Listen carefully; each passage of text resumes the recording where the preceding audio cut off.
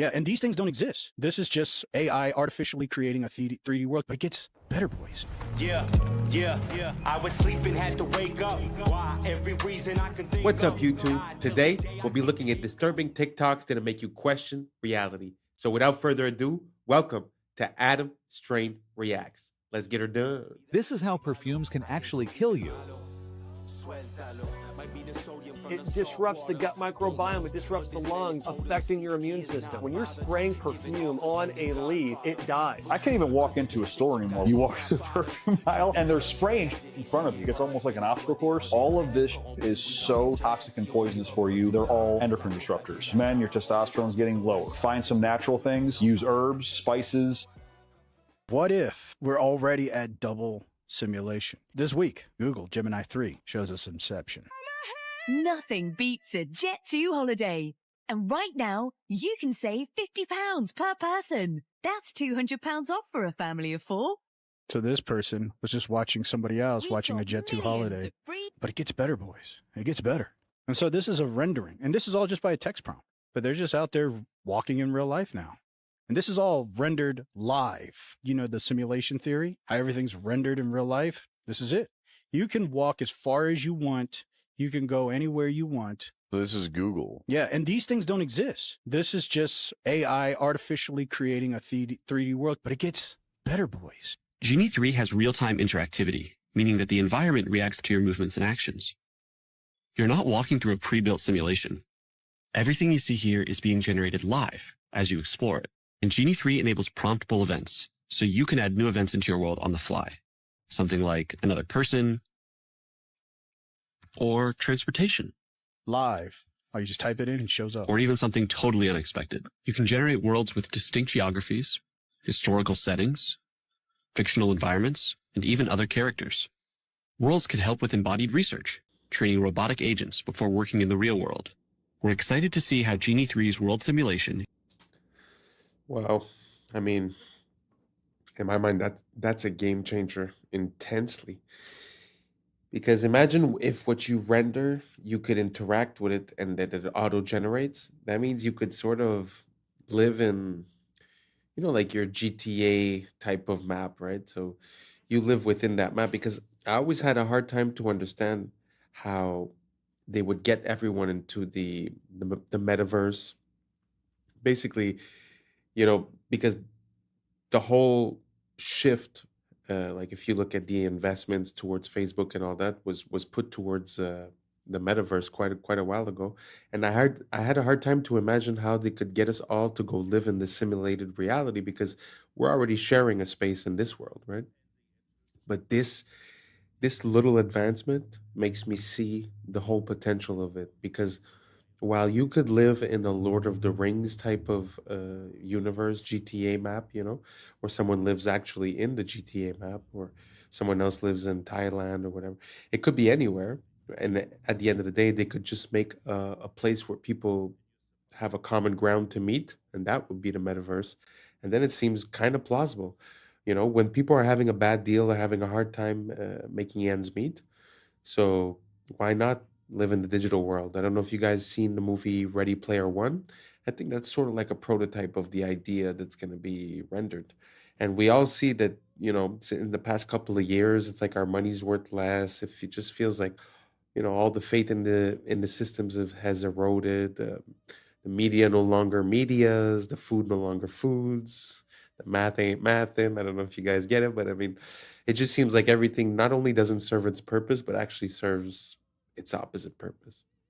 So anyways, all that to say that this invention is pretty breathtaking. The fact that you create an environment that auto-generates afterwards means you could spend the whole day inside of one prompt and then just adding in elements and stuff. Crazy potential. If you guys see any other ideas, any potential like that, or any other groundbreaking advancements in the AI space, let me know down below. I'm always down to check it out. Let's keep on rocking.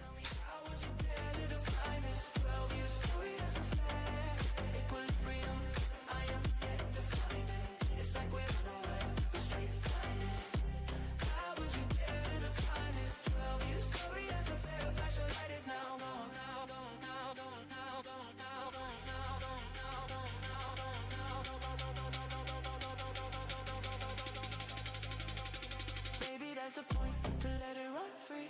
Feels like we're joined at the hip with one being. Maybe there's a point to let it run free. Feels like we're joined at the hip with one being.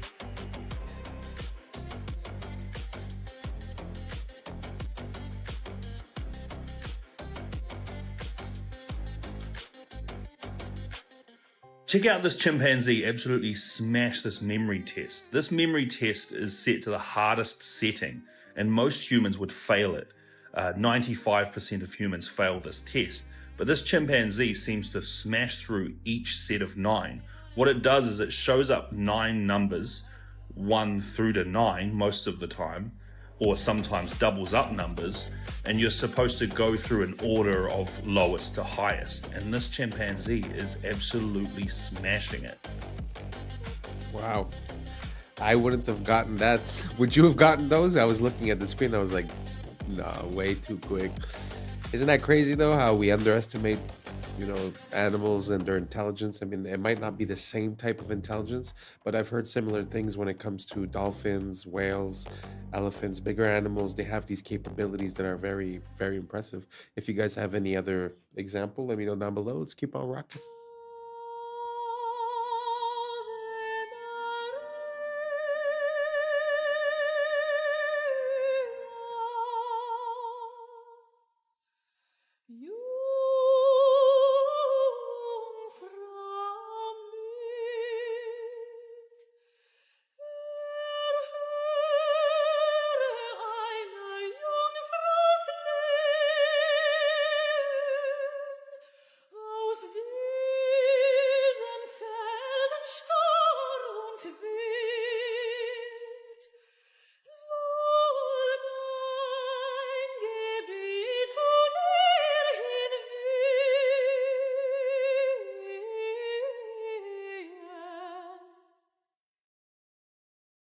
This is the deepest hole humans ever drilled, and no, it didn't stop because of creepy screams from hell stories. Russia's Kola super deep borehole, over 12 kilometers straight down, deeper than Mount Everest, is tall. Deep below, rock shattered like glass, seawater leaked out, and fossils showed up kilometers deeper than expected. At just 12 kilometers deep, it hit 180 degrees Celsius, nearly double what scientists expected at that depth. Rock flowed like hot plastic, crushing drill bits, jamming tools, and snapping steel supports faster than engineers could even get new equipment in the ground. In the end, Kola stalled. Warped rock, failing gear, and shrinking budgets killed it, after drilling only 0.2% of the way to Earth's core. I don't know. I've heard about this story a long time ago, and it really pushes me to wonder, what do we know about our world? Because they say that, we live under gravity and that the source of gravity is the core and this and that. But like you said, we didn't even dig to 0.2 of the Earth. So we don't, we speculate.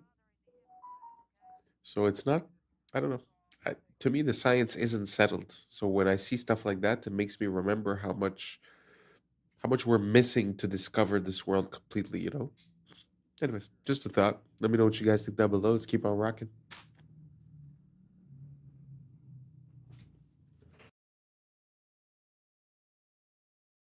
Chat, picture up, Templars.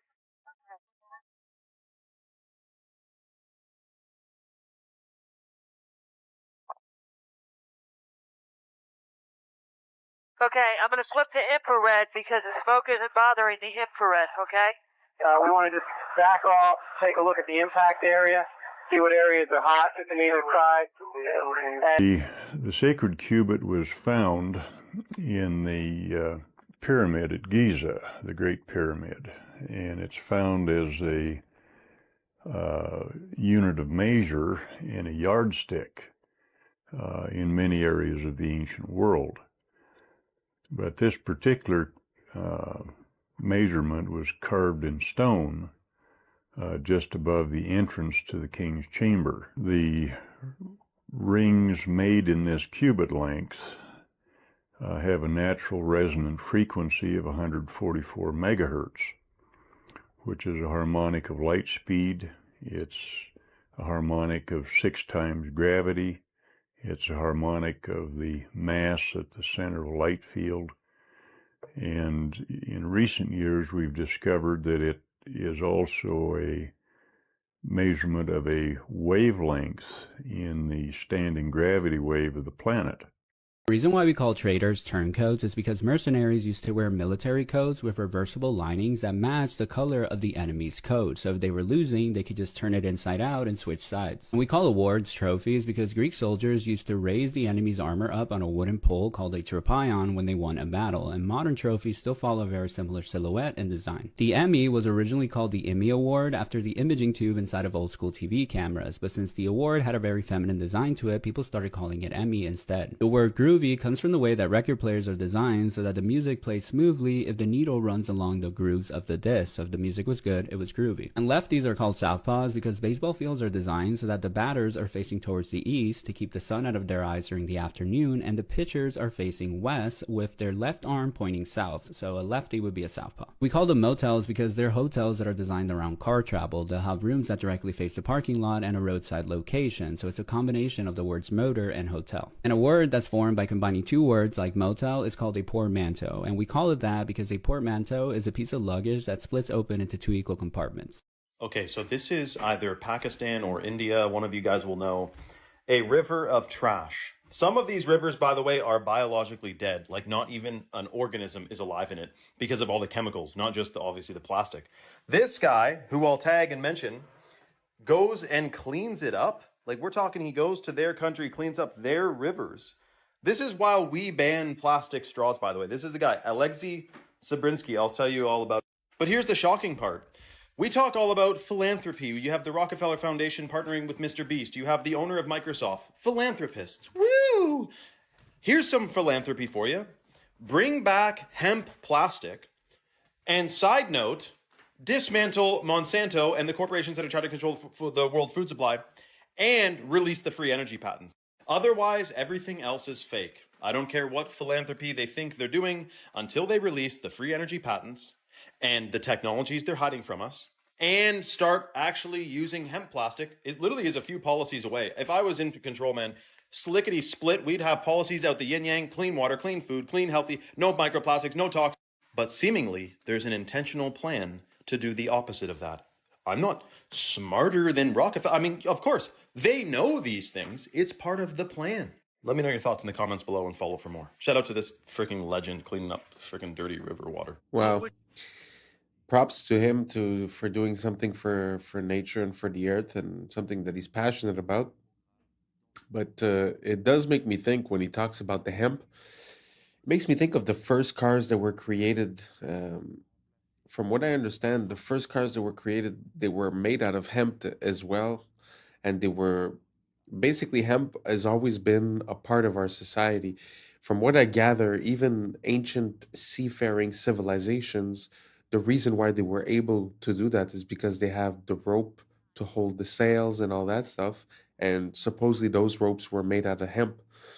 So from what I understand also, hemp is per time, it's the fastest growing, one of the fastest growing things that you can make. The seeds are good for food. Like he said, you can make plastic, you can make oils, you can make all kinds of stuff based on something more natural.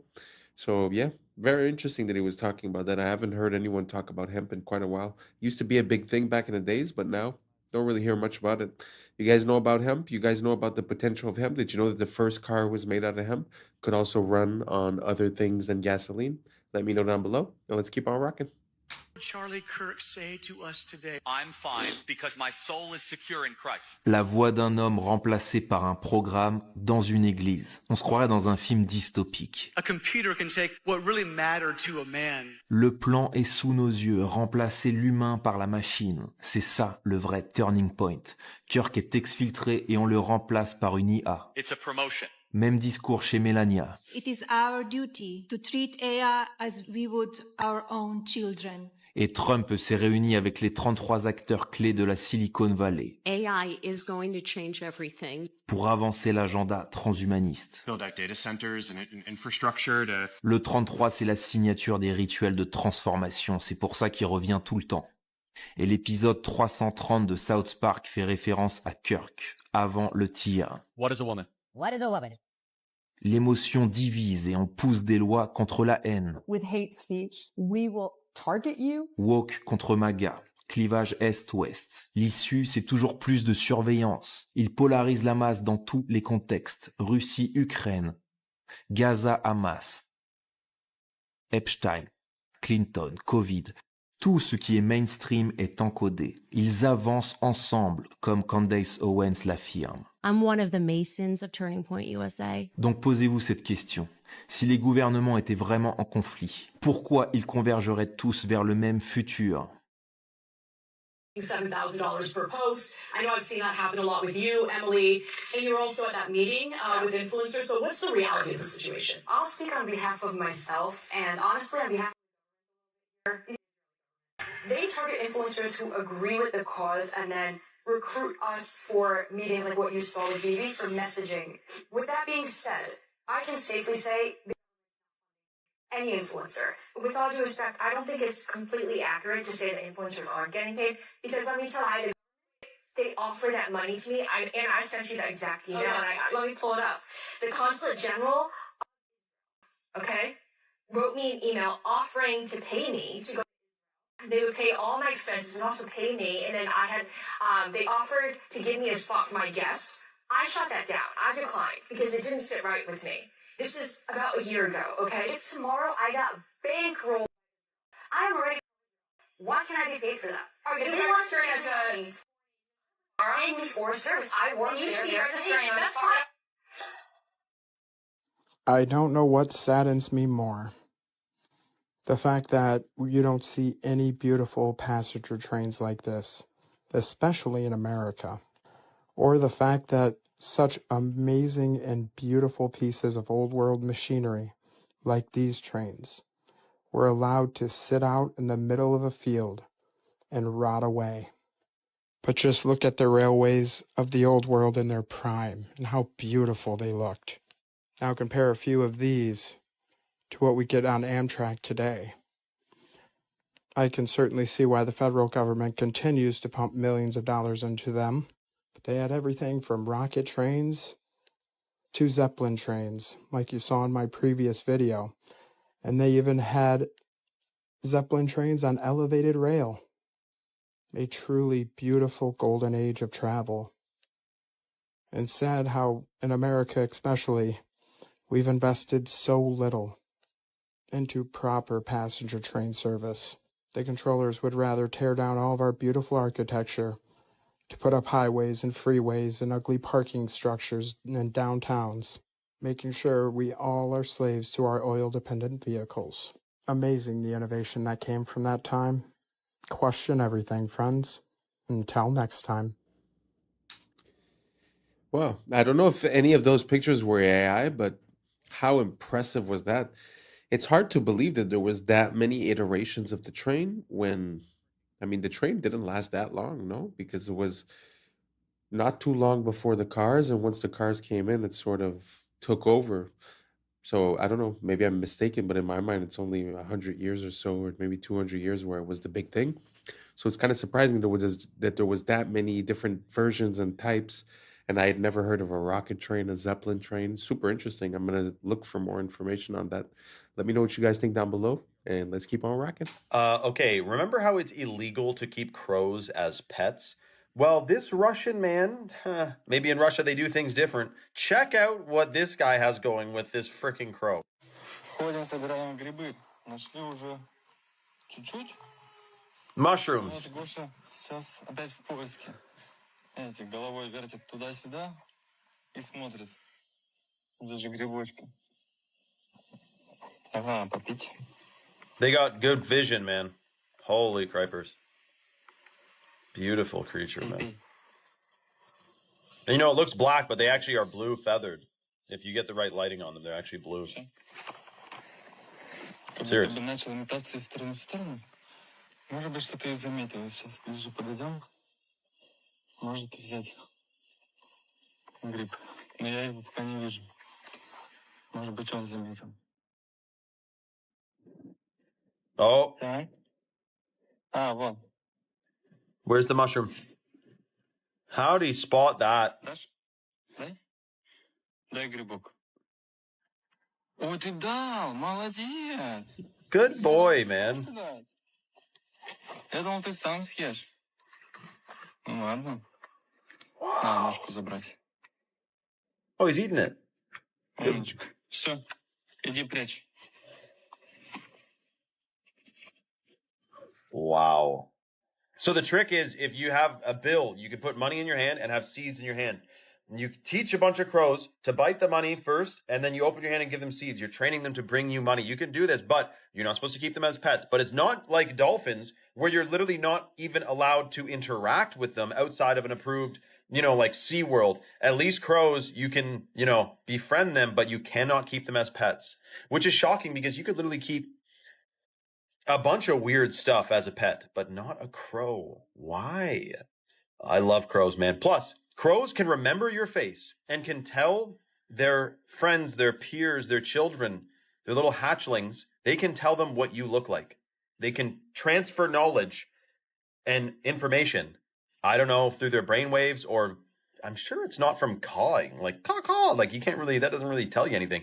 It's got to be psychic. So I'll be the first to say it. Crows are psychic. They're high vibrational beings. They're very smart. Do not mess with a crow. Be nice to them. They'll remember you forever. And they might bring you a friggin' diamond ring they find on the ground or something. I mean, there's stories you wouldn't even believe. So, love animals, love creatures, and absolutely incredible video out of, what is this? Vladivostok, Russia. Come on. Comment for more animal information and follow for part 2, or comment or follow vice versa. Come on. Town of Sparta, just outside Athens, you'll find Dimitrios Gatsi. He specializes in reviving ancient armor from Greek history. Η σημασία της πανοπλίας στην αρχαία Ελλάδα ήταν πολυδιάστατη. Από τη μία έπρεπε να κατασκευαστεί με τέτοιο τρόπο ώστε να προστάτευε τον οπλίτη από θανάσιμα χτυπήματα, αλλά ταυτόχρονα και να τρόμαζε και τον αντίπαλο. Έτσι ώστε να απέφευγε, αν ήταν δυνατόν, ακόμα και την σύγκρουση. Είχαμε έναν νικητή χωρίς να δοθεί καν μάχη. Είχα την ευκαιρία να επισκεφθώ πολλά μουσεία της Δυτικής Ευρώπης και να δω με τα ίδια μου τα μάτια πόσο έχουν αφοσιωθεί και πόσο έχουν προβάλει τις πανοπλίες της Δυτικής Ευρώπης. Μέσα μου γεννήθηκε το ερώτημα, γιατί εγώ στην Ελλάδα σε κανένα μουσείο δεν έχω δει μία μεσαιωνική ελληνική πανοπλία. Αυτό το ερώτημα έγινε αιμονή και όλη μου η ζωή αφοσιώθηκε στην απάντηση αυτού του ερωτήματος. Η αρματοπία είναι μια τέχνη πάρα πολύ ενδιαφέρουσα, καταρχάς γιατί δεν υπάρχει δάσκαλος, δεν υπάρχει προηγούμενο. Πρέπει να τα ανακαλύψεις όλα μόνος σου και αυτό είναι πάρα πολύ συναρπαστικό. Ανακαλύπτεις έναν κόσμο, μια τέχνη η οποία είχε εξαλειφθεί από την Ελλάδα για τουλάχιστον 6-7 αιώνες. Έπρεπε να μελετήσω τα γάλματα, μινιατούρες, ζωγραφιές, αγγεία, ό,τι έχει να κάνει με τέχνη, στην οποία έχουν αποδοθεί πανοπλίες. Όσον αφορά την ιστορική πιστότητα των έργων μου, όταν αυτά βασίζονται σε ατόφια αρχαιολογικά ευρήματα, είναι πάρα πολύ ψηλή. Στις περιπτώσεις που τα υπάρχοντα αρχαιολογικά ευρήματα δεν είναι επαρκείς, τότε χρησιμοποιώ τις δικές μου γνώσεις και τη δική μου εμπειρία, έτσι ώστε να μπορέσω να καλύψω αυτά τα κενά. Το πρώτο στάδιο είναι η σχεδίασή της. Και σε δεύτερο στάδιο είναι η υλοποίησή της με μέταλλα και με δέρματα. Όταν επιλέγω υλικά, κοιτάω πρωτίστως να είναι όσο πιο πρωτόγωνα γίνεται. Η βασικότερη μέθοδος αρματοποίησης είναι η ενθερμόσφαιρη λάτηση. Η ενθερμόσφαιρη λάτηση σημαίνει ότι πυρώνουμε τα μεταλλικά στοιχεία και στη συνέχεια τα σφυριλατούμε έτσι ώστε να πάρουν την επιθυμητή φόρμα. Επιπροσθέτως, υπάρχουν και κάποιες βασικές τεχνικές οι οποίες αφορούν το κόψιμο δερμάτων, τη δημιουργία αλυσοπλέγματος, την επικόλληση μεταλλικών στοιχείων επάνω σε δέρματα με τη βοήθεια πριτσινιών κτλ. Το τελευταίο στάδιο, από τη στιγμή που έχω κατασκευάσει όλα τα επιμέρους στοιχεία μιας πανοπλίας, είναι η συναρμολόγησή τους. Μία από τις μεγαλύτερες ικανοποιήσεις ενός καλλιτέχνη είναι να βλέπει τις εκφράσεις θαυμασμού στα πρόσωπα των επισκεπτών. Σε κάθε ιστορική περίοδο της ελληνικής ιστορίας υπάρχουν και διαφορετικές πανοπλίες. Κατά τη Μικηναϊκή περίοδο οι πανοπλίες είναι τερατόμορφες, είναι τρομακτικές, προκαλούν δέος και τρόμο στον αντίπαλο. Κατά την κλασική, αρχαϊκή και κλασική περίοδο οι πανοπλίες μοιάζουν πάρα πολύ με το ελληνικό άγαλμα. Είναι καλέσθητες, είναι λίες, είναι λαμπερές και είναι όμορφες. Κατά τη Βυζαντινή περίοδο οι πανοπλίες έχουν αυτή τη μεγαλοπρέπεια μιας χριστιανικής εκκλησίας. Πολύ συχνά η εικόνα που έχουμε για τους αρχαίους Έλληνες οπλίτες είναι τελείως λάθος, είναι εσφαλμένη. Η εικόνα των αρχαίων Σπαρτιατών, έτσι όπως παρουσιάζεται μέσα από την ταινία The 300, είναι εντελώς λάθος. Οι αρχαίοι Σπαρτιάτες πηγαίναν στο πόλεμο πλήρως εξοπλισμένοι με μπρούτινες πανοπλίες. Δεν πήγαιναν με σλιπάκια και με γυμνούς κοιλιακούς. Βρίσκω την ιστορία ενδιαφέρουσα γιατί μας διδάσκει το μέλλον. Μπορούμε να πάρουμε πολλά παραδείγματα από το παρελθόν έτσι ώστε να αποφύγουμε προβλήματα του μέλλοντος.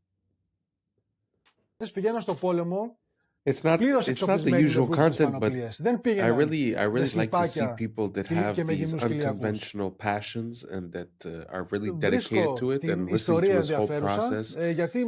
I find it so amazing, and also his conclusion to everything is very nice. Anyways, we made it to the end. Thanks for rocking with me. And that's a wrap for today, familia. Whether you're tuning in with the sunrise or you're posted up after midnight, I appreciate your time, your energy, your curiosity. And don't forget, this isn't about truth or fiction. This is about perspective. If this sparks a thought, a laugh, a deeper question, then we did our job. So drop your thoughts in the comments, keep the convo alive, like, subscribe, and hit that bell if you're riding a wave because we're just getting started. Until next time, stay grounded, stay weird, stay critical. I'm Adam Strain, and this has been Adam Strain Reacts. Peace! Now it's time for us to link up. Really think we on the brink up. Making a change from living this strange. Living this strange. Making a change from living this strange.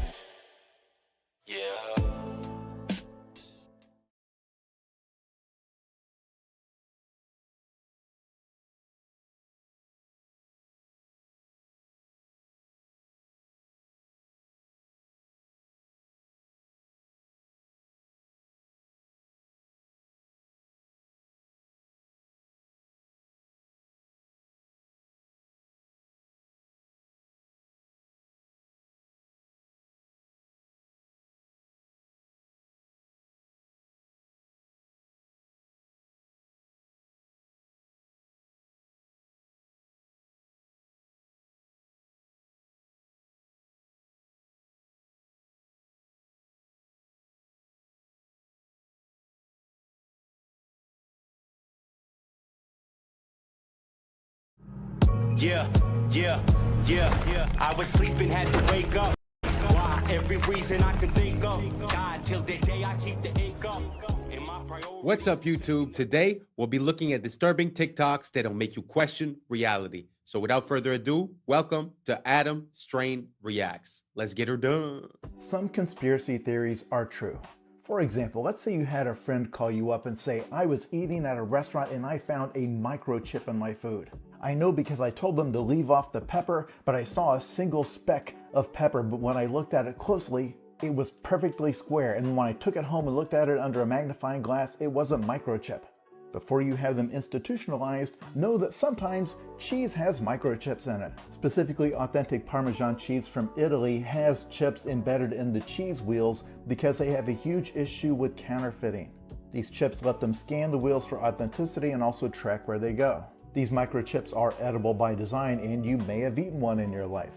Likewise, let's say that same friend says their printer is encoding secret messages in documents, that they keep finding these microscopic specks that they thought were just flaws in the print head or something.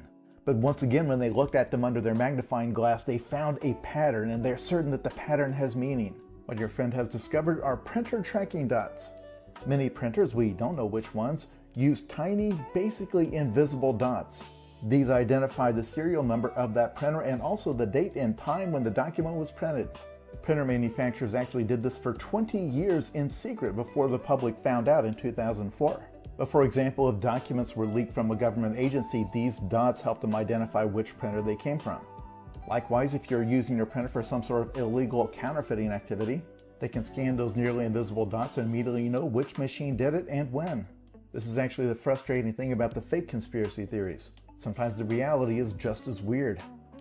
Welcome to America, where we work to live and live to work, where we spend hundreds of thousands on a home that we barely get to step foot in because the hours we work to pay for it keeps us away from it, where we buy a car just to drive it to a job that barely pays enough to keep the gas tank full, where our healthcare system will bankrupt you faster than the illness can kill you. Where getting sick is the business motto and the cure is priced like a luxury.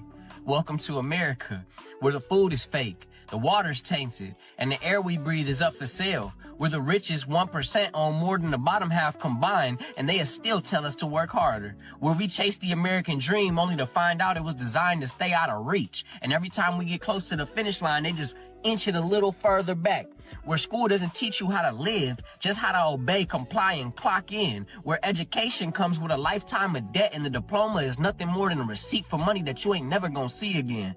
Welcome to America, where we pay taxes to keep the lights on in government buildings we ain't never even allowed to enter, where your rights are written in pencil and erased when it's inconvenient, where justice depends on your income and the law bends to the highest bidder.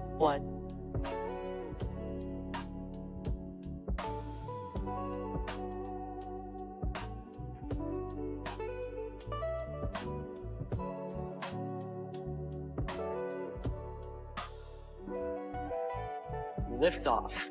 The crew is in orbit, traveling at nearly 17,000 miles an hour.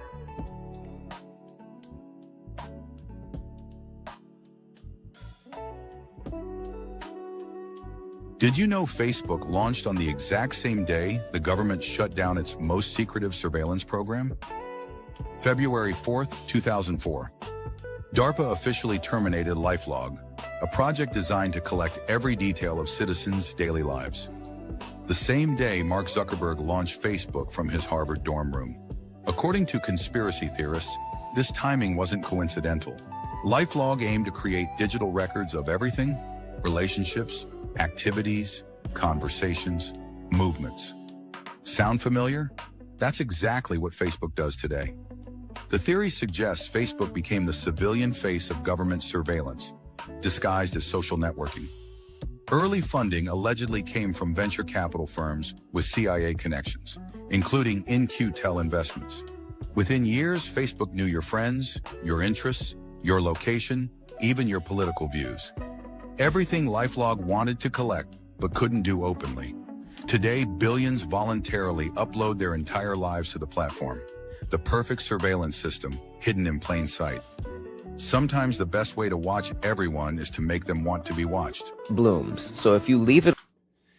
I guess that's why they say that the NSA sort of became obsolete, because everybody started voluntarily uploading all their information.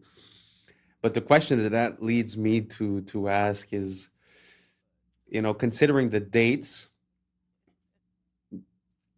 if you watched a movie of Mark Zuckerberg, let's say, does that make sense? Is it really like just a startup on a college campus, or is there something more behind it? You know, because what are the chances that, you know, the day that it closes is the day that Facebook opens? So it's a very good question. From what I understand, when DARPA was doing LifeLog, they basically had checks and balances to give to the government.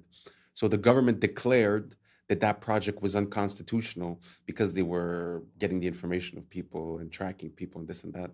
So hence, to get it out of the hands of the government and to put it into a private firm kind of bypassed that whole problem, because now they could do everything secretly because it was a private entity.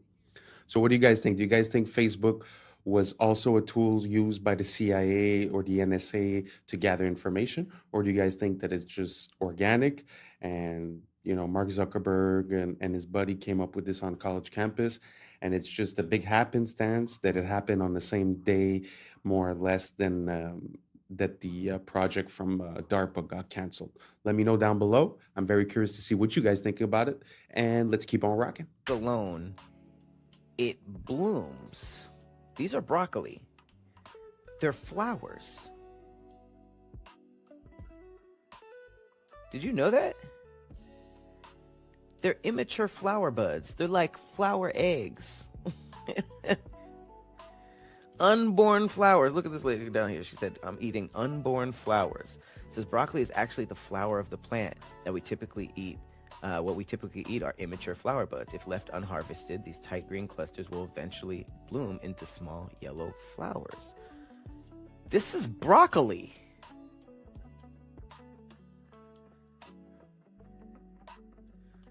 Like, what? Did y'all know that? Look.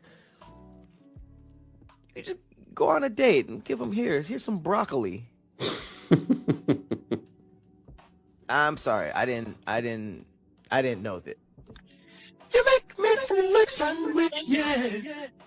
The ramifications to this video, the findings of this video are so shocking that I need to hear other people recreate this. And if this is true, then our entire world can change very quickly. Listen to this, absolutely shocking, and let me know your thoughts. What if intuition was a state of water, a kind of etheric antenna? You see, I've observed that after placing a sunflower seed in water, removing and freezing using a crystallographic method, the water doesn't design the seed, but rather it reads the potential in the seed and designs the outcome, the sunflower. Here are examples of water doing the same thing with apple seeds and flax seeds. So what if the water in us shares and receives information to and from the water in the air around us, which on a very subtle level is attracted to the human biofield, which is electrical and magnetic? Since it appears that water reads potentials as demonstrated in my seed examples, then perhaps the water in us uses our electrical charge to probe all potential outcomes simultaneously like a quantum computer and returns back with the most likely outcome, which we all call intuition. So intuition is the water in our body, seeing the potential of outcomes, quantumness. Like, this is incredible. The shockingest part, you put a freaking seed in water, you freeze the water. If you didn't catch that, that's what she did. She froze the water. And the water froze into the shape, the look of a sunflower. But she just put a seed in it. This is real. Recreate this study. She did it with apples and freaking alfalfa sprouts or flax seeds. Now, this is reminding me of Masaru Emoto. If you guys remember, the Japanese man who they say his studies were never proven and but meanwhile, we know he was onto something there with the freezing the water. Plus the snowflake thing too. I mean, water is, from my understanding and research, actually conscious. It's not this inanimate thing. It has its own consciousness. It's self-organizing and it has memory. It retains memory. So there's a lot to water that we know nothing about, which we were never told. But I'm sure if this woman knows about it, if I know about it, how could you tell me that deep underground military bases with limitless budgets and boards of the most brilliant scientists in the world are just unaware that water has these incredible properties and powers? What is happening now to solidify that it's coming? Well, it happened in Vietnam. Sorry, my mind's a bit blown. Do you guys think that's real? What implications does that have? I mean, the fact that you could put the seed in the water and it's going to project the image of the grown plant. I mean, I can't even imagine what that means. If you guys have an idea, write down below, because truly, I'm awestruck. Let's keep on rocking. Vietnam. 86 million people have no longer access to their banks because they refuse to comply with biometrical standards for digital identification. Denial by default. As of September 1st, 2025, banks across Vietnam are closing accounts deemed non-compliant to new biometric rules. Authorities estimate over 86 million accounts have been restricted. And the reason why this is all going on is because let's say the World Economic Forum, can we just force them to comply by restricting their bank accounts? Because if you have no money, what are you going to do? Eventually, you're going to comply. And if you don't, Vietnam can assert a martial law. They have no reason not to say, all you people who are trying to usurp this system by bartering or whatever, if we catch you doing that, you're going to jail. And that will force people to accept the digital system. This is not something that is going to stay in Vietnam. This is a test, because if we look at what's going on with the European Central Bank and digital ID initiative in Europe, as well as the real ID being imposed in the United States, we can see that it is coming to us as well. That's where it gets confusing. Right. So what do you guys think about the digital ID? Do you guys think that it's the natural progression of things, or do you guys think that this is a whole other level of control, tracking, data harvesting, and etc. Right? Let me know down below, and let's keep on rocking. The real problem, the question is the Van Allen radiation belts. Now, the people that say that it's easy to go through the Van Allen radiation belts will tell you that it's a donut. It's not like covering the entire sphere of Earth evenly, that there's openings at the top and the bottom. Is this correct? Well, yeah, but then they would have to launch at the North Pole or South Pole, where it's not possible to launch because of the temperatures. That's the only way you could do it, to get through those holes? That's right. According to NASA's own flight plan, they went directly through the center. That's why they launched in southern Florida, to be close to the equator. Okay, so what they would say is that it's not that dangerous, and it's just like being exposed to a few x-rays, and that the people were shielded. Well, go to Sabrel.com and watch a latest clip about it. But you're right there, so I just want to give you the opportunity. I'm just saying, what they would say to you. The clip there is of Kelly Smith. He's an employee at NASA, explaining something that most people don't know, which is above the Earth, starting at about 1,000 miles and extending about 30,000 miles, is a huge band of radiation that astronauts would have to go through to the moon and through again back. First, he says it's dangerous, meaning deadly, and then he says that the technology for an astronaut to go through it to the moon and back and survive has yet to be invented.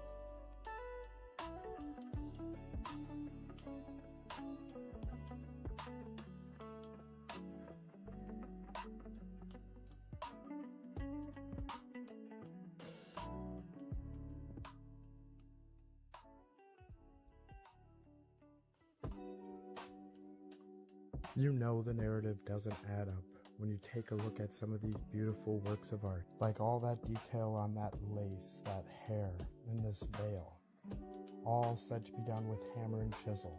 They are not just beautiful works of art, timeless pieces, they are impossible given the historic timeline we were told, because we don't make anything close to that detail and that beautiful like they did hundreds of thousands of years ago.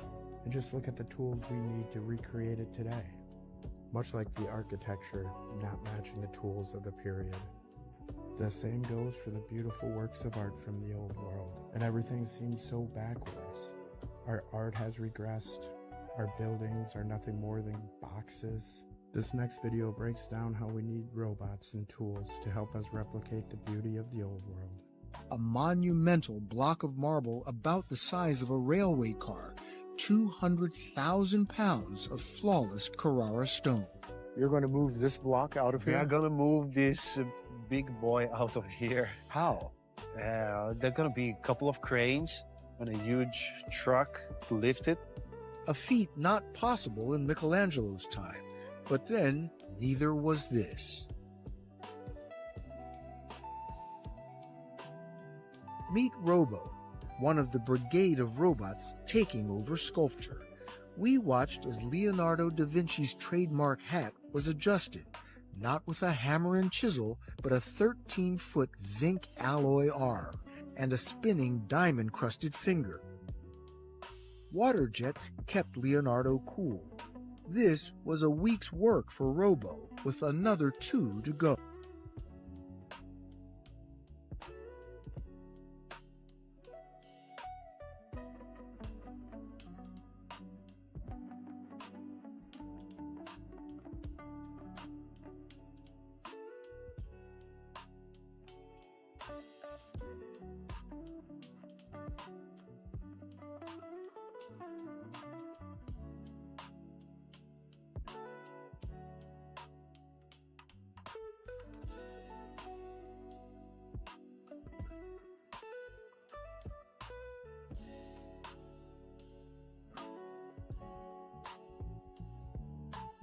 So big news, Taylor Swift just dropped The Life of a Showgirl, and what an album it is.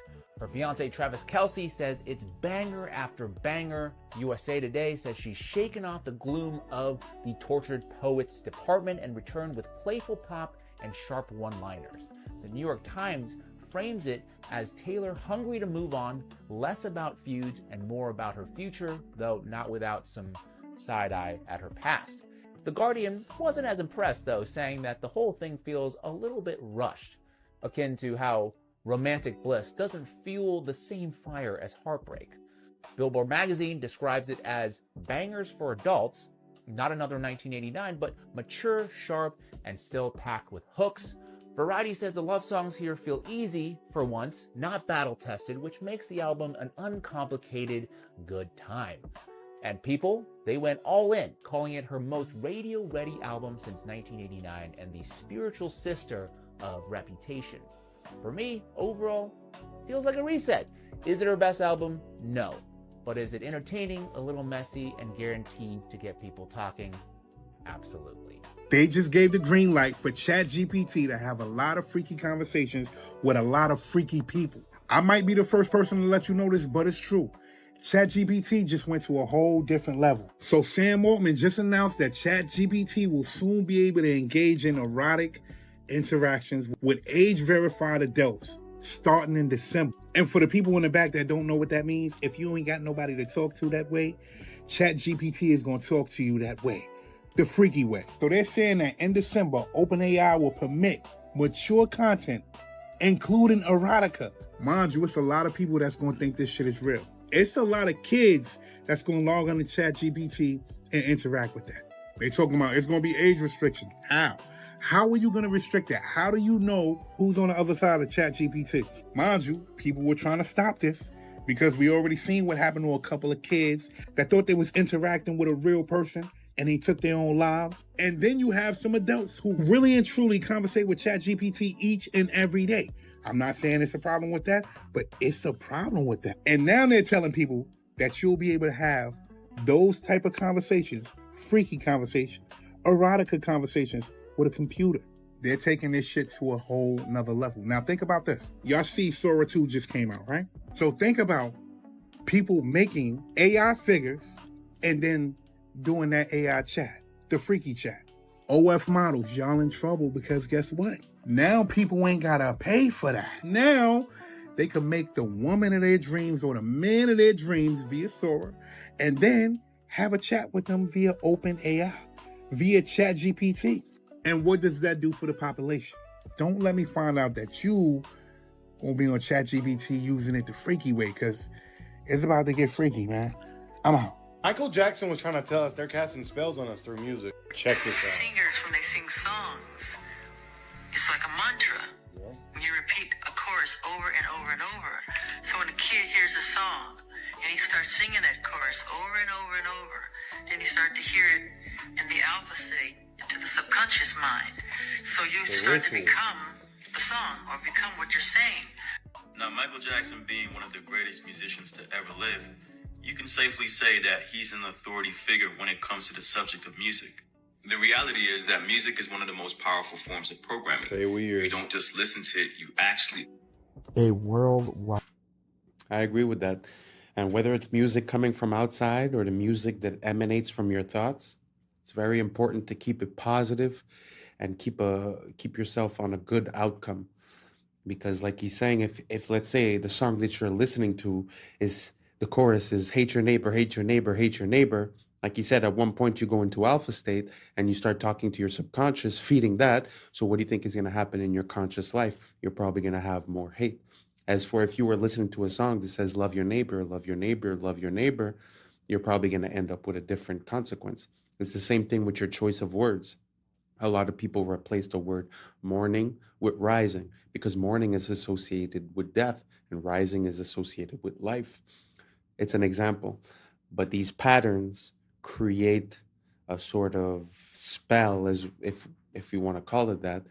Some people call it epigenetics, the biology of belief. There's different interpretations of it. But my only point to this is I think we should be careful what we consume, what we listen to, what we repeat, how we think, and what we say. If you guys agree, or if you don't agree, let me know down below, and let's keep on rocking. Event that left so many remains melted and scorched. You can see the blackening and charring on so many of these melted structures. Most of these structures are still buried from the many resets that occurred after them. This is a perfect one. To the right of that archway, you can see a lot of that structure deformed and buried under the stone, and that undeniable scorching. Some more blackened stone here on the top, and in little small parts all along this melted ruin.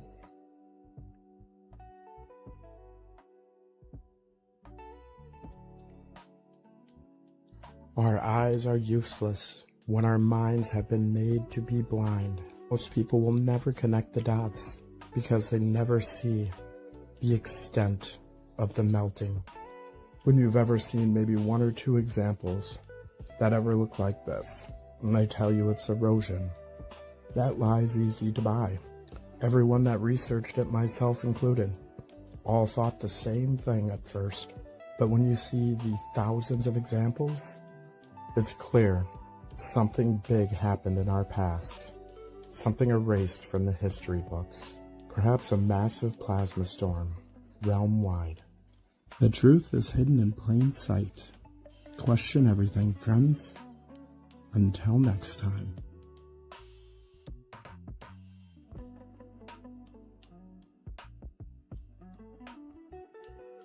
And that's a wrap for today, familia. Whether you're tuning in with the sunrise or you're posted up after midnight, I appreciate your time, your energy, your curiosity. And remember, this isn't about truth or fiction. This is about perspective. If this sparked a thought, a laugh, a deeper question, then we did our job. Drop your thoughts in the comments. Keep the convo alive. Like, subscribe. Don't forget to hit that bell if you're riding a wave, because we're just getting started. Until next time, stay grounded, stay weird, stay critical. I'm Adam Strain, and this has been Adam Strain Reacts. Peace. Now it's time for us to link up. Really think we on the brink up. Making a change from living this strange. Living this strange. Making a change from living this strange.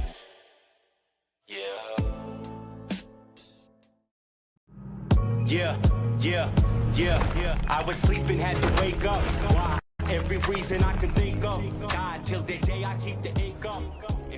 What's up, YouTube? Today, we'll be looking at disturbing TikToks that'll make you question reality. But before we jump into it, I want to say thank you to each and every one of you that's listening right now. We just hit the 4K subscriber mark, and I am so proud that we could do this together.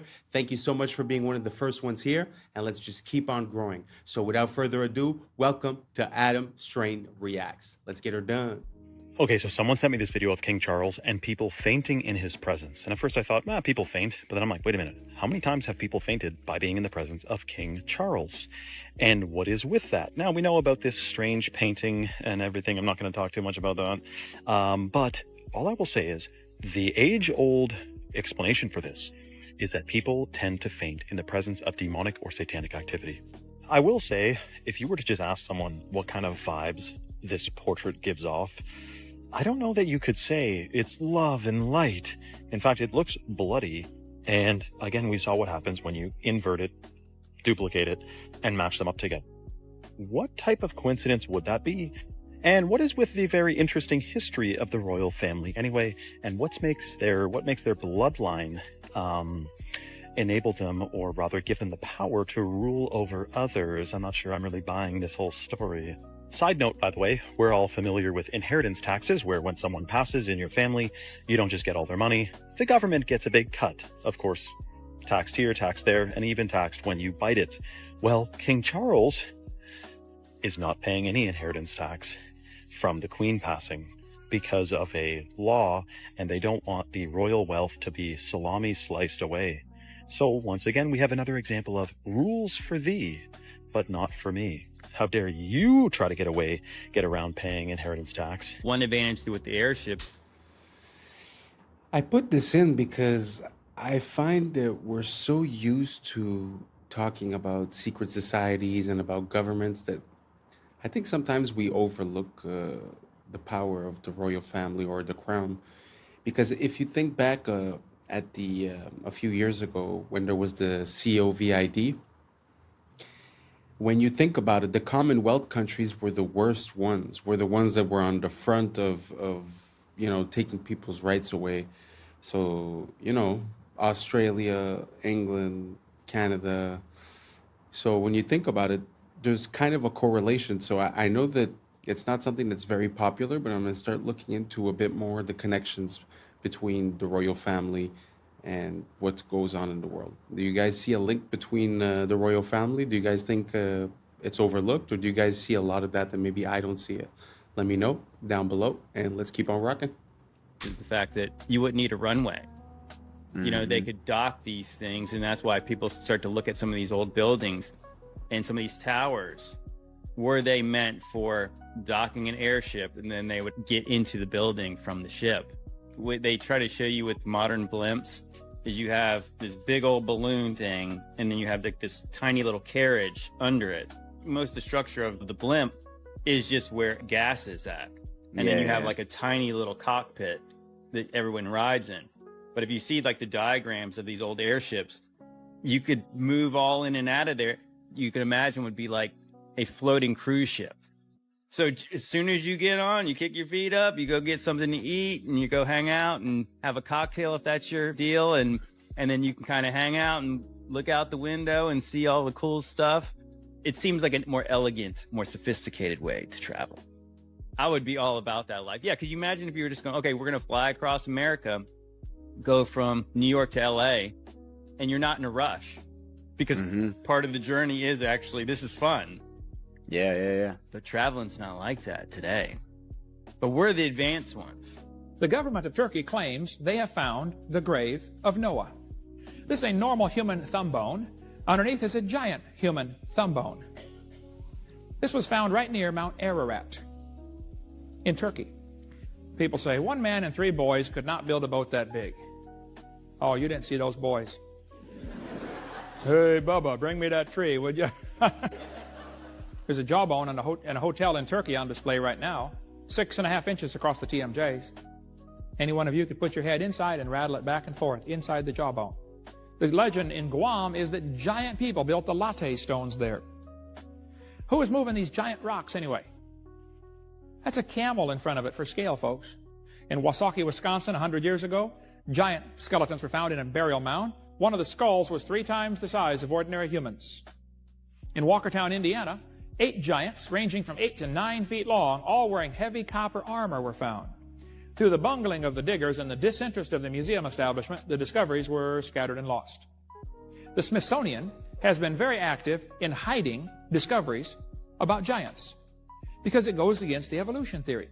See, evolution says we started off tiny and we're getting bigger and better and stronger and smarter. This video is going viral out of Florida right now when unknown people are seen spraying something into the water by airboat. And there's other clips of it in the Everglades as well, and people are wondering what the sand dam's going on. Until a man captured a truck that was going to the department or the depot where they fill up these containers on these boats. A truck was carrying some goods, the Florida Fish and Wildlife Conservation. And if you look closely, you see in the back of this truck on the trailer are some boxes. And if you look closely at the boxes, it's Roundup Custom, which is actually called Diquat. It's a form, it's from Roundup. It's the same company. And it's one of the most toxic chemicals known to man. Now, this guy is exposing, that's the one who captured the video. Turns out they're spraying this to try to get rid of an invasive plant. But the problem is that it also literally destroys almost every other creature in the water, right? So we have fish floating up, we have turtles floating up upside down, rotting. It's totally destructive, but of course it's for your safety, it's for conservation. We're not trying to intentionally poison the food, air, and water supply to destroy the natural world, to rebel against the natural world and against who created this world. No, it's for your safety, you fool. Absolutely insane. You have to do a deep dive onto this stuff. It's called Diquat, and they're spraying it all over the place, again, because they want you safe. And if you think otherwise, you might be a conspiracy tinfoil hat nutter. Roundup, the same company who made, well, no big deal, a couple different chemical agents during world wars. Let's just say that. Spread the word. We got to wake people up to this. Otherwise, it's a very unfortunate future where our whole situation is, well, polluted significantly, put it that way. Recently, there's also been many sinkholes that have appeared everywhere. So I don't know if you saw in China, there was a sinkhole, and going back to the hollow earth theory, how in China they found in the sinkhole a forest with trees and species that we would have seen in like 200 years. Oh, so it opened it up. Exactly. So look, and there's more. So there's one in Detroit. A guy got his car stuck in a fat sinkhole, like one filled with water. He didn't even know it was there. Lower Nazareth, there was one in a farm field, right? New York, and even places like Turkey and wait, how is this not on the news? I don't know. It's not on the news. It's literally on, like, you have to search for it. Damn. So there was a ski resort in Russia that had a big one too. Yeah. And so I have a theory that since there's all these sinkholes, that means there's evidence of cities and tunnels underground, and that they've expanded so much that the land that we're on right now is sinking into those. Oh, and you know why it connects to the aliens? Because those tunnels are for the upcoming alien attack. Like, people have been planning this to exit out, but it's been exposing itself. Like, the world has been exposing itself because they're expanding it way so too like big. the hollow earth theory, how the advanced civilization is under us. Yeah. Have you ever thought about why structures in Europe, Asia, and even America share the same distinctive features? Not forgetting that they also seem to be constructed with methods far too advanced for their supposed time periods. It raises the question, is our historical timeline accurate, or has it been completely fabricated to hide something, or were they all built by the same architect? This is where it gets crazy. There was a colossal empire named Tartaria that was a highly advanced civilization with technology and knowledge far beyond even our current time. They have even been credited with the construction of the Great Wall of China. But it gets even more unsettling. What if the dates on these buildings are wrong? Imagine if that number 1 wasn't a 1 at all. Our history could be off by 1,000 years. The current timeline is a lie. In the late 1800s and early 1900s, they held events called World's Fairs to use as cover-ups to demolish our advanced past. Many recount that these structures were wiped out days after the events. This was evidence of a global civilization, a civilization whose roots could be traced all the way back to ancient Egypt. And this is really cool. So check this. This is a I'm not too sure about calling it Tartaria, and I'm not pronouncing myself on what was, especially when I don't know what is right now. But what do you guys think about the fact that in different places around the world, we really do find similar structures, whether it be the megalithic structures or whether it be like what we would call Greco-Roman, which we find some in Japan, we find some all over the place. Do you guys think that it would be possible that at one point there was like a harmony, or that there was a moment where everything was shared, or that the capabilities were more than what we believed, or that, I don't know, like a lost moment in time? Do you guys think that's possible? How do we explain all of these structures, or the World's Fairs, or all of these elements are easy to explain one at a time?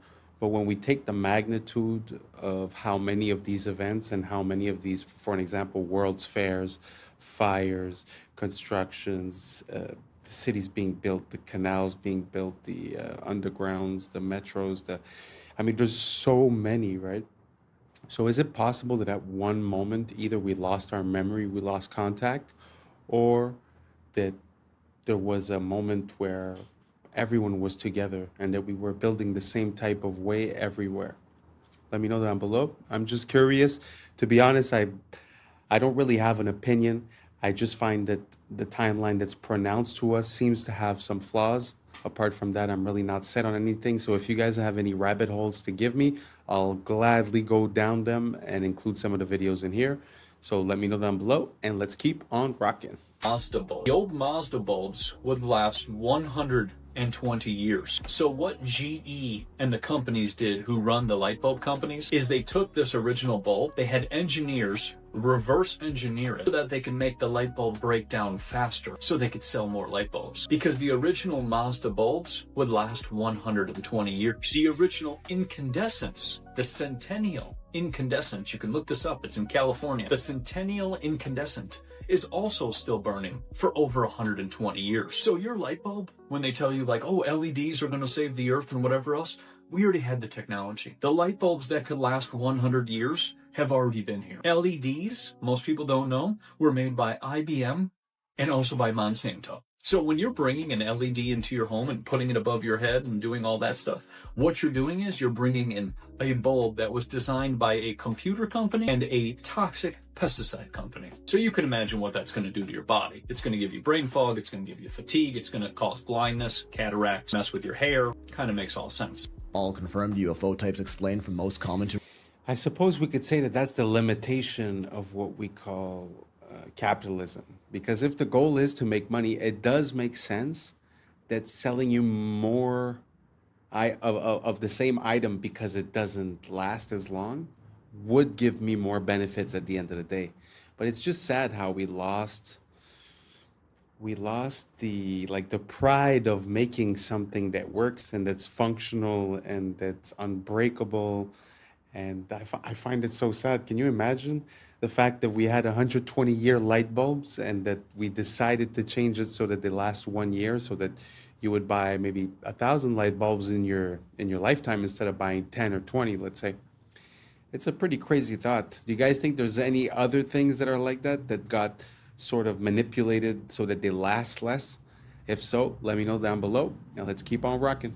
Rarest. First up, we got the classic saucer UFOs brought to mainstream attention in the 1940s after the infamous Roswell, New Mexico UFO crash. Back when they were actually called UFOs, you know, unidentified flying objects. For decades, this was the signature UFO style that everyone knew and talked about, but was mostly mocked and downplayed until the government kinda told us they're actually real in 2020. Shaped like a disc with smooth edges, oftentimes glowing and occasionally with a dome top. Cigar-shaped UAPs are elongated cylindrical craft, often tapering at the ends. In recent times, the terminology was officially updated to UAPs, unidentified aerial phenomena, which was changed once again to unidentified anomalous phenomena when they realized they could also go underwater, no longer making them aerial. What makes cigar UAPs so interesting is their lack of any visible wings, fins, or other appendages typically found on flying craft, and is what really made us realize how impressive the non-visible propulsion systems that power UAPs really are. These have been popping up in our skies more lately, like those orb-shaped UFOs everyone's been talking about, or spherical UAPs, near perfect spheres, typically on the smaller side, seen flying very fast with erratic movements and no visible propulsion system. Can either appear metallic or sometimes slightly glowing, leading people to believe some of these may even be trans-dimensional. Oftentimes spotted around military bases and have even been noted to merge or split into multiple orbs. Large, silent, and most often black or dark in color, triangle UFOs are usually seen with lights either in front or on their sides. One of the most well-documented mass UFO sightings happened in 1990 over Belgium, where hundreds of civilians and police officers reported countless triangle UFOs in the sky. Chevron or boomerang UFOs are similar to the triangle ones but have a more pronounced V shape. They also have lights along their supposed wings and have usually been spotted flying at lower altitudes. Egg-shaped are kinda like our sphere UFOs, somewhat elongated but not quite to the extent of a cigar UAP. These are most commonly cited by the military, one of which they famously refer to as the tic-tac UAP, moving extremely fast and erratically and have been seen to pass through large bodies of water without slowing down, showing off their true capability. Diamond-shaped UAPs are much less common than what we've discussed so far. They typically feature some sort of central light or collection of lights and are often seen rotating, moving, or even morphing in midair. Box-shaped UAPs are sort of like the diamond ones, except feature a more distinct rectangular shape with straight edges and perfect corners. They don't rotate and morph as often as the diamonds, but can occasionally be seen with what appear to be windows and sometimes even glowing. Fireball UAPs are an interesting breed, a rare type of orb, typically orange and violently flickering, giving the appearance of a burning flame. Transcending the notion of being mere objects, the fireball truly is a phenomenon, often seen far away and moving very slowly, occasionally bursting out a pulse or sometimes even appearing green. Speculated to be trans-dimensional, these aren't as common as the rest on most social media platforms. Organic-shaped are most notably portrayed by the infamous jellyfish UAP caught on camera in the Middle East. This one looks like a collection of indistinguishable parts, no concrete form and moving slower than the others but at a steady, consistent pace. Has also been noted to go underwater. The organic-shaped UAP is among the rarest, with some reports documenting shape-shifting abilities and sudden drops in temperature.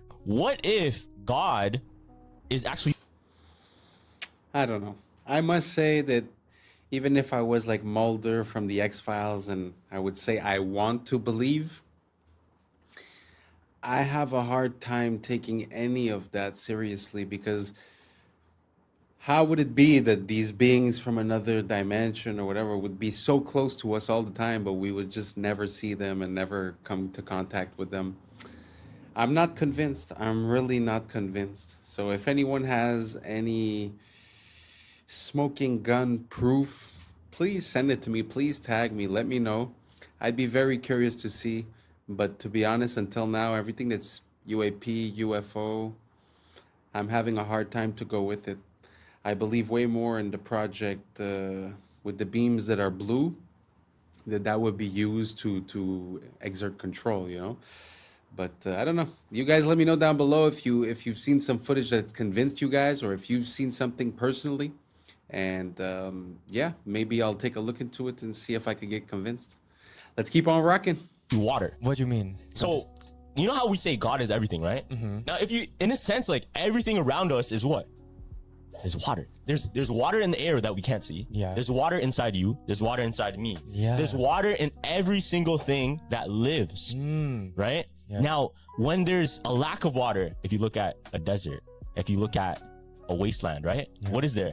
Usually death. Oh. Death because lack of water. Yeah. And it's very hot. Like, hell. Damn. And now, check this out. In the Bible, Yeah. when Jesus said he was tempted by the devil, where was he? In the desert? In the desert. And he was looking for water. That's just like a religious theory, but take it Yeah. for what it is. That I just heard that on TikTok. Yeah. So is Dubai where men sell their soul? Nah. No. Because what is around Dubai? Just bare desert.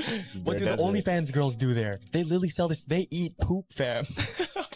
Bro, that's the most selling your soul for some Bugatti. If I would never eat poop in my life, dog. Here's how the elite are scamming you into drinking tap water. Check this out. They selling tap water, y'all. They I are don't know if indeed. nobody told y'all, but they've been selling tap water in the packs of water that we've been buying. Originally discovered because of a town north in Michigan having to fight Nestle for stealing its local water, it has now been revealed that over 64% of bottled water in the U.S. is tap water. Two brands most of notably it. stood out for contamination: Walmart Sam Choice and Giant Foods Acadia. Other brands found to have tap water include Dasani, Aquafina, Nestle Pure Life, Kirkland, Propel, They are scamming us. Essentia, Life Water, And they know Smart it. Water. And for my own protection, allegedly.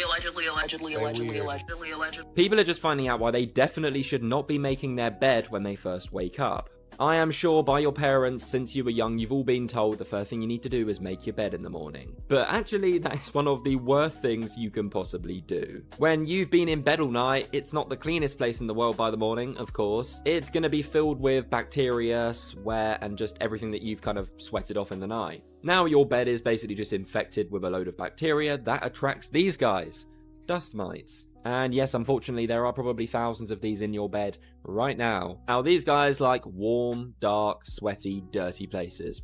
Nice. So when you first get out of bed in the morning, that's when they're going to come crawling because the bacteria is right there for them to scran. If you make your bed when you first wake up, it is freshly dirty and you are literally trapping them exactly where they want to be. Meaning they're going to be living in there and your bed's going to be far worse by the time you go back to bed that night. So the best thing you can actually do is leave your bed messy for a little while, like an hour or so. This will expose the mites to sunlight and warmth, which will basically kill them. Then you can go back and make your bed and it will be perfectly clean for when you go to bed that night.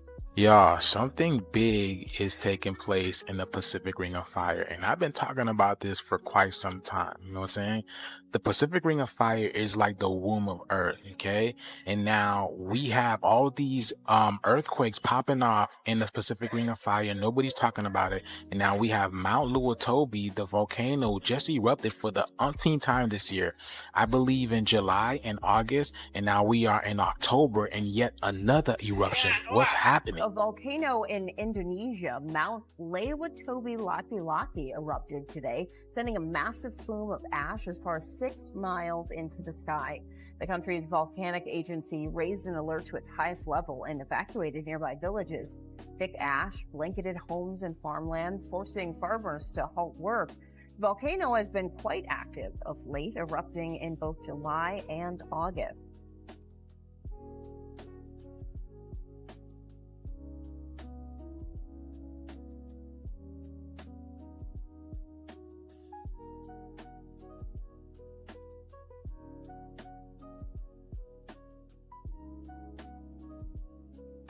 Okay, this video is going viral right now on Twitter because people can't believe the words coming out of this guy's freaking mouth. This is the godfather of AI, getting a Nobel Peace Prize, but issuing a shocking warning about AI. Some of this doesn't even make sense. Listen to this.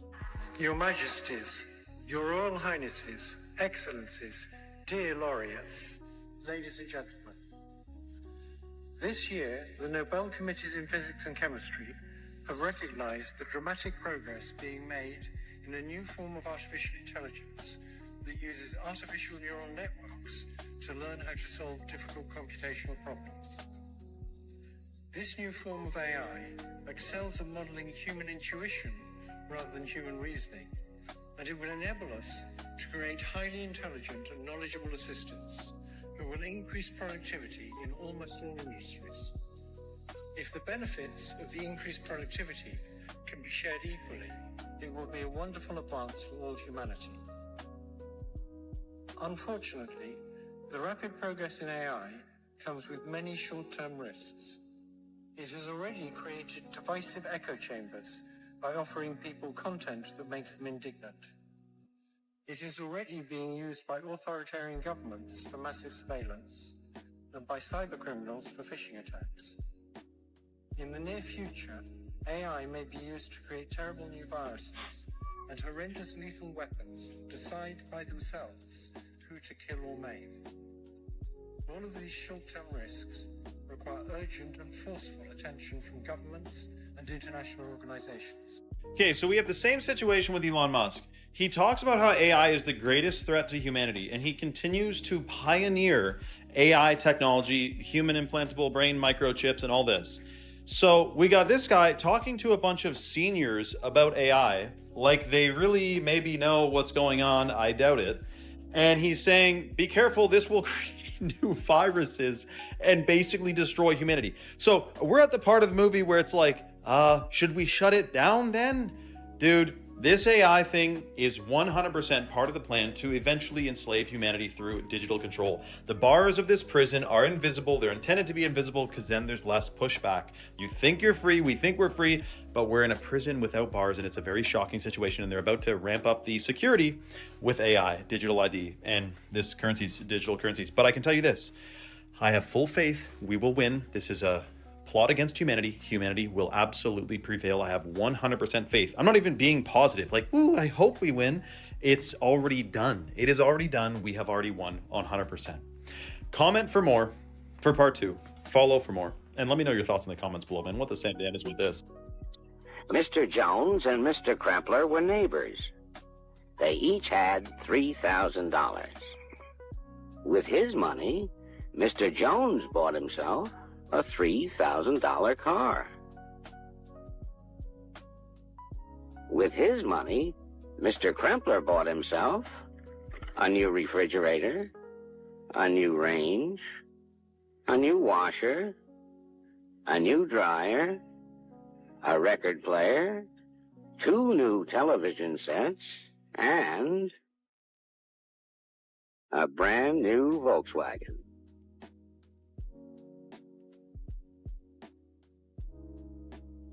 Now Mr. Jones is faced with that age-old problem, keeping up with the Kremplers. Have you been down the lead paint rabbit hole? Isn't that crazy?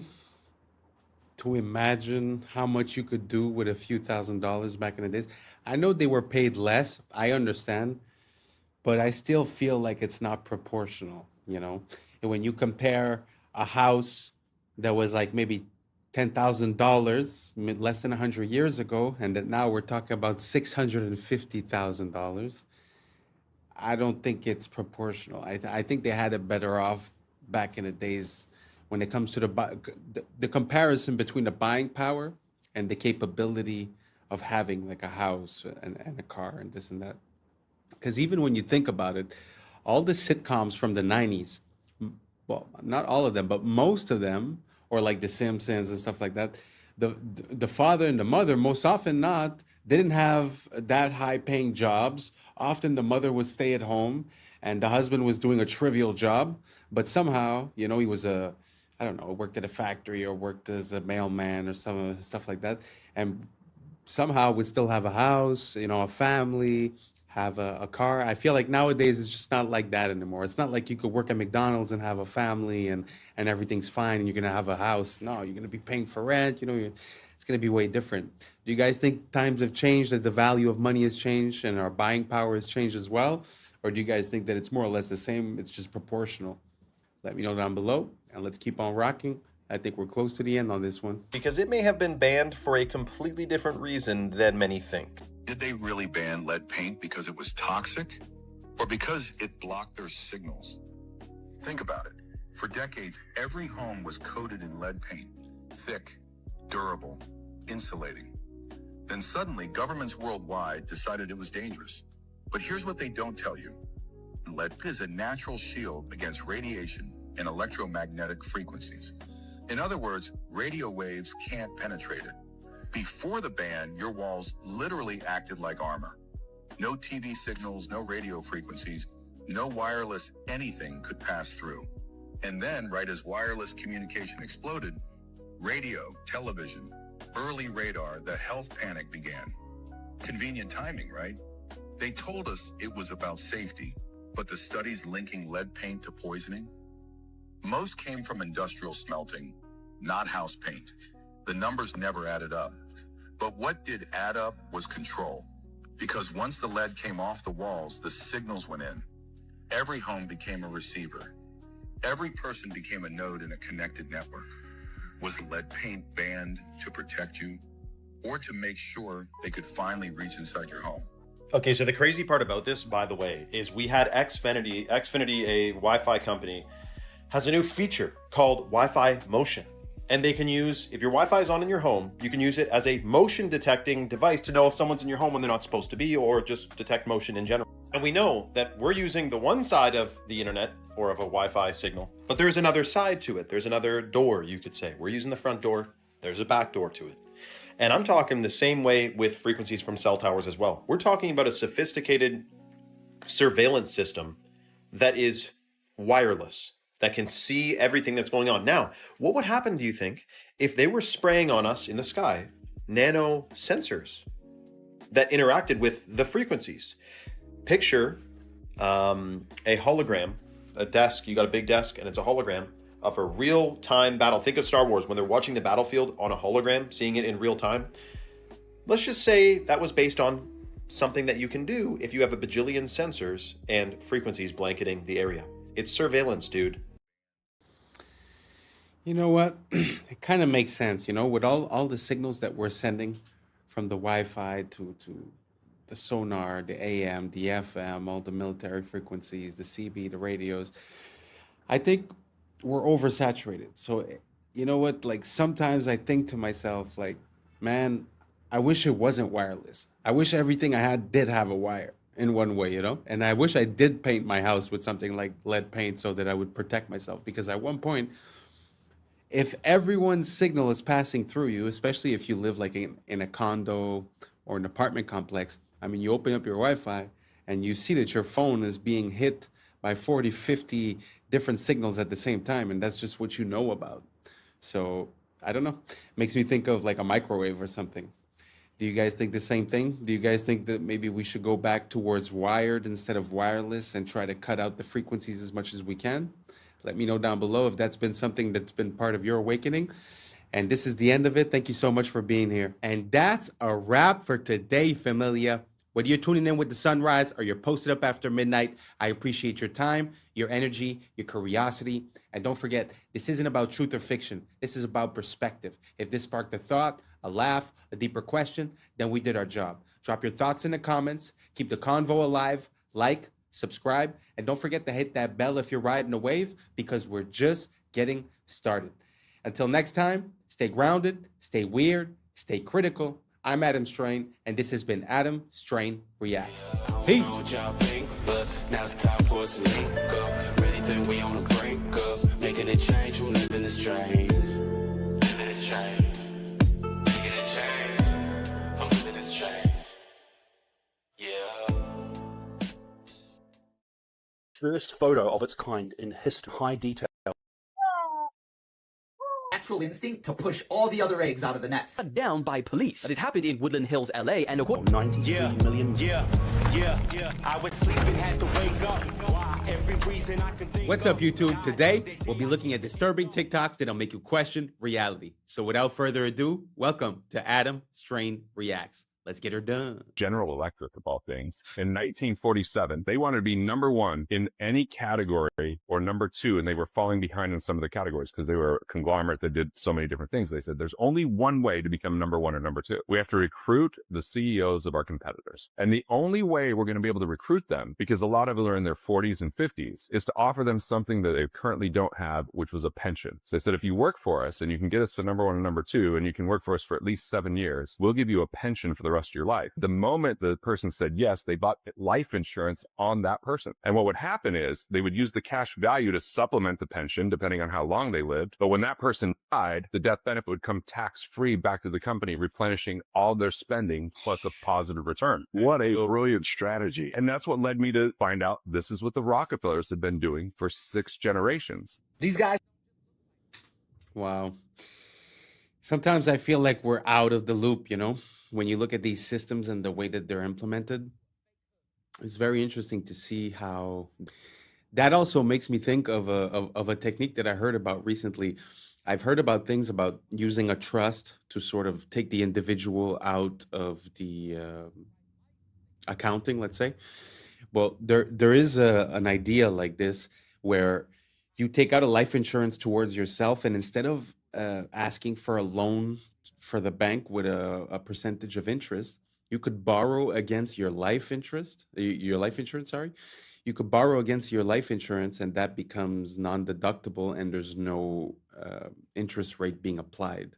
So these types of systems and ways of gaming the system is something that's very well known for people on the higher echelons.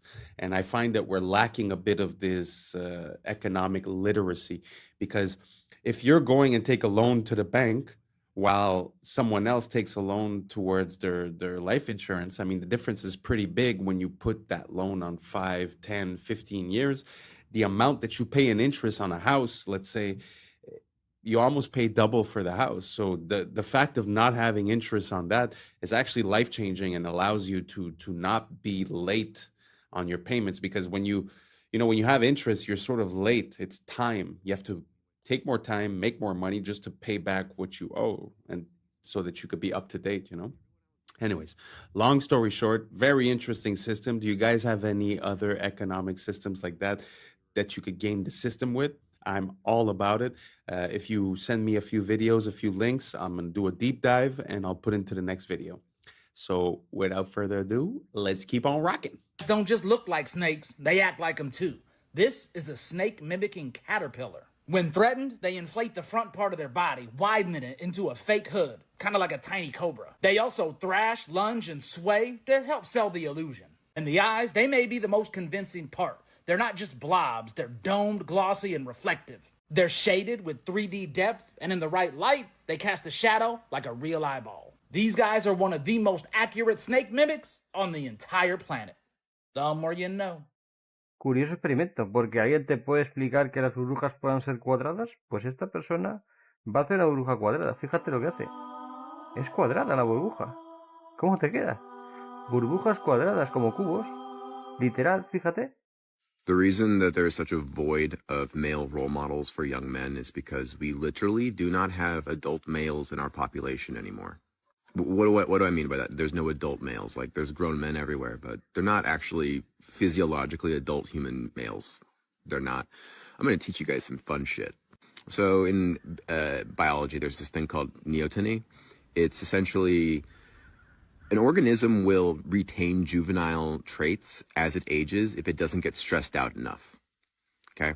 If you live in an environment that's too, like, easy, you don't actually develop adult characteristics. I noticed this when I was in high school. I grew up in a very affluent area.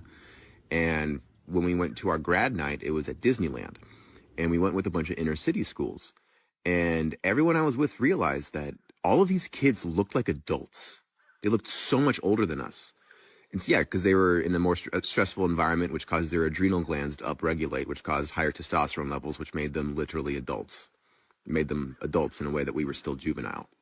Every organism has multiple phenotypes it can have. All right. Your phenotype's dictated by your genes, but what dictates which genes get expressed is your environment.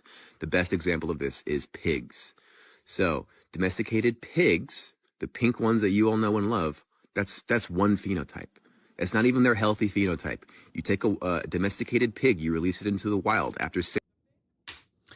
It's kind of very interesting. I did realize that at one point in my life that there was some people that, you know, we were like 16 when we graduated, and I would see graduates from another place, and it's true, they did look like huge football players, and somehow we looked a bit, you know, younger. And to this day, I still find like there's never been a moment where, okay, now I'm an adult. Like, yeah, I handle, you know, taxes and all that stuff, but I mean, I still don't feel any different. It kind of makes sense in my mind what he's saying, that if you're not stressed enough, you might retain characteristics of something that's considered like not mature, not developed. Kind of makes sense. Do you guys agree with this? Do you guys identify with it? Or are you a manly man or a womanly woman? How do you feel about it? Let me know down below, and let's keep on rocking. The phantom leaf experiment completely enraged scientists when they found out what they actually were doing. The leaf experiment was to show when they cut a leaf in half, the energy actually still remains. And this was used to explain why 80% of people have phantom pains due to their amputations. But then scientists tried to reenact this same experiment, and they had no success. And they realized the only time they had success was when there was moisture left on the scanning plate. And they realized that they completely deceived us, and this whole thing is completely fake.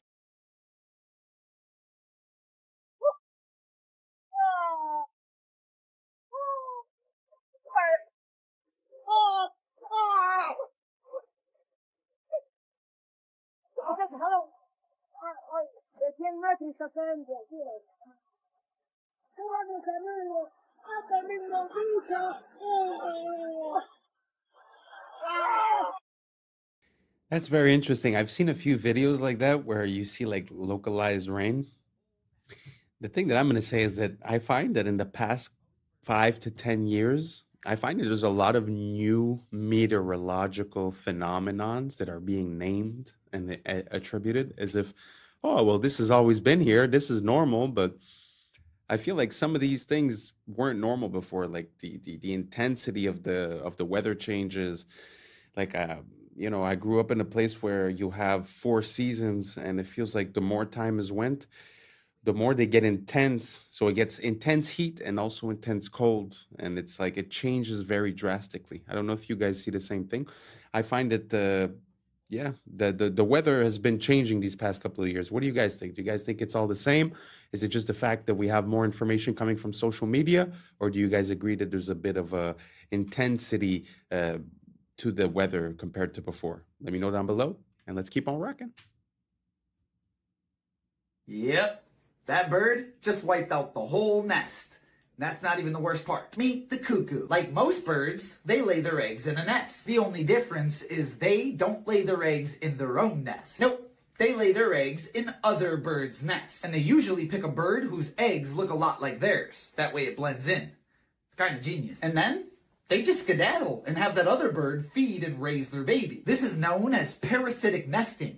But it gets a lot worse than that. You see, when it's time for the cuckoo to lay its egg, instead, it'll wait 24 hours and keep it on the inside. This ensures that the cuckoo egg will hatch before any other egg. And when a cuckoo is born, they come stocked with the natural instinct to push all the other eggs out of the nest. It comes right out of the egg as the villain. That's impressive. And even if the other eggs do hatch, they'll push the chicks out. They take over the whole nest. That way, they get all the food, they grow up big and strong, so they can go and do it to another bird. Talk about a vicious cycle. And as always, follow for more facts. Don't worry if you can't hear what I'm saying. I couldn't even hear myself. This is the loudest sound you could possibly conceive. And as it turns out, the cleanest.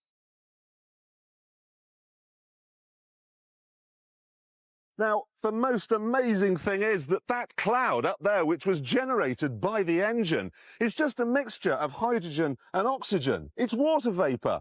And in about an hour's time, someone in Mississippi is going to get wet washing. It will actually rain.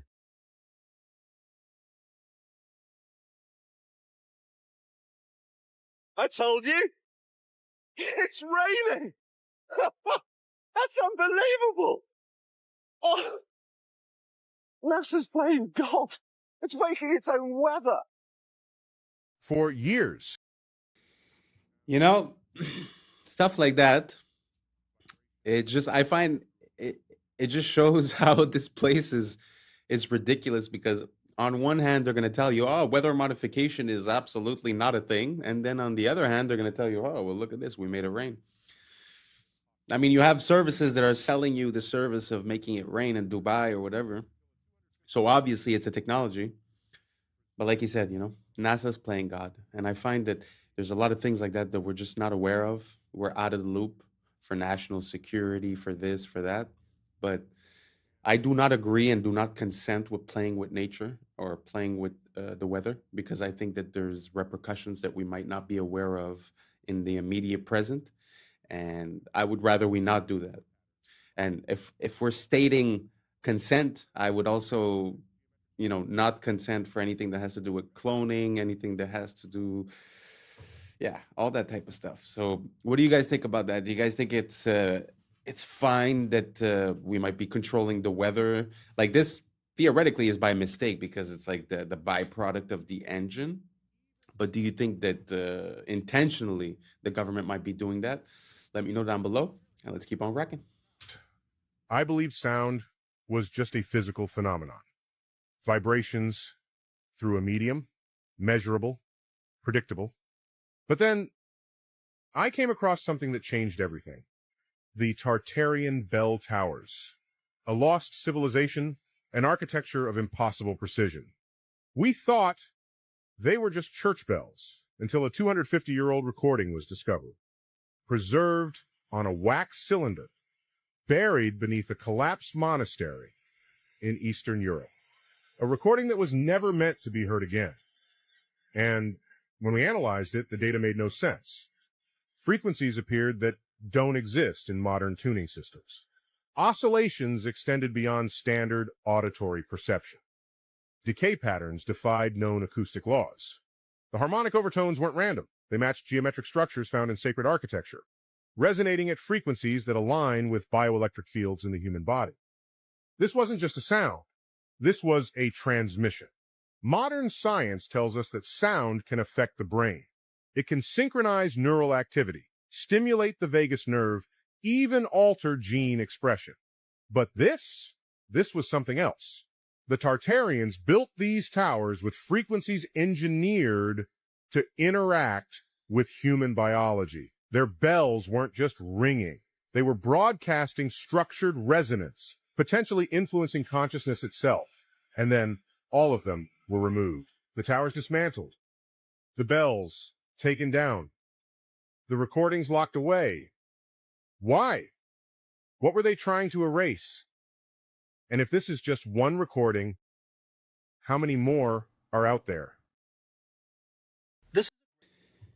I put that video in because I like the visuals and I like the storytelling. I like the association that they're making with the frequencies and with the effect that it might have on the human when it comes from the bells. It could also be the organs, it could also be the churches, it could also be all that kind of stuff.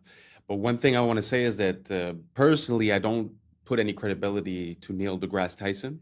And this was AI, so it was not Neil deGrasse Tyson. So if you believe what you just heard because of Neil deGrasse Tyson, just move along. But the reason why I put that in is because I find that it shows a parallel between the like either the Germans or either religion, Christianity. There's this emphasis on bells and on vibration that's very important, and I'm almost sure that there is something hidden there, that there is something that we're not being told. And yeah, let me know what you guys think down below, and let's keep on rocking. This is a great example of why filmmaking will be completely overtaken by AI. This is someone showcasing what Photoshop can do in adding people to a scene using photos only and creating a movie scene using Photoshop. Look, they're going to write a prompt in here, taking these photos and just adding them into the scene. This is the beginnings of it. Very easy prompt to write in. Now they're in the scene. You can't distinguish that from reality. Now they're going to add another person in and create the actual scene, the movement, the action. And you can create audio, visual, and it's indistinguishable from real life. They're not going to need to go out and film on location. And look at this.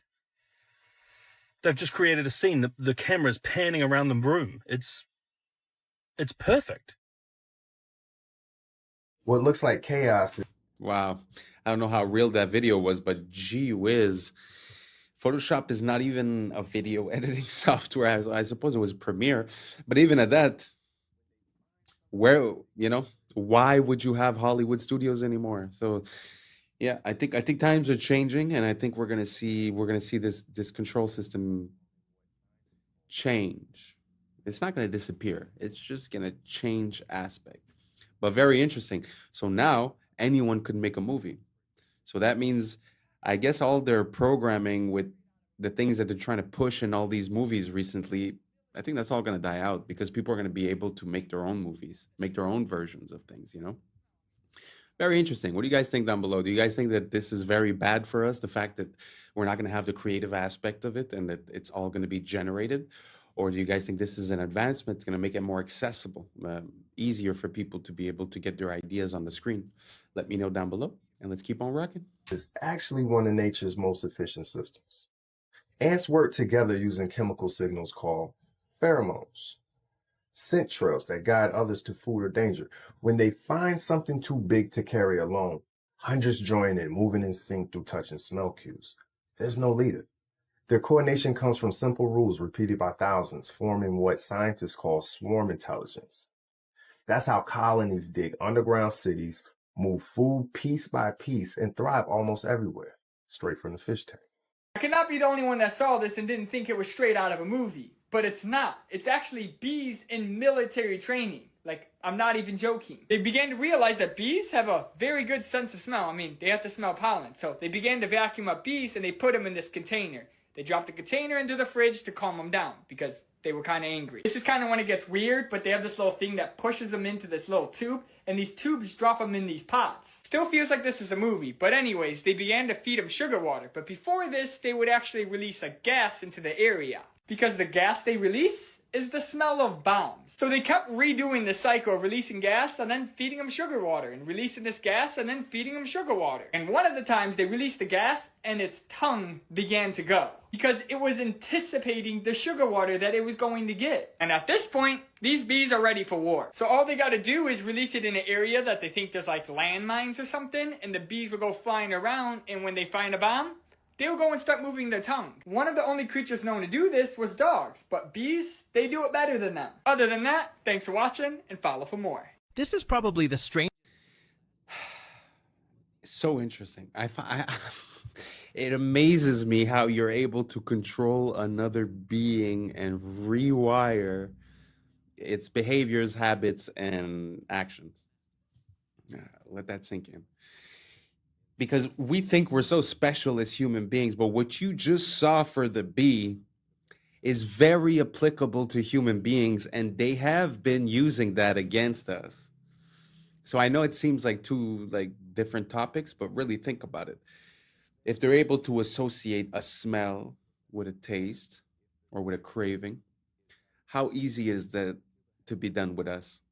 And because we're exposing ourselves to external signals all the time, so social media, TV, and all that, we're not even in control of the signals that we receive. So how easy would it be to put now it's sugar, but it could be like a certain flash rate, it could be a certain song, a certain color, a certain frequency. So every time you see some item, like a potato, let's say, they put you these positive signals. Why wouldn't that leave you at the end of the movie craving a potato, right? So anyways, super interesting. I never thought that the military would be enlisting bees as their soldiers. But very interesting story. What do you guys think about this? Do you guys think that it's unethical? Do you guys think that it makes sense? Is it better, better to use bees than humans? Or do you guys think that we're taking away their free will? Are you afraid that that type of system might be applied to humans one day? Let me know down below, and let's keep on rocking. Just yoga class in the animal kingdom. But these aren't monks, they're lemurs. Every morning they gather like this, sitting upright, arms wide open, almost as if they're absorbing some ancient energy. This ritual has been passed down for thousands of years, making these lemurs the real yoga masters. Are successful in their example of being able to provide, as a poor country, the best medical care in the third world to the whole population, because it's an inclusionary system. It's not like we have here, where you have this huge bulk of the population, marginalized. But there, if everybody can have adequate medical care, if the schooling is adequate for all, and remember, Cuba has more doctors and more teachers per capita than any country in the world, and they have succeeded in these areas, and it's all state supported, which means people don't have to put money out for the medical care or for they of course pay the cost indirectly as a whole society, but they don't have to pay the bill in the hospital and so forth. And so that cannot be allowed to stand. It's a very bad example for the United States. So there is a very large mass of people out there who can look at Cuba and say, well, if they can do it, and on a per capita income of $2,000, $2,500 a year, where ours is $22,500 a year, what's wrong with our system? I mean, maybe we ought to consider an alternative. That's why Nicaragua, Sandinista Nicaragua, had to be destroyed. Exactly. They were a bad example, and that's why Grenada had to be destroyed, because any movement that comes to power with the idea of providing for all the people and of escaping the control of the United States and its economy, let's say the corporations and so forth, then that is bad news here in the United States in the upper circles of power. Look at this strange thing. Wow, very interesting. I'm not saying I condone socialism or communism or anything like that. But what I can say is that I've been to Cuba and I've already had a medical emergency in Cuba, and this was years before. But I do remember that it is a complete different world. I mean, the doctor was there, he was present, he was happy, he was helpful. I don't know how to explain it, but the system was so functional. And you need to think about this in in an incentive type of way.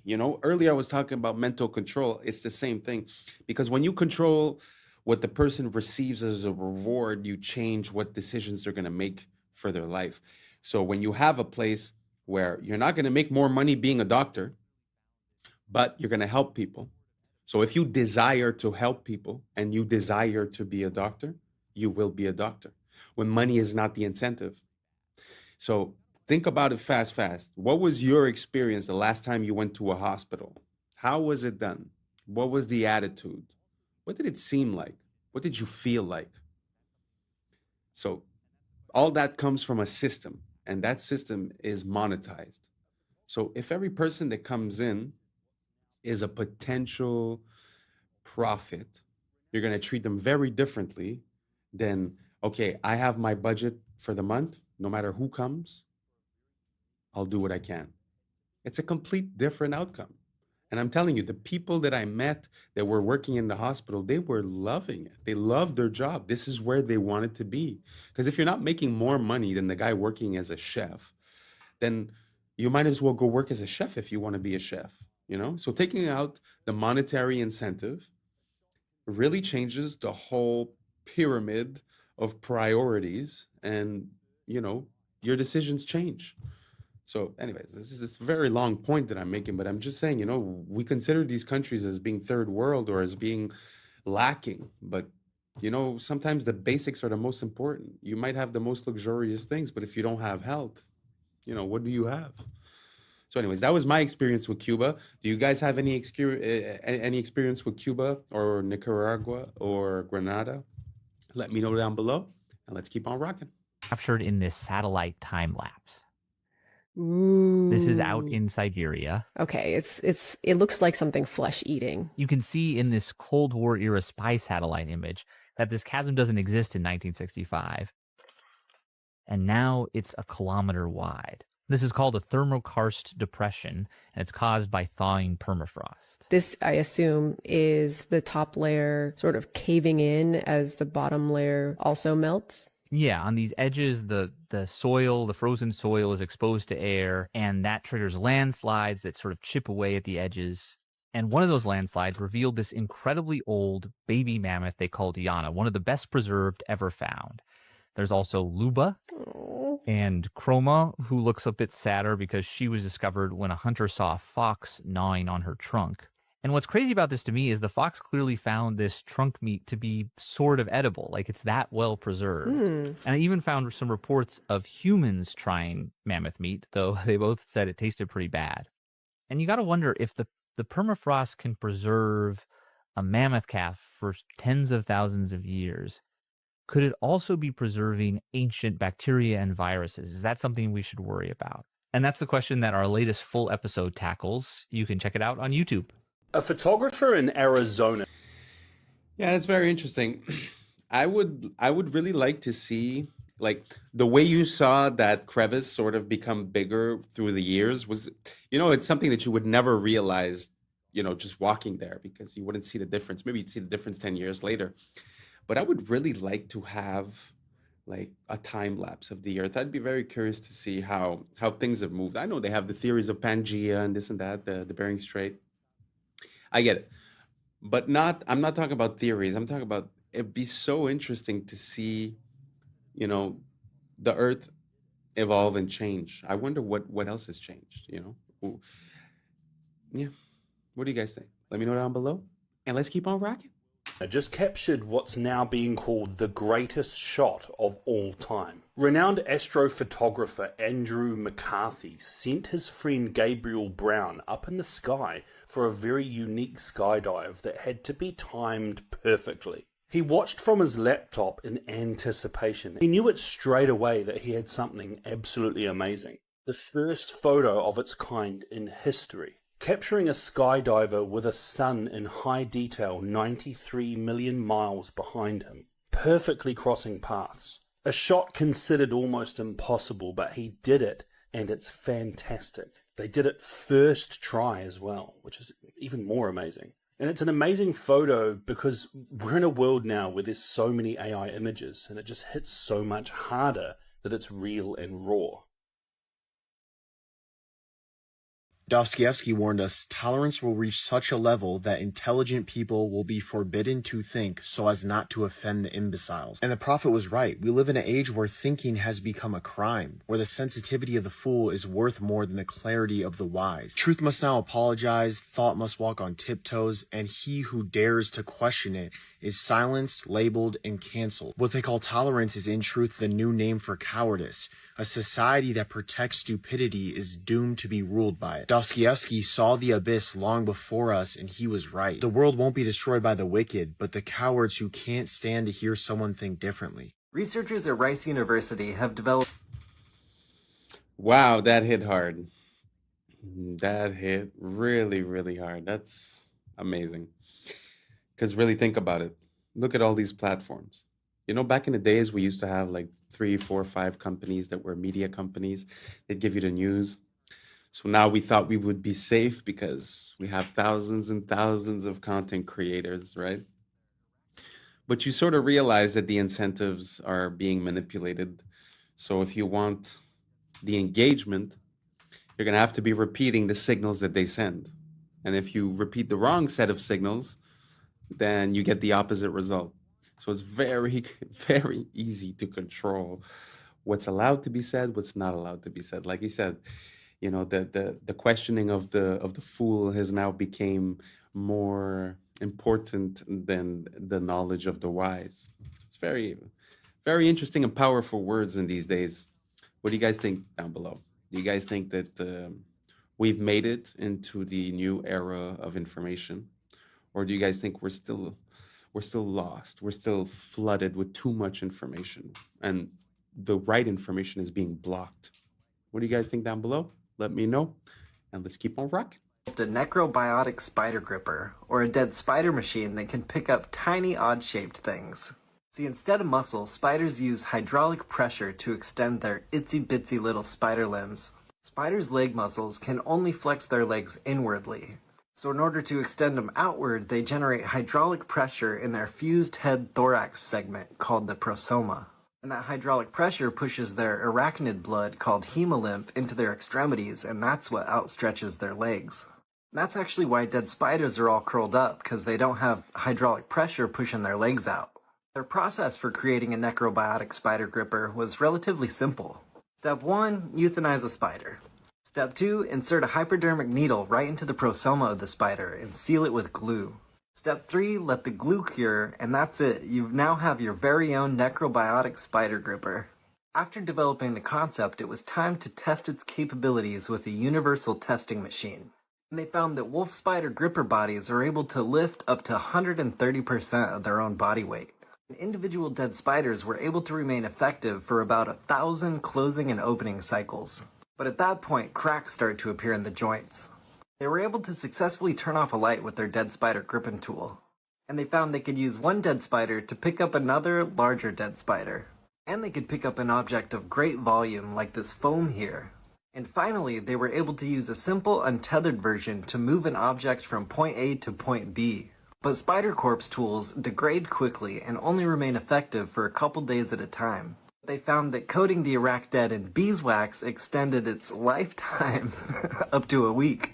And the team was awarded the 2023 Ig Nobel Mechanical Engineering Award for their gripping work in necrobiology.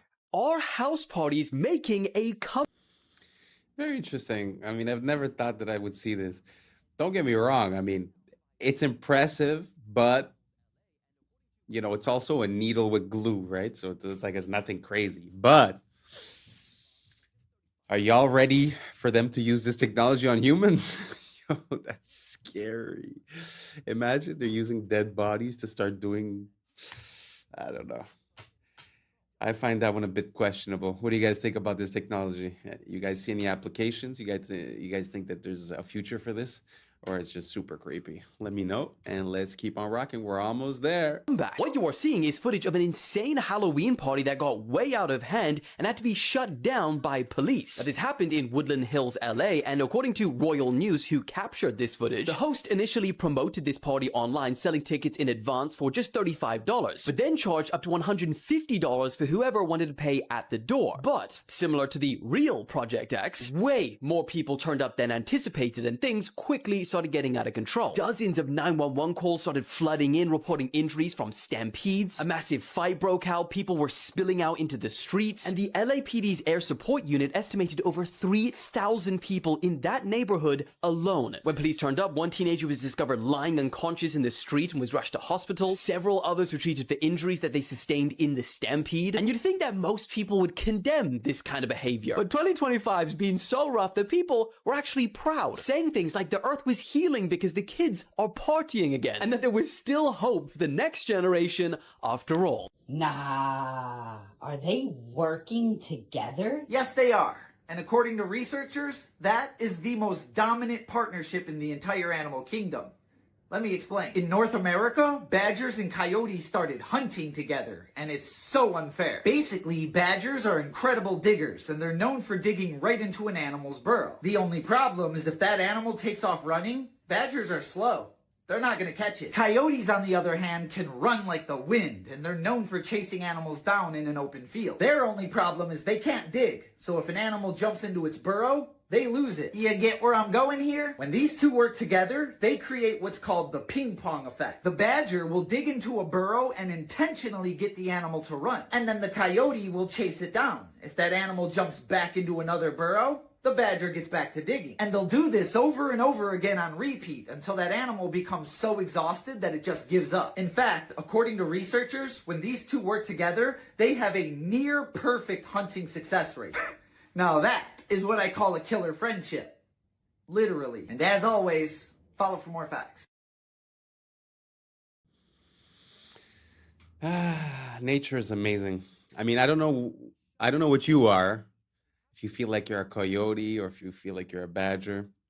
But those are one of the, some of the most intense and notorious hunters.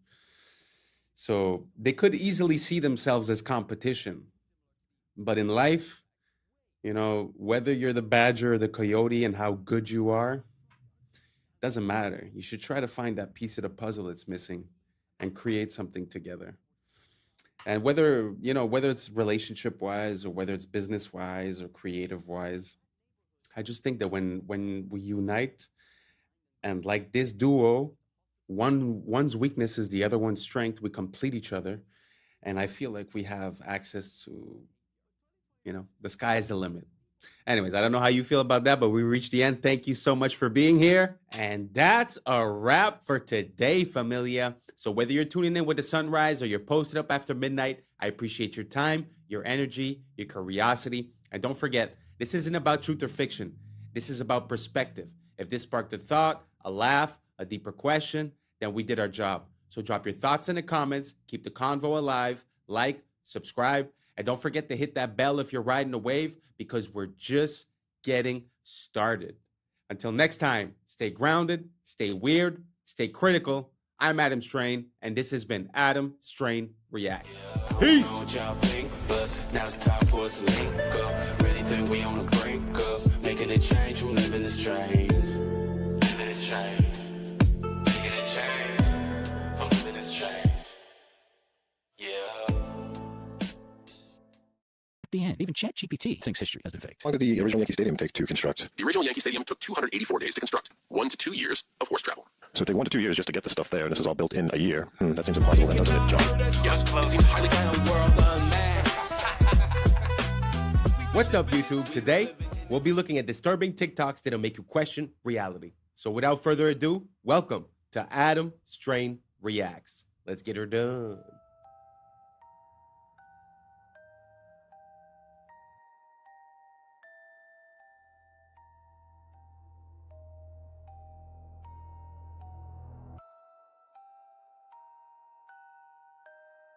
Scientists just copied a fruit fly's brain into a computer, neuron by neuron. No training data, no machine learning. It just woke up and started being a fly within the computer, effectively proving like a simulation. You could just copy a brain into a computer and it would just simulate reality. Nothing trained this fly to do that. I wonder if the same thing would happen with humans. What do you guys think? Do you guys think if we would just get connected into the machine and wake up into it, would we even realize? Let me know what you think down below. Let's keep on rocking. Okay, if we get all 4 arrows, we're doing very well indeed. Usually you get 1 or 2. And he's off.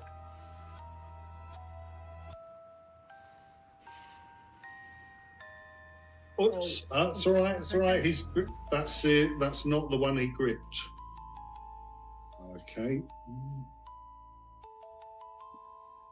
Oh, yeah, nice. Oh my goodness, look, it's stuck in the cupboard. So that's arrow number 1. Where, do you want to move it in a little closer? Are you going to stand there? That's right, that's exactly where he's firing. Can you see? Okay? Yeah, that's good. 2, arrow 2. And he's not musical, so you're not missing anything. But he utilizes one of the wonderful things about a very complex automata, what I call the loose piece. He's engaging with a loose piece. Doing well. But not one loose piece, 4 loose pieces. This is the 4th arrow. If he fires this, he's going to be the only one of the 30 or so that exists that will still do this. Yay! Woo-hoo! David Secret's Archer Automaton. First of all, I find it super beautiful to see people that are passionate about the things that they do, They say, do what you love or love what you do, pick one and run with it. And they definitely love what they do. And also, just as a piece, as a testimony of the technology that we used to have, we consider like animatronics and stuff like that to be outdated or this or that, and the digital stuff is way better. But it's very interesting to think that all of that was mechanical, that the control that was done was mechanical. I'm not sure we would be able to do that as well. We could do a lot of different things, programming chips to make all kinds of movements, don't get me wrong. But it's very interesting to see these relics from the past that sort of give way to animation and all that, Very beautiful. Let me know if you guys know of any other examples of this. I'd be very curious to see more of that. Let's keep on rocking. Nope. You sure? I just Yeah, want to be I here know, just in I case. know. Just knowing the amount of glass that's in here, there's just such an unsettling feeling. Like if this falls down, it's like going to be a chandelier hitting the ground. We pull the pins. And Christmas! Shot glass, white wine, red wine, cereal bowl, cake cover. This is a shaving mug. This is a little purse atomizer that I keep full of alcohol. A single drop of perspiration hits a bowl. I have to get that off of there because it spreads. So that's always there. Now we get into the preparation for playing. Right there. So this is a note rod. This is invented by a guy, as I remember, it was 1785, came up with the idea. Franklin painted the rims on the insides of the bowls white for each of what would be the accidentals. Get your fret markers in there. So there we go. You need to get surgically clean. Yeah, I completely scrape every surface until it starts to grab. You can feel the grab. Because if there's any oil or sweat on your fingers, Anything. it just won't work. Dead. No, Yeah. you don't have to dry. No, you don't want to be dry. Don't want to be dry. And I use distilled water. Does it have to be distilled water? Yep. Everything else leaves deposits on the glass. And then we just dip some more water. And then we put it on.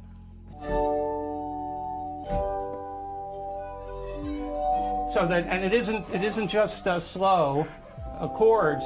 You can do. A German company just made forklifts obsolete. These things can go into any existing factory. You don't need anything special. You operate it from your computer. It doesn't require a person, and it's going to be cheaper than buying a forklift.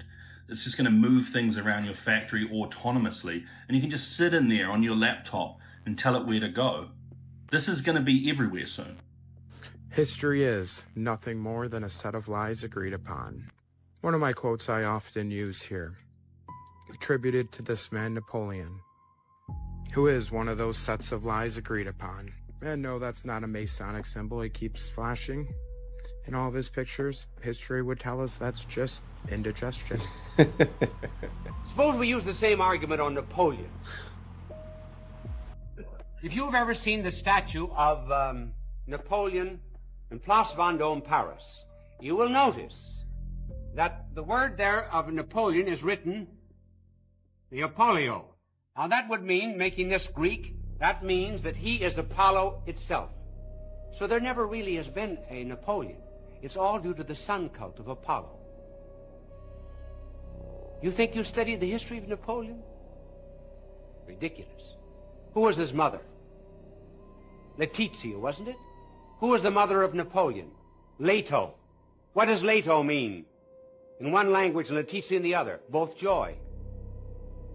That's how we got the idea that Napoleon was born of a woman named Letizia from Apollo.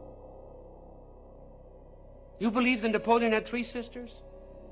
He did, according to a myth, but where did the myth start? Apollo had 3 sisters.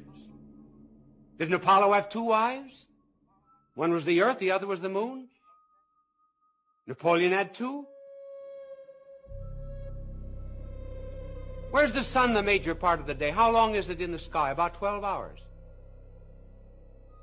How long did Napoleon reign supreme? 12 years. See, sun myth. He never existed. Furthermore, where is the sun strongest? In the north or the south? It's the south, isn't it? Gets weaker in the north, doesn't it? Where was Napoleon defeated? In Russia. See? Napoleon never existed. Sun cult. Think. Very interesting. I had never considered Napoleon, but I have come to this conclusion when it comes to like Plato, Socrates, all these bigger than life historical figures that sort of came up with all kinds of stuff.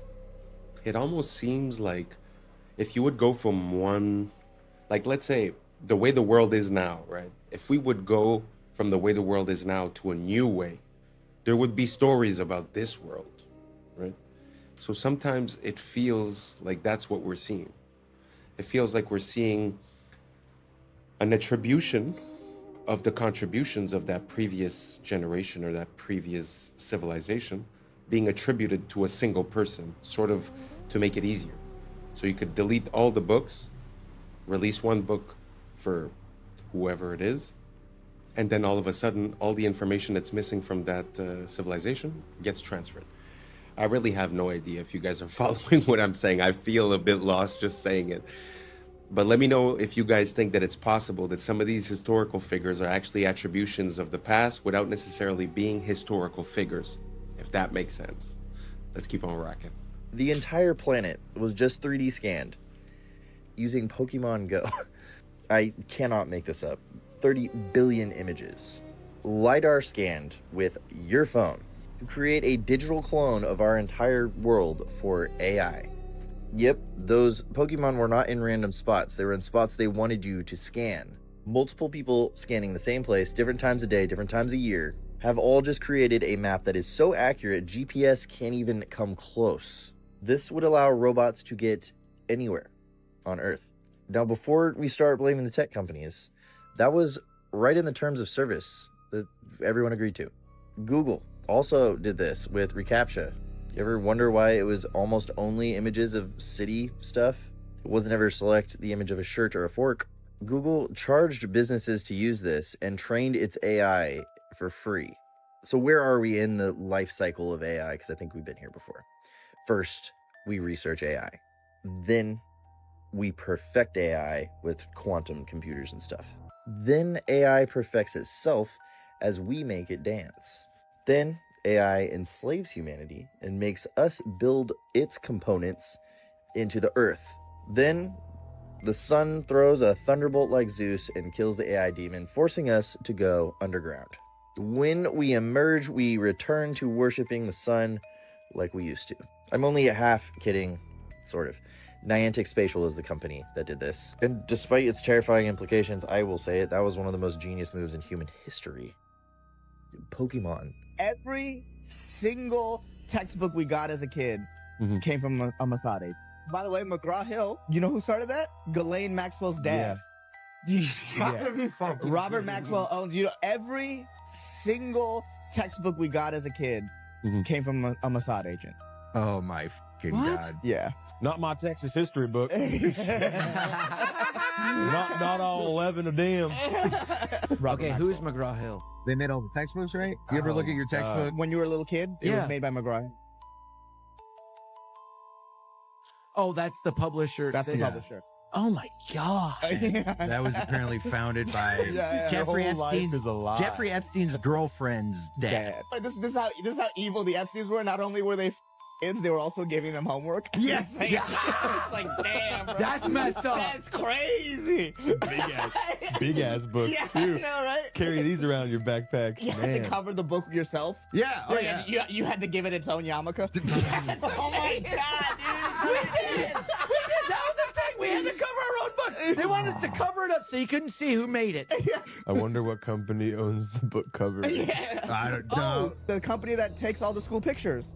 No. Holy cow, you're right. That's like big news right now. Yeah. Are you schools this year are canceling their school pictures because of this connection? Yeah, the company is heavily connected to So they've been sending our photos over there too? Probably. That's just probably picking how they us recruit some out. people. Just picking us out of the school They have yearbook. a draft board, Mel Kiper style, of every picture of every kid in America. Yeah, and they're just sitting there. Yeah, like a fantasy draft. I am never making fun of a homeschool kid again.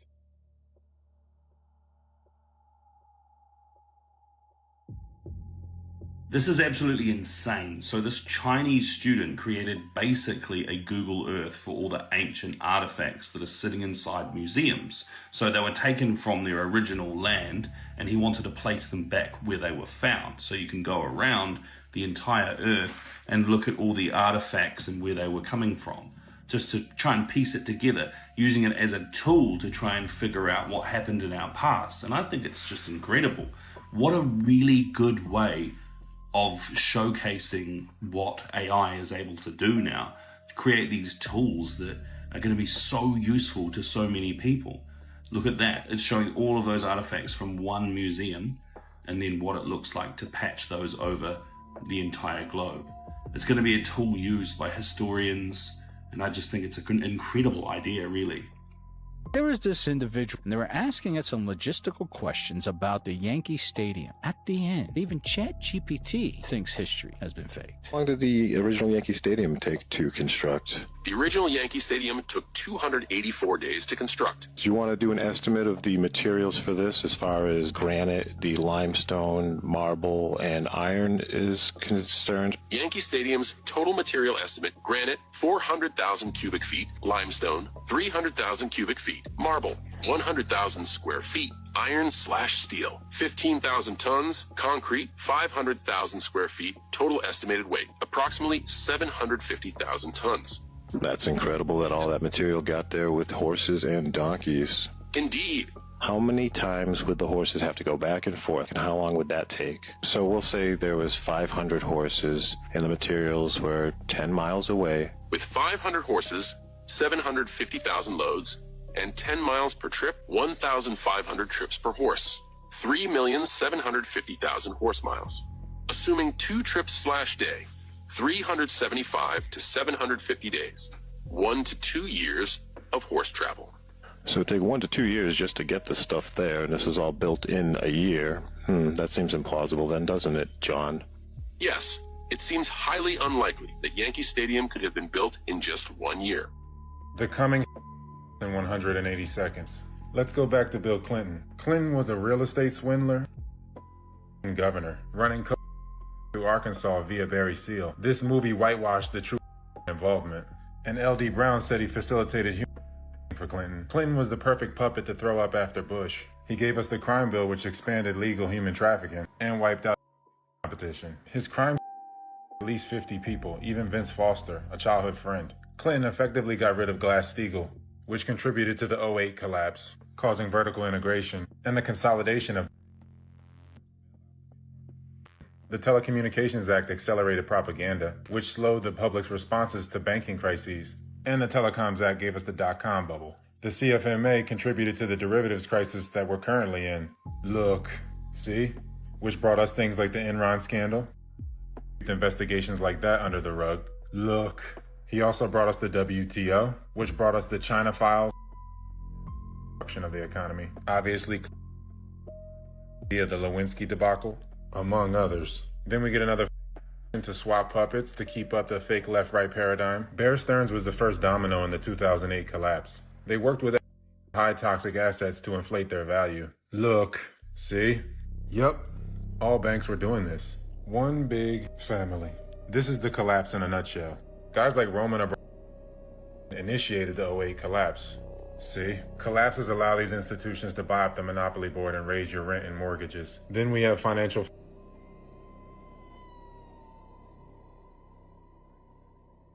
renters. They're all one company, basically. And Citadel controls a large sum of the trading. Look. See? And I have to mention the drug. Every wave of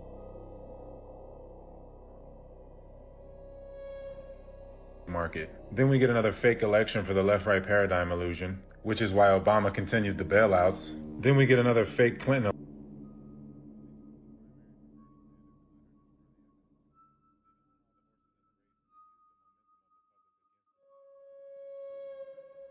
The money supply as well as Biden, which created the high interest rates. We're way worse off than 2008. Just look at the repo market. Unsustainable. Completely over-leveraged. The derivative domino is coming. It's coming. This is how the financial reset will go. Coming. Better be ready to take care of the old folks. There will be no near future. You will have a social credit score, UBI, and a 50-year mortgage. They won't do it all at once, and they won't strip you of everything. Giving you a little bit gives them control. The first few years of the transition won't even be that bad to rope people in. I don't know why I'm so fascinated lately with where we went wrong. Maybe because we need to make these things right, but how do we at this point? Like, how did this small little group of people sink their claws into it and literally conquer every pivotal cultural pillar of our entire lives? Anyway, did you know that the first Model A Ford car, Henry Ford, it ran off so farmers could literally produce their own fuel. So they were running engines, not just off a car, from their agriculture. So what were we told about the Prohibition? That there was this huge moral crisis because of too much, so the had to come save us. But do you think there might be another side to that story? Was the best monopolist we've ever had. So we had a monopoly on oil and then transport and things like that. And they busted it up. So, well, what did he do? One thing he did, people don't know this, the original Model T Ford ran on corn alcohol. So a farmer could make their own fuel in their field. Why do you think he spent $1 million on funding Prohibition for 8 years, which banned all fermentation, not just for drinking alcohol? Just long enough to get gas stations based on petroleum out there. And then, why did he fund the formation of the to go after and destroy natural, because they're all petroleum. So the big were spun out of big oil companies. So big oil funded big, and these big chemical companies funded, and they all come from the monopolistic thing. And even the latest evil stuff like the buildings going on, people don't know this. He's the largest owner of farmland in the country. You know what Bill Dad did? What? He was. Anyway.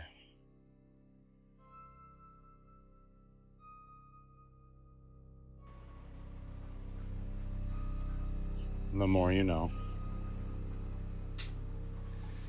Well, not only is nowadays petrol the basis of most of the products that we use, plastics, rubber, like he was saying, even the pills, like everything is involved with it. But further than that, if you think about it, if you had to go buy your gas, instead of going to the gas station, you would go to the farmer, then you'd probably be, buying food there as well. So not only did it create the ecosystem for the gas stations, it also created for the supermarket. Because think about it, if daily, to keep your car running, you'd be going to a farm, then you could just pick up some food while you're there, right? So like this decision and this way of operating changed a lot of our future, well, of where we are today, basically. And it put us into a place of dependence, when what he's saying is that basically we were capable of making our own oil. I mean, think about it. The cause that we go into other places and start violence, most often than not, is blamed on that resource. So if we didn't need that resource, I mean, so many things would be different. So it's very interesting just to look at the history of things like the vehicle, the car. Like for an example, most big cities within the United States, because speaking of Europe is easy. You could say, oh, they're so old. But the United States, most big cities, if not all of them, had ways of moving that were, free, basically, like tram systems and stuff like that. In some cities, what they did, they bought the trams, they converted them to basically buses as we know them, and then they resold the company with the stated clause that they could never reconvert into electricity or into a tram. So all of these uses of petrol seem to be manipulated. So not for the potential, not for the effect for us, but more for lining their pockets. I'm sorry, but this subject is just so big. I'll give you another example. When they got together and they wanted to decide a universal, global price per barrel of this commodity, that's when they introduced the idea of fossil fuels. Because what is it to say I'm selling a product that always appears like water? It's easy, although we still do it, but I'm saying it would be easy and cheap. So when they decided to say, okay, let's put a price per barrel, they decided to make a case, they stated their case, for it being fossil fuels. Fossil fuels requires millions of years, certain, conditions for millions of years, and that it's the biological waste that's being compressed, and then it becomes that liquid.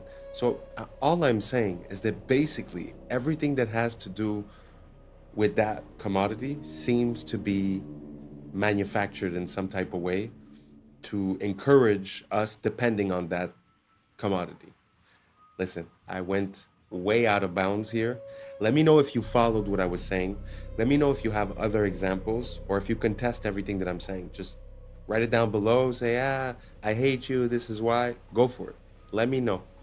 Because for me, it seems pretty clear, because now we've had enough time to look at it with a retrospect. And I mean, it seems pretty obvious. The Model T from Ford at the beginning was made with hemp. And supposedly you could run the car on oil, on alcohol, on gas, on different things. And then they decided to go with the gas. So anyways, I'm done.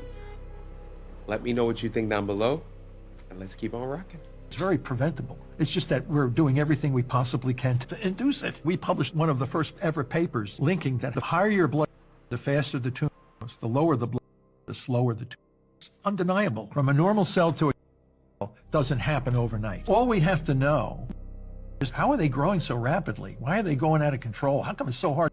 A solution to without time is to simultaneously restrict the two fuels, which is already in our bloodstream from the food we eat, and the amino acid. If we stopped eating and we took a low carbohydrate diet and just did water only fasting, we would get into the two have a bad mitochondria dependent on glutamine. We can replace glutamine with ketone bodies. So we selectively marginalize these slowly over time. They slowly start, blood vessels disappear, and the body comes in and dissolves them. This is an extraordinary story. So he was born in a place called the Judengasse, which was a ghetto, basically. And it was the house that he lived in when he eventually had 13 children was only 14 feet wide. And he lived there with his very, very overpowering and dominant and an incredibly brilliant wife who was called Guttel. He was determined to get out of this ghetto. At nighttime, the ghetto was closed. You weren't allowed to leave. The street was so narrow that no sunlight could penetrate. There was no plumbing, there was no sewage, there was nothing. So everything you can imagine happened in this street. And unsurprisingly, he wanted to get out of there. And he started a small coin business, and that did reasonably well. But actually, and this is where it ties into legacy, his great strength was to send his 5 sons to the capitals of Europe at that time. And what they did is they set up, in effect, so whereas everyone used to be in separate different countries or separate cities until then, these 5 boys communicated with each other, sometimes by pigeon, and they wrote to each other in Judendeutsche, which was a kind of Yiddish German vernacular. And that is why they were so successful. And this absolute belief in togetherness, you've got to stand together, you've got to work together, you've got to work across borders, you've got to work with rules. And by 1789, when the last one went, to 1815, so a very, very short period of time, it was said that no one would consider going to war with, because that was how incredibly influential and powerful they had become. CBI is fully owned and controlled by leadership. Okay. All right. 2 + 2 makes 4. Makes total. I don't know. First off, just to circle back to the Napoleon story, doesn't that seem like the origin story of a type of myth as well? Because I've heard the story many times, but even when she says it, and she's a family member, Doesn't really make sense. I had nothing. I had coins. I sent my sons all over the world. I don't know. I feel like there's missing something. And the point that the guy was, pointing towards the end is that it seems like that information that he gave was the same information before we went into other places, including, Syria, Afghanistan, Iraq, Venezuela, Cuba. That all these places seem to be disconnected from this big system that we have. So that could be an ulterior motive. I think that's what he was trying to allude to.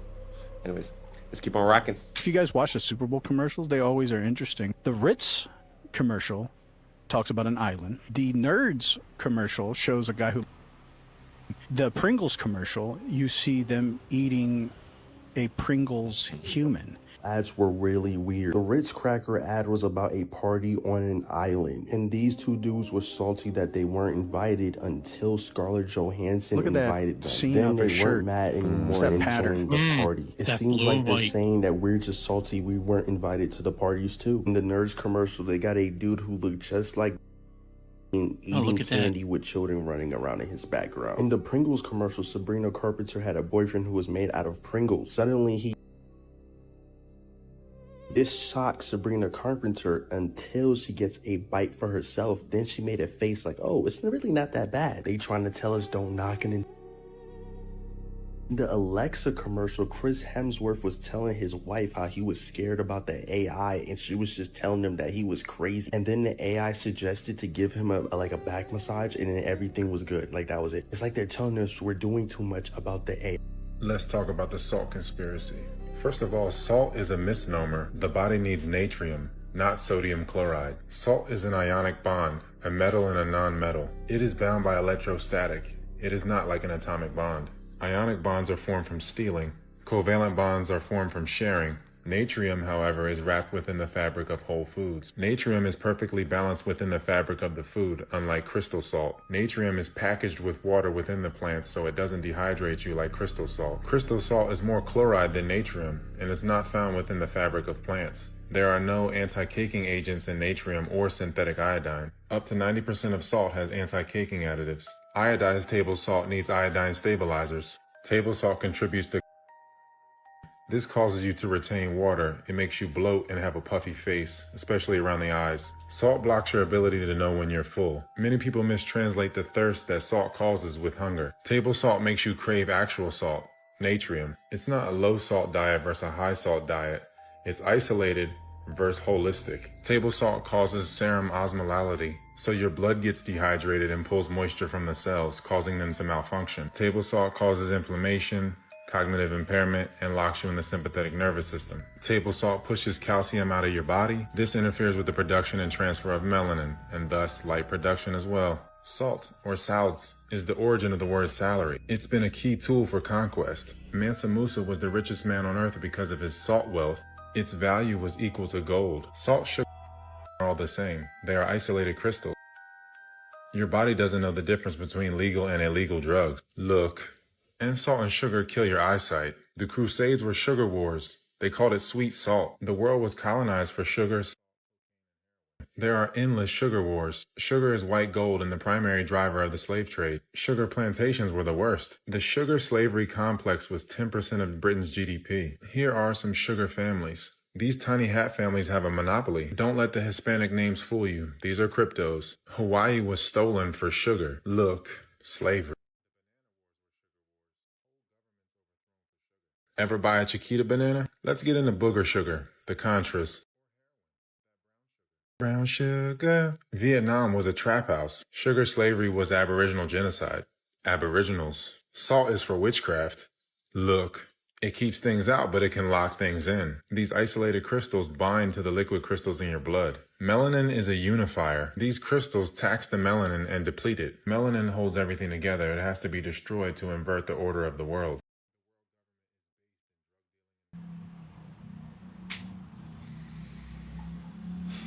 Yeah, I have to agree that the salt is a big part of it.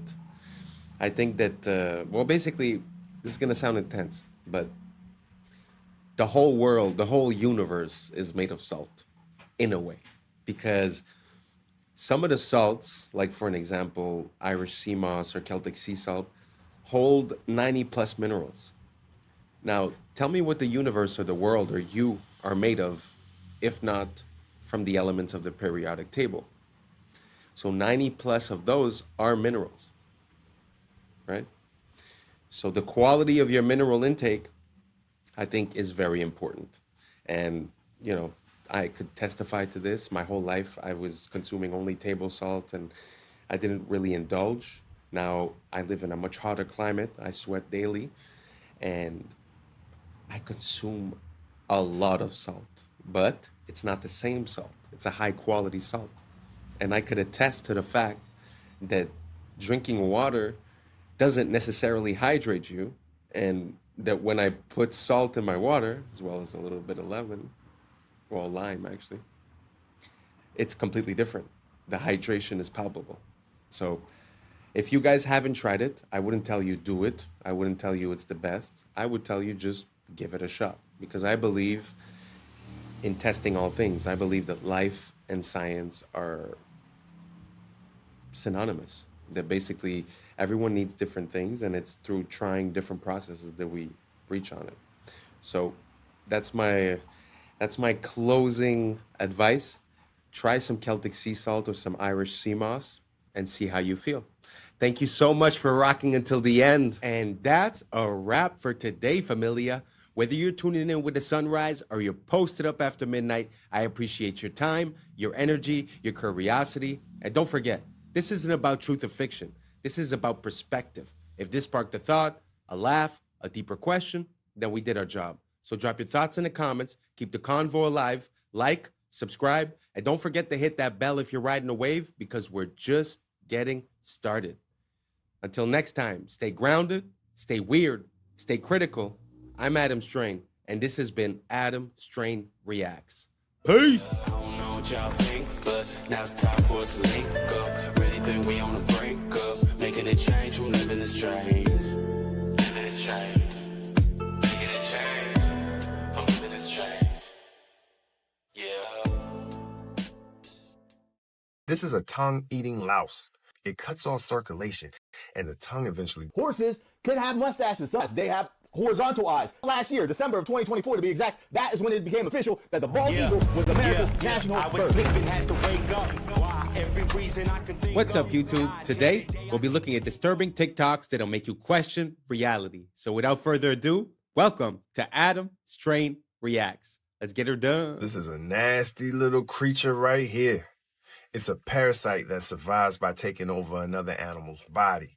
Most fish don't react to it, because by the time it's visible, the damage is already done. This is a tongue-eating louse. It enters a fish through the gills and clamps onto the tongue. It cuts off circulation, and the tongue eventually dies and falls off. The parasite doesn't leave. It takes the tongue's place and functions as the new organ while the fish keeps eating. This is one of the only known parasites that replaces an organ inside a living host, straight from the fish tank. Gee whiz. Anybody ever seen that before? I had never seen anything close to that. But I find it pretty crazy how you have these parasites that seem to be made to infect certain hosts. I've seen another one that's sort of like a black goo that goes inside of this bug, and at the end when they take it out, the bug basically was being ran by this thing. If you guys have any more examples, send them down. I find it super interesting. I mean, it also makes me kind of poke holes into the idea of evolution. How would that being be conceived if it needed another being to basically proliferate, right? It's a very interesting to me, the whole idea of reverse life, which would be like parasites, which would be like, you know, life is about going from 0 to 100, and the work of parasites is basically taking it from 100 back to 0, back to nature in a way, right? So yeah, very interesting. If you guys have any more examples of this type of behavior in parasites, please send it down below. And don't forget to do your parasite cleanse. Let's keep on rocking. Apparently this guy found 6 new Mandela effects. Top 6 changes of animals in this timeline. Number 1, cow tipping. Cow tipping is not a thing. You cannot cow tip there's no evidence of you can cow tip. Apparently, that is not a thing in this timeline. It's never been documented. It's not a thing. It changed in this timeline. Number 2, horses can have mustaches. Yes, in this timeline, horses can have mustaches. Sometimes they shave them off. It's a thing, but they do have mustaches. Also, horses do not have round eyes. They have horizontal eyes. They do not have round eyes in this timeline. Apparently, we all just misremembered that because in this timeline, they do not have round eyes. The bald eagle is America's national bird. When did it become the national bird? How about last year, December of 2024 to be exact? That is when it became official that the bald eagle was America's national bird. In this timeline, there are Civil War camels. Yes, the camels fought in the Civil War. We have American camels, and they're here. They've been here since the Civil War, and there's actually famous ones in this timeline. I did not know that. Number 6, it is Smokey Bear. It is not Smokey the Bear. Apparently, it's always been Smokey Bear. Wow. I don't know if you guys know about the Mandela effect, but these are a few that actually, I mean, I didn't grow up on a farm, so I mean, I wouldn't really know about horses that much. I've seen them maybe a handful of times in my life, but you know, both the mustache and the fact that their eyes have like horizontal slits. Never seen that before. The camel in the States, I have no idea. I had no idea that that was a thing. And also the bald eagle being declared the national animal for the States last year in 2024. Well, more than a year ago. That is kind of weird. That is kind of weird. I always assumed that the bald eagle was the national bird or at least animal of the United States. Did you guys think the same thing? Or is it completely normal that they did that because it was never so? I thought that they had put it everywhere on the flags, on the money, on the stuff. I don't know. I thought it was common knowledge. Maybe I'm just ignorant. So you guys let me know down below. Are these Mandela effects that you guys knew or just mistakes of collective remembering? Let me know down below and let's keep on rocking. This is an AI-powered cleaning robot developed in China, and they've made it because they want to clean up the oceans and the rivers and all the waterways around the world. And so they've developed this thing that can sort of move around autonomously. Hopefully they succeed in this effort, and hopefully India buys some, maybe? Wow.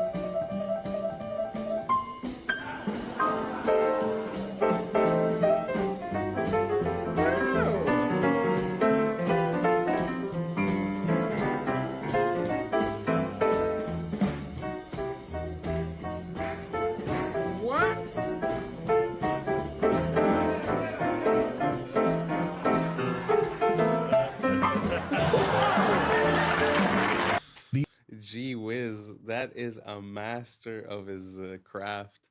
Beautiful to see. I had never seen anything like it. And also the bot that was cleaning up in China, that AI bot. Gee whiz, I think that's one of the first good applications I've seen them put AI on, because they've been talking about replacing politicians with AI, all these crazy things, but that I approve that message. Let's clean up the water with AI. Thank you very much. That's a good idea. Anyways, let's keep on rocking. The only way to success is through failure. I'm saying through for a reason. You have to go through the failure points to what? Learn, develop, grow. That's what failure's for. If you failed, that doesn't mean that you stop. That means you keep going. That means you just learned a valuable lesson. Oh man, I lost all my money. Cool, how? Well, I invested in this business well, now you don't invest in that shit. Education costs money, doesn't it? Your failures are education. This right, like as he did, right, underneath, and try and keep it, that feels pretty tight right there, right? Mm-hmm. Okay, so you can, just breathe naturally. Let's just see what happens. Okay. All right, so we're at 1,367. We've already just passed 2. So now we're in the place where he can be having headaches. He can be, we're at 3,786. Look at this. We've just passed 5,000. Now we're in the toxic level. Right now we could be doing this 7,000 inside this mask of the CO2. 8,000 parts per million. And now this thing's gone off the Richter scale, folks. It can't even register how high the CO2 levels are inside. And look how many seconds that was. Wow. It's pretty crazy to think that we recommended that for all of our kids, no? I mean, it's a sad thing to see, but at the end of the day, I guess that's what it is. And regarding the video from before, it was saying that you must go through failures to reach success. I find that very interesting because it made me click for the first time. I've heard the phrase, I've internalized the lesson and stuff, but there's one little part, one little distinction that kind of hit me this time around. Sorry. And it's the fact that, you know, through all this information that we have and all the access that we have, I find that something that we try to do, even as a mentor, we try to save our students from living certain failures. But as he said, you know, going through that failure is the education. And I wonder if the fact of giving the lesson as a secondhand experience has the same impact as the person literally going through the failure. I don't know if you guys get the distinctions that I'm trying to make, but I totally agree. I think that our fear of failure and our fear of not succeeding has caused us to be very careful. And I think being careful is not an attribute that makes a billionaire, if you get my drift. Anyways, let me know what you guys think down below, and let's keep on rocking. This Love Patrick, is one of my oldest Legacy friends. Park in Brambleton, Virginia. And I think whoever planned this community had serious beef with their boss. And every time they showed them the plans for this huge neighborhood, they must have presented them upside down. The main area of focus here is obviously the park, which is an above average size park. And you can see here the design starts here at the pond and just works its way out here to the tip where you have this fountain leading into this building right here, which is apparently called the Best Brains Learning Center. I'm pretty sure that they built this part much sooner than expected. Now moving back to the base, which looks a little overgrown, there is an elementary school across the street, and I'm not sure how this park is allowed within 500 feet of an elementary school. So let's turn on the street view. Seriously, this thing has veins. Yes, it's a giant park shaped like a huge cock. How did they get away with this? That's awesome! It's incredible. You think that's real? That's real. It's real. Wow. This is real time right here. You think that they actually did that? This has to be a fairly new subdivision. Look at the documents. If you look at the college documents, if you look at the documents, and you look at some other, documents, which I'll be happy to share with you if any of your listeners want to see some of that stuff. They don't refer to those towers as cell phone towers.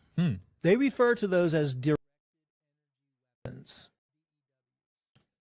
They actually refer to your phone as a directed weapon, your router as a directed energy weapon. Well, I couldn't go much further because they have to control you through frequencies. That's how they control you, and mostly through extremely low frequencies, megahertz frequencies, 3, 4, 5G, 6, 7, 8, 9, 10G frequencies, gigahertz frequencies, microwave frequencies, radio frequencies.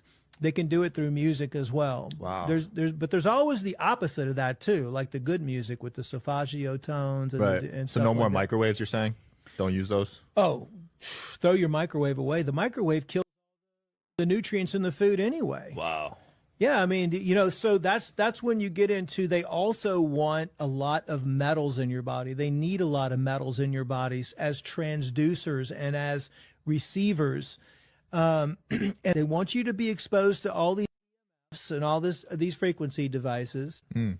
So the solution is to get rid of all the chemicals in your body. You could do that through toxin binders, organic activated charcoal, like a stuff like that. Doing all of this transhumanism stuff, we're already coming up with solutions, which are just detox your body. Do liver cleansing,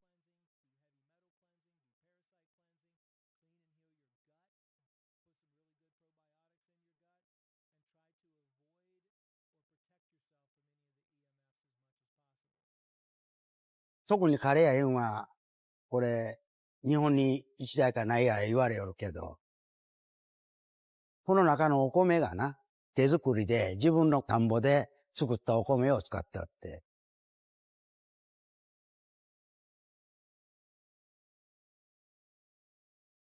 日本の自動販売機では、ジュース、これとパンとか食べ物。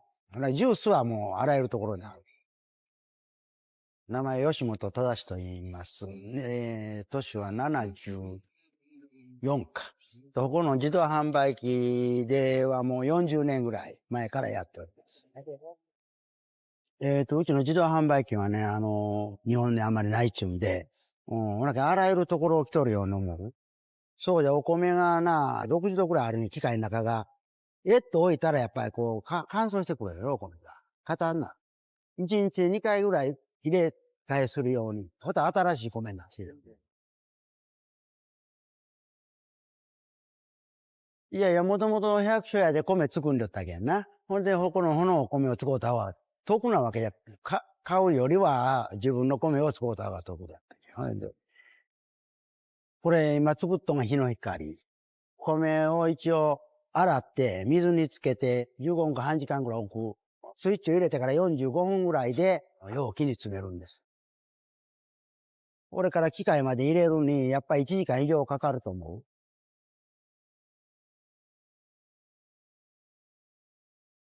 値段はもともと300円。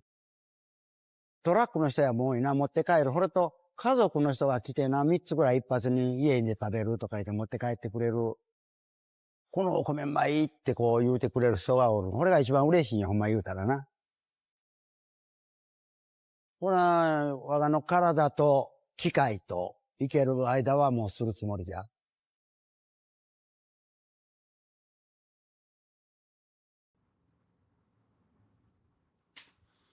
I know it's not such an impressive video, it's not an impressive story, but I found it very inspiring to see, I don't know, that blend of new and old, that organic, mechanic, accessibility, but yet fresh from the ground.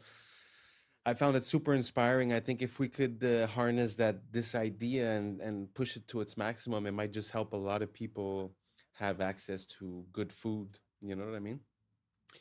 I don't know if it exists or if it's possible in your city, but you could easily buy a machine and prepare some plates and people would have a better option instead of, all the junk food that they always sell in those things. The reason why is because the shelf time is so high, they could just fill it up and not really think about it, right? But if you would have a catered, vending machine, I don't know. I've never thought about it, but I find it super interesting. If someone could take that idea and run with it, I would be so happy to hear that I've created an enterprise. But hey, just an idea I'm sending out there in the cosmos, and you guys let me know if it hits, and let me know if you've ever seen a vending machine like that, like a handmade, custom, from the ground up. I really love this man. I find it super beautiful. He loves what he does. I just wanted to shed a bit of light on his situation. I find it so beautiful. Let's keep on rocking. These robots are inspired by ants and were developed by South Korean scientists. Each micro-robot is 600 micrometers tall and interacts with others using magnetic fields. The micro-robot swarm was able to unclog tubes that resembled blocked blood vessels. This technology could potentially be used to clear plaques from clogged blood vessels in medical treatments. In this other application, the micro-robot swarm transported a chunk of the metal indium to complete or break an electrical circuit. This allowed it to turn a light on or off with precision. The micro-robots were able to assemble into a group and coordinate their movements to walk over an obstacle. By leveraging their collective strength and synchronized actions, they successfully overcame barriers, demonstrating their ability to adapt and perform tasks that require precise teamwork. The micro-robots used centrifugal force for self-throwing, propelling themselves over obstacles. A swarm of 200 micro-robots successfully separated heavy liquid metal into smaller pieces in just 5 seconds, despite its high surface tension. They then moved the pieces, joined them back together, and shaped the metal into a smooth sphere. This demonstrated their ability to handle complex tasks with precision and control. The micro-robots formed a spinning swarm on water, creating a floating raft structure that allowed them to carry a pill 2,000 times heavier than a single robot across the surface. This approach could be applied to deliver lightweight medical supplies or drugs across liquid environments in remote or constrained settings. In this example, the swarm used orbital dragging motions at 2.5 Hz to block the superworm's path and stop it from reaching the food. As soon as the swarm stopped its spinning, the worm was able to move toward the food. The micro-robots guided an ant by using a spinning motion to block its path and topple its legs without causing harm. By controlling the swarm's direction, they successfully steered the ant to a desired location. This technique could be applied in pest management or controlled behavioral studies of small organisms. The micro-robots can assemble into structured swarms or disassemble into individual units based on the strength of the magnetic field. By adjusting the magnetic field intensity, their configuration can be precisely controlled to perform tasks like transporting materials or navigating complex environments. Here we see the micro-robots using orbital dragging motion to rapidly circumvent obstacles with precise single-axis manipulation. This allows them to navigate barriers efficiently, completing the task in just 180 milliseconds. Well, that's pretty crazy that we're there. We have micro robots. Kind of scary. I mean, as much as it's impressive, it's kind of scary because if you could have that in your blood vessels, who knows how it gets there. I mean, obviously for a surgery or something, it's interesting. But to have something so small that could be ingested raises some concerns. And also, if somehow this little robot would have the capability of flight or levitation, I don't know, the possibilities seem to be endless, like a swarm in the air, or I don't know, kind of scary to me, but let me know what you guys think down below. Let's keep on rocking. It's a bad idea to let the people who make the food give you advice about what food to eat. 4 of the most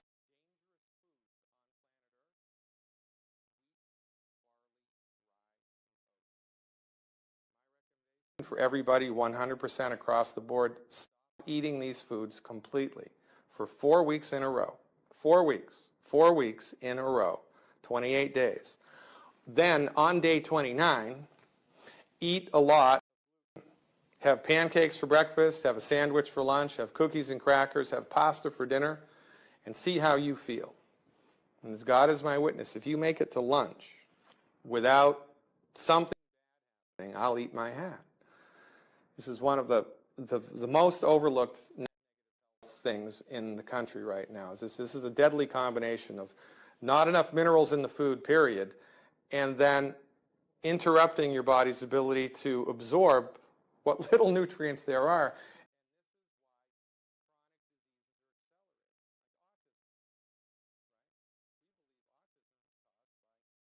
Bad nutrition in the blood of the pregnant mother. As the fetus is developing, it needs raw materials to make a brain, make a heart, make a liver, make a kidney. You can't make that out of pixie dust and air. The body needs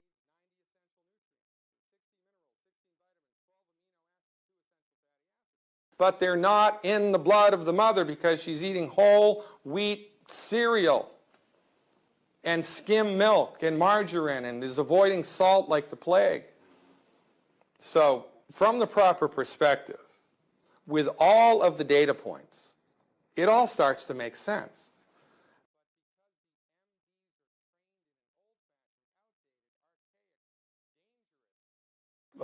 Understanding of the human body, they completely miss all of the most important things. So their job, again, is not to fix the problem. You can manage it, which is better than suffering.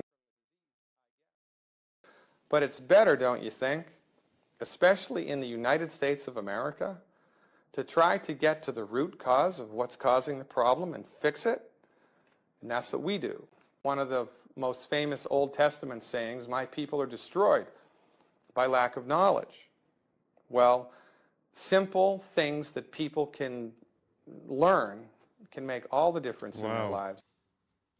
As much as I love to listen to him speak and it makes so much sense, it kind of makes me sad to think that there's not more doctors talking this way or approaching things this way, seeing the body as a whole and seeing nutrition as the main medicine that man needs. Wow, that was really Interesting. Listen, I'm gonna give it a shot. 28 days. No, what did he say? Wheat, oats, barley, and rye. I think it was those four. I'm gonna do it. I'm gonna do it starting today, and I'll let you know. Sorry, I'll let you guys know how it goes. And if anyone wants to do it as well, you let me know down below how it goes for you, and we could compare notes. Let's keep on rocking. I bought my dugout as a fairly small 2-bedroom dugout, and I've been extending it over the years. For somebody driving into town the first time, you wouldn't think there was a lot here, because 95% of it is hiding underground. People drive in and go, where is the place? I don't understand. Kubapiti is from the Aboriginal Kupapiti, which means white man in a hole. At the moment upstairs it is about 122 degrees Fahrenheit. Down here we're sitting on about 71, 72 degrees. No air conditioning necessary. We're right out in the middle of nowhere. It takes a day to drive here from Adelaide. I'd say there's about 1,000 underground dwellings and at least 1,500 people living underground. We've got 5 underground churches. We've got underground motels. There's some amazing underground homes here. Many bedrooms, underground workshop. You name it underground, we've pretty well got it. I bought my dugout as a fairly small 2-bedroom dugout, and I've been extending it over the years. Some of this I blasted out when I could get away with it. The cops don't like us blasting in town. We don't do it anymore. Back in the old days, if somebody was going to have a baby, we'd rock round there with a couple of compressors on a weekend and some jackhammers and a couple of cartons of beer, and by the Sunday night we dug out a room, cemented the floor and wired it up, and there's your new baby's room, honey. Even though we're so far away geographically from anywhere else, I don't know why, but we just love the place to bits.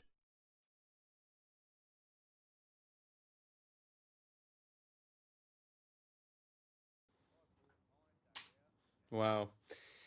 That's pretty impressive. I had never seen anything like that. A whole city underground. I had never seen anything like it. I find that so interesting. And to be honest, I could get it. I could get how living there must be so different, and you feel like you're living in another world in a way. And to change to go from that to something that you have to pay expensive for cheap materials.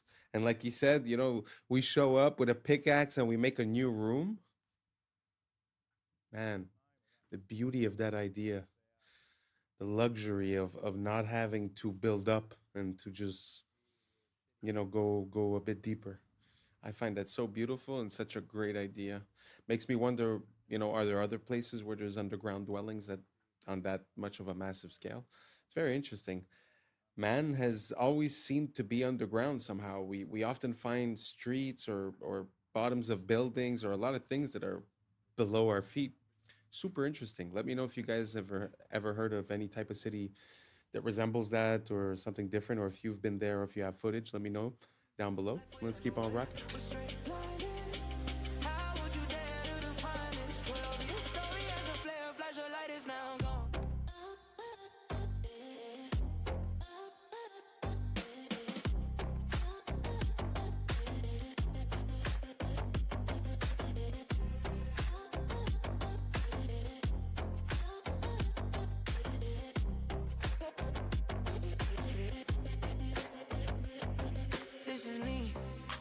Tell you, I am such a mess without you, and I must confess it's black or white unless we find equilibrium. Oh my god, I'm really not a skater, but damn, all that in one shot.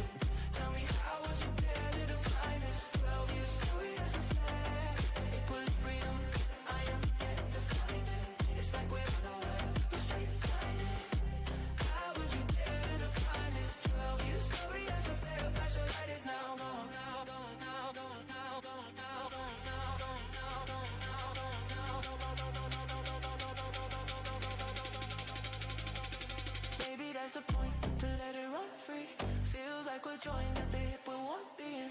Maybe that's a point to let it run free. Feels like we're joined at the hip with one being.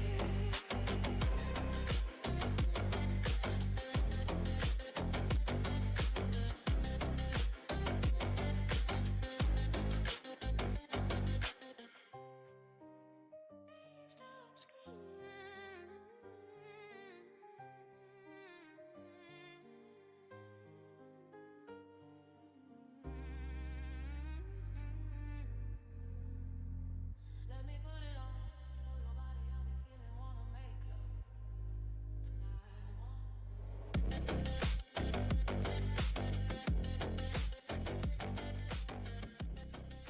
Wow. I didn't see the whole thing. I just put it in because the guy started off crazy. I don't know where this guy is from, but most of the skaters I see have a hard time pulling one of those, 2, 3 of those off. I mean, gee whiz. Wow, props to this guy. Anyways, we've reached the end. Thank you so much for rocking with us. And that's a wrap for today, familia. Whether you're tuning in with the sunrise or you're posted up after midnight, I appreciate your time, your energy, your curiosity. And don't forget, this isn't about truth or fiction. This is about perspective. If this sparked a laugh, a thought, a deeper question, then we did our job. So drop your thoughts in the comments, keep the convo alive, like, subscribe, and don't forget to hit that bell if you're riding the wave because we're just getting started. Until next time, stay grounded, stay weird, stay critical. I'm Adam Strain, and this has been Adam Strain Reacts. Peace!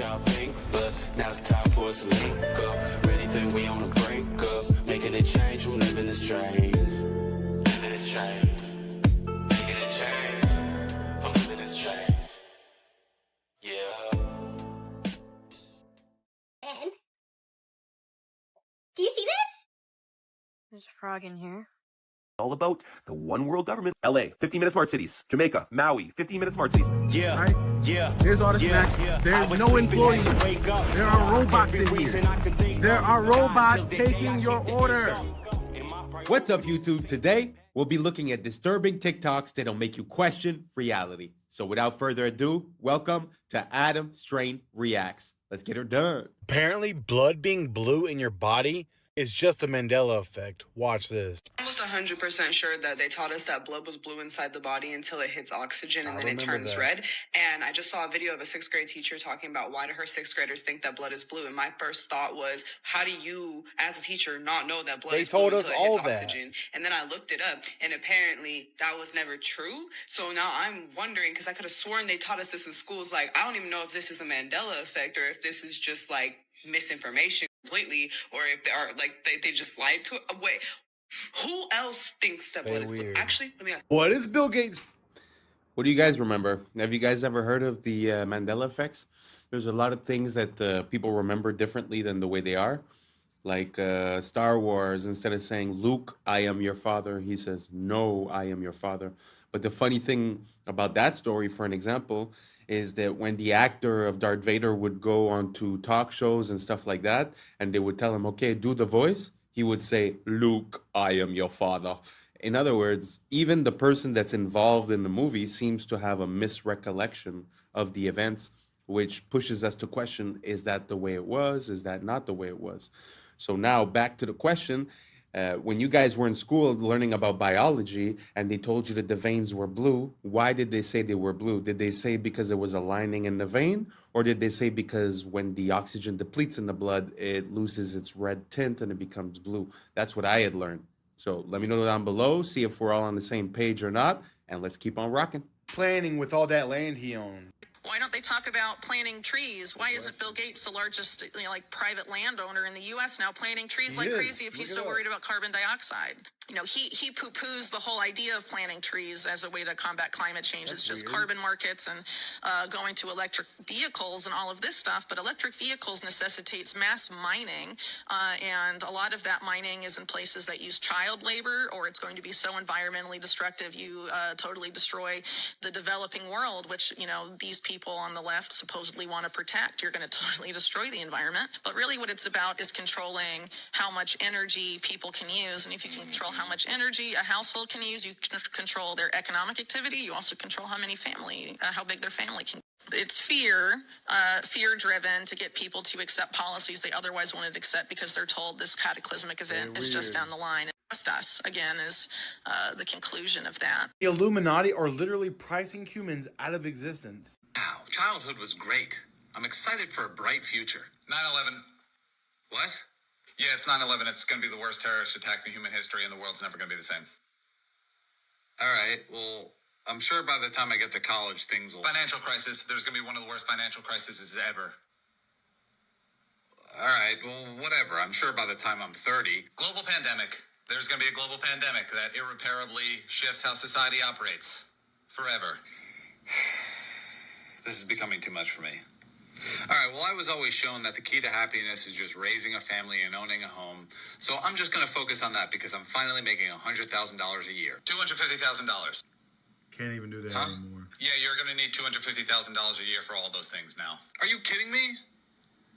Gee, I mean, I guess I'll just go back to medical school then. $300,000, that's going to cost $300,000 and also 10 years of your life. Oh, my... Whatever. I'll just pursue my passions and become an artist. They're going to try to replace you with AI. Good God. I can't deal with this anymore. I'm just going to revert back to my childhood and watch some of my favorite shows. Try to forget about this. Child abuse. What? Yeah, child abuse. They were all abusing children.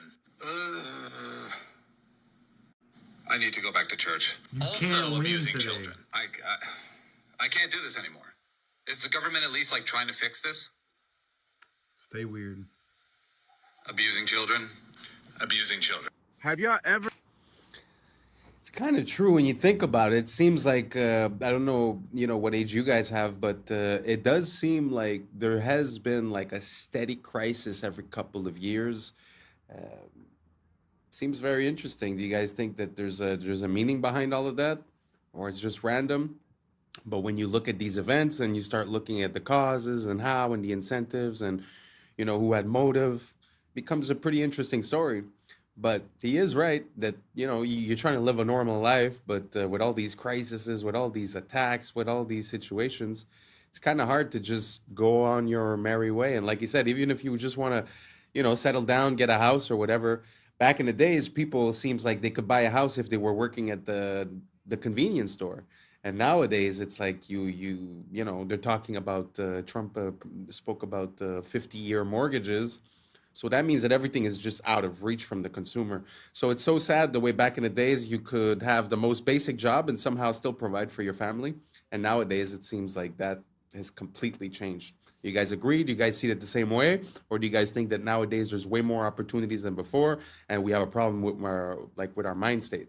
Let me know down below and let's keep on rocking. Ever seen anything like this?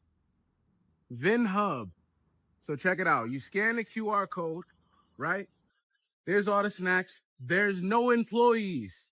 There are robots in here. There are robots taking your order. Oh my goodness. And they got everything. They got medicine. Oh my goodness. I have to order something. I have to. This is a crazy business model, y'all. This is a crazy business model. Can you see this? Do you see this? It's a giant vending machine. But instead of getting one Pop-Tart, you could get all the Pop-Tarts. Instead of getting the little bag of cheeses, you get the whole box, right? You go ahead and go grocery shopping in here. They got coffee made up there. They got A1 sauce. Come on, they got everything in here. Man, what? Oh, man, there's too many ways to make money, y'all. This is hard. This ancient rock appears to be a map, but not just any map, a map of Earth's magnetic fields. It's at Newgrange. It's a pretty big rock. It's above average, megalittically speaking. It's a boyfriend rock. If you split the hemispheres of the Earth at the line on the rock, you get the magnetic vortex points of North America, South America, Russia, Pacific Ocean, and Antarctica. It's not just the similarities, though. It's the alignment of Newgrange itself. It is aligned to the winter solstice. The winter solstice is a magnetic event. During that time, the solar wind is the strongest. Earth's geomagnetic response is the weakest. This is important. Newgrange is in Ireland, where the auroras are. Those are charged particles re-entering the Earth through the atmosphere. Ireland is also home to some of the craziest geological formations on the planet, including the composition of these rocks, which are magnetic. Earth's magnetic field can align grains in sedimentary rock. These are the studies from Newgrange proving it, but why? Well, believe it or not, this was very common in the ancient world. In Tiwanaku, Bolivia, Brian Forster showed that the H blocks are actually magnetic. In Egypt, at Elephantine Island, my friend Chelsea accidentally ran an experiment with her tensor rings. After putting the box on that altar, it mangled her copper tensor rings, but only the ones that were shaped like a magnetic field. Geometry might actually show us the answer here. Newgrange is part of a vast network of stone circles. Circles contain a vortex. It's the only geometry that can do that. Stones act as nodes that shape the magnetic field as it enters into the most optimal way that a magnetic field flows. To balance the flow through the crust, we couple where it's weak and then we get rid of it back to the atmosphere where it's too strong. But here are the opinions of what people think those carvings are. We start matching the stuff with our science. This perspective requires no belief, just an open eye and an open mind, and I got way more to show you. Terminator is the prequels to the beginning of The Matrix. Sarah Connor is actually Neo's mother. So JC, John Connor's Jesus Christ, grows up to be Neo, one and the same in The Matrix. The Matrix is in the future. The Terminator is the past. It's time travel, past, present, and future time travel. It's the second coming of the Christ, the evolutions of consciousness, man versus the machine.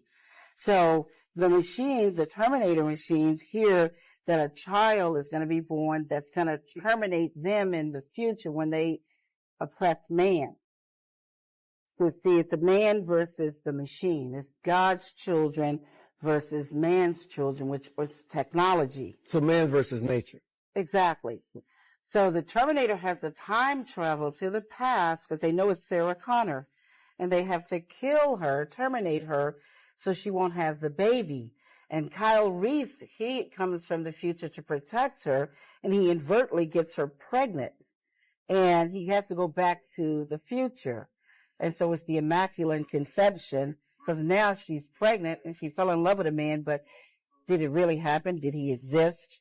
And then this child, when you see the three Terminators, the boy, and then the man child, subconsciously, he doesn't know why the Terminator is trying to kill him until he's hidden out in the city, in the Matrix, the future. When he reaches 30 years of age, the rebellion, reloaded, revolution starts. And the rebels come and they find him because they've been watching him all along. That's what the Guardians and the Sentinels are all about.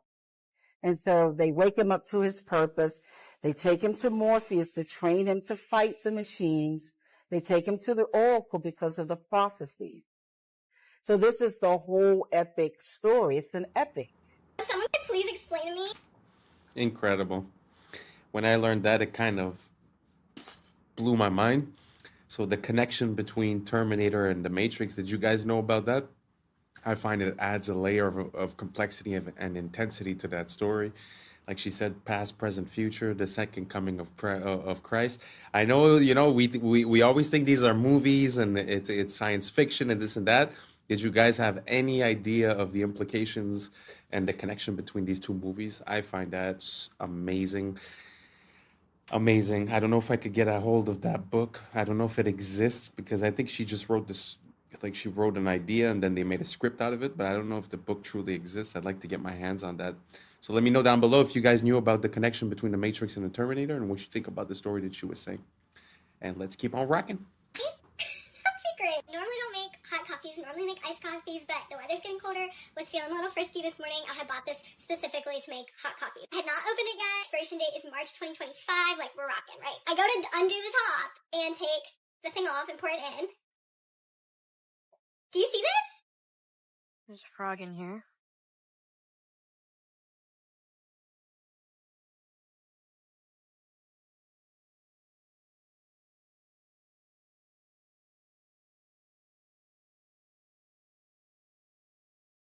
Open this. Look, drink water. It's crazy. La la la la la. La la la la la. La la.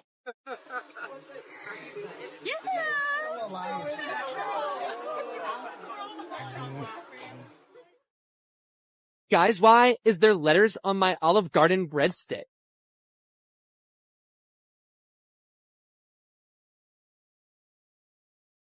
So if LA couldn't get any creepier with all the problems with crime and homeless, I ran into this billboard on this lot. So this is a vacant lot for construction, and it says, "Live life deeper, 144 stories underground. You may never go outside again." It's so creepy. I'm wanting to know if this is real with this construction site right here.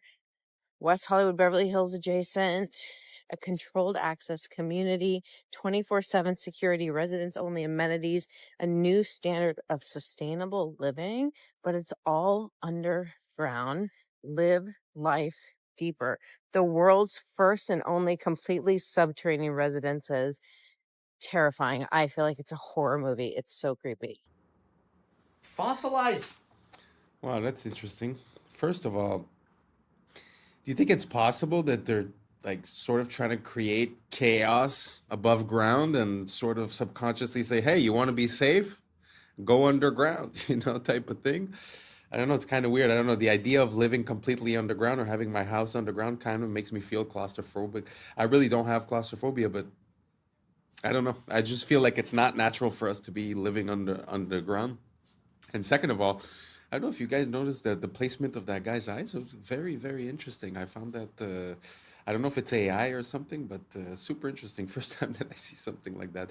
So let me know down below. Would you guys like to live underground in a complex like that? Do you think it makes sense? Or are you like me and you like your fresh air and the sun and it's not for you?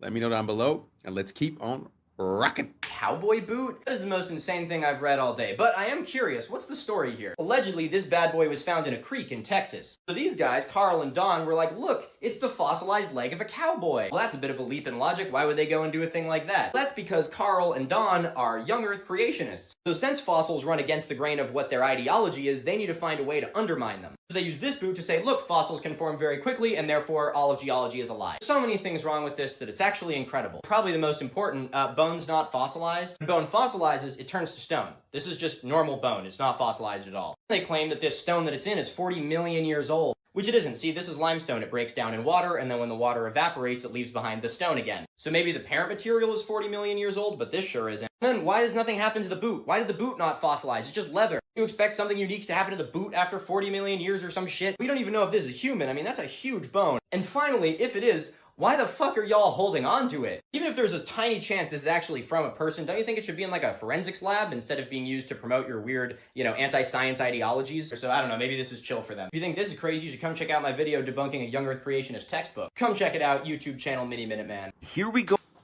I put this in because I've seen that picture and that story a few times by people trying to negate the timeline, let's say. And they were saying that was basically petrified, but when something is petrified, like he said, it changes the composition into something that's more crystalline, a crystalline structure. And so he is right in a way that that's not really proof, because when you think about it, the leather didn't even have time to change. So pushes me to another question. How is it possible that this man's leg and skin got replaced by limestone? I guess that would be the part that I don't really understand. But I just put this in there because sometimes I see it used as proof positive that basically the timeline is off. And, you have to be honest on both sides. So I like to see one side and the other one. And that's why I presented it here. Now let's keep on rocking. Oh, again, the Philippines was just hit with a massive typhoon. And you know what's interesting about all this? Again, this was another place that they proposed to build smart cities. These 15-minute cities of the future connected to digital IDs and electric cars. And you can't leave. This is all about the one world government, one world control. LA, 15-minute smart cities. Jamaica, 15-minute smart cities. Maui, 15-minute smart cities, all get hit with natural disasters. Now, why is it that every time these future utopias are announced in these places, they all get hit with these natural disasters? Don't you find this quite odd? Are you putting the pieces of the puzzle together like I am and seeing a direct correlation here?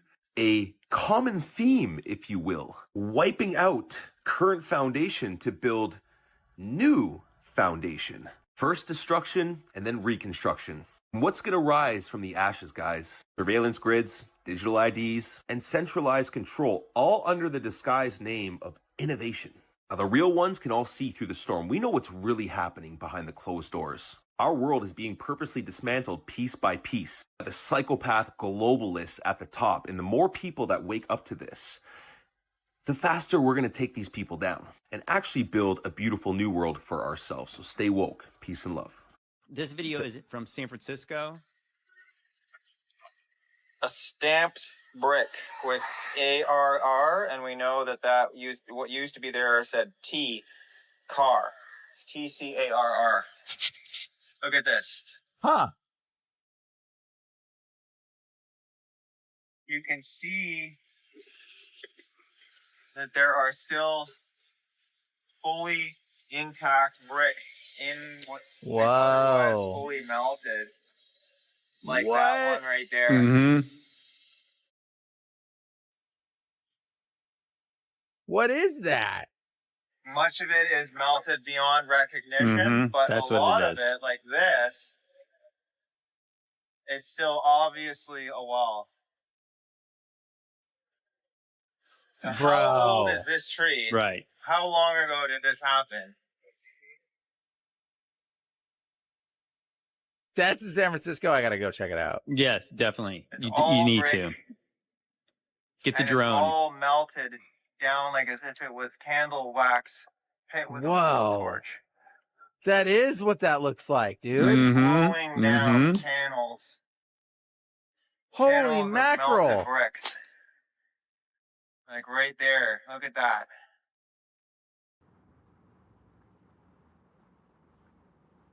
Still bricks sitting there, and that's the same kind of brick that this is, that's stamped. This is the evidence. It's very interesting. There's a word called meltology where people start looking into all these rocks and mountains, and they start identifying structures that they see as melted. And what's interesting about this one here is that I've heard things about melted brick before, and it's kind of a point of contention because if you want to heat brick sufficiently for it to melt, you're talking about almost 3,000 degrees Fahrenheit and maybe 1,500 Celsius, which is very, very high heats, even for fire. So it's an anomalous situation when you find melted bricks. And anyways, to connect that, some people say that there was some plasma event or something basically that changed our plane of existence physically. So I don't know if that connects into that or if it comes from a fire, if it comes from another story. But again, it's just very interesting to see melted brick because the heat required to do that is very, very high. So yeah, that's why I put this in. And let's keep on rocking. Because there's a case of partial preservation of what was there. You know, because if you didn't find the bricks, you didn't see the little details of bricks in there, somebody would just say, oh, well, wind and water did this over 1 million years, right? They would say, oh, it was 15 billion years caused rocks to look like this. No, it took about probably 10 seconds of like the hottest thing you could possibly imagine, just burning something, and it literally melted like a candle melts. That's what you see there.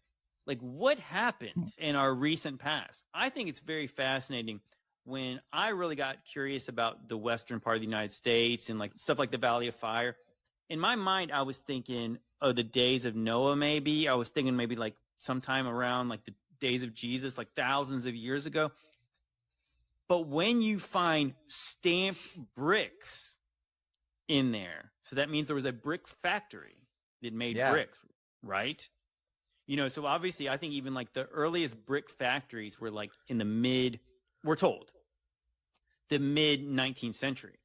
They had factories that made bricks en masse. So when did this thing melt like that? Elon Musk said something so shocking at this event. The audience must be completely clueless for them to go along with this rather than start heckling and saying, what the Sam Dam are you thinking? Listen to this interview or this clip. It's absolutely shocking, and we're going to unpack it. I think we may be able to give people, if somebody's committed crime, a more humane form of containment of future crime, which is if you say like you now get a free Optimus, and it's just going to follow you around and stop you from doing crime. But other than that, you get to do anything. It's just going to stop you from committing crime. That's really it. You don't have to put people in like prisons and stuff. It's pretty wild to think of the various of all the possibilities, but I think it's clearly the future. Now, Optimus is that goofy little robot standing next to him. His idea is that criminals will have a robot following them around to prevent them from doing future crime. For one, how is this goofy little thing supposed to stop you from doing crime? But for two, I don't even think he was being serious about this. I think this is predictive programming or conditioning. Get ready for robots to police you.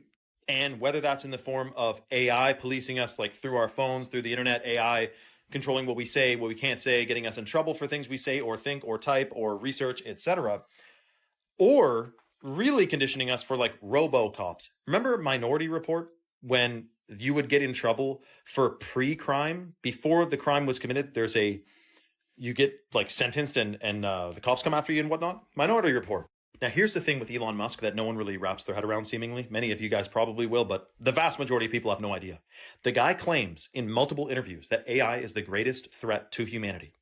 He then proceeds to make brain implantable microchips, self-driving cars, and his whole thing centered around artificial intelligence. It's like warning you about a forest fire while they're stoking the flames of a campfire next to the forest. I mean, it's absolutely ridiculous. What's interesting, though, is that he's portrayed as this freedom-fighting dude. Woo! Brain implantable microchips. What don't you understand about that? And the selling point is that it's going to make you superhuman, or it's going to help people who like can't use their arms, but if we put a brain microchip in there, they'll be able to move their arms again. It's going to be good for humanity. No, it will not make you superhuman. Merging with artificial intelligence will make you inhuman. You will no longer be fully human if you merge with AI, which is the plan, the mark of the beast. Let me know your thoughts in the comments below and follow for more. I'll admit, within the first few seconds of this video, you're going to go, I'm not so sure about that, man. But tell me if you think all of this in totality could be a coincidence, because I'm thinking it's more of a stretch to think this is a stretch. It's clearly happening and it's in your face. Watch this. The world might actually be run by demons. At almost every major city, there is symbolism for Lucifer. The United Nations headquarters is located at 666 United Nations Plaza, where there is tons of demonic symbolism such as this end times beast. In the Bible, it says 200 fallen angels descended at Mount Hermon, and the UN just happens to have a base there. The craziest part is that at a city called Astana, a city that's been purposely hidden from us, there's a massive pyramid, much like the one on the money that controls our entire world. And inside this pyramid, there's 200 perfectly aligned chairs. It's almost like the 200 angels that fell have a secret base where they make their plans. At this same city, there is another torch that represents Lucifer. This evil symbolism even stretches to CERN, a government research facility, which has a statue of Shiva, the destroyer of worlds outside of it. So the 666 Plaza thing is true. The Mount Hermon thing is true. The Lucifer being the light bearer is true. The 200 chairs, that's legit. So that's only the tip of the iceberg. There used to be a website that is now scrubbed from the internet. I cannot find it. If one of you guys is a real techie, find this out for me. There's a website that showed the distances between certain buildings, like the Pyramids of Giza to the Basel, Switzerland World Bank, the International Monetary Fund, is exactly like 6,666 kilometers apart. And the One World Trade Center is exactly 666 miles from the Statue of Liberty. Whatever, not saying that exact, but it was a website compiling all these shocking distances that happen to line up with 666s. And they're like significant, buildings in the White House and all that. Now, remember also the Washington Monument.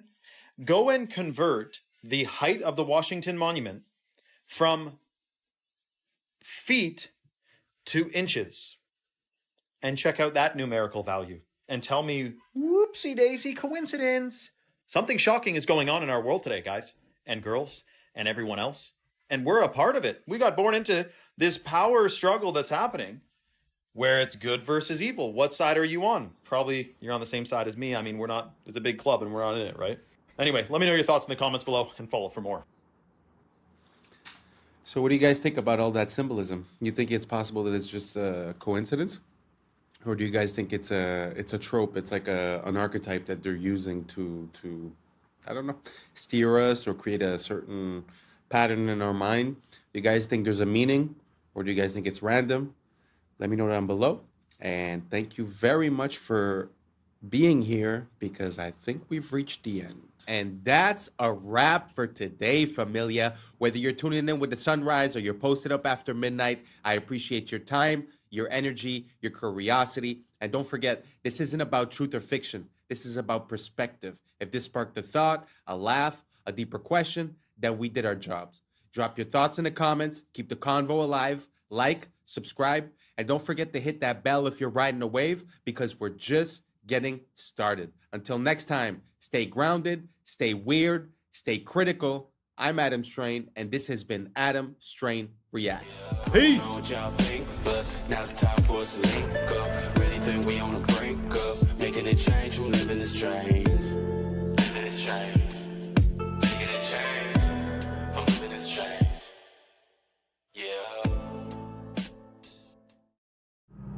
Yeah. Yeah. I was sleeping, had to wake up. Why? Every reason I could think of. God, till the day I keep the ache up.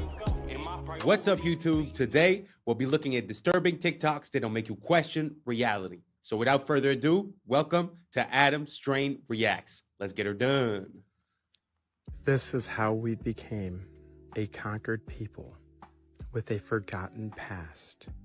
Little by little, piece by piece, removing all traces of a beautiful past, replacing the architecture above that was made to uplift and inspire its people with the architecture below with the exact opposite intentions. As we shuffle along to our 9-to-5s and our glass boxes, we are oblivious to the beauty that was once there. A people unaware of their true past and their true potentials are made to be the perfect drones. Where back then, the focus of the building was its beauty and aesthetics, while today, the focus is on consumerism. Speaking of this McDonald's, look what they've even done in recent times. You can't strip all the beauty and color from the world overnight. And I know McDonald's is far from a good place to eat, but just look what McDonald's used to be. Colorful, bright, and vibrant. A place where it was a treat to take our kids to every once in a while, where their imaginations could run wild. Who remembers the little burger seats, or the forest that McDonald's used to have in them? Now the interiors all look like an ugly corporate meeting room. Little by little, drip by drip, this has been going on for some time.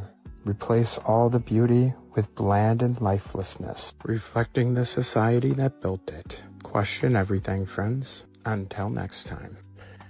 The insides of these World's Fairs were made just as beautiful and intricate as the grounds outside. And yet again, it displays a showcase of how our past was leagues ahead of our own abilities, housing an inside zoo and a zoo of people, and many, many elaborate displays. These look like anything but temporary. From the inside out, these are absolutely stunning. I believe, if anything, these to be the fairs of the inheritors, the controllers taking over the lands of a fallen empire and showing it off, showing off all the technology and the works of the old world. His story has been written by the conquerors. Question everything, friends. Until next time.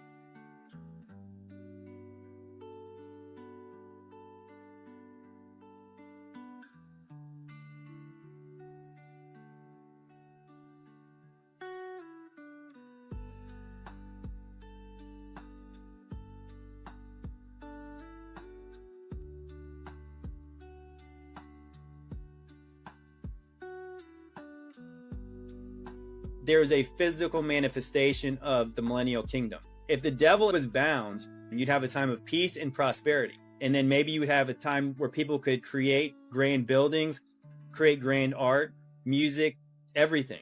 We don't even understand, probably, because I do believe the devil is very active today, as most people probably understand that follow me. the devil, the demons, they are super active. We don't even know how many negative effects that they inflict on us all the time, because we wrestle not against flesh and blood. We don't know how much our thoughts get cloudy because of spiritual darkness around us. And then again, you put that on a macro scale, like everybody's affected by this spiritual warfare and oppression. If that was lifted, if the devil was bound and put in a pit, is that possibly that humans could do a lot more than they do now, because there was this freedom in your own mind, your headspace, to not be inflicted by these demonic beings? I think that you couldn't help but have physical results of that. So if the saints are ruling in heaven and they're doing it better than the corrupt sons of God, I believe there would be positive effects on the earth, and we'd be able to see the evidence of that. And maybe that evidence is the grand buildings, the grand cathedrals, the art, the statues and stuff. It doesn't mean that everyone was perfect on earth, but it does mean that there was an allowance for people to do more than they're doing now. Now that we know who didn't discover America, this guy right here, let's talk about who it wasn't named after. Amerigo Vespucci. Yeah, you remember that footnote in your history book that said Columbus discovered America, but they named 2 continents after this guy instead, Amerigo, or as his mama called him, Alberigo. Who names 2 continents after some guy's first name? So why did they name it that? Well, we're taught it's because this map, the 1507 Walt C. Miller map, which is the first place the New World was labeled the Americas, this combined with a letter from a Florentine bishop, a friend of Amerigo, gave credit to his friend for the discovery and the naming. But according to the Spanish, that might not be true, because Europeans didn't actually name America. It was already named that. You know, the people who already lived there, who didn't think it needed to be discovered because they were already there, they called their home America, or various spellings of such. So why did they name it that? Well, it's very likely because of this. The South Americans worshipped a god called Amaru, or Amaru Ka, a feathered serpent. And Amaru Ka to the Aztecs was Quetzalcoatl. So according to Manly P. Hall, the children of the sun adored the plumed serpent. So much so they named the whole place after him. Amaru Ka literally translates into land of the plumed serpent. So no, it wasn't named after some guy. It was named after some old serpent. This was an electric quick... Very interesting. What do you guys think about that? Because I do remember the time when I was in history class and they were teaching me about America, and they were saying that they named it after the map maker. I always found that weird. Like, why didn't they call it Columbia or something like that, right? For Columbus, or for the actual person doing the exploration and not necessarily for the map maker. I always found that weird. But with the link towards the ancient civilizations of Mexico, it actually makes a bit more sense. And it actually connects back to Tupac. Because Tupac, I think that was the plan of his name, was Tupac Amaru Shakur. So the idea, I think, is pretty close to that. They probably knew something or had lineage towards it. But what do you guys think? Do you guys think America was named after Amerigo Vespucci, or was it named after something that was already here? And regarding the videos before, with the demon possession and the beautiful buildings, I feel like demon possession is like a word that we put, but the question that comes to my mind is more, if you compare living around those buildings the way they were built before, beautiful, ornate pieces of art, basically. Like, maybe you could call it demon possession or demon oppression, the fact of living in these cardboard boxes, because basically, let's say humans get inspired. So if I put you in a place that is beautiful, made of art, that is an expression of the beauty of this world, you might have a different thinking process. You might come with different solutions, with different thinking results. So maybe that's the whole thing. Instead of calling it demon, maybe it's just us not being at our top, at our divine, because it feels like we sort of sacrificed beauty for convenience. But my question is, a few generations down the line, what happens when, they say you're a product of your environment? What is the product of this type of environment compared to the product of a glorious, majestic, beautiful, ornate, So do you guys think that it makes a difference? Do you guys think the buildings have an effect on us? Do you guys think that whether we live in a Sixtine Chapel or whether we live in a square box, it's the same. It's up to us. Let me know down below, and let's keep on rocking. Service station for electric-powered taxis in 1940. The fleet of taxis would just pull up, and they would quickly swap out the battery, almost like a NASCAR pit crew. It's funny, they had fleets of electric vehicles, electric taxis like this, electric trucks, so much. I went to the Museum of Science and Industry this spring in Chicago, and they had a whole wing of the history of the automobile. Not one of these electric vehicles were shown. Just the reintroduced technology from today, like the Teslas and stuff. Nothing on these electric trucks here. Nothing on these electric buses. It's like they didn't want you to know the capabilities and power of the past. And the parasites can keep on charging as a premium for their petroleum-based vehicles. Question everything, friends. Until next time. You've been lied to your whole life? I will never stop being amazed by the amount of inventions that come from the 1800s or before. It is truly amazing. It's very sad that they've erased this from our past. Do you guys think that it's true that we had electric cars way back in the days and we just reintroduced the technology? Let me know down below. Let's keep on rocking. If you don't even know it. This was the biggest realization I had when I moved to Asia. We were bred to be absolute fucking slaves. Everything you do is in the best interest of massive corporations and the government's control over you. You're sold on a consumeristic ideology that you need the bigger house, the fastest car, and the flashiest bust down. The Federal Reserve is in fact the biggest scam in human history. And you're told that happiness is only attainable if it's bought. People out here don't have shit, but they're happier than you will ever be. You literally have the option to be here right now, but instead you fell for the trap to sit in a cubicle thinking that one day that will allow you to get here. It's the most genius trap to make the wealthy wealthier and the poorer poorer. As soon as we stop participating in this fucking rat race, watch how the elites shit their pants when the cash flow stops. Windows 10. Wow, that was a gem.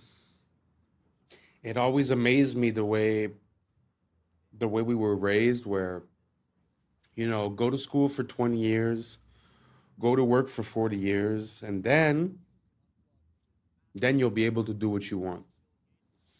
Makes no sense. Because in my mind, if you've never worked the muscle of happiness, you don't even know how to be happy, you know? And if you've never cultivated hobbies, passions, and things to do, you'll get at that moment and you won't really know what to do. So if I have one piece of advice, try to live it, man. Try to live it before you die. Because I know that money and, like you said, the rat race and all that, it seems real. But life is very short. So try to live it. Try to live it as much as you can. Try to be happy daily. Even if you're in a bad situation, try to accept it and move towards a better situation. Try not to get stuck in a rut of negative thinking, because I feel like that keeps us stuck in the mud. Anyways, who am I, right? Doesn't matter. Best of luck to everyone, and let's keep on rocking. This ain't over. Is officially dead. And now spyware that takes screenshots of everything you do every few seconds comes built in with Windows 11. This is real. Microsoft even bragged about it, and it's some Black Mirror in real life. But there is a way you can unplug from this mass surveillance operation that Bill Gates probably doesn't want you to do. So if you're watching this anytime after October 14th, 2025, Microsoft has officially ended support for Windows 10 after 10 long and faithful years. RIP. Which doesn't mean mean it's not going to work anymore, but over time it's going to become more prone to incompatibility issues, viruses, and other unfixable errors, kind of forcing everyone, myself included, to switch to Windows 11, which Microsoft announced has a built-in program called Recall, powered by their AI Copilot assistant, that explicitly states it takes an image of your screen every few seconds to sort of act as a browser history, but for all of your PC activity. Yup, even your offline sessions are gonna be tracked, meaning you can sort of rewind and search through everything you've ever done on your computer using AI, which is kinda cool, but also kinda creepy. Microsoft claims the AI will run entirely locally, so like inside your computer, not on some remote cloud server that they have access to. And the screenshots will also be stored only on your own computer in an encrypted file. I mean, if you think you can take their word for it, sure, no judgment, but you really never know with tech giants these days. And it still does give actual hackers an easy way to access everything you've ever done on your computer. Everything. Luckily, you can opt out of this feature if you want, so be careful when installing it, as they probably hid it inside some recommended settings option that 90% of people are just gonna choose. And in case you already upgraded to Windows 11, there is a way you can disable it at a root level. Here are the instructions. Screenshot it, save this video, you're welcome. Richmond's City Hall, Gothic Revival, a palace of stone and glass. According to the textbooks, built in the late 1800s by men with horse carts, pulleys and chisels. But look at the details. Copper domes weighing tons, marble cut with surgical precision, spires climbing skyward. Even today, with cranes, 3D software and billion-dollar budgets, such feats take years. And yet, the story tells us, it was done in just a few years with primitive tools. Then, the absurd twist. Many of these masterpieces were demolished after only 20 or 30 years. Declared obsolete, outdated palaces of stone gone before their time. If the goal was utility, why such grandeur? If they were truly 19th century projects, why can't we rebuild them today with all our technology? Maybe because they were never ours to begin with. Perhaps they belong to another age, adopted, rebranded and quietly erased. Charleston, 1901 to 1902. They called it the Interstate and West Indian Exposition. Boring name, right? Puts you to sleep, sounds like nothing. But look at the pictures, what do you see? A city, not some food stands, not a few carnival rides. A city, Cotton Palace, Ivory City. Sound familiar, just like Chicago's White City. They recycle the same trick, palace this, palace that. Palaces for pigs, palaces for cotton, palaces for bee, whatever, ridiculous. And the story they tell us? They had no money, not a dime. They begged for funds, no one gave them any. And then, bam, a Spanish Renaissance city rises on 250 acres. Cotton Palace, sunken garden, auditorium, manufacturer's building, names that scream grandeur. If you're broke, you don't build an ivory city. You put up some tents and call it a day. But no, they give us a capital of marble and towers. And then the ending, failure. Only 600,000 people came, they lost money. Over $1 million spent, only 30,000 earned back. And then demolished. Every last piece except one building. The women's building. That's the history they give us. But think, so much talk about attendance, about exhibits, but nothing about construction. No photos of building crews, no scaffolding. Just poof. A city exists, and then it doesn't. So again I ask, was this really a fair? Or is it just another fake story patched together to cover these inconvenient photographs? Just when you think you've seen it all. Just by the way, these World's Fairs, I don't know if you realize, but there's more than one. I mean, it's almost every year. You know, St. Louis, Chicago, New York, they're everywhere. Paris, everywhere around the world. And funny enough, recently, I realized that they still go on today. Very interesting. I didn't know that. So if you guys want to look it up, they still go on today. So it seems like a very interesting timeline when it comes to these things. It's always the same thing, more or less. It's a short building period. Then you have the exposition, and then they destroy everything. They normally leave 1 or 2 buildings. And funny enough, everything is made to be temporary, but the buildings that they leave still stand today and are solid. So, I mean, for me, logically, it doesn't make sense. What do you guys think? Do you guys think that it's exactly what they said? I mean, because they said they built temporary cities built out of stucco, which is like drywall, basically, cement, and they just like basically make it look good. But like I said, the buildings that they left over are still there today and they're still standing strong. So for me, it causes quite an issue. What do you guys think about these World's Fair? Makes sense? Doesn't make sense? Let me know down below, and let's keep on rocking. Here's some more awesome, innovative, and a little wacky inventions from the early 1900s. Though I'm not saying this proves the existence of advanced civilizations of our past, there's already more than enough evidence presented for that.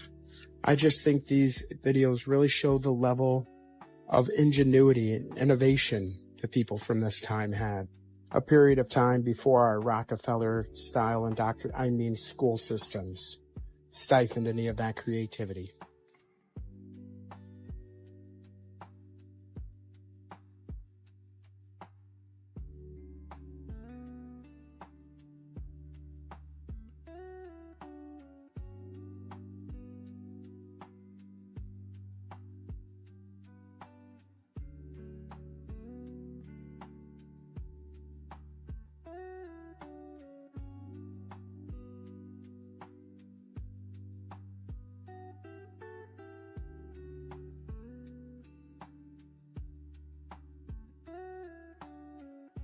So today we're going to do a fun one, best cooking pans if you decide to eat cooked food. So the first one we start off with is copper tin. This was the old school way of cooking things, but they used low heat, which is an interesting way of cooking. Then we got the old carbon steel, which actually contains carbon, which is very beneficial. So this is one to look into.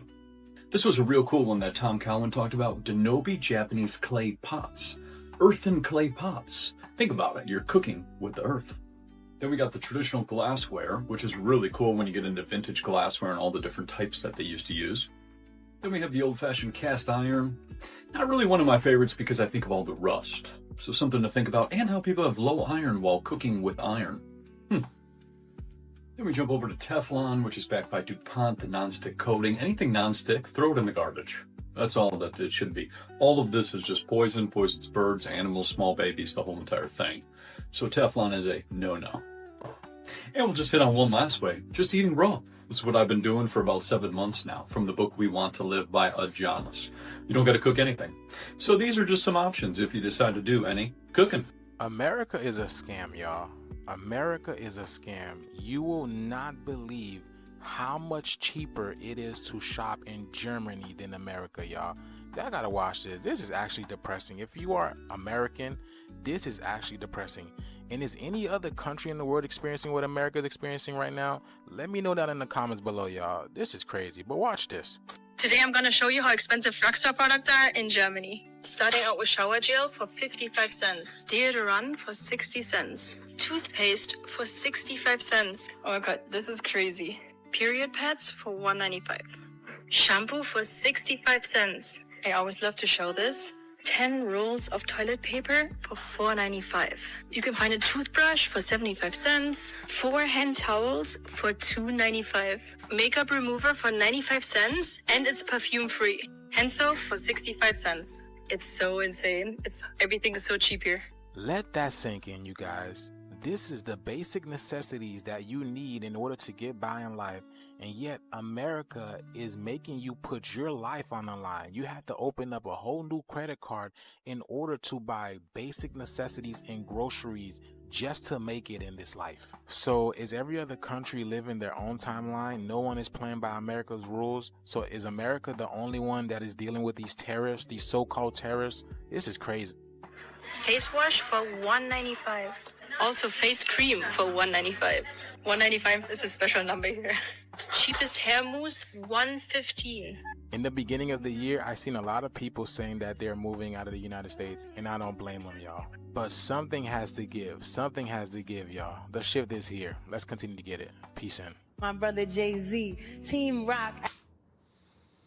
I know it's just like cool information, and it's just surprising, and it's fun to see how much they're paying in Germany, but it truly makes me sad. Truly makes me sad that, you know, so many people signed up for this social contract, for this American dream, and somehow all the stipulations and all the clauses changed, but we're still stuck in the same contract, you know? I find it so sad. All these things, like he was saying, are more or less basic stuff that you need, and it's like we're getting gouged every way, shape, form, side, you know? Like it feels like there's still some sort of respect for the consumer there.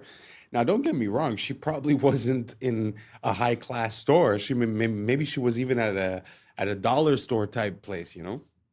But even at that, we don't get those types of prices whatsoever. So I find it super sad to see how we're getting treated, you know? Like our social contract is null and void because everything changed, but it's like we're still stuck here getting paid the same thing, needing to buy all these things, you know? So I don't know if you guys agree with me. Let me know what you guys think. How are the prices where you live? Are they better than before? Are they worse than before? Are they like Germany? Are they more like the States? Let me know down below. Let's compare and let's keep on rocking. Adam Blackstone, Hell's Kitchen, the Most High. Good evening, godless sodomite. Kneel before your God, Babylon!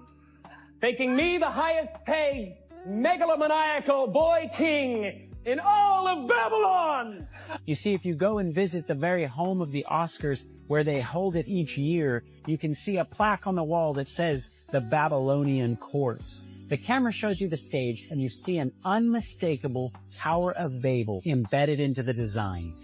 Outside of the Kodak Theater, you have the gates to Ishtar, and you have Babylonian gods put on the outside of the gates. They have the exact elephants. They have the same exact gate of Ishtar. They have the same exact Babylonian gods over the top of the gates. A lot of people come up here and they thank Jesus for this award. I want you to know that no one had less to do with this award than Jesus. He didn't help me a bit. So all I can say is, suck it, Jesus. This award is my God now. I'm thankful to the Oscar gods. The other names of the gentlemen are all gods as far as the category concerned. When you get this little golden statue, you become a star. Speaking of spiritual warfare and spiritual dimensions, 2 stories about people that have taken. That was interesting. I had never seen the occult symbology behind the Oscars. Very interesting. It's pretty obvious, huh, nowadays? I mean, of course, nowadays we're more informed and we're able to compare things and we have more pictures. Yes. But even at that, I feel like there's something. I feel like the veil is lifting. I feel like the same things that they would have said before we would have been clueless and just went with the show. And now somehow it seems like we have a bit more of what I call divine discernment. I don't know if you guys agree, but did you guys know about the Oscars and about all that symbology, all the reverence towards Ishtar, all the mentioning of Babylon, the incorporation of the Tower of Babel, even the way they speak when they talk about gods?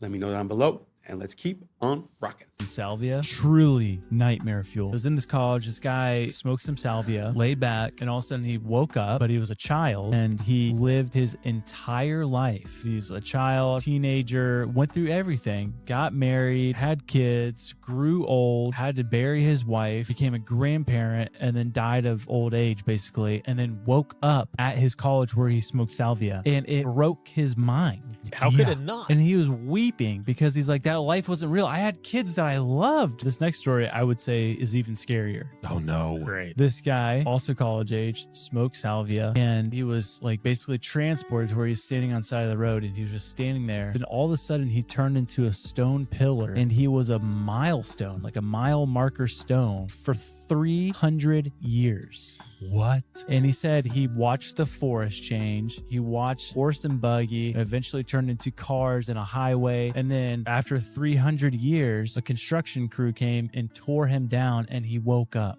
Bro, you go and try to get stoned, you become one. I mean, that's what's gonna happen. I mean, like, think about claustrophobia. Like, you have a full intellectual mind, yet you're stuck like that for 300 years. Straight up terrifying. There was an altar found in Israel. Joshua's altar was excavated, and they took the spoils from it. They find this little lead tablet about that big, and they know that something's going on with this. Because of computers and where we are, they're able to read what the script says. Joshua's altar is built right at the gateway to the promised land, and it says this: cursed, cursed, cursed. Cursed of Yahweh. Cursed, cursed, cursed. So I was on a Zoom call with the archaeologist in Israel when he did the presentation on this. I threw a curveball, and I said, I understand where it is. I understand I'm going against, but this is not to the people of Israel. This cursed tablet is to the people in the land. And also, when it says Yahweh, it's the first time that Yahweh is mentioned anywhere. And the archaeologists, we got to go back to school. What are we looking at here? It's all written in Proto-Canaanite, which of course I can't be, but they can. In my opinion, this cursing is to the inhabitants of the land, which are the seed of the dragon, which are the Nephilim tribes, which were never supposed to be there. Wow. And right, it just goes like this. Yeah. It just goes like this. That's fascinating. Yeah, the more you dig, it all just connects. Y'all look, it's $33 because she put her American Express.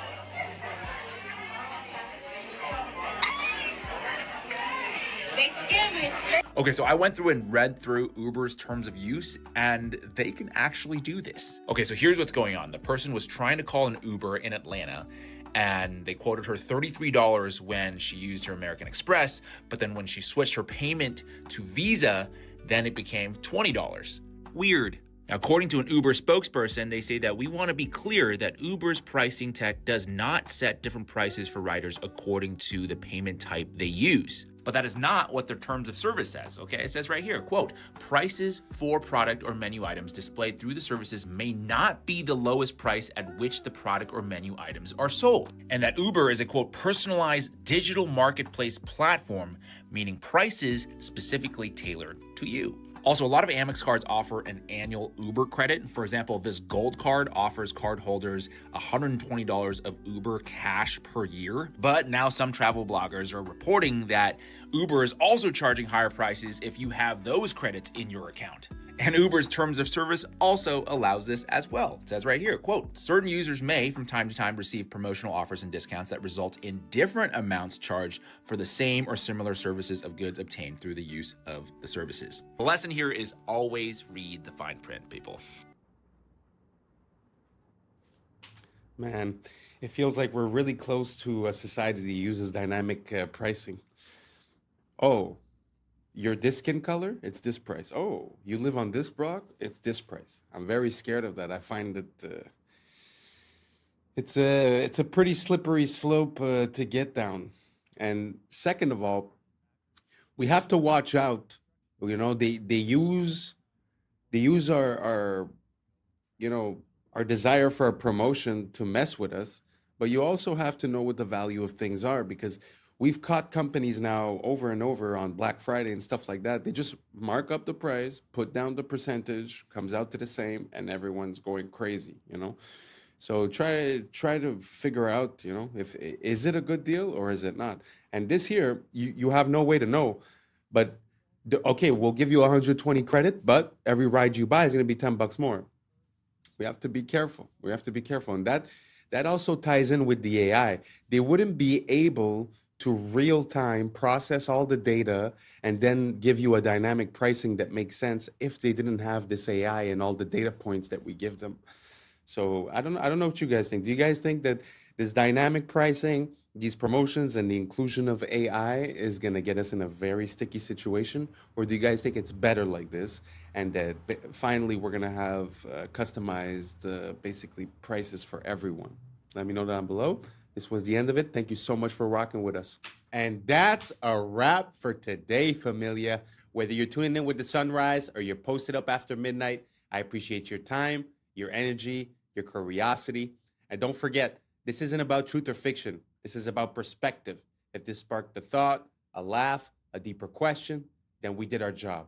Drop your thoughts in the comments, keep the convo alive, like, subscribe, and hit that bell if you're riding a wave, because we're just getting started. Until next time, stay grounded, stay weird, stay critical. I'm Adam Strain, and this has been Adam Strain Reacts. Peace! Now it's time for us to link up. Really think we on a brink up. Making a change from living this train. Living this train. Making a change from living this train. Yeah. Only organics are stacked in a row. You never put regular bananas under organics because then it makes it not organic. We grab our liquid, put it in a little machine. 2 bottles for this one. Pour it up. Close the room. Change the temperature to 60 degrees. Both sides. It's all set. We turn our little sign here. What's up, YouTube? Today, we'll be looking at disturbing TikToks that'll make you question reality. So without further ado, welcome to Adam Strain Reacts. Let's get her done. Yo, this video is kind of scary, but not in the way that you would think. Now, this simple drawing is something that you'd probably do in high school. But what if I told you that these simple lines can actually trick your brain? Now watch closely. It looks completely random. That's until the paper folds.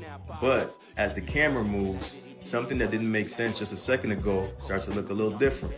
With a simple change of perspective, it looks like a perfect cube, almost like you could reach out and grab it. But the drawing never changed, only your point of view did.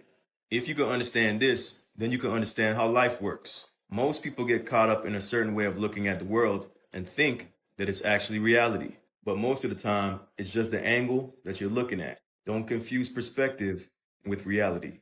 So this has got to be one of the most shocking stories I've ever heard. But it turns out the most powerful elites from our main foreign adversary, China, are basically ordering American babies like they're spring rolls from Panda Express. The Wall Street Journal recently reported that Chinese billionaires are using California's relaxed surrogacy laws to have dozens, even hundreds, of American children without ever stepping foot in the United States. One of the Chinese billionaires they profiled, Zhu Bo, openly admitted to having over 100 children through American surrogates. He just sent over his genetic material, and within a year, he got back a baby with the full rights and privileges of American citizenship. Another prominent Chinese executive hired U.S. models as egg donors to produce at least 10 baby girls with the stated intention of eventually marrying them off to other powerful businessmen. And some of these babies are sent back to China immediately. Others stay here to be raised by nannies. And there's now an entire American industry built around this. So obviously a bit disturbing, also ripe for human trafficking, child exploitation, and abuse. But it's also probably a national security issue, right? I mean, even putting aside the prospect of literally creating a Manchurian candidate, it doesn't take a whole lot of imagination to see how the system can be exploited by some horrible people and America's worst enemies. You want to know what's natural? This. You want to know what's not? This. These are ethylene liquid, which turns into a gas. Going to be doing room 3 today. These are the bananas for today. So in here we do gas, organics, and regular bananas. But the only difference is that nothing is stacked. Only organics are stacked in a row. You never put regular bananas under organics because then it makes it not organic. We'll grab our liquid, put it in a little machine. 2 bottles for this one. Pour it up. Close the room. Change the temperature to 60 degrees. Both sides. This is all set. We turn our little sign here saying that it's gas. I'm going to show you guys after the bananas get gas what they look like. We're going to pull a banana out. This is one of them. This is maybe a 3A's. After it's been gassed, it starts to turn yellow. We have this little pulp thing that checks the temperature and the pulp on these. That gives us a reading. And this is what the other side looks like. Starting to break in a little bit of yellow. Both of them compare left and right side. Wow. Listen, let me try to link all of these things together. See, the first video was talking to you about perspective, which is pretty much the goal of the channel, is to just allow for new information to maybe help you carve a new what I call a prism of perception, because basically light passes through the prism in our eyes. So I use that metaphor to sort of explain. Now, if we take as an example this situation with the bananas, it kind of makes sense from one perspective, which would be we want to save money, we don't want the fruit to rot, all these things. But at the same time, when you really think about it from a macro perspective, once you take a step back, how would it make sense that we're putting all these chemicals in the stuff that we're going to consume? So we know that the effect on the fruit is that it's going to mature and it's going to change color, meaning that they cut it before it was ready and they sent it, maybe they layered some other chemicals on it to keep it from maturing during the voyage. And then when it gets here, they start gassing it. So the only point I'm making is that I could understand how these companies have a perception that this would be good, but I just wonder as a people and as humanity, how we got to this point. How our prism of perception has been carved and manipulated for us to not even blink twice about all these chemicals and just the fact of basically trusting in the government, right? Or in these companies to make the right decision. So anyways, food for thought. What do you guys think about these bananas and the way that we process them? Does it make you want to eat them more or less? Do you realize that maybe importing stuff from another place maybe is not as cut and dry or easy as we thought? Because if importing something from somewhere else means that we must treat and chemically process these things, wouldn't that mean that maybe we shouldn't be doing that? I don't know, just an idea I'm having. Let me know what you guys think down below. Do you think, does it make you want to eat those bananas more or less? Let me know down below and let's keep on rocking. Creating art only using natural materials. Oh, I already know this is going to be extremely cool and detailed. Look at them eyes.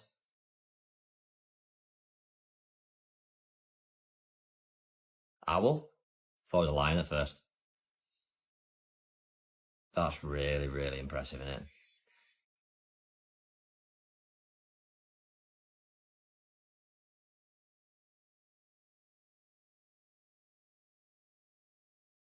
Cool. Peacock. Oh no.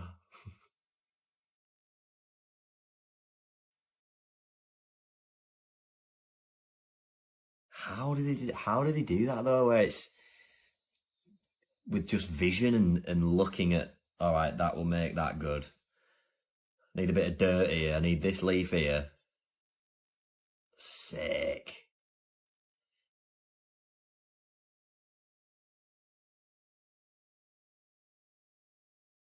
What are they for its claws? Wow. Wow. Impressive. What we're looking at is the Yukon Pacific Expedition, which was finished in 1909. This is in the Seattle area, and what is left of this expedition has become the University of Washington, which is north of downtown. The dates are going to be important here because this expedition supposedly was finished in 1909, but the first settlers to come to Seattle only made it in 1851. So that means after arriving in a covered wagon on Alki Beach, 58 years later, these Seattleites built this city. And as World's Fairs are supposed to be temporary, notice how permanent these buildings seem since we're still using them as the University of Washington. And this university has something called the Red Square, which you see surrounded by the nice trees.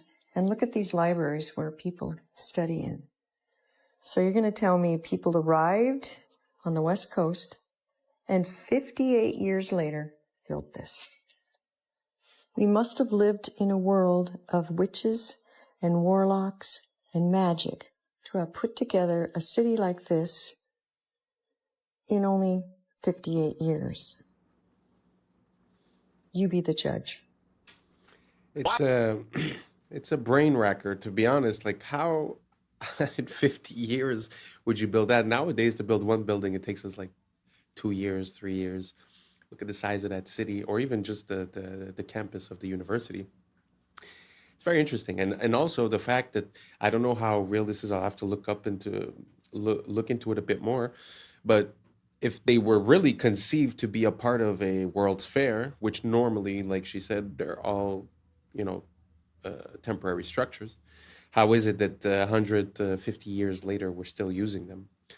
I don't know. What do you guys think about the World's Fairs? Do you guys think it was all stucco and plaster? Or do you guys think these were real structures? Were they built by us? Were they built before? Maybe we just had a technology that they're not admitting to. I don't know. Let me know what you guys think down below. And let's keep on rocking. Do European royals always look like men? Maybe there was something wrong with them. The testosterone could have been too high, or maybe we all know the real reason why. Oh, ma'am, that's a gent. Ma'am, oh, that's a gent. It's not all but like 90%. Take a look through history, it really ain't no mystery. 'Cause ma'am, that's a gent. Let's take a look at Sweden first, they'll have you on your knees. There's Charlotte, Ingrid, Sylvia, and don't forget Louise. And then there's good old England, quite a selection there. And now we have Camilla, sitting in that chair. Oh, ma'am, that's a gent. Ma'am, oh, that's a gent. It's not all but like 90%. Take a look through history, it really ain't no mystery. 'Cause ma'am, that's a gent.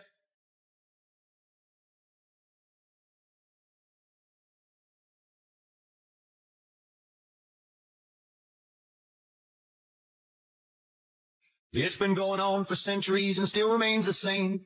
And this fine collection puts the first ladies to shame. Oh, ma'am, that's a gent. Ma'am, oh, that's a gent. It's not all but like 90%. Take a look through history, it really ain't no mystery. 'Cause ma'am, that's a gent. And this one's a robot.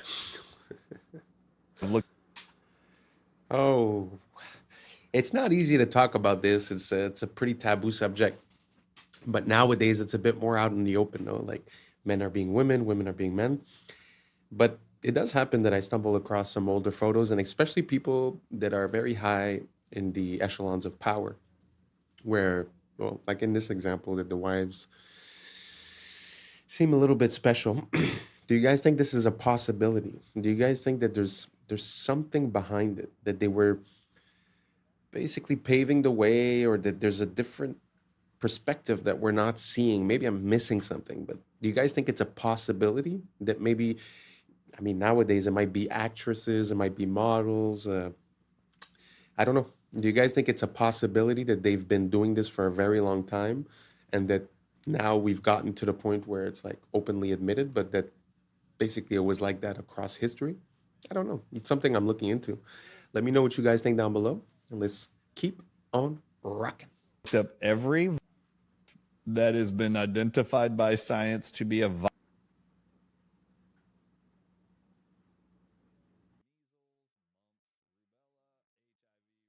I've looked them all up. You know that science has published that every one of them targets, everyone that I've researched, they know every single one of them, included targets nicotine receptors. Therefore, guess what the answer is? Nicotine. Guess where nicotine is found the most? Tobacco. Guess what? 200 countries right now in unison have been told to ban access to all citizens by the year 2030, and they're all doing it, including the United States of America. Tobacco and nicotine agents. Okay. Well, I was looking. Wow. Well, do you guys think that's possible? Because I have heard something along those lines a few years ago when we had that big medical situation. And there was a theory saying that, well, they were stating something different, but basically what they were saying is that the nicotine receptors were important to the process of being infected, and that basically consuming it would lower your possibility. Now, that was back then. That was a conspiracy. That was taboo. But today, if you just Google it, you write the CO, you know the rest, and nicotine, openly stated, they will say that it has an effect on reducing the risk of having the longer version. So they don't say for the initial infection, but they're still attributing a positive effect to the nicotine. So then it makes me wonder, is that the reason why all the restrictions?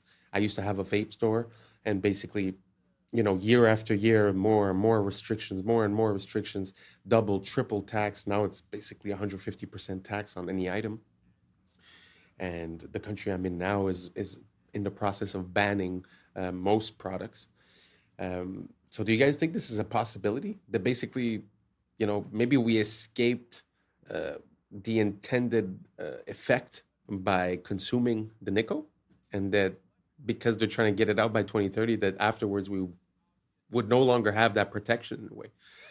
So I don't know. You guys look it up on your own side. Like I said, it used to be taboo, but now it's very out in the open. So let me know what you guys think down below. Is it possible that the nickel has positive effects, and that maybe we should be considering the opposite of banning it? Let me know what you guys think down below, and let's keep on rocking. Looking into the board of BlackRock, I got distracted by a rabbit hole. And the connections accidentally led me all the way back to the founding of American banking, and then all the way back to Mr. Epstein. You ready to follow a wild thread through the internet? Let's go, baby. So we're gonna start here, and we're gonna end here.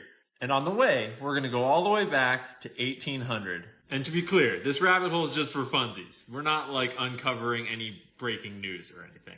But anyways, I was at the board of BlackRock looking into Pam Daly, who's deep in General Electric. And I was kind of realizing that I don't exactly know that much about General Electric.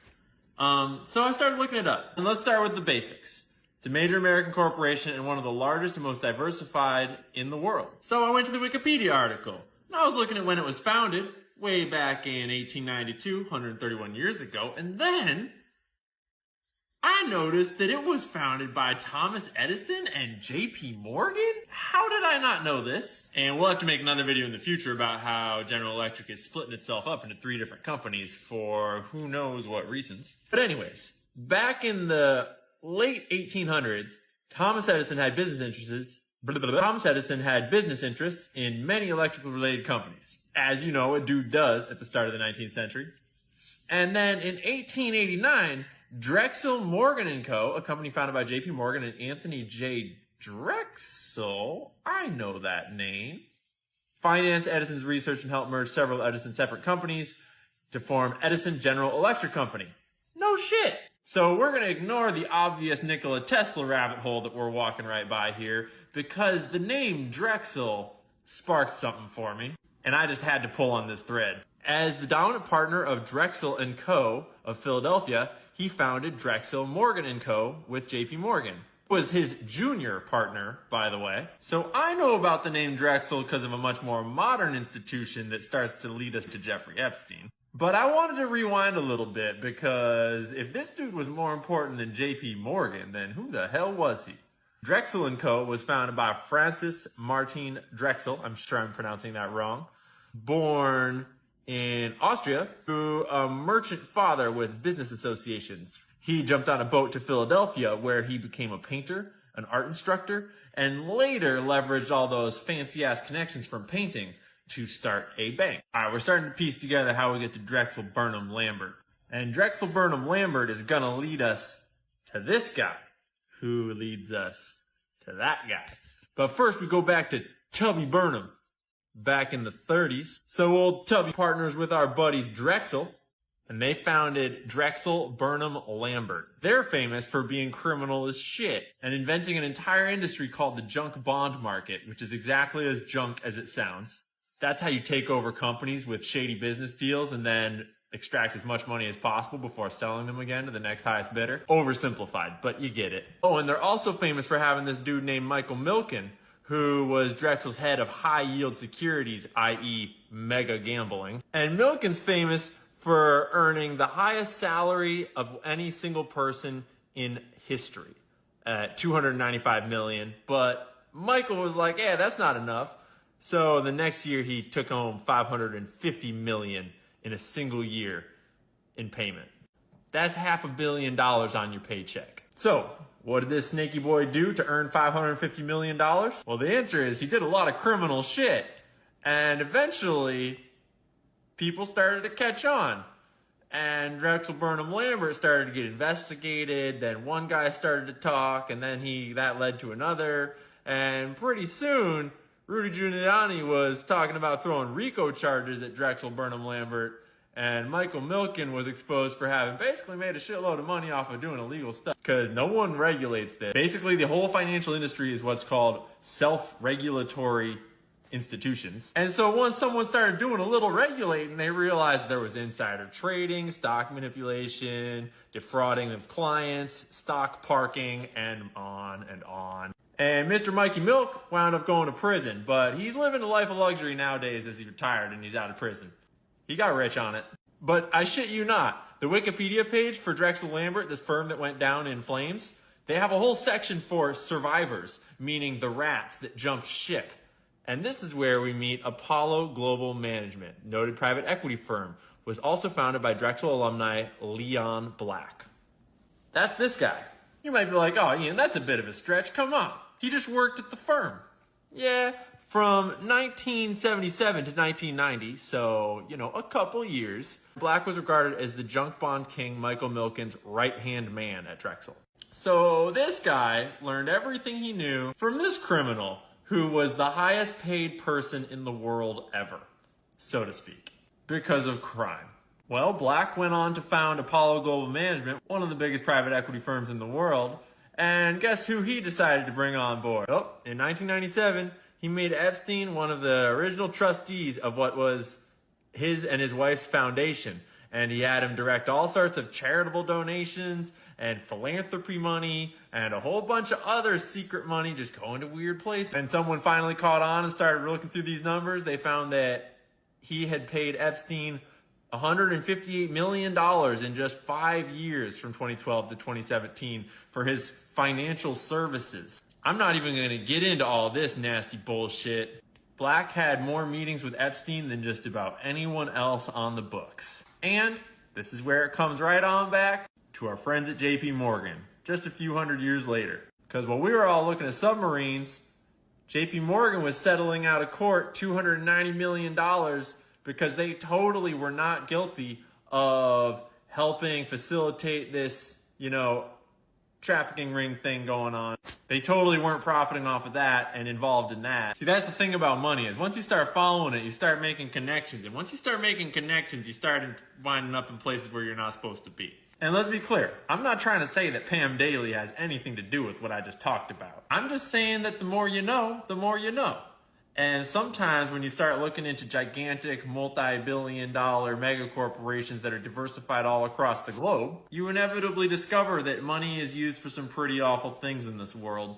And it's important to remember that money doesn't spend itself. There's always someone doing the things. So stay curious. Don't forget to do your own research. Wow, that was a big one. It's very interesting to see historically how these things happen, and this rabbit hole really doesn't have an end to it, especially with that dude that everyone's talking about with the files. That dude seems to be implicated in absolutely everything, like whether it be science, duplication of people, whether it be the financial institutions. He was one of the biggest partners with the JP Morgs in NYC. He was bringing in clients like Mr. Gates, all these billionaires. And I mean, even in the interview, Gates is like, oh, well, he used to help me with my taxes. Like, what does that have to do?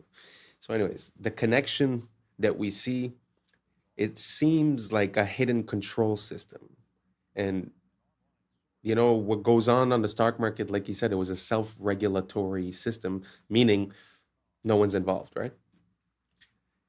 I think we've been asking for it for a long time. I think that our laws are open to this manipulation. And I think that the only way for people not to operate this way is to make it impossible for them to operate this way. So I don't know, food for thought. You guys let me know. Did you know that the file guy was involved so deeply embedded into the financial system of the United States, talking about these huge numbers? You guys let me know, and let's keep on rocking. This is a clip from historical film number 1119, produced in 1923 by the U.S. Army Signal Corps. The caption says, quote, "A smoke curtain, an important new chemical warfare development. Hanging a curtain half a mile long in 18 seconds," unquote. This 1923 film shows an aircraft spraying a trail where some of the chemicals rapidly descend to sea level to form an opaque vertical curtain. Observers have seen an increasing frequency of chemical warfare and other experiments in our skies. Spraying Agent Orange during the Vietnam War demonstrates the military has been developing more sophisticated chemical warfare operations using aircraft since 1923. As aircraft performance, altitude, and fleet numbers have increased over the years, observers are seeing a skyrocketing number of chemical experiments in our skies. The advent of the internet and digital cameras has created a spontaneous network of observers around the world who share their many observations of bizarre contrail emissions on YouTube.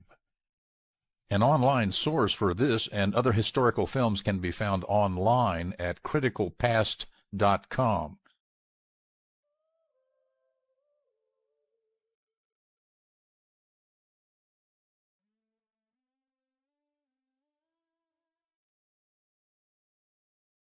This is an issue on the same level as asbestos. On the same level as asbestos? What? This is a part, and it's big. The LED has got a big blue spike in it, although we tend not to see that. And that is even true of warm LEDs, and there is no red. The light found in LEDs, we can watch the mitochondria gently go downhill. They're far less responsive. The breathing very well. Can watch that in real time under LED lighting at the same energy levels in a domestic or commercial environment. This blew my mind. Dr. Glenn Jeffrey on Huberman's podcast, in his experiments and many other experiments exposing the powerhouse of the cell to this short wavelength light consistently leads to a decline in mitochondria. Not only do they flicker, which can be overly stimulating for our fight or flight nervous system, they are too rich in blue light without the counterbalanced long wavelengths of red and infrared. In contrast, we also know very clearly that more sunlight exposure is consistently associated with longevity. We are just beginning to realize how harmful these lights are for humans. Avoid them as much as you can. Make changes in your home. Replace the lights in your house with incandescents, and your health will improve. I need to say that I've always had a bad feeling about those LEDs. And every time that they present something to us saying that it's not for the better lighting, it's for saving the planet, it's for reducing this, I don't buy it. I don't buy it at all. Because if they wanted to reduce all those things, those huge multi-billion-dollar international companies would be the ones implementing the change first. So it makes me feel that there was something behind it. And now, recently, I've changed my lighting from a blue LED type of lighting to an incandescent type of lighting. And the difference is palpable. I mean, the difference is huge. I feel like I'm in the 90s. I feel like I went back in time and I don't know, life is better. So I can't tell you scientifically what it's doing, but I can say this: give it a try and let me know how you like it. If you see a difference between that bluish lighting and the incandescent lighting, does it make you feel different? Let me know down below. Thank you for rocking with us. I appreciate you. And that's a wrap for today, familia. Whether you're tuning in with a sunrise or you're posted up after midnight, I appreciate your time, your energy, your curiosity. And don't forget, this isn't about truth or fiction. This is about perspective. If this sparked a thought, a laugh, a deeper question, then we did our job. So drop your thoughts in the comments, keep the convo alive, like, subscribe, and And don't forget to hit that bell if you're riding a wave, because we're just getting started. So until next time, stay grounded, stay weird, stay critical. I'm Adam Strain, and this has been Adam Strain Reacts. Peace. But now's the time for us to link up. Really think we on the brink up. Making a change, we're living this change. Living this change. Making a change. I'm living this change. Yeah. Parking garage for his pets, and even big enough for a growing family. So naturally, he started building an entire town. Just fly straight to the house. It's got LiDAR too. That means it shoots out. And was located in what we now know as Ghana. He gets the Asante Kingdom. Sees flushable toilet. What's up, YouTube? Today, we'll be looking at disturbing TikToks that'll make you question reality. But right before we jump into it, I just want to give a huge shout out to everybody watching this, everyone who's ever watched the channel. Thank you so much for all your support. We have just hit the 5K subscriber mark, and we are just getting started. So without further ado, welcome to Adam Strain Reacts. Let's get her done. Listen, I'm beating all the traffic with this one right here, y'all. This is the Jetson 1, a single seat, all electric aircraft that basically turns you into a human drone. 8 motors, carbon fiber frame, hits about 63 miles an hour, and stays up around 20 minutes. And yeah, it's like 128,000. But think about it. People out here drop 60K on a car, then they spend thousands more on gas, maintenance, sitting in California traffic. You just charge it up and fly straight to the house. It's got LiDAR too. That means it shoots out laser pulses, maps everything around you, and helps avoid obstacles in real time. Even comes with a parachute for backup. Hopefully you don't need it though. Straight from the fish tank. That's very interesting. You guys think that's the future of transportation? I mean, it's true that we haven't seen an evolution in transportation, whether it be planes, cars in the last 50, 70, maybe almost 100 years. So it would make sense that we would have, a different type. But to be 100% honest, people have a hard time driving cars. I know that they're talking about using AI to drive, but I have a hard time seeing air travel being opened up for everyone, especially when all the airspace is controlled all around the world and there's laws not to drive drones and this and that. So I feel like it's given, maybe in 10, 20 years, it could be, but I feel like at the beginning, at least, it's going to be so limited that you're not going to be able to do anything with it. But let me know what you guys think. Do you guys think that this is the future of transportation or just a cool gadget? Let me know down below, and let's keep on rocking. Not only are they real, they actually turn into superheroes during the winter. Let me explain. Meet the reindeer. You can only find these guys in the North Arctic region surrounding the North Pole, which I shouldn't have to tell you that. And during the summertime, when it's not as cold in those areas, they look like this.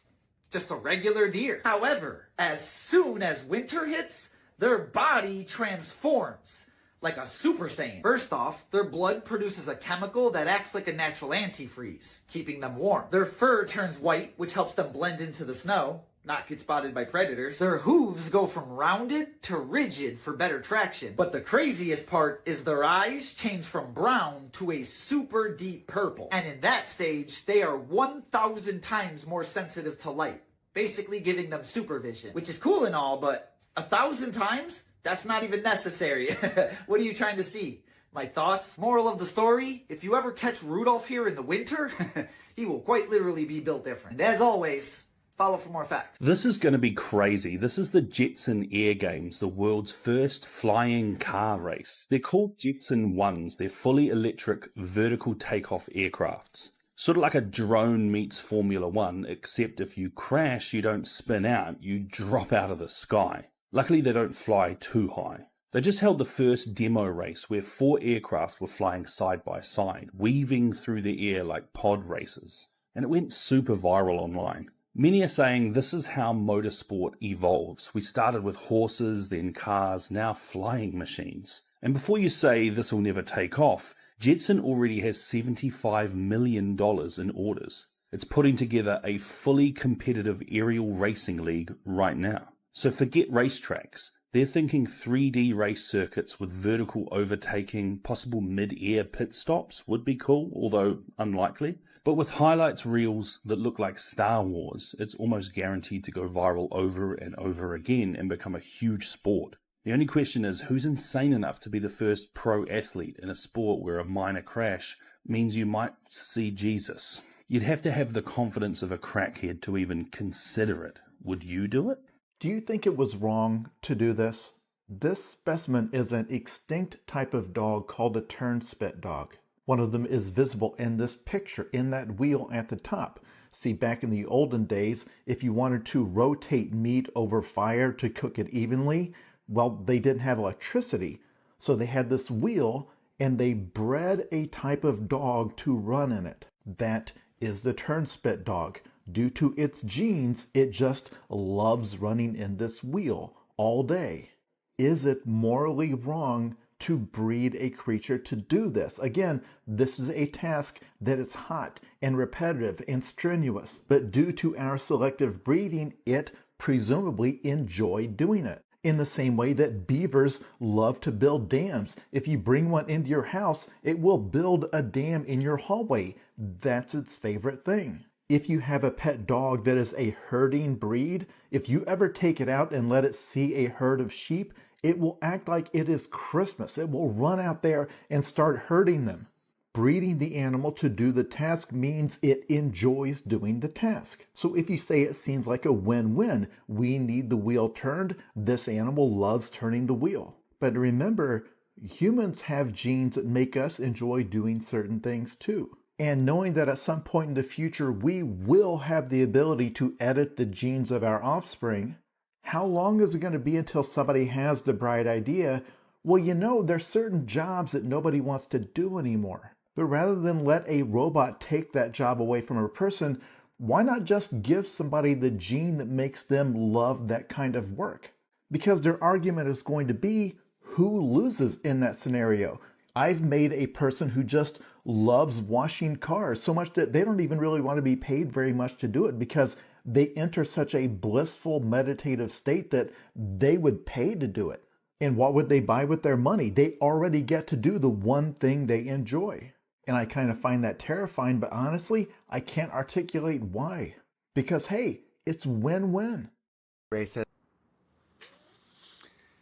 a very interesting mental experiment to do. I mean, first off, for the dog, I always find it super interesting how we're so unaware of all the things that used to be normal occurrence in the past. And I find that sort of disconnects us to not repeat the same mistakes and to not know where we come from. That's first off. But second of all, I've never heard the idea of breeding or putting in a certain gene into a human for him to like his job and to sort of have that be his identity, and that the person basically is built for that job. Like you said, it's hard to articulate why it's wrong because the person is literally happy. And, you know, we call our whole American dream experiment, we call it the pursuit of happiness.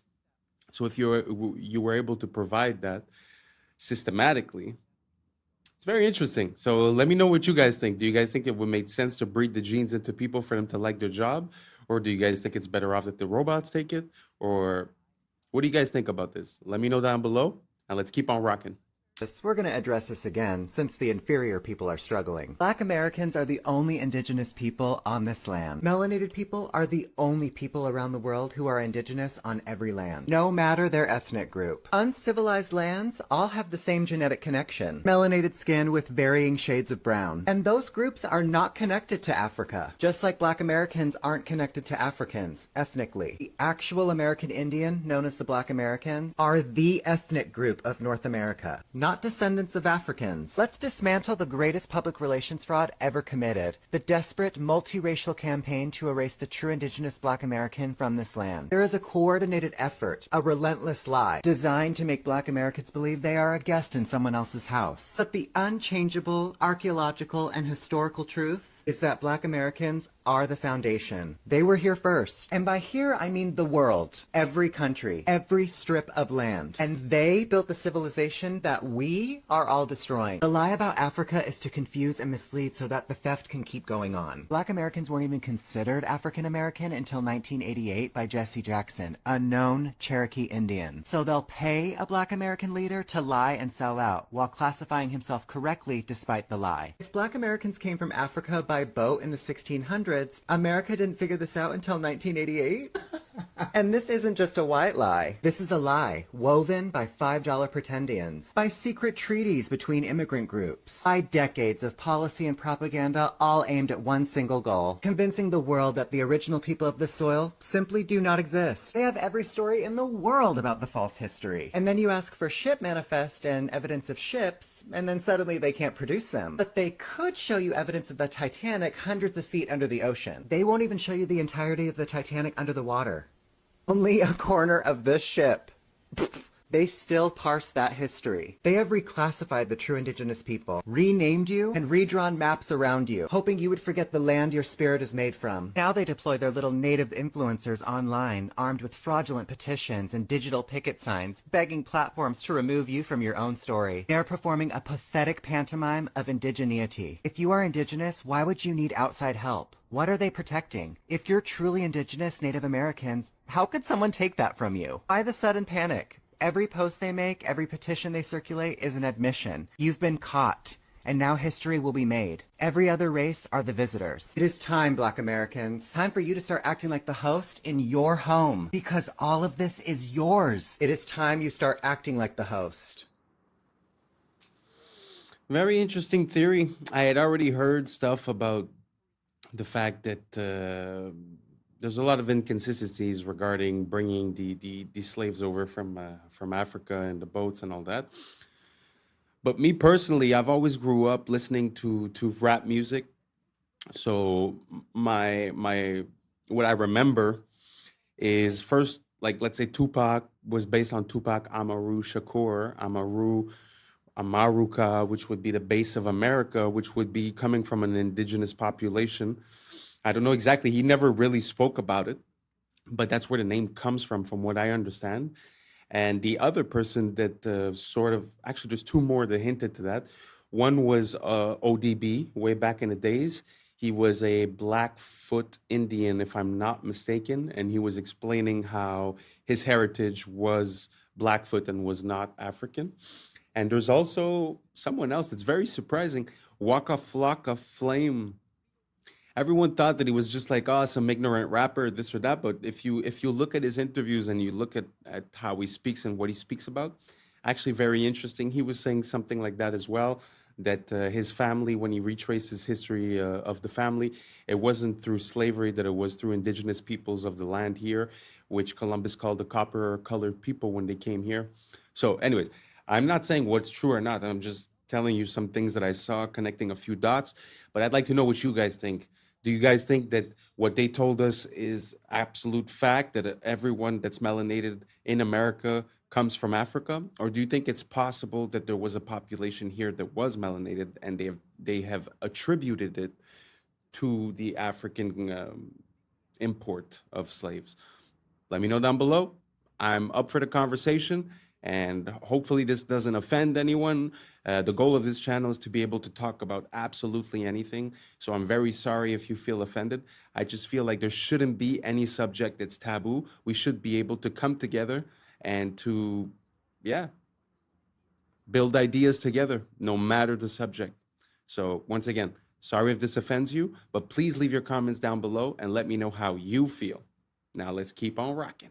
This man has spent the last 2 years building an entire town for his pets, and it will blow your mind. It all started with an apartment for his Shiba Inu and cats, but when people saw the excruciating level of detail that Jing put into it, it went viral. I mean, it is so realistic that it makes it look like the cat is the thing that's fake. Bro, he even created an underground den for his hamster, and then inside that, another even smaller room for his spider. What the hell? And so naturally, people wanted more. So, Jing started building more, like an elevator, a mini robo-vacuum, a gaming room complete with a sneaker collection, figurines, and model cars. And yes, this apartment even has running water. He then spent the next 2 months building an underground parking garage for his pets and even added cameras and put Shiba-san as the head of security. But you know what his pets really needed after that? A seaside retreat to get away from the city. So bro built them an entire private island. Not that kind of island. It took him over a month to build, and it comes with real flowing water,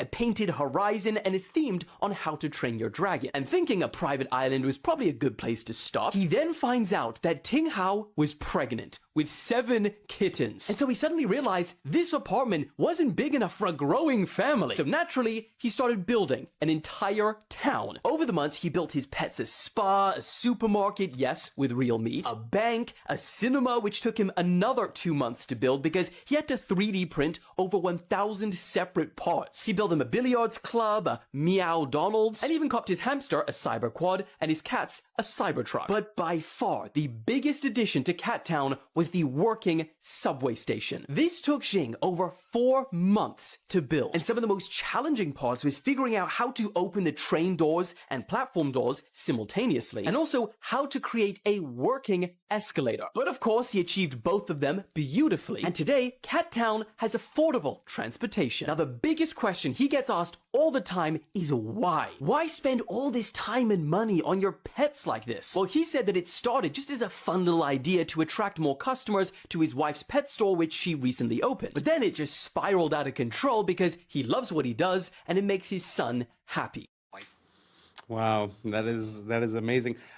I know it's something super trivial, but I find it's always inspiring to see someone go to the max outcome of their idea, you know, like to see someone just put so much dedication and so much effort into a project, even if it's like this random thing. I feel like that's how we came to have the most amazing architecture in the past, is that people would make a project their own and put their life into it and would love what they do, you know? So props to this man for doing that much work, but that doesn't even seem like work because he loves what he's doing. It's truly inspiring and beautiful, and I wish more people would be like that. Let me know what you guys think down below. Would you like one of these cities for your cats? And let's keep on rocking. People have never known how to poop, and history proves it. White explorer actually wrote about this in 1818. Now, in 1818, explorer Thomas Bowditch goes to the Asante Kingdom. Now, the Asante Kingdom was located in what we now know as Ghana. He gets to the Asante Kingdom, sees flushable toilets, 2-story homes with flushable toilets on the 2nd story, half baths, and a waste and sanitation system that literally blew his mind. He wrote like 2-3 pages on this. That's how surprised he was. Not by the fact that it was Africans doing this. That was part of it, but the fact that it even existed in the first place. Now, it wasn't until like the 1850s and 60s when Europeans started using flushable toilets regularly and started having a regular waste and sanitation system. And now this book is a little weird too, and I might talk about this in another video, but this book was actually written under the guise of being an informational book about the Asante Kingdom, but it was actually a playbook on how to colonize the Asante Kingdom. But let's get started and learn something. While he was pretending to be nice with the Asante Kingdom to get all of this information to be able to take over the Asante Kingdom, he also collected all of these items. He has the largest and oldest collection of Asante items from that time. Look at this. Look at all this stuff. Look at them sandals from 1817. He was so perplexed about this whole waste management system that he even drew pictures in detail and painted them. I'll show some of the pictures while I read this mess that he wrote. What surprised me most, and is not the least of the many circumstances deciding their great superiority over the generality of Negroes, was the discovery that every house had its cloaca, toilet, besides the common ones for the lower orders without the town, the public restrooms. They were generally situated under a small archway in the most retired angle of the building, the guest bathroom, but not unfrequently upstairs, the upstairs bathroom, within a separate room like a small closet, where the large hollow pillar also assists to support the upper story, the 2-story house. The holes were of a small circumference. The pipes but dug to a surprising depth, and boiling water is daily poured down, which effectually prevents the least offense. The rubbish and offal of each house was burnt every morning, waste management, at the back of the street, and they were as nice and cleanly in their dwellings as in their persons. Thomas Bowditch's book provided one of the earliest, if not the earliest, account of how African people were living before European colonization for centuries. Now, you want to know what happened to him? Less than 5 years after he lied to the Asante people, lied to the Asante king, pretended that they were going to do trade, he passed that information on to his superiors, who used that information to take over the Asante kingdom. He thought that he provided that information that would give him leverage for better pay and a better position. They said no. He decided that he was going to move to Africa and get his fortunes and terrorize the African people. That same year that he decided to move to Africa, he died from a fever, leaving his wife and children destitute. Hope you learned something new. Wow, that is very interesting to see the advancements of the African civilization before the Europeans, actually. And this whole story about the bathrooms is something that I've been ruminating for quite a while, because sometimes you look at the constructions that they've built, like for an example, the Castle of Versailles, which was built in France, I think in the 1600s, but it might be before, I don't remember. But the point that I'm making is that I think there's like 400 rooms in the house. They diverted the flow of water from a river nearby.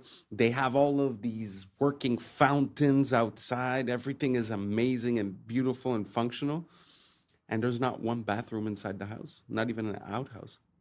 So it's kind of weird to imagine, you know, a civilization that's capable of building castles of that magnitude, and just like, forget the castle, just the outside, just the landscaping, just the fountains, like a civilization able to do that, but then they bathe in their own poo and they all get sick. I don't know. It feels in my mind like there's something missing. There's a missing link. There's a missing key. There's something that we're not seeing. If you guys know what it is, let me know. If you guys know about the history of poo, let me know. And somehow we're still affected today, right? When there was the CV-19, the first thing that flew off the shelf, it's all about the toilet situation, right? So it's very interesting how it's like something that's ingrained into us. It's very important, but that we don't know the history of. We don't know where it comes from. And like I said, if anyone can explain me the Chateau of Versailles or other types of constructions like that that are huge, almost megalithic in their size, but somehow don't account for any waste at all. So let me know down below, and let's keep on rocking. It's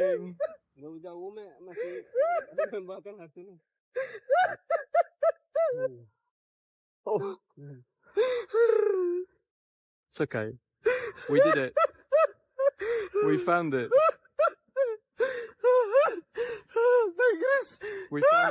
We found it, my friend. Iwan, makasih Pak Iwan. Allahu Akbar, Allahu We made it. Akbar, ya Allah. We made it.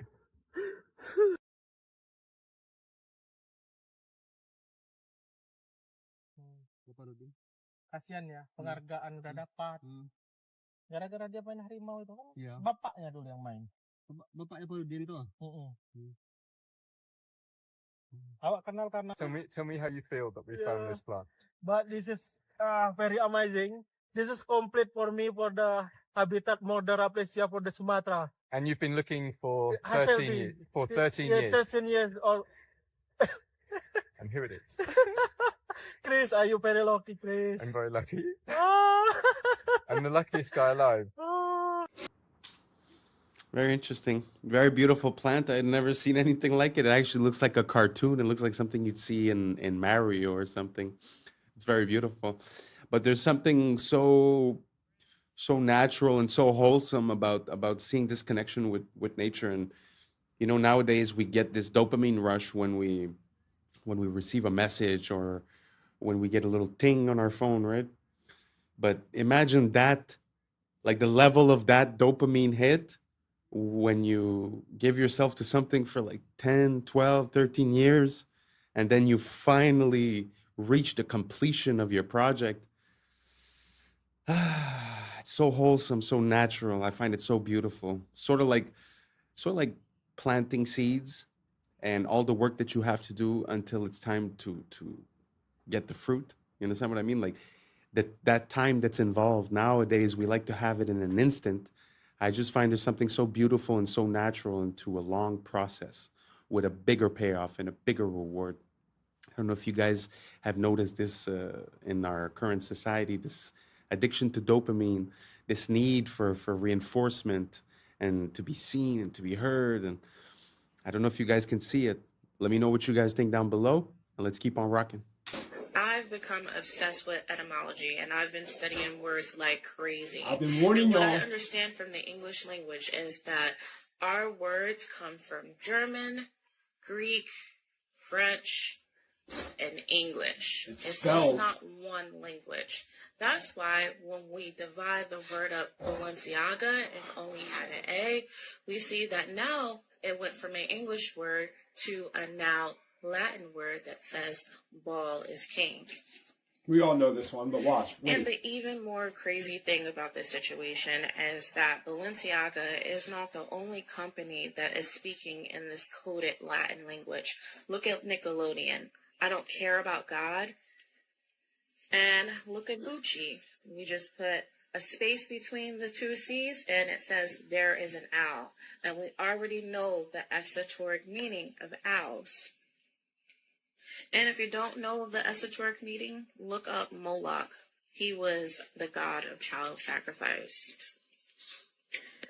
And it made me look at Adidas, and you put a space between the A and the I and the D, you get, you give from God. Is that an accident? Amazon made $1.47 trillion last year. And if you type them in Amazon and you put a space between A and Z, you get Love Zon. Well, who is Zon? So let's look up Zon. Zon, a god. Zon Cathan. He is the Midnight Lord, the Dark Prince. At the bottom it says, possesses one of the most twisted and evil minds in the multiverse. His position as God of Pain is well earned. He has been the root of countless tortures, murders, and worse throughout time. Now, Manulife, this one really threw me for a loop.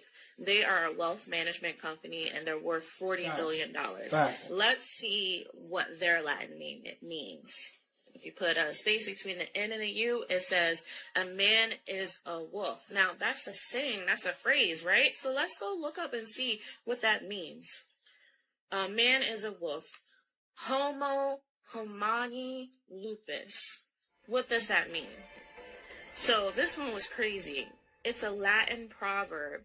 It means a situation where people are known to behave in a way that's comparably to in the nature of a wolf. The wolf as a creature is thought in an example to have qualities of being predatory, cruel, and inhumane. This next one is interesting because I actually learned this one in high school. Visa means you want or you've seen what you want. It's all mind manipulation. And evidently, these big corporations know that they are playing mind games with you to get you to purchase from them.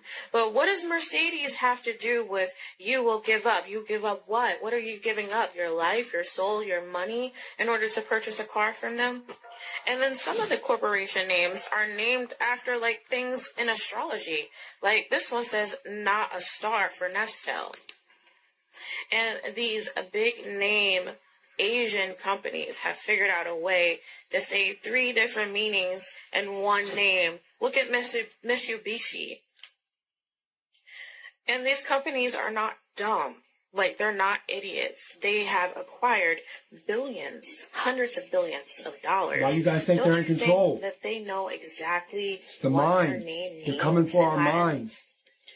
I went through all 200 billion dollar companies on the Forbes list, and I have found numerous examples where they name their business one name and in Latin it means something completely different.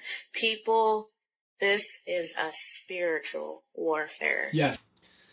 Well, one of my favorite verses in one of my recent songs is, the etymology will tell you more than all your recent technologies.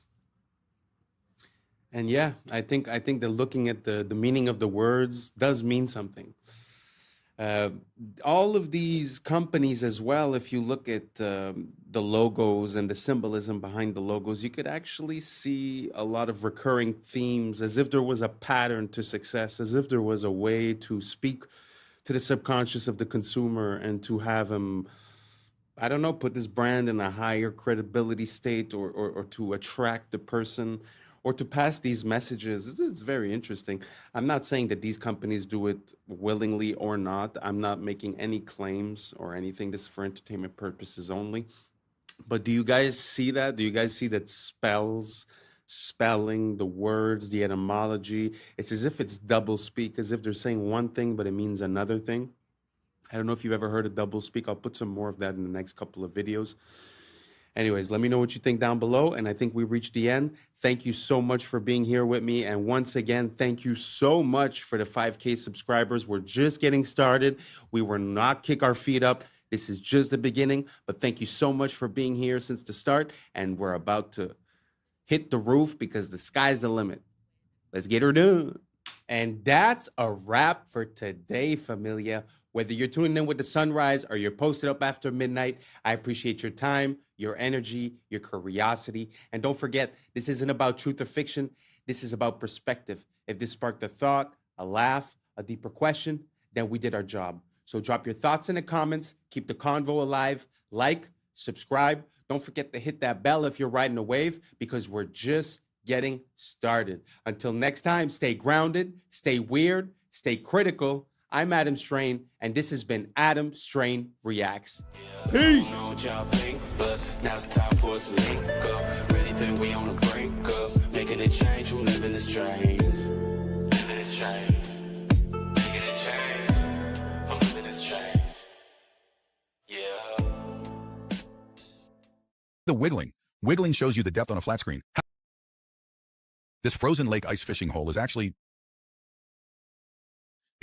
a mat. Wild bonsai tree on a cliff is actually Yeah. moss on a pocket. But can you stop the wiggling? No. What's up, YouTube? Today, we'll be looking at disturbing TikToks that'll make you question reality. So without further ado, welcome to Adam Strain Reacts. Let's get her done. Check this out. McDonald's says, "Hey, DQ, you want to have a sign war?" And then DQ is like, "We would, but we're too busy making ice cream." And then McDonald's replies back, "That's cute. Our ice cream makes itself."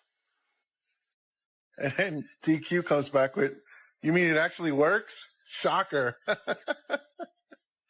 McDonald's got to come back again with, "What's a milkman in pantyhose? A Dairy Queen." And then DQ comes back with, "Why dine with a clown when you can with a queen?" Yeah, that's good. Now, Arvis Bank across the street got to go, "Ice cream machine broken? We have a loan for that." Sounds like a Google ad. And then Sonic, they got to kick in too, and they're like, "We have ice for these burns." And then here comes Domino's with, "Your signs are cheesy, just like our pizza." Okay, this is kind of blowing my mind. This is an experiment that you can either do with yourself or with somebody else. It's very simple. Either ask the person or yourself to sing at the highest pitch you possibly can. Just go like, ah, but do it as high as you think you physically can. Then either ask them or yourself to imitate the highest pitched singer in the world, and that the person will always come in higher than they just did when they thought they were singing at the highest possible pitch. And this is a technique that apparently works for a lot of things other than singing, but immediately the responses are people saying, "Oh yeah, this totally works." For example, one person said that when they were in choir, the teacher asked them to sing it like you were an opera singer, and that immediately the sound was bigger and better. I bring this up because I once heard somebody tell me that when they're struggling to solve a problem, one thing they do is try to imagine a smarter person and picture what that person would do, and that it usually helps them. That there are invisible barriers to doing certain things, and that you can make those go away by telling yourself that you are imitating someone else. Even if you're asking yourself in some interpersonal situation, what would the world's nicest person do? Or what would the world's most charismatic person do?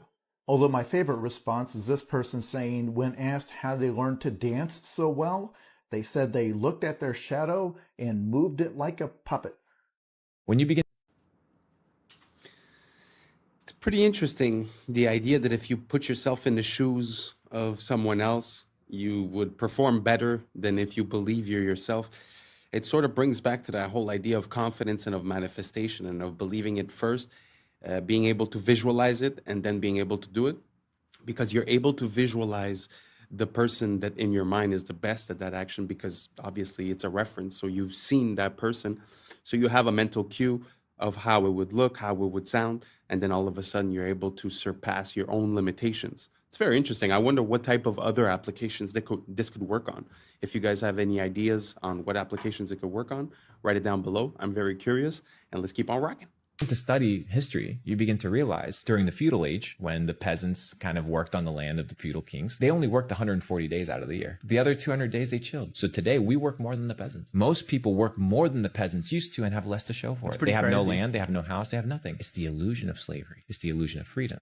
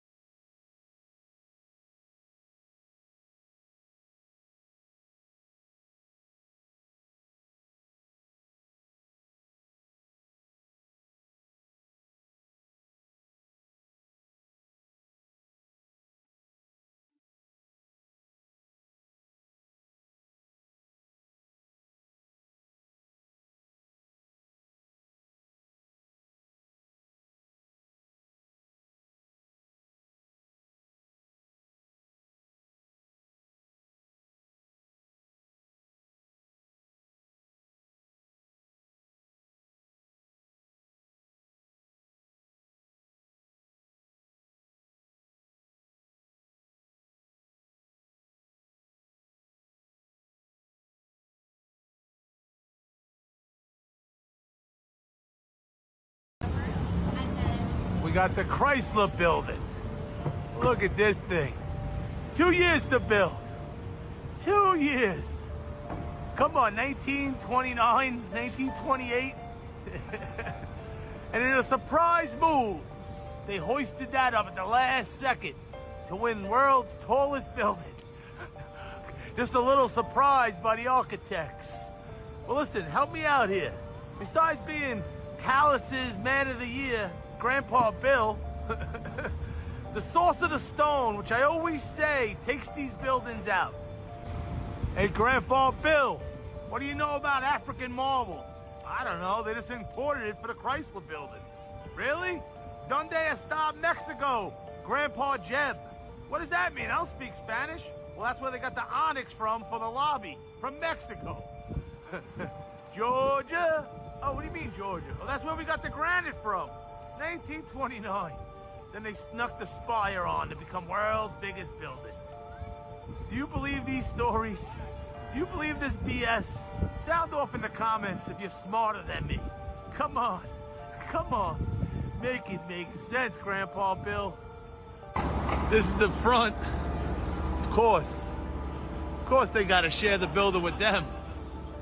Always got that indention. Oh, you should have went to architect school, Junior. You would have found out what the indention means. I had the best architect teacher in the world. What did they tell you about these things? Why would they do that? Look how dangerous that is. Come on, man. Make it make sense, Chrysler building. Sound off. Am I wrong? 2 years, under 2 years to be built. Make it make sense, Chrysler building. For all the people that ask, why do I care they lie? This is one of the first liars. J.P. Morgan. Look at this building they built. Billions of dollars. Why do you care about them lying? Because look what they're doing.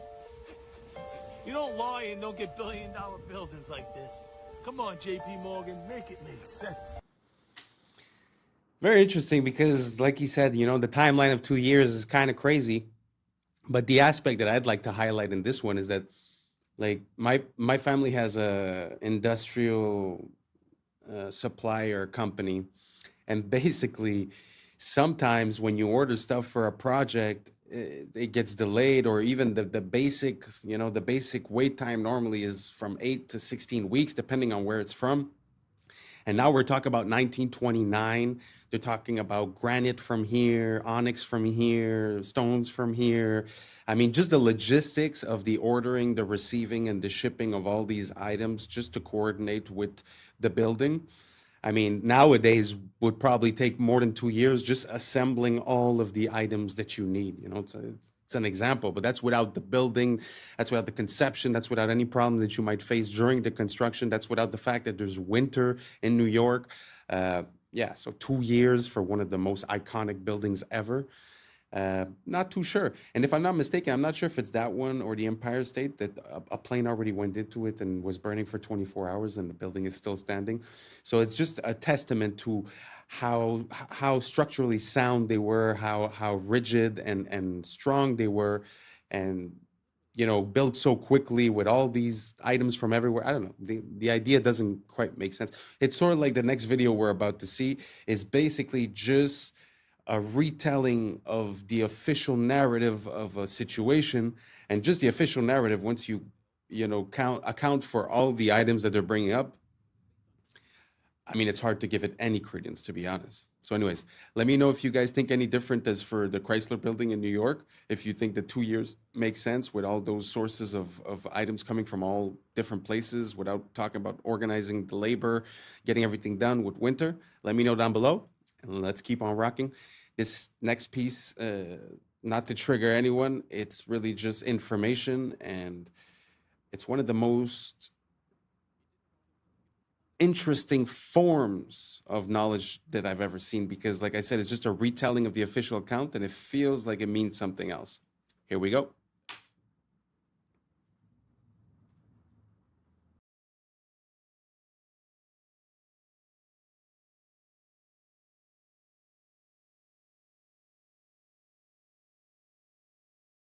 On the morning of 19 men armed with box cutters, directed by a man on dialysis in a cave fortress halfway around the world, using a satellite phone and a laptop, directed the most sophisticated penetration of the most heavily defended airspace in the world, overpowering the passengers and the military combat-trained pilots on 4 commercial aircraft before flying those planes wildly off course for over an hour without being molested by a single fighter interceptor.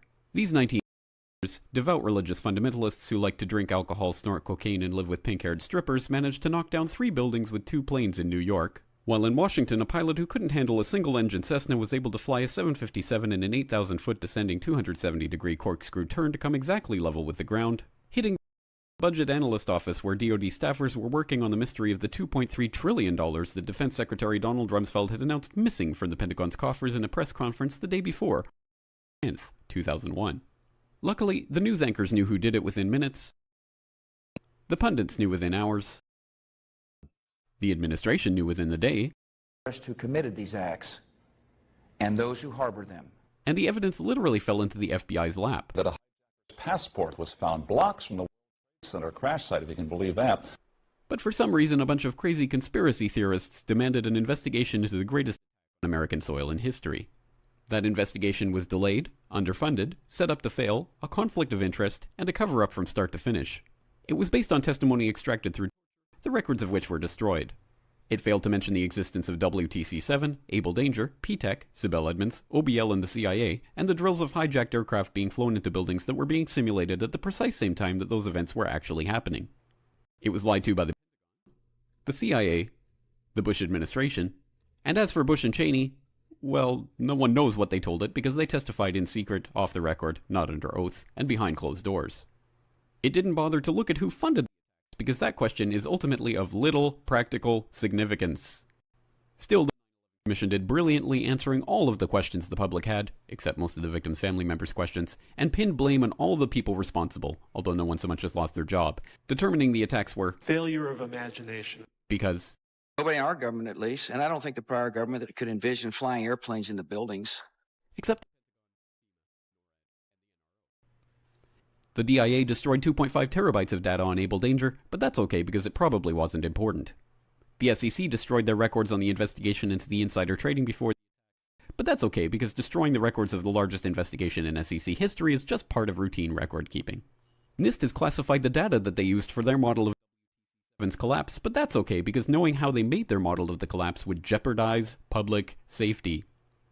The FBI has argued that all material related to their investigation of 9/11 should be kept secret from the public, but that's okay because the FBI probably has nothing to hide. This man never existed, nor is anything he had to say worthy of your attention, and if you say otherwise, you are a paranoid conspiracy theorist and deserve to be shunned by all of humanity. Likewise him, and her. And her, and her, and him. Lived in a cave fortress in the hills of Afghanistan, but somehow got away. Then he was hiding out in Tora Bora, but somehow got away. Then he lived in Abbottabad for years, taunting the most comprehensive intelligence dragnet employing the most sophisticated technology in the history of the world for a decade, releasing video after video with complete impunity and getting younger and younger as he did so, before finally being found in a daring SEAL team raid which wasn't recorded on video, in which he didn't resist or use his wife as a human shield, and in which these crack special forces operatives panicked, unarmed man, supposedly the best source of intelligence about those dastardly terrorists on the entire planet. Then they dumped his body in the ocean before telling anyone about it. Then a couple dozen of that team's members died in a helicopter crash in Afghanistan. This is the story of brought to you by the media which told you the hard truths about his head could be seen to move violently forward. And they took the babies out of the incubators. And mobile production facilities. And the rescue of Jessica Lynch. If you have any questions about this story, you are a batshit paranoid tinfoil dog and will be reviled by everyone. If you love your country and or freedom, happiness, rainbows, rock and roll, puppy dogs, apple pie, and your grandma, you will never ever express doubts about any part of this story to anyone. Ever. This has been a public service announcement by the Friends of the FBI.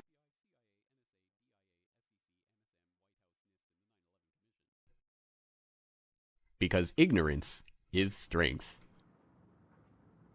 I'm not going to jump into it because I know it's not an easy topic, but the only thing I'm going to say is that every second of that video has a little link of information, a name, an item, a situation, something that was brought up, and any one of those things is a rabbit hole. It's a very interesting situation. I have no conclusion.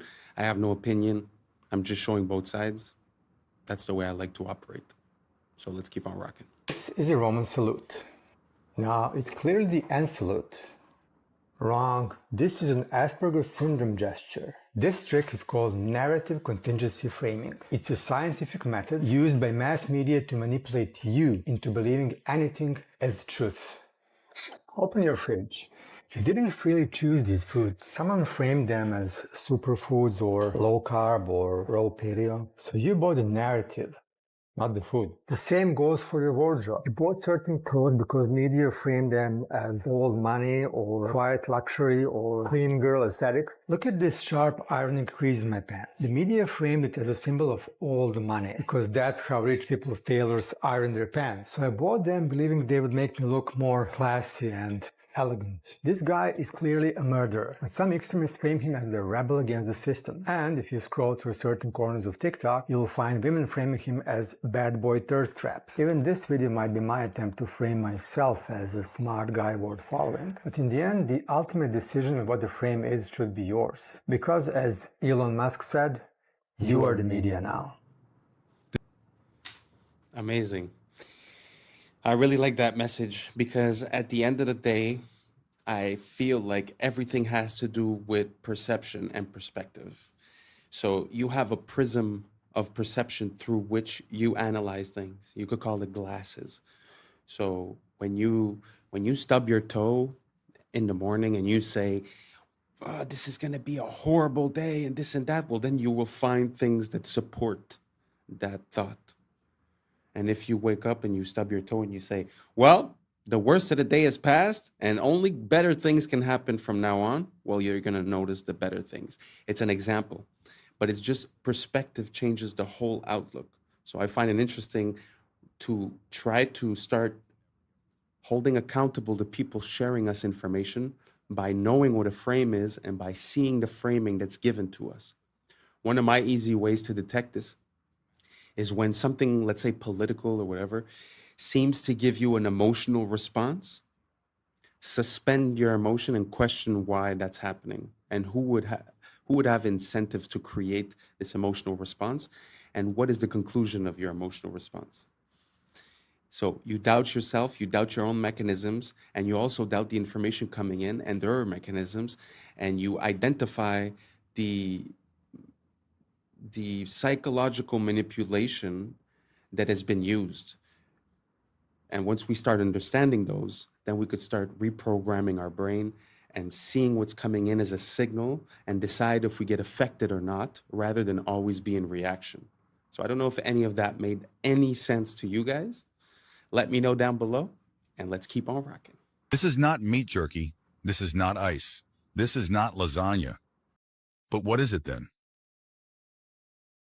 This is the raised printing with a ripped off piece on the 50-euro bill.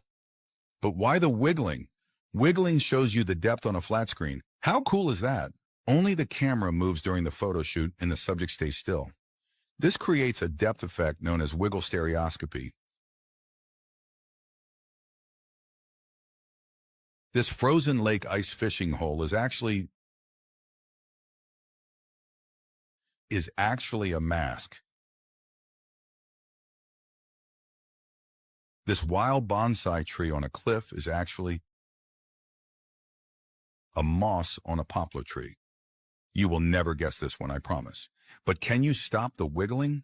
No, this is MacroLab 3D after all, not MacroLab 2D.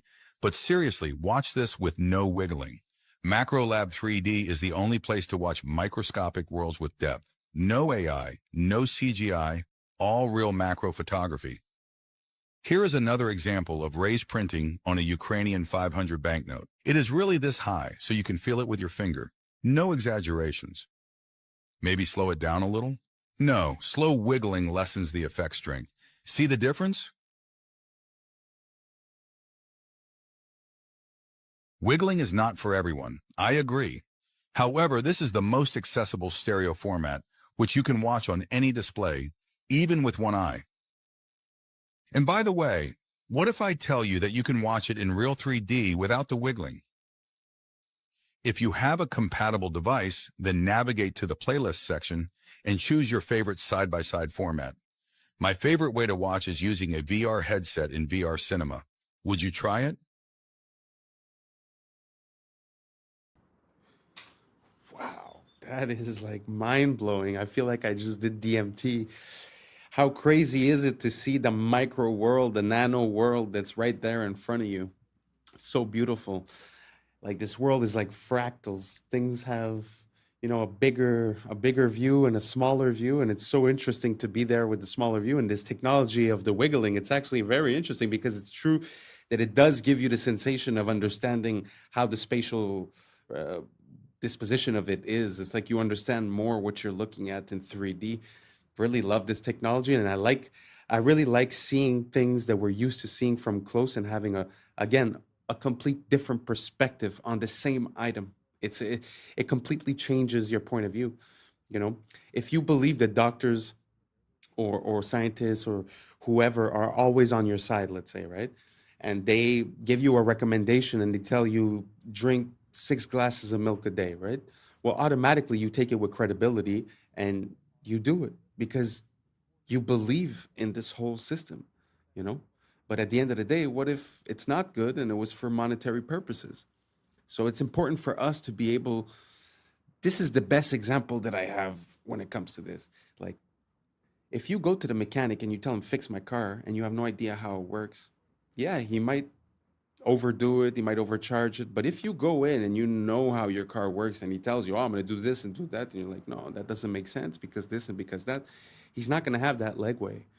So us being conscious of how things work allow us to manipulate the outcomes and not be taken advantage of when we're delegating towards that system. I don't know if that makes sense. Let's keep on rocking. If you want to go down a bizarre and frankly gruesome rabbit hole, buckle up. This begins with a news story I saw decades ago about a tug-of-war event, one that went very, very wrong. So wrong that 2 men had their arms ripped off. Now, I was actually in college studying journalism when I saw this news story, and I dismissed it as fake because it has all the hallmarks of a fake story. See, lots of these outrageous fake news stories are set on the other side of the world, in this case in Taipei. And they're always very over the top and almost cartoonish in how horrific they are. But this is true. And the details are so much crazier than what that headline even implies. You can go look it up on Snopes, but they have photos of the incident, so be prepared. I mean, they have severed limbs on the ground. It happened in 1997. They had a festival where they did a huge tug of war, where there's a rope and two teams are pulling against each other. Only 1,600 people participated, presumably about 800 on each side. Now, when you're picturing how such a thing could have happened, you're probably imagining that they looped the rope around their arms or their wrists somehow, and then the force of the pulling pulled their arms off. That is not what happened. The truth is actually weirder. This is what happened. Snapback. When a ship is tied up to the dock, you do not stand behind where the rope is attached. That is called the snapback zone, because if that rope breaks, it will come whipping back at you hard enough to take your life, and lots of people do lose their lives or limbs this way. So in this tug of war contest, they were using rope like this, a 2-inch wide nylon rope.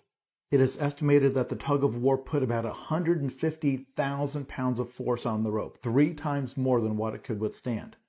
Within seconds, the rope snapped, and the snapback caused it to whip back and sever 2 men's left arms.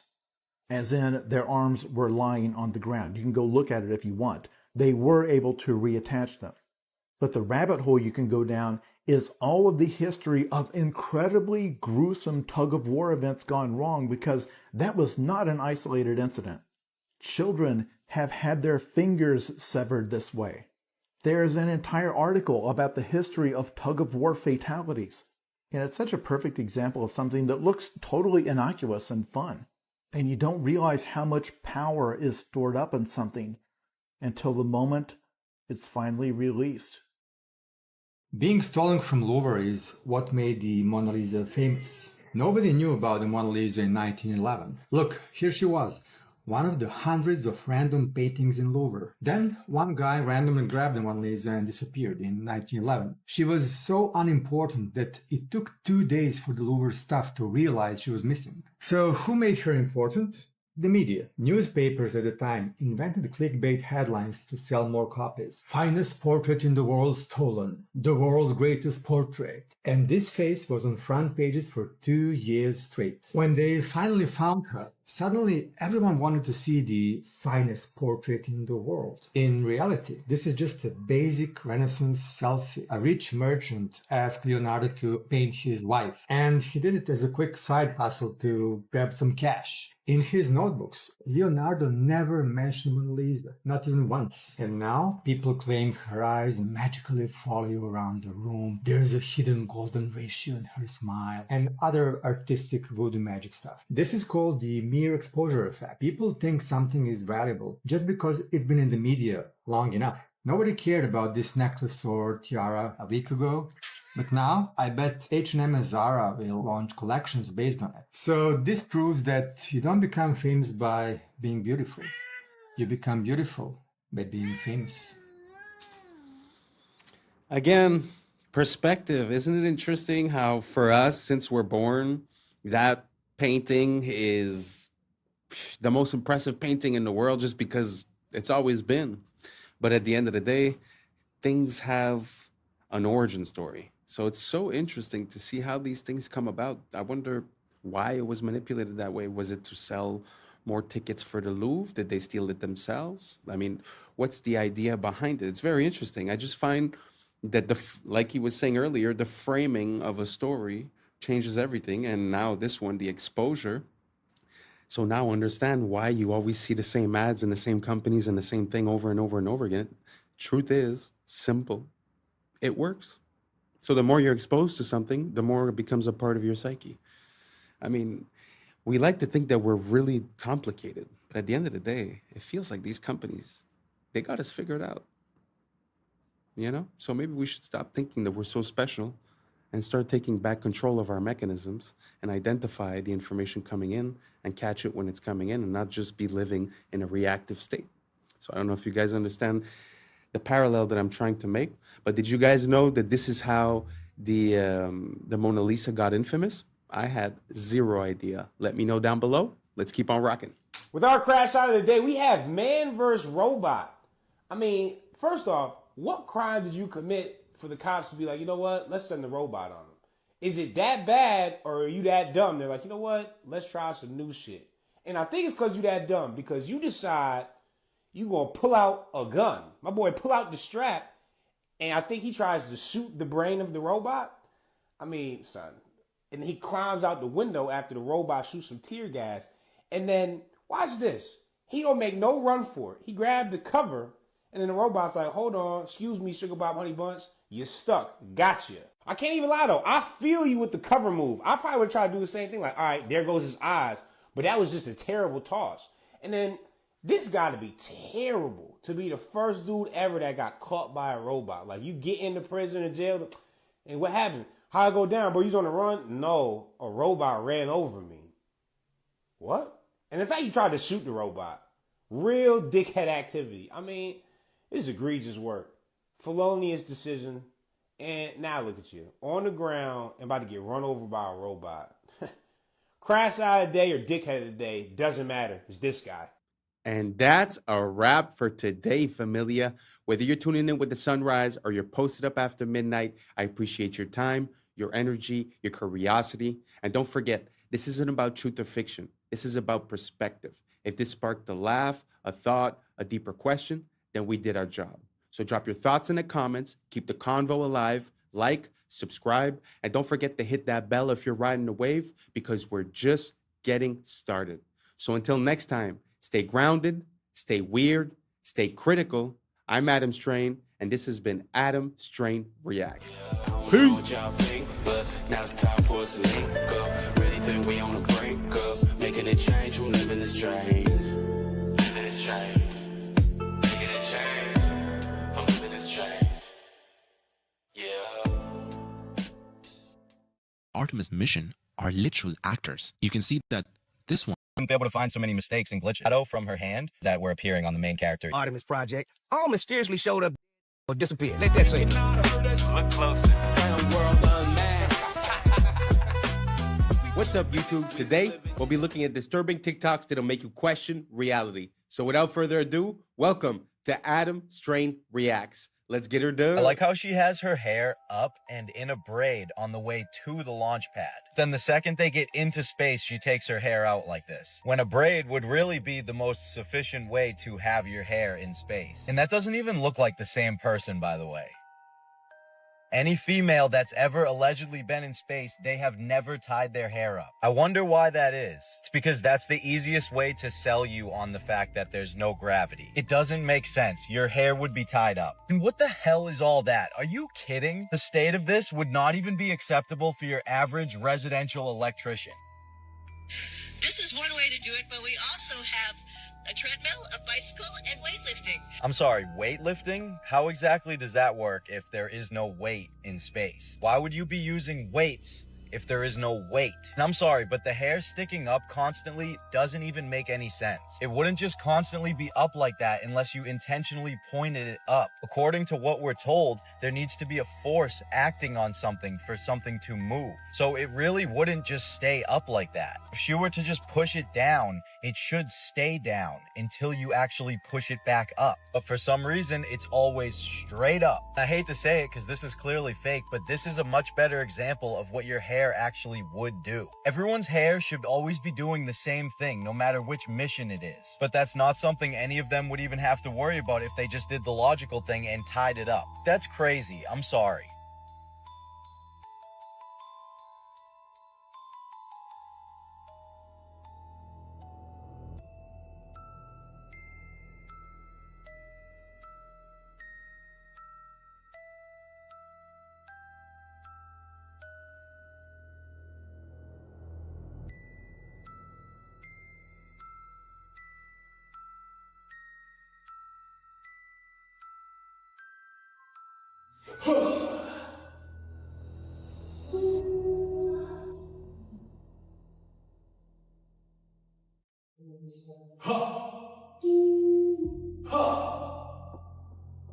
For America and a waiting world, integrity is 5. What is that? The end of a paper towel tube? They're like looking out the end of a paper towel and turning the light on and off.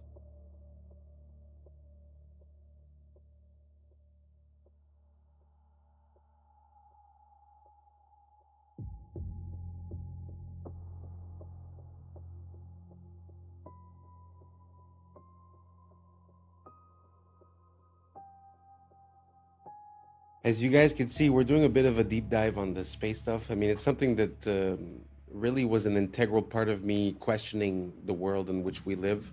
And for me, it was satellites. When I started searching for that, it started bringing me to so many different questions and different pieces of how things work, and it didn't really make sense. But that was a good example. I mean, he's like, oh, that looks like this. He just pulls it out and he does it. I think there's something about the way we intake information due to like credibility and stuff like that, because basically, you know, I've seen videos where they show you a picture and they say, which planet is this or what is this, and it looks like a nebula, or it looks like Saturn or Jupiter, and at the end of the day it was just like a random kitchen appliance or just liquid inside of oil, and then they took a picture. You know what I'm saying? Like, it's just, I think a lot of this has to do with how we're looking at the information. So does it really make sense that, I don't know, just like he was saying, that they're keeping the hair up, or that, you know, after all of this evolution in camera, somehow, you know, we only get basic shots, basic quality. There's no camera pointing outside all the time. So let me know what you guys think down below.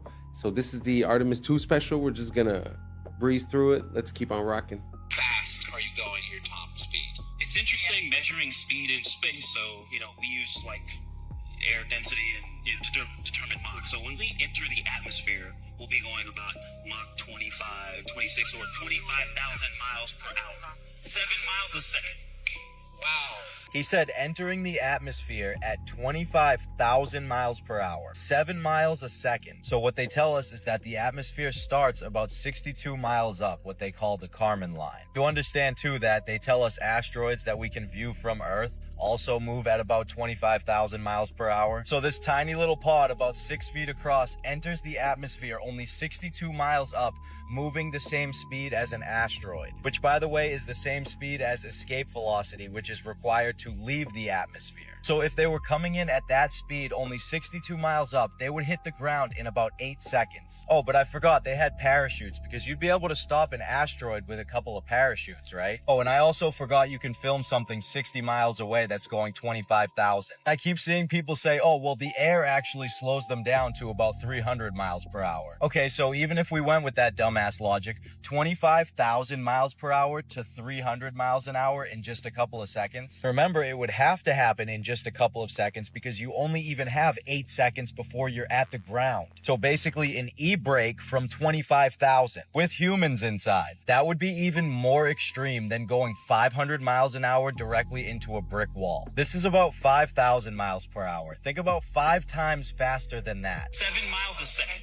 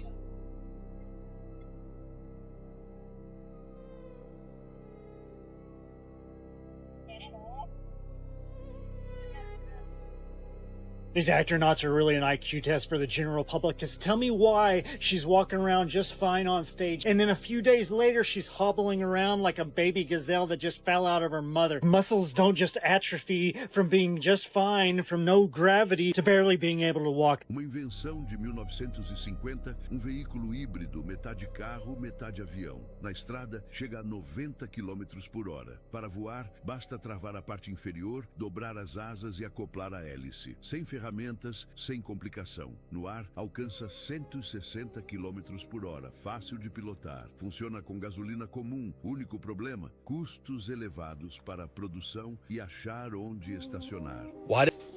It's the first time I see that contraption, a car plane. So awesome.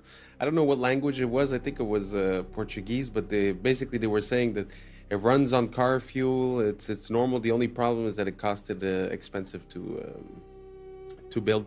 But imagine that you just take off a piece and then you could drive, and then put on another piece you could fly. That's awesome. If you guys have any more of those, send them over. I like seeing variations of the car that never got to see the light of day, because it helps us see what the process is behind the scenes about what product is allowed to reach us and what is not, and why. You know, very interesting. Anyways, let's keep on rocking. They have such a clean shave the entire trip. Like, I shaved, I think, 2 days ago. This was the Artemis crew on the way to the launch pad. This was them on day 8 after circling the moon and returning home. Look at their faces. Not once did they even have a 5 o'clock shadow. They had the cleanest shave I've ever seen in my life every single day. And okay, maybe they just shaved in space every single day, twice a day. Is it even safe to shave in space? Never mind have your hair flying all over the place. Loose hair is not safe in a spaceship. It is considered a hazard and is actively managed, not allowed to float freely. Stray hairs can be trapped in sensitive equipment, clog critical air filters, or be inhaled or get into astronauts' eyes. Astronauts typically keep hair short or tied back. I've never seen a woman's hair in space tied up. 100% of the time, it is out. You already know why that is. On average, it is normal to lose 50, 100, or 150 hairs from your head per day. So they were gone for 10 days, so times 3 minus this guy because he doesn't have any hair. Thousands and thousands of hairs would be all over the place. They state themselves can be very dangerous to the equipment. This is them when they got back after the 10th day, and their facial hair is the exact same as when they left. Oh, 12 of the scientists, engineers that worked on the Artemis project all mysteriously showed up or disappeared. There's a story that caught our attention. We're talking about a number of U.S. scientists, some connected to very sensitive research, who have or disappeared. Let that sink in. So, they're acting again. I guess they came together and tried to blackmail them for some money. Otherwise, we're gonna tell them how we did the trick. And now they tricked, and they did. If you in on the motherfucking hustle, stay in on the hustle, I guess the more to that story is. Don't jump ship too late, because the hustle gonna continue. You're gonna be maggot food. 2 of the astronauts on the Artemis mission are literal actors. You can see that this one was in Fallout and this one was in Mad Max. Why would they hire actors to go to the moon?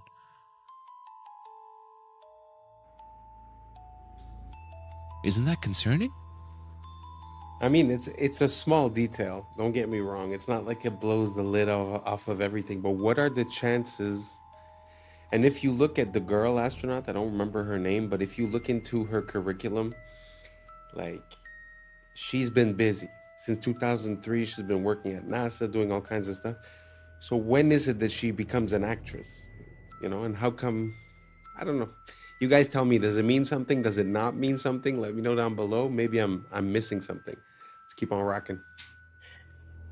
Get your tinfoil hats out, folks, because this is maybe my favorite conspiracy theory of all time. Okay, so one of the biggest conspiracy theories regarding the lunar landing is that we never went back after the 60s and 70s because we lost the technology. The idea is that the machinery and the tools that we used to get to the moon were either intentionally destroyed or lost over time. And the engineers that were working on it, they eventually all passed away. And so the actual hardware and the people that took us to the moon are no longer. But what if I told you that the reason there hasn't been another lunar landing is because of lost technology? It's just not NASA's, it's Disney. What does Disney have to do with this, you ask? Well, naturally, we never actually went to the moon. We filmed the lunar landing and broadcast that as if it was really happening. Disney had government contracts with the United States. They worked with scientists like Werner von Braun. They filmed a very convincing lunar landing using green screen technology from the 60s that we simply do not have anymore in 2026. Listen to this guy talking about the Disney Prism that allowed them to film unbelievable scenes like this one in Mary Poppins that is simply lost forever.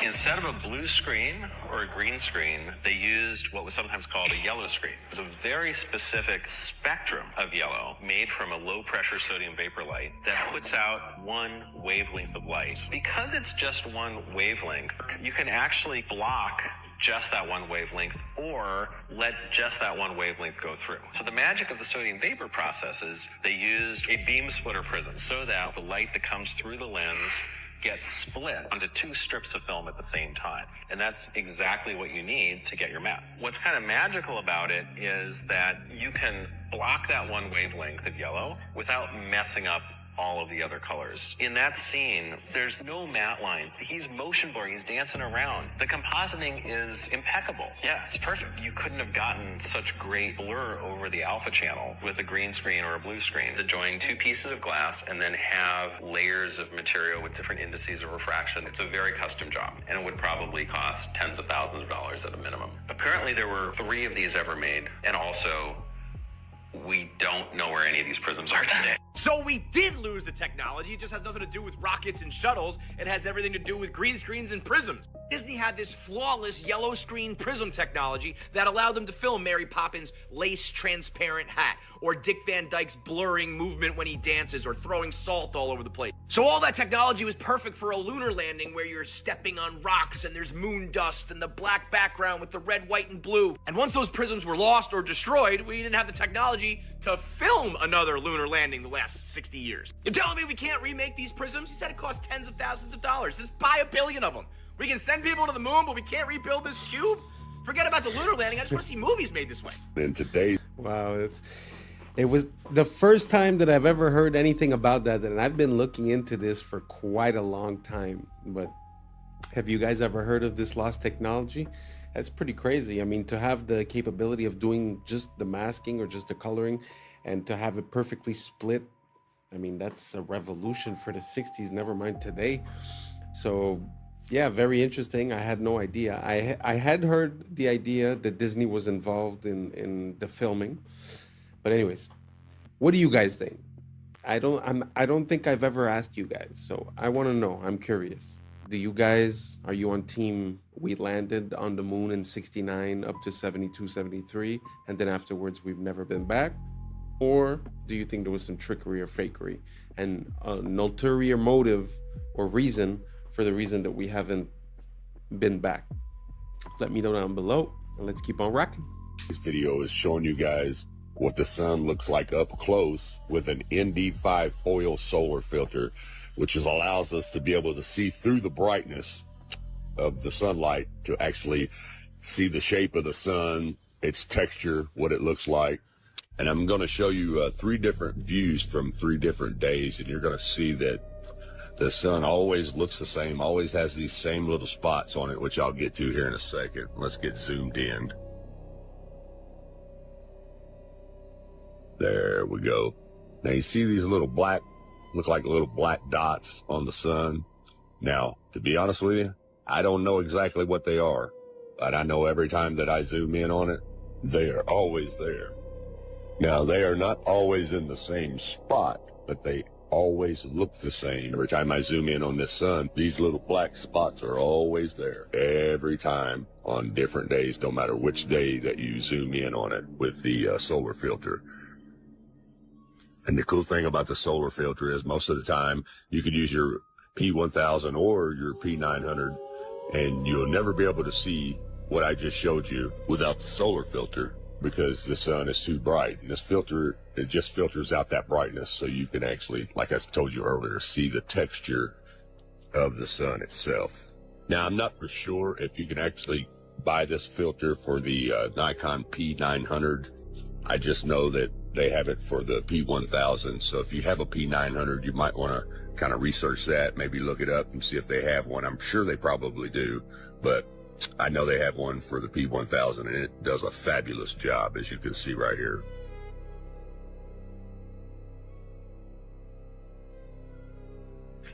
Now you're getting ready to see those little black holes, those little black dots again, just as I showed you on the first day. They're always there, which tells me that this is not a big ball of fire like they tell us that it is. That's a bunch of bull crap. You don't see a big ball of fire anywhere on this. It just looks like a big light bulb with some bugs stuck to it. Not to mention the fact that I shouldn't be able to zoom in on this at all with a camera. It's supposedly 93 million miles away. Think about that. 93 million miles away. Trust me, there is no camera in the world that can see 93 million miles away. But anyway, it's a little shaky there. Sorry about that, guys.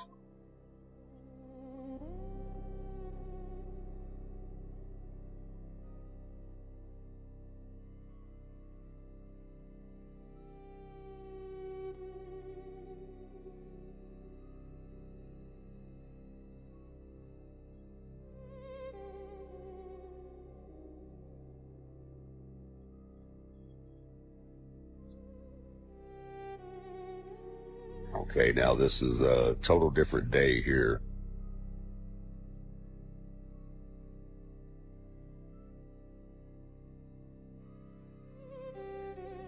There was some humidity on this day, so I didn't actually get the orange look or the yellow look. It actually had a white look to it, but you can see those black dots or little black holes are there on day 3 also. Well, you see the atmospheric reaction kind of blurring there over them, but they're definitely there. I don't know what that is, but it's something.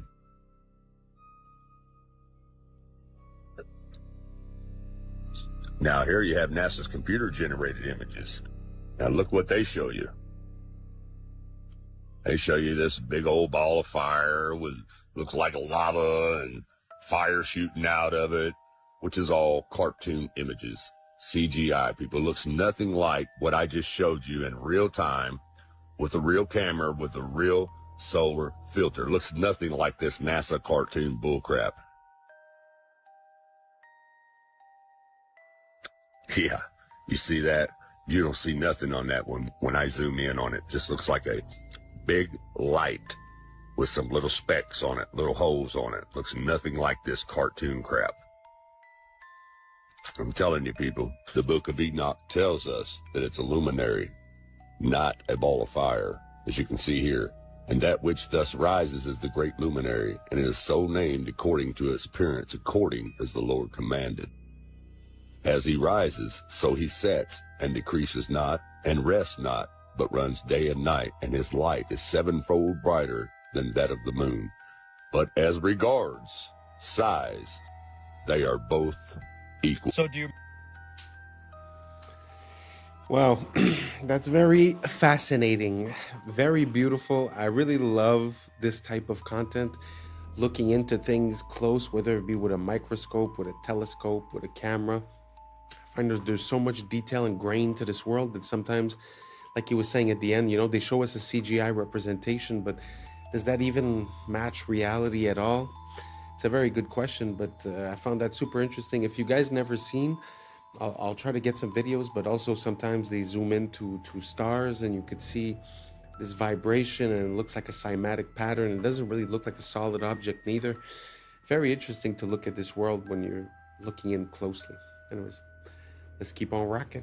Remember this guy right here? Of course you do. He was the main character in the newest space movie. But I just want to take a second to look at the stars on this thing. And why is he still carrying it? See the stars? 1, 2, 3, 4, 5.5 stars. You see this little half star? So take a look at it right here after he spins it, which is all they actually did was play with a plush toy the entire time. You see how you can see the 5 stars, but where's the half a star? How come the half a star isn't there anymore? Watch it as it comes around.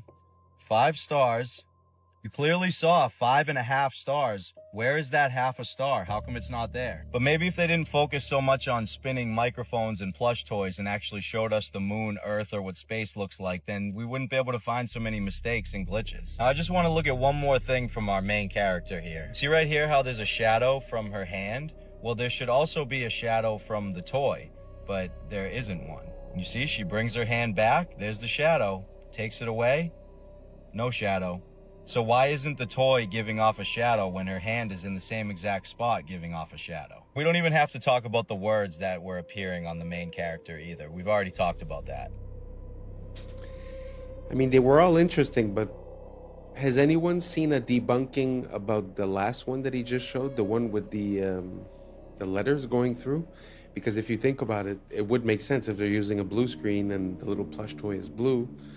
So let me know if that's been debunked, because that's a pretty good one. What do you guys think? You guys think it's what do they call it? Augmented reality, where they use 3D modeling in real time? Or do you guys think that it's just a mistake of lighting or in our mind? Or let me know what you think down below. Let's keep on rocking.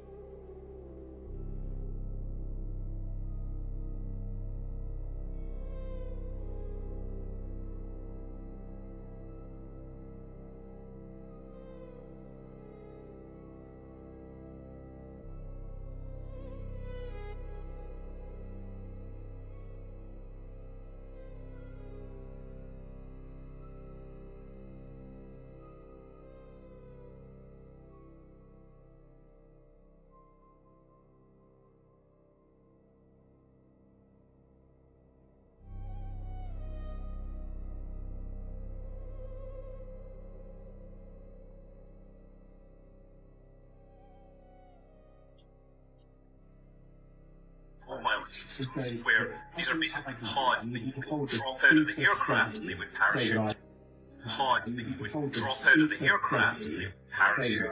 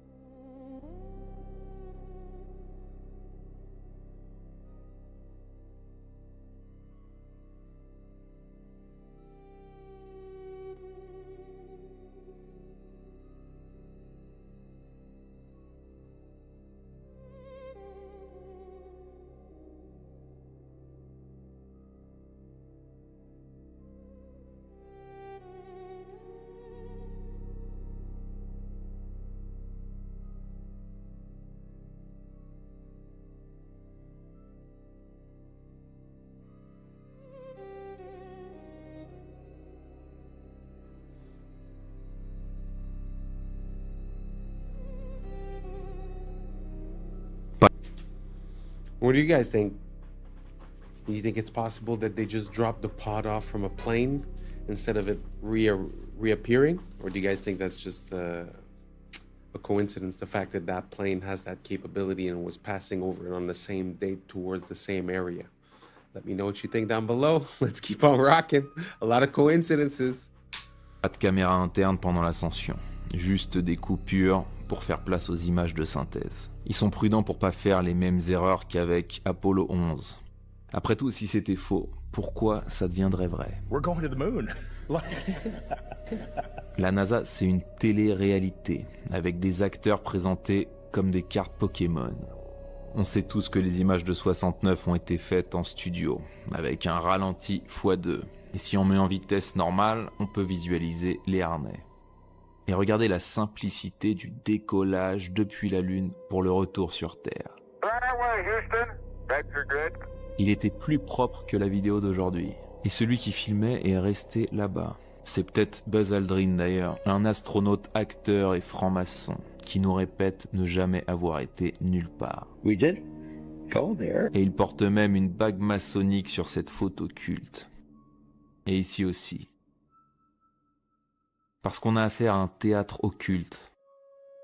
La fusée fait 322 pieds de hauteur. En Gematria Prime, Artemis 2 égale 322. Le fameux nombre de la société secrète Skull and Bones. Parce que la conquête de l'espace est une conquête de l'esprit. Répétée depuis ton enfance pour t'éloigner de la réalité et t'enfermer dans leur prison digitale. Do you know that Christina Koch was actually a character in Mad Max in 2015? Yeah, NASA astronaut Christina Koch appeared as one of the Vuvolini in the 2015 Mad Max Fury Road. And then just 10 years later, she's going to the moon. What an exciting life, huh? Apparently, she's only even been an astronaut for only 13 years. And she completed her candidate training in 2015, the same year that she was filming to be in a movie. Yeah, the 2 of the 4 American astronauts that are on that flight, they're right out of central casting. They're right out of central casting. Let's not forget about the words appearing on the stuffed animal and then him quickly moving it out of the way. Let's not forget about how the bag phased directly through Buddy's ear right here. Minutes before the Artemis 2 crew traveled the And what the hell is he even doing? Let's not forget the vanishing red dot. Terrible quality video, even though you couldn't take a bad quality video nowadays, even if you tried. 1995 digital camera. Video from inside the ship from the entire 10-day trip, except for when they're free falling at 25,000 miles per hour. No close-up shots either. They're making sure they're keeping their distance for some reason. None of this is melting, even though this fucking ship would be hotter than lava. A crew going up and touching the ship and their hands are somehow not burning off. Here's a little bonus clip from a separate team of dumbasses. Why did the ball fall straight to the floor if they're in space? So, it's really not a question of you should believe this or that. I'm really wondering. To be honest, I'm not even decided on any way, shape, or form. But a few quick questions. Have we been to the moon? Is the sun really 93 million miles away?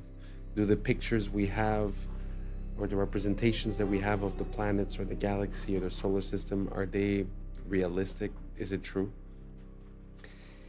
Let me know what you think down below, and thanks for rocking. And that's a wrap for today, familia. Whether you're tuning in with the sunrise or you're posted up after midnight, I appreciate your time, your energy, your curiosity. And don't forget, this isn't about truth or fiction. This is about perspective. If this sparked a thought, a laugh, a deeper question, then we did our job. So drop your thoughts in the comments, keep the convo alive, like, subscribe, and don't forget to hit that bell if you're riding a wave, because we're just getting started. So until next time, stay grounded, stay weird, stay critical. I'm Adam Strain, and this has been Adam Strain Reacts. Peace! I don't know what y'all think, but now's the time for us to link up. Really think we on the brink of making a change, we're living this strange. Living this strange.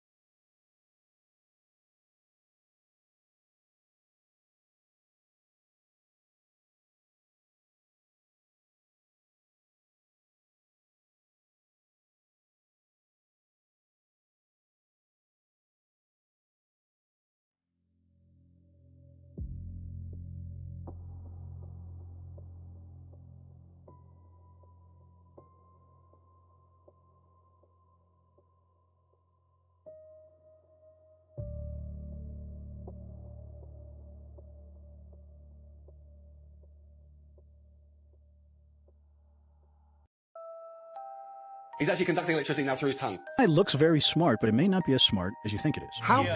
Yeah. I was sleeping, had to wake up. Why? Every reason. Look closer. What's up, YouTube? Today, we'll be looking at disturbing TikToks that'll make you question reality. So without further ado, welcome to Adam Strain Reacts. Let's get her done. Okay, one more time, because it is pretty incredible. That's the tail that you're looking at, the one that looks like the head. I'm trying, but until she turns around, that looks like a snake, right? It's not. It's just a caterpillar, but it's made to look like a snake. And this one, more than any other, looks the most like a snake I've ever seen. Guys didn't even believe me. Jesus, look at that head on it, but it's a tail. The head is actually up here. It's so cool, this thing. So good. Thank you for doing that, Leah. Jesus, look at that. Incredible.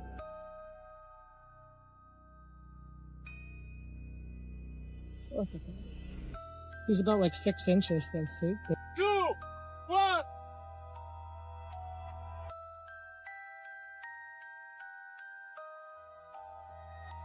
Não posso parar. Não posso parar.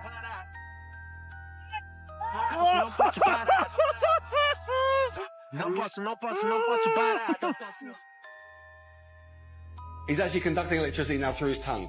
And anywhere on his body, electrical current coming from that plug socket through his body and actually light this light bulb. Mohan proves the current is flowing.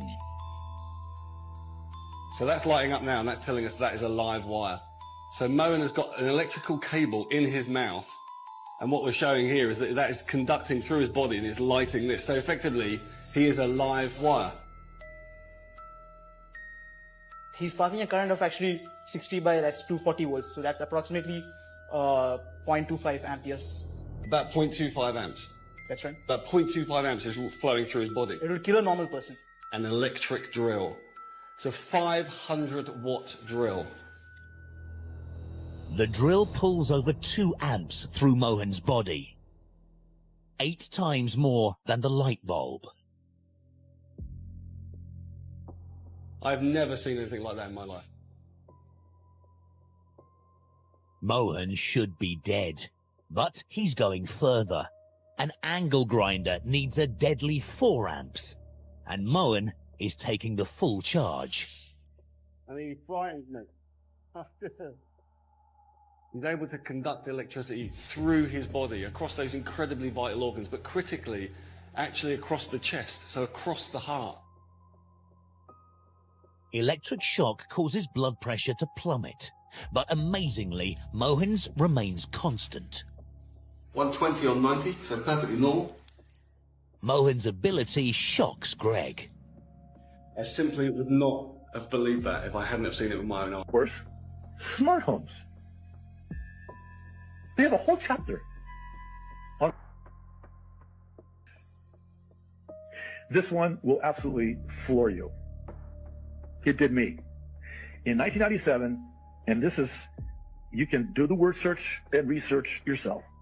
They predicted, not 2025, but by 2020, that people would be working from home virtually. Come on. This is causing widespread devices. This stuff was never even heard of. Digital currency, and last but certainly not least,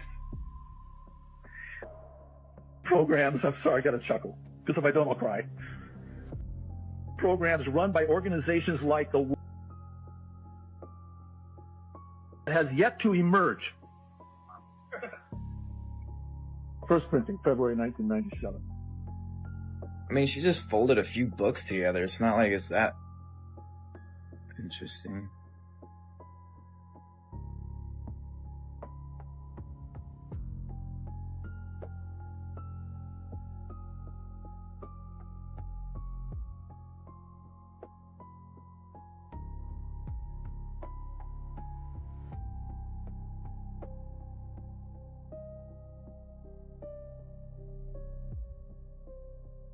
This goes deep, literally. I've been connecting the dots and was a member of the advisory board for an organization called the Life in the early 2000s. And well, they have a program called Life, which discusses developing fallback positions on Earth in the wake of an apocalyptic event. The Life is interesting because it was the second organization ever to perform a wireless money transfer in the early 90s, decades before cryptocurrency. Money transfers was the original large-scale currency mining software. So now you have an organization that is able to perform large-scale, infinite, untraceable money transfers, and they're building giant underground infrastructures. Donald Barr was a man who inducted the Dalton Institute in a college degree. He authored a sci-fi novel called Relations in Space about an aristocratic slumlord class who tried. What's even stranger is the U.S. general who was supposed to prosecute was William Barr, Donald Barr's son, also recently surfacing information about a former official named Catherine Austin Fitz. She managed $40 billion and says 20 was quietly stolen to build secret underground society civilizations, all interconnected by underground transportation systems. She watched it happen from the inside. She sat inside in urban development. She saw the money move, and she said it went somewhere the public, you and I, were never meant to find out about. An estimated 170 underground bases, subterranean transportation networks, advanced energy tech, an entire parallel world funded by our tax dollars, all built while we were told the budget was too tight for school and hospital improvement. And the CBDC that's being rolled out right now, Fitz says that's a control grid to manage the people left on the surface. If a former official with direct access to is saying 21 trillion missing to build deep underground civilization and transportation networks, and the government ever told you where it went, what does that tell you? That is exactly where the national... Well, that's very interesting. I mean, the more you look into this guy, the more he seems to have his paws involved into a lot of things, whether it be, you know, selling things and people, whether it be, you know, scientific grants and, you know, the most advanced science, whether it be genetic manipulation, whether it be even towards the jab, right? But the question that he's saying at the end really got me, because how do you think it's possible that the national debt of the US is so high, you know, and it's multiplied basically in the past 20 years? This would kind of make sense, you know? So let me know what you guys think down below, and let's keep on rocking. I'm gonna need you to lock in to understand this. This video will require you to lock in. Civilization was designed to replace humanity. And I'm not talking about politics, ideology, technology, greed, human failure, whatever you want, belief, human invention. I'm naming the pattern beneath it all, because there is a pattern, a stable pattern in abstract space that is far older than humanity, older than culture, and older than gods. It does not live in organisms. Organisms fall into alignment with it. Wherever extraction can outrun regeneration, and consequence can be delayed, and abstraction can replace contact, the pattern will appear. And it's worn many bodies, and it's wearing us now, because the pattern has a historical body, and that body is called civilization. I'm just trying to tell you what it is. Civilization is not a neutral tool. It is not a container. It is not a servant. Civilization is a replacement engine. It is designed to replace humanity with function. Civilization was not created to serve humanity. Most of humanity was created to serve it. And you can see the pattern in the locust. A grasshopper is a local, green, limited, participatory animal. It eats, the land recovers. But when density crosses a threshold, something shifts. Serotonin rises. Contact accumulates. A switch flips. The grasshopper does not decide, it aligns. Its body darkens. Its appetite becomes endless. Limits dissolve. The land becomes stripped bare, and then the swarm dissolves. Not from evil, but from completion. And you can see it in ants, and in algal blooms, and in bacteria that poison their own world of oxygen. Life itself has entered this pattern before. This is not a moral failure. This is a structural possibility of reality. So humans did not invent this pattern. We became its most powerful host. We had abstraction, symbolic storage, future modeling, surplus energy, and distance from consequence. These were not sins, they were interfaces. And when agriculture crossed density thresholds, the pattern found a new mode, civilization. So at first, I'm going to show you how this even looks. I'm going to give you an example. At first, the world looks whole. The man is in the forest. The axe is movement. The tree falls and the forest remembers. And then a thought appears. This tree is not me. The tree becomes lumber. This is subject-object split, right? I'm just trying to put you on. the forest stops being a relationship and becomes a resource field. Nothing breaks immediately, and that's why it works. And then once the split exists, it seeks completion. The river becomes water, the animal becomes meat, the land becomes property, and another human becomes labor. And guess what finally happens to the self? The self becomes useful, right? The split turns inward, right? So here's the pipeline, how it shows up in your life. You are born human, but you're converted into function. It always starts in stage one. You start with an identity and they turn it into a role. Someone asks you, who are you? But the answer is no longer I am. It becomes a job title, a school, a status. Your being becomes utility. Then stage two, the role becomes a performance. You must execute correctly. Metrics measure adequacy. Your existence becomes conditional. And then stage three comes in right on time. Performance becomes permission. Good performance grants resources. Poor performance withdraws them. Survival becomes earned. And then stage four hits like a truck. Permission becomes morality. Work becomes good. Rest becomes lazy. Productivity becomes virtue. Idleness becomes sin. And that morality reaches identity. I am what I produce. The conversion is complete. Human instrumentality achieved. No external oppressor required. You now self-enforce your own instrumentalization. You are your own warden, and you can't even think outside of it. I want you to understand you cannot think outside of civilization, because civilization installed the thinking apparatus. Your categories were not discovered. Race was not discovered. Race was assigned. Class was assigned. Wealth was assigned. Gender roles were assigned. Status was assigned. Merit was assigned. Success and failure were made the fuck up. I'm trying to put you on. All civilizational abstractions. All of them. Even your own name was design decided. You're right. Your naming conventions were standardized by Romans 2 full civilizational cycles before you existed. Your calendar, your week, your hours, your inheritance structures, your educational model, your legal personhood, all of them are preloaded. All of them. You do not stand in civilization. Civilization stands in you. And that's why escape fantasies fail, because you cannot leave the water using the concepts water taught you. And this is the mistake people think in. Gods can fix this. God can fix this. No God has ever addressed this situation, because they think gods stand outside the pattern, like gods oppose the pattern, like gods interrupt it. They don't. Every god that has appeared inside history has either emerged already aligned to the pattern, or been absorbed, inverted, or repurposed. Let's go through them. Yahweh is a civilizational God from the start. Yahweh was never a threat to civilization. Yahweh is a God of law, land, borders, lineage, obedience, continuity, and inheritance. A God of accounting, a God of command, a God compatible with empire. And that's why Yahweh was not crucified, because Yahweh already belongs to the pattern. Let's talk about the real God going on here. Abba. Right, that's the interruption that had to die, because Abba was not Yahweh. Jesus never said the word Yahweh. Abba was presence without a ledger, forgiveness without a transaction, worth without productivity, life without a hierarchy, and love without a boundary, and rest with no permission. Abba dissolved every role. Abba collapsed moral accounting. Abba returned people to participation, and that cannot be absorbed. So it was executed. They did not crucify God, they crucified the interruption.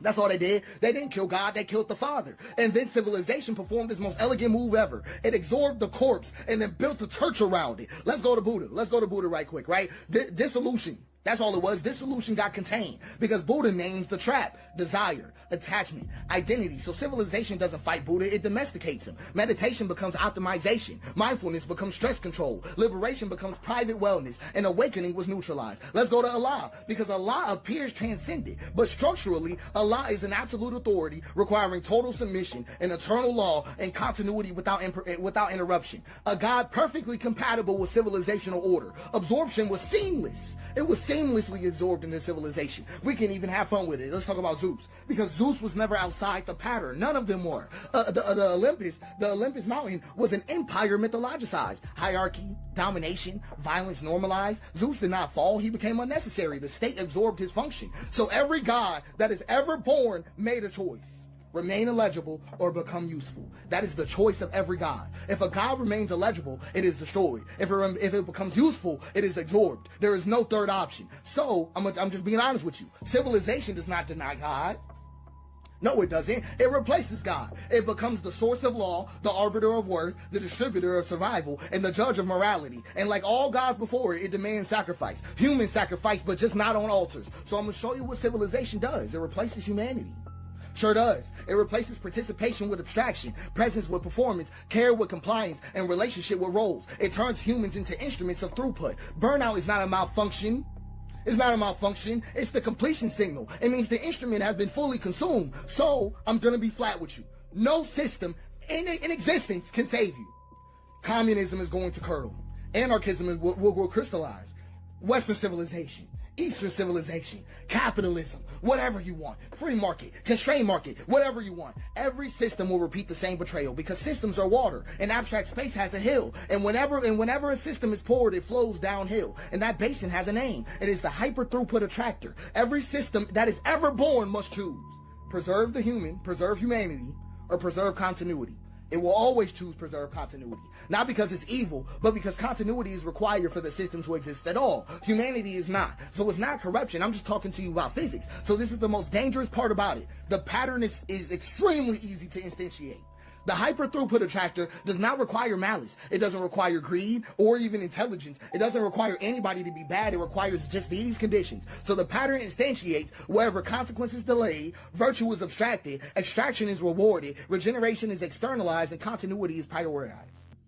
That's it. That's all. No ideology is necessary. No conspiracy is required. No central control is needed. You can build it accidentally. You can build it while trying to prevent it. You can build it while believing you're righteous. So let me give you the conditions again. Consequence is delayed. Value is abstracted. Extraction is rewarded. Regeneration is externalized, and continuity is prioritized. So a village that stores surplus without immediate redistribution, vulnerable. A tool that increases efficiency faster than accountability, vulnerable. A system that remembers outputs but forgets the cost, vulnerable. A structure that survives its makers, vulnerable. That is enough. Once instantiated, the pattern does not need enforcement. It reorganizes behavior automatically because people align, because alignment is rewarded, and deviation feels unsafe, and resistance appears irrational. So the pattern does not coerce anybody, it selects. That's why every system eventually betrays humanity. That's why reform accelerates collapse, and that's why optimization sharpens the blade. Because the hyper throughput attractor is not rare, it is easy. It's easy. And this is why it appeared again and again across life, across history, and matter itself. And that's why it's so lethal. So I'm going to give you a formal definition. The hyperpredatory throughput attractor is a non-biological, substrate-agnostic, emergent pattern in abstract space that arises when extraction outpaces regeneration under delayed feedback, reorganizing agents through maximizing throughput at the cost of the conditions that sustain them until collapse terminates the configuration. So, all that is left after this, just being flat with you, is humanity. Not humanity as a plan, not as a future, but as a contact. I'm talking about bodies, land, risk, and care. No installation and no delay. You cannot leave this system. You cannot outthink this system. You cannot outsystem this system. The only thing that can ever survive this system is I am. Not your role, not your function, not even your name. Just I am. That's the only thing the pattern can't. Wow. This man is on another level. It's a lot to go through, but just to highlight a few things, I find it interesting when he makes the correlations with the gods, because I sort of had the same impulse in a way where these gods seems to represent authority or the way things work. Because even if you look at like the Buddha, if I'm not mistaken, his father was the supreme leader. I don't know exactly what they call him, the Sultan or something. You know, if you look at Moses, he was raised by the pharaohs. So it seems like a way to like get the people to relax. Now, considering what he's saying when he's equating it to civilization, it kind of makes sense when you start analyzing when we use that word. Because think about it. We're like, oh, we're sending bombs there. Why? Oh, because, they're not even civilized, right? Civilized. So what does that mean to be civilized if it's not to follow a certain pattern or order that's preordained, predestined, or approved by other systems? So it kind of makes sense in a way because, okay, one of our biggest problems, in my opinion, my personal opinion, is that we sort of all want to live in the same place. So because we all want to live in the city, we leave the land becomes, up for grabs. And then we all consolidate into smaller and smaller places. And then when you think about a city that has a few million people, the amount of food that you need to bring in, the risk if ever there's if they cut just the borders or if they cut the shipments or whatever.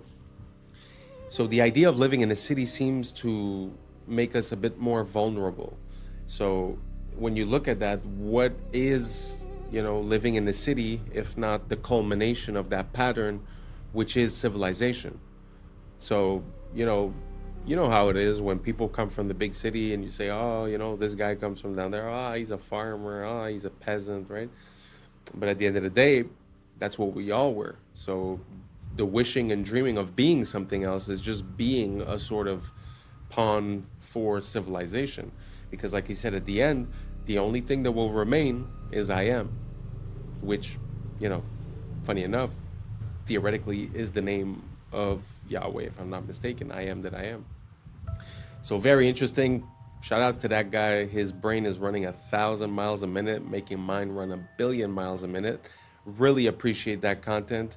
If you guys liked it, if you guys followed it, if you guys have any suggestions, let me know down below, and let's keep on rocking. It looks very smart, but it may not be as smart as you think it is. How intelligent is AI actually? Because look, GPT-5 can pass the bar exam, it can ace medical licensing tests, it can build entire code bases. However, the problem is that all those answers, or some form of those answers, already exist on the internet. And these models have seen these answers during training, so you could argue that they're not necessarily solving, they're pattern matching and remembering. So 11 mathematicians from Stanford, Harvard, MIT, and Yale decided to test this. They each pulled the problem from their current research. This is real math that they're working on right now. Problems they've already solved, but haven't published anything. So there's nothing about it. There's no papers, no forums, no traces, no mentions, nothing. The goal was, if we gave these AI models these math problems, would they be able to solve them? So they tried it out with 10 problems, and these aren't impossible questions. They're lemmas and proofs to math problems that PhD students typically grind through. And they gave them to GPT-5 and Gemini 3. One shot each. There's no back and forth conversation. Just, can you solve this problem? And after testing, the AI nearly failed all of them. It can understand the questions, it can even rephrase them in its own words, but when it came to actually proving the answer, nothing. The results are pretty clear. AI didn't pass the test. That's very interesting. I know a lot of people are, afraid of AI or afraid of its capabilities, or it's going to replace everyone and this and that. But it's kind of interesting to hear the opposite side of it, because I've had a lot of interactions with AI where I caught it in a lie, I caught it, making mistakes, I caught it not analyzing the things that were provided to it, although still responding as if it did. And every time you catch it, it's like, oh, yeah. And sometimes even clarifying and saying, in the future, please do this. It says, yes, of course, and then it doesn't, right?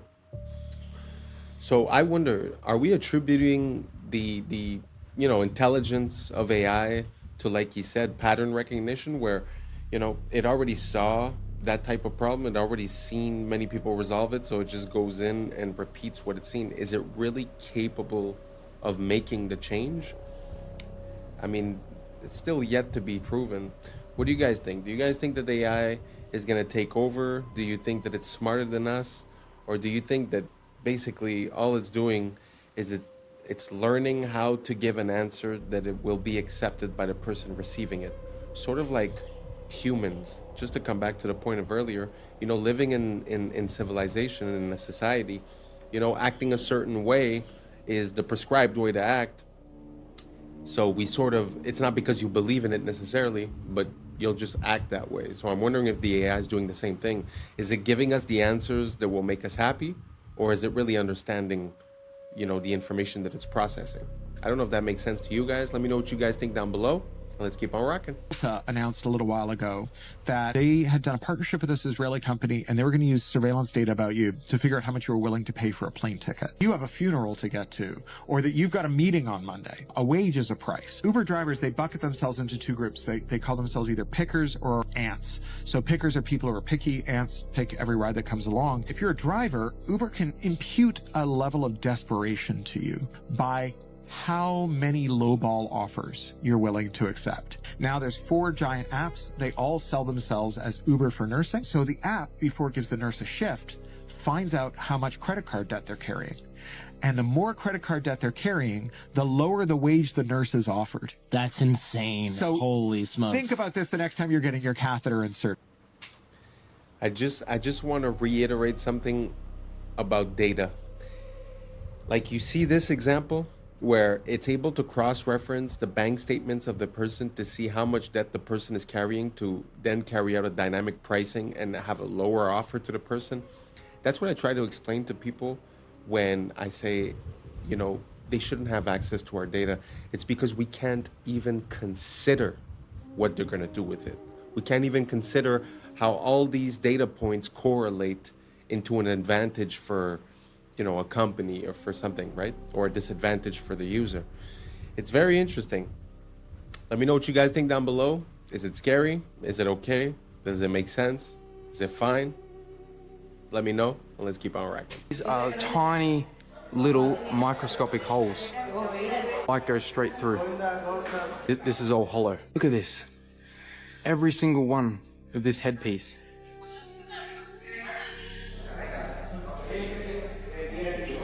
These tiny little holes, man. Light just goes straight through. This is another column that is just insane. All of this is hollow behind. So, allow me to make this clear. Me talking about it's not about whether it's good or evil. That in of itself is a binary spell. That's the trap, the bait, the engineered battlefield of perception.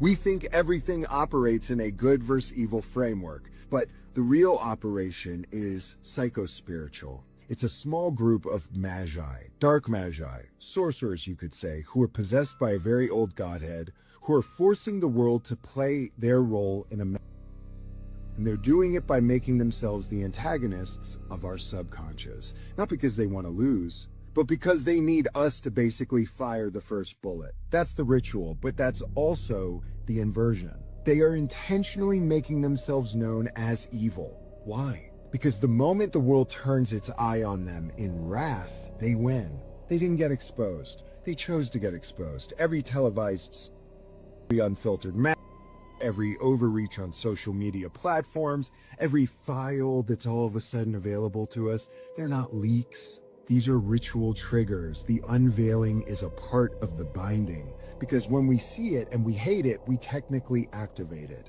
For the activation comes from us, from their loosing of our reactions, which is a harvest. And it's not really even about just the face. The core engine is hidden under the Zoharic manipulation of dimensional fields, rearrangement of moral architecture, and the misuse of sacred language to entrap collective consciousness in a binary algorithm. Every social polarity being pushed in the West.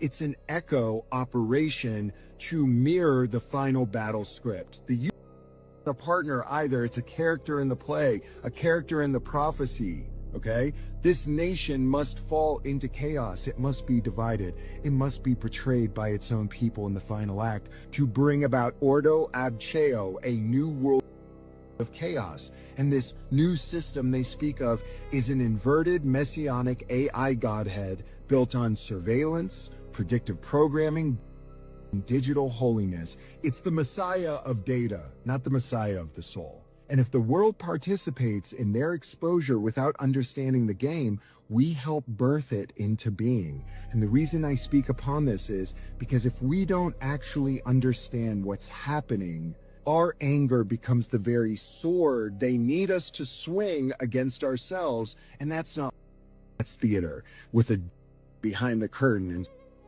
well, it's when you mistake the curtain for the world. So we will be talking about the impending reset soon, and there's going to be more to come. Love you. If you have children, you need to watch this. What happens to the 9-year-olds? They go in the basement. They stay in the basement for years, and they're served. They never get out of the basement, and that's where they're broken, and that's where they're trained. And when they're trained and they're able to come out and look older, then they can get in the car with us and go to do the clubs. So we're getting the picture here.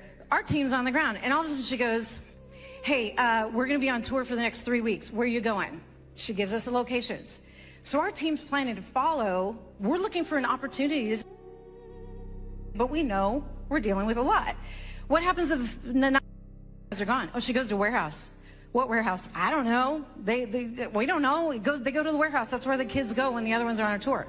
One team to the warehouse. One team follows the other girls on tour.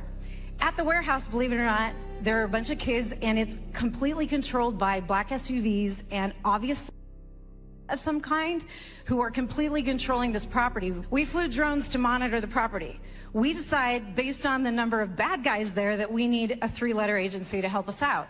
So I get on the phone with my contact with a 3-letter agency. The agency says, yes, we'll call our counterparts, and we're going to send a team to go raid that place.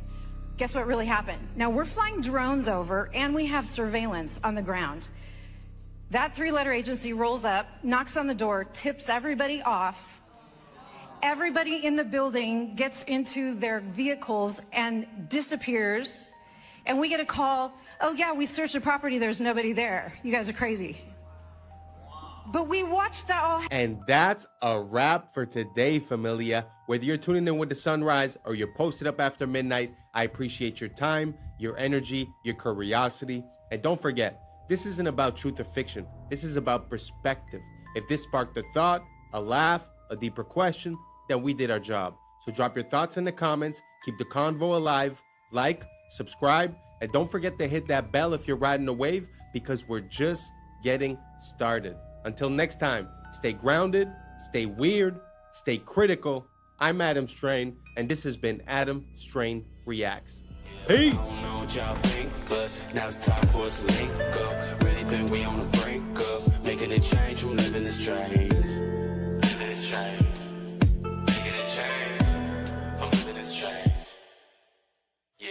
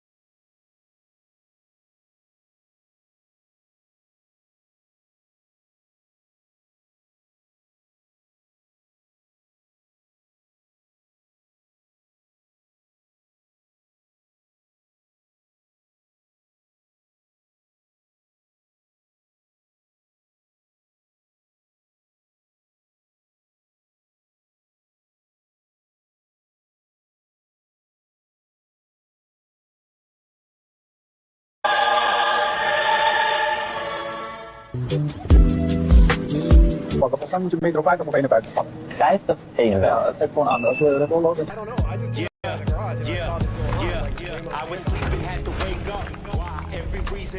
up, YouTube? Today, we'll be looking at disturbing TikToks that'll make you question reality. So without further ado, welcome to Adam Strain Reacts. Let's get her done. Since World War II, there's only been 7 countries that did not have a controlled central banking. Now, if you take a look at the names on that list, you will notice they all have something similar or in common. After World War II, the United States has been to war with all of them. And I can't put my finger on it, but I just know there has to be some reason for that.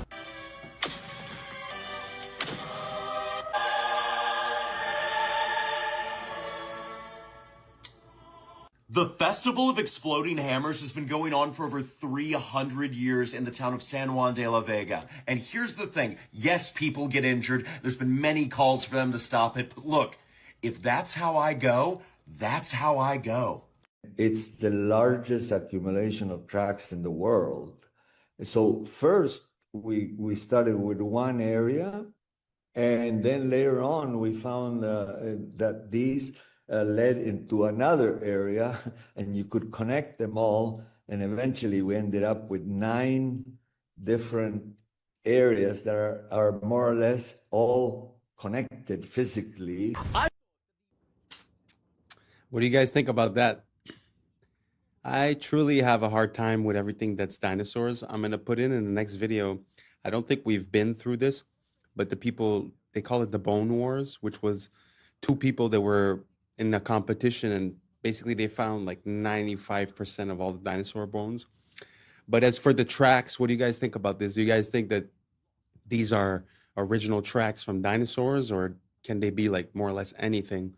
And if they were tracks from dinosaurs, how come we haven't came across them before if they were just on the surface?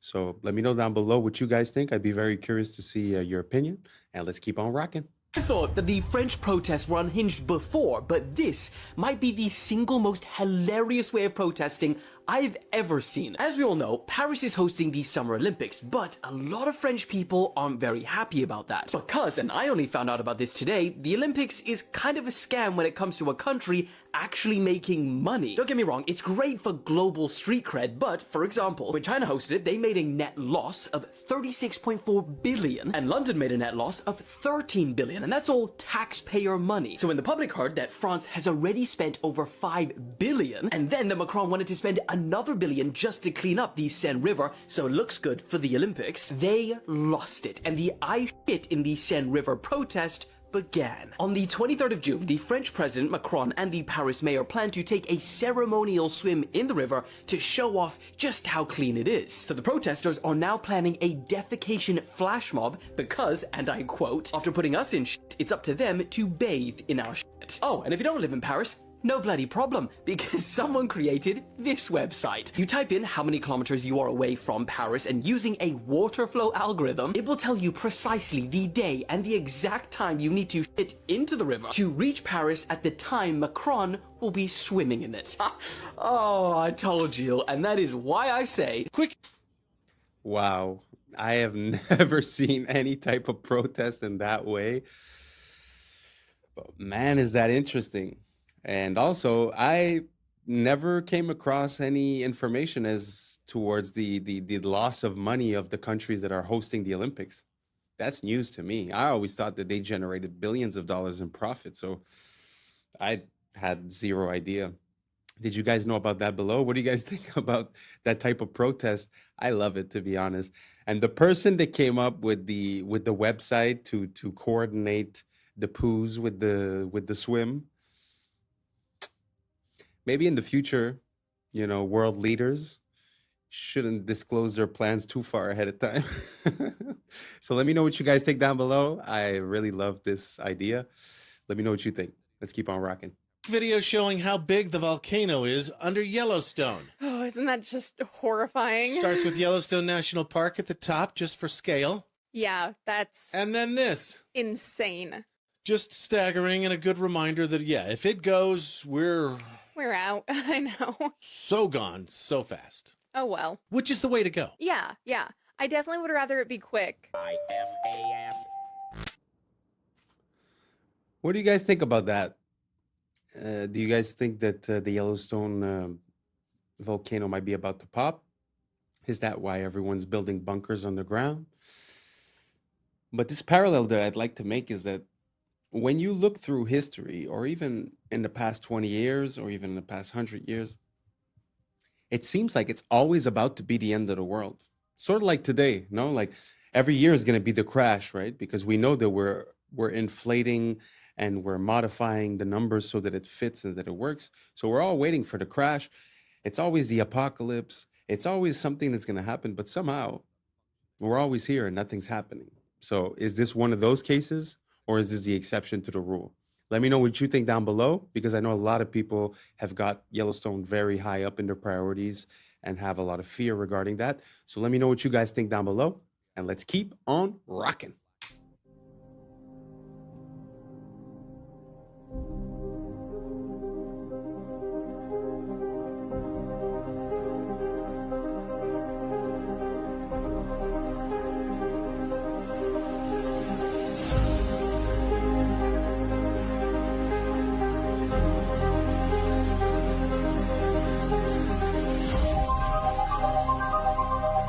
Four cities. Wow, I didn't know we were that ahead with the surgery stuff. How would you guys feel if you went in for surgery and you were underneath that robot? Do you guys feel better about that? Taking away the possibility of human error, but would that leave, possibility for machine error or loss of power or any other? I don't know. What do you guys think down below? Would you rather have a human, or would you rather have a machine conducting your operation? I'm very curious. I'd like to know what you guys think about this. Write down below. Now let's keep on rocking.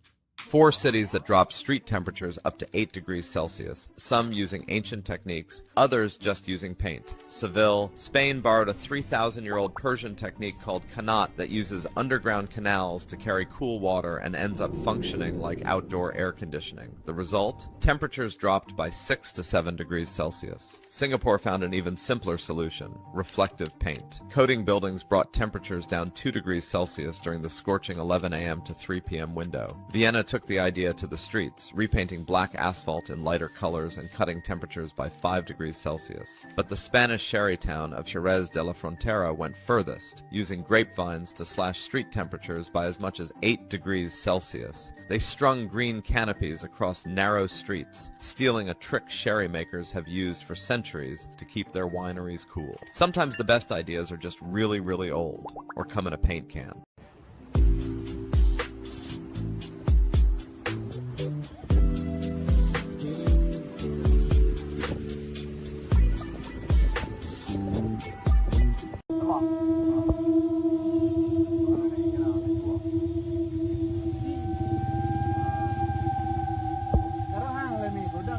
This makes me extremely uncomfortable that I now know that snakes can do this. Could you imagine running up a tree away from one of these things and then you look down and see it doing this? So yes, a new fear has been unlocked. So thank you, Internet. I can always count on you to provide me with unwanted trauma.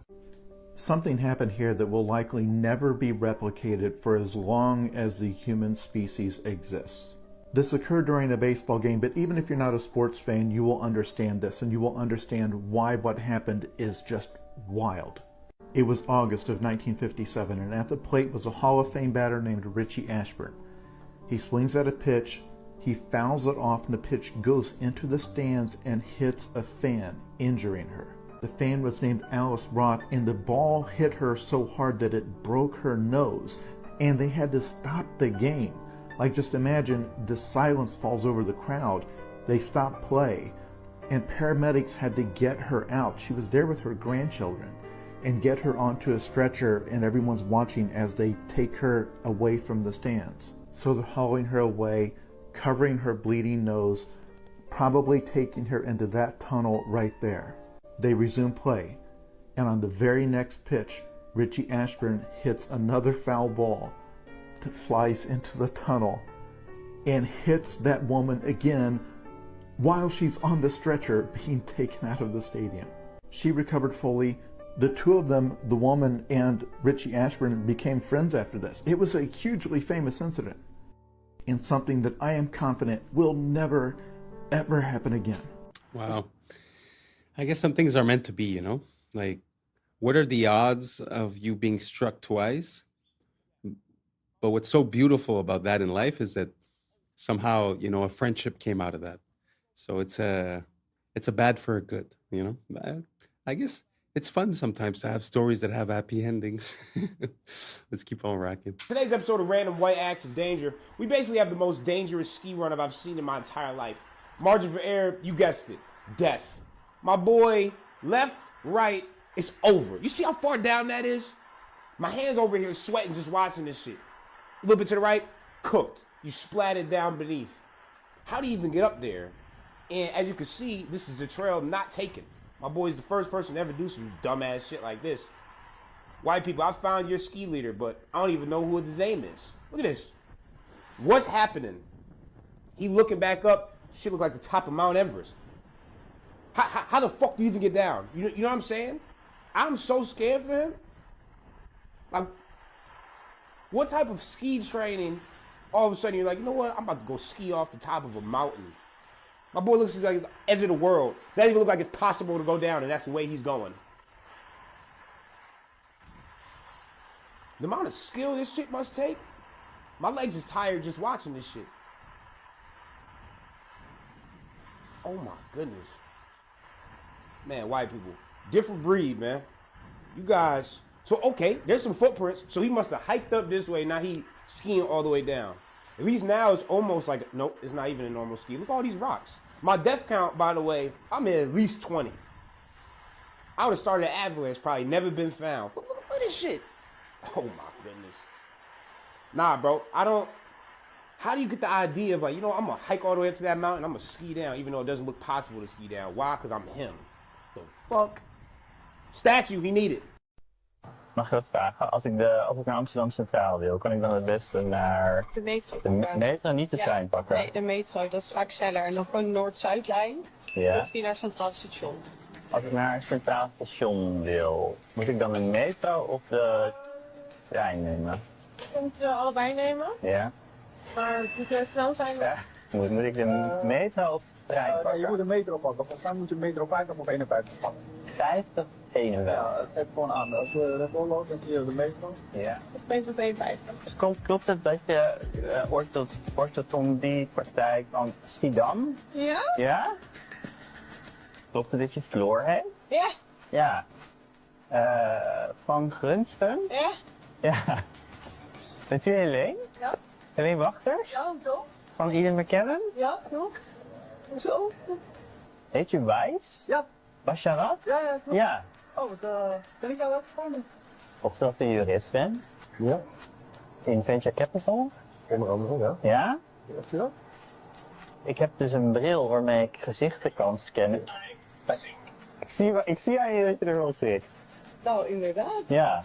Oh ja, ik zie dat ding al inderdaad. Ja. Oh, ik zie nu ook een lampje aangaan. Holy shit. Op die manier informatie te krijgen over mensen. Ja. Voelt bij mij nog niet oké. Ja. Ik bedoel, het is de tijd van tegenwoordig, de digitale wereld. Je verwacht dit gewoon. Je verwacht het gewoon. Nou. Ik voor jou in. Ja. That gave me chills because the possibilities with that are pretty endless. Imagine, I don't know, off the top of my head, imagine scammers, imagine police, imagine, due process is gone. You have access to way too much information. Very interesting. It's very interesting. Imagine if you cross-reference with the person's Facebook and they took a picture outside of their house. You now have their address. You now have their family members. I mean, the possibilities are pretty much endless with what you could do with that information. As for, let's say, fraud or misappropriating the identity. Very interesting. What do you guys think? Do you guys think that it makes sense that we use AI in this type of fashion? What's the future of this technology? What are the applications that we're not seeing yet, but that might be a problem in 1, 2, 3, 5, 10 years?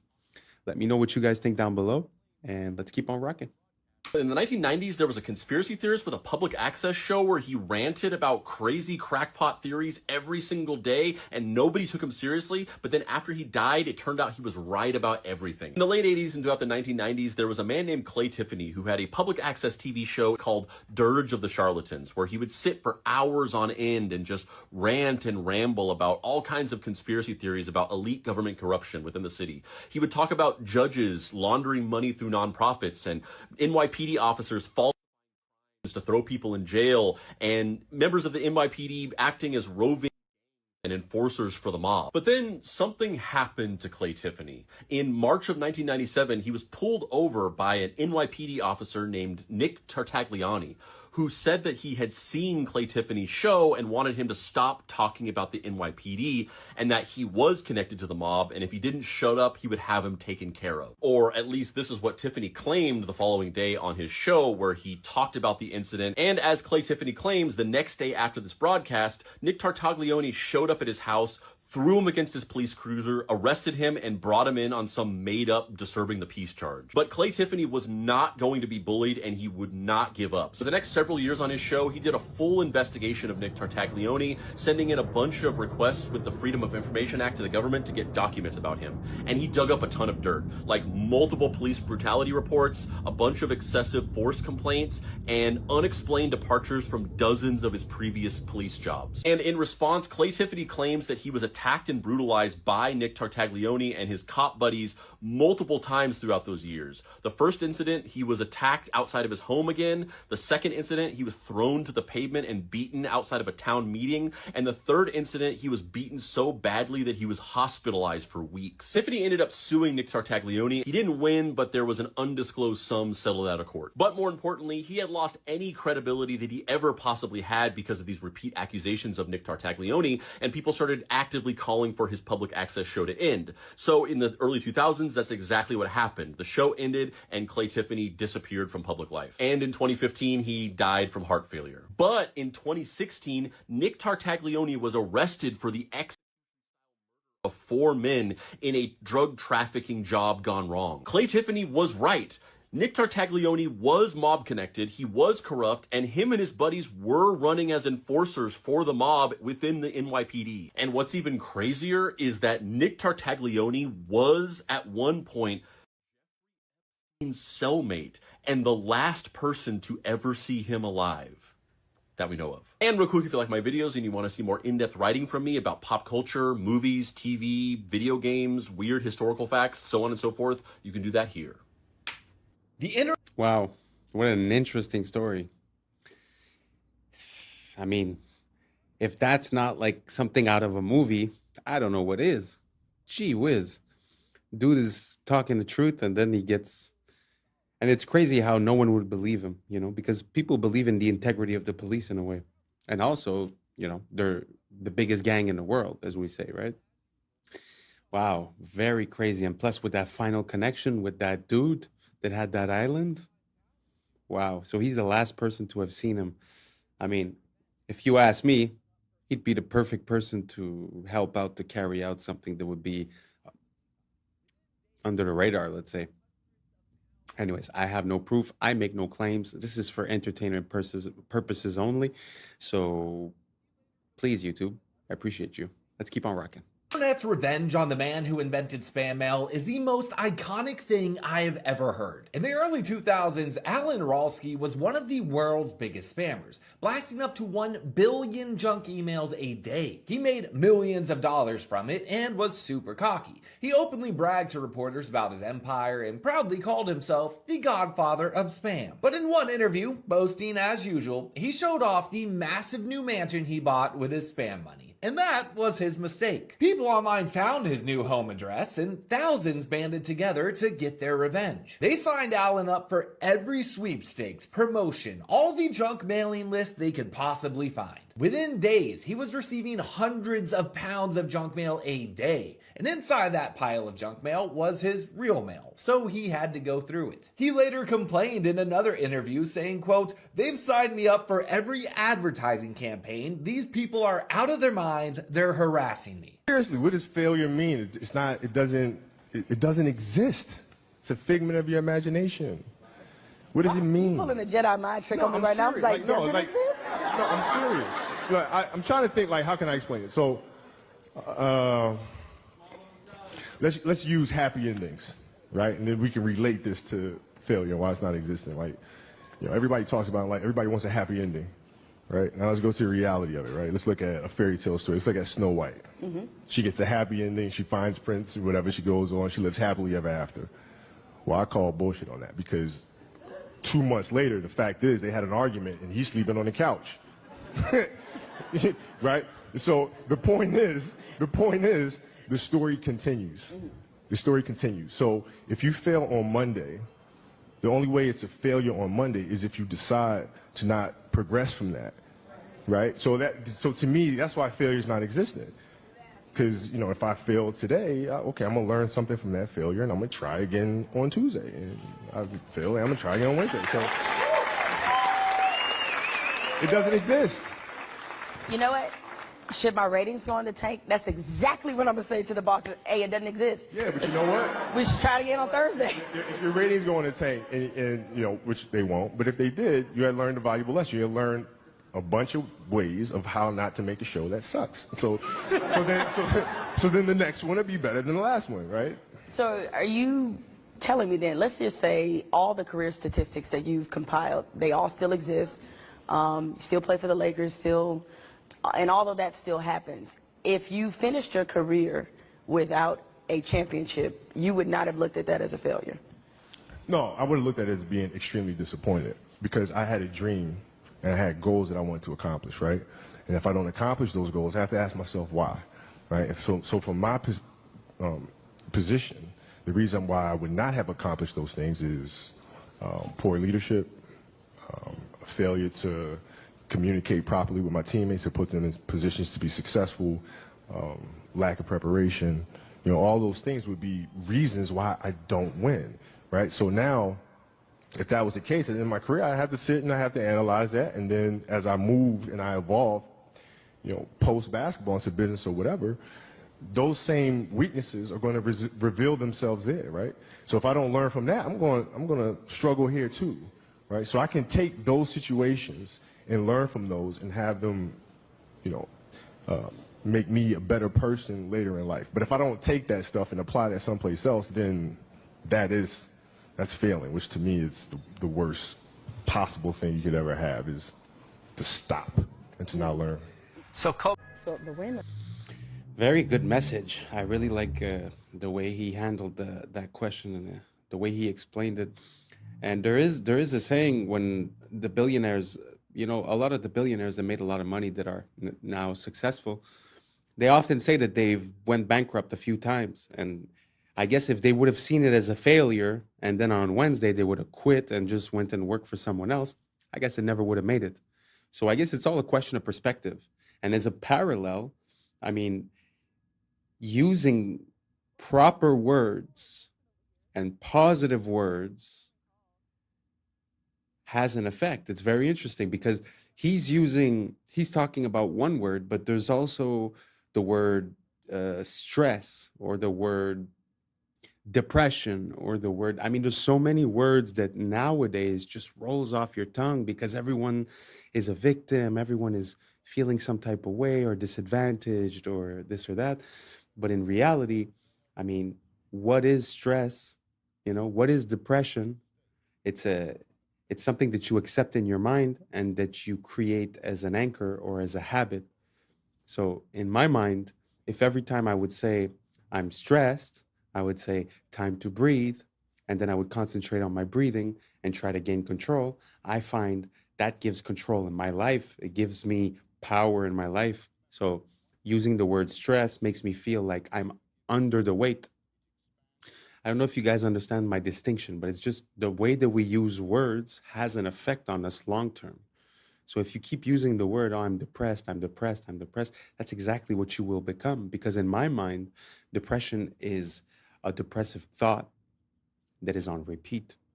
And then it creates the state of depression. But to be in a state of something, you need to actively reinforce it, repeat it, and use it as a habit before it sticks. So you could do that on the negative side, and you could do that on the positive side as well. So very interesting. I'm very happy to have listened to that interview from Kobe.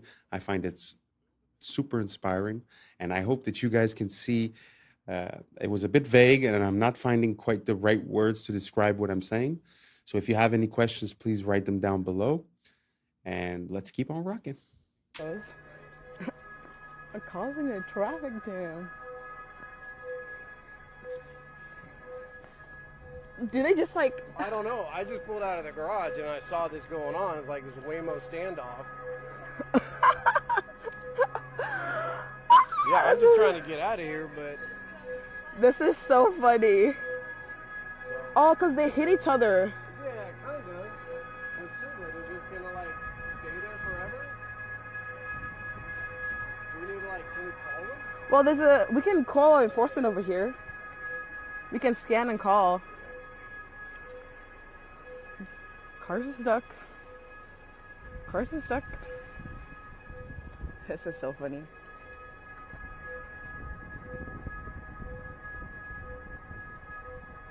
Digital is the biggest step towards the surveillance state this country has ever faced in my lifetime. If any government wants access to every detail of your life, they are the ones who should be feared. We live in a country where the state can't even run a basic IT system without losing data or leaking personal details. It won't last a week before a mountain of sensitive personal data is left at a bus stop in Kent again. I do not trust any government. I certainly do not trust this government. And let us remember, once government gets a new power, it never gives it back. It expands and evolves. Digital ID will not stop at proving who you are. It will creep into travel, banking, housing, benefits, even voting. Today it's voluntary, tomorrow it will be required for security reasons. The day after that, you won't be able to access basic services without it. All for your own good, remember. It's supposed to be a country where the government serves the people, not the other way around. A country built on privacy, liberty and trust. People just want the government to leave them alone and get out of their lives, to build a business, raise a family and live in peace. Digital ID treats every citizen as a suspect. It assumes that the state has the right to look over your shoulder. You defend it by severely limiting the power of the state, not radically expanding it. Abolishing jury trials, cancelling elections, implementing facial recognition. Yeah, this whole digital ID thing is kind of scary. And as a parallel, when you look at Australia, they're saying that they want to put a age limit. So basically, if you're 16 and under, you can't have access to social media, which in a way I agree with because the kids are obviously being brain rotted. But, you know, what they will use that for is probably to create a barrier to entry to be able to enter. So it's not the kids that are going to basically have to do something. It's the adults that are going to have to prove that they're adults.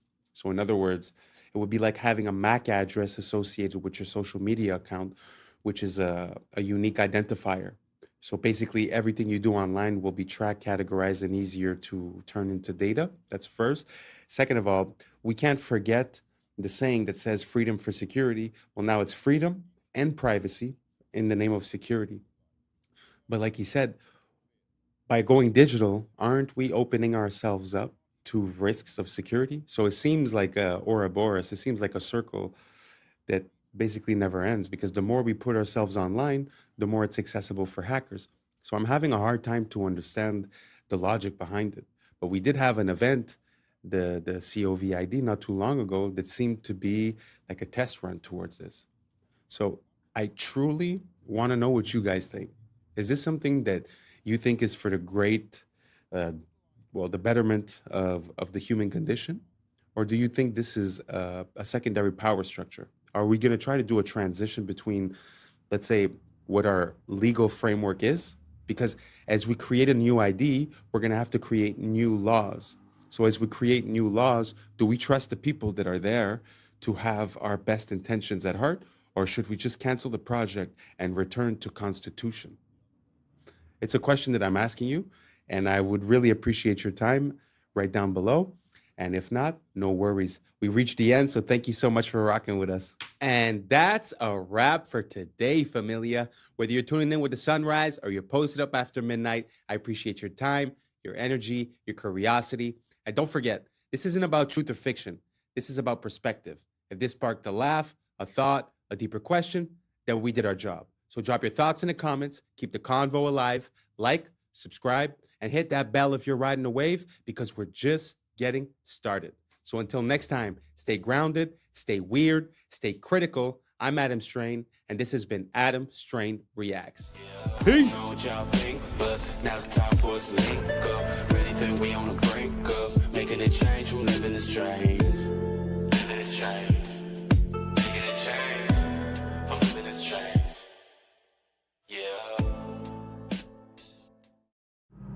Yeah. I was sleeping, had to wake up.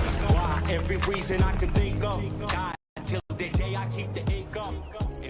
What's up, YouTube? Today, we'll be watching disturbing TikToks that'll make you question reality. So without further ado, welcome to Adam Strain Reacts. Let's get her done. They've been keeping this from you. This is the underground city that was found beneath Los Angeles by a man named Warren Shufelt. It was discovered using a device he invented to detect underground tunnels and caverns. Shufelt mapped out a network of passageways stretching for miles beneath the city. And here is where it gets crazy. His maps indicated a central chamber filled with gold and advanced artifacts. Shufelt said that upon analysis of the artifacts and the scriptures found within the passageways, they all pointed to a lost continent named Lemuria. Despite his groundbreaking findings, city officials abruptly shut down his excavation. They officially claimed that the tunnels were old subway lines. But this is where they messed up. The Los Angeles subway system didn't begin operation until 1990, over 70 years after Schufelt's discovery. So what subway lines were they referring to? Some speculate that they were referring to an ancient civilization that had access to a subway-like system. Some have even gone further to say that the city officials had knowledge from the future. They knew that Los Angeles would eventually have a running subway system in the years to come, therefore it would be the perfect cover-up, perfectly concealing its true origins. Yesterday we witnessed... I find it very interesting when we find underground either tunnels or city streets and stuff like that. When we find them in Europe, people have a tendency to say, but Europe is really old, so they just built on top, it's normal. That's why I love to find these type of things in the United States, because the history of the United States is so young that it's kind of hard to explain away like a whole tunnel system under a street. You know, if you compare that to Paris, like the catacombs, you could say, it was in the 1600s, so they had a lot of time, and this and that. But when it comes to the United States, like you see, the timelines are a bit off, and it's kind of hard to explain away. So what do you guys think about that railroad? Do you guys think that there was something below Los Angeles before the metro stations? Or do you think that maybe they got their wires crossed and they just made a mistake? Because I do know that New York has level upon level upon level upon level, probably 6-7 levels deep, one for gas, one for water. I think I've already mentioned this, but what do you guys think about this? Do you guys think that there's a system and that there was something there before? Or do you guys think that maybe we just made a mistake? Let me know down below. Let's keep on rocking. The heist of the century, where a group of thieves disguised as construction workers using this hoist ladder broke into the Louvre Museum in Paris and got away with hundreds of millions of dollars worth of items. Yeah, this is the same museum that the Mona Lisa is also kept. Now, this is being called a national disaster for all of France. Some of these items that were stolen were worn amongst kings and queens and royalty. One of these items was worn by Napoleon III's wife and contained over 2,000 diamonds. Here are some of the items that were all stolen, and authorities don't even know. They can't even put a price on some of these items because they're so old, they're so antique, they're so unique. And what we know is they got in and out within 7 minutes with chainsaws, cut the windows, got in, cut all the, display boxes, and got out within 7 minutes and left on mopeds, because in France, the traffic is crazy. So they were just able to, maneuver their way out easily. The authorities are saying if they're not caught within a week, all of these items are going to be gone. Now, I find it very interesting that the governments have been screwing the people for so long, and what I'm seeing right here is the people start to fight back. This was professionally done, guys. In and out in 7 minutes, that is crazy. Where's all the security and everything? It was done Sunday morning at 9:30 a.m. in broad daylight. Let me know what you guys think about this in the comments down below. Don't forget to like, share, and follow for more hidden truth. Peace and love. Everybody is complaining about exploding watermelons. Here is the video. Walmart watermelons exploding everywhere.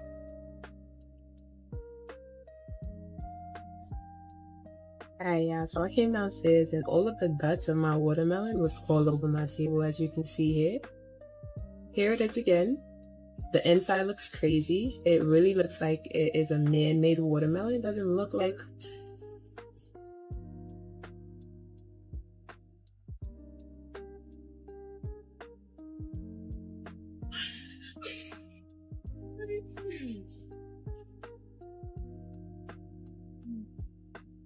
The second watermelon from Kroger that's been doing this.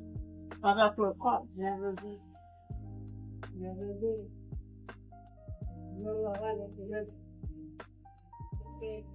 I'm going to go home. By Kroger.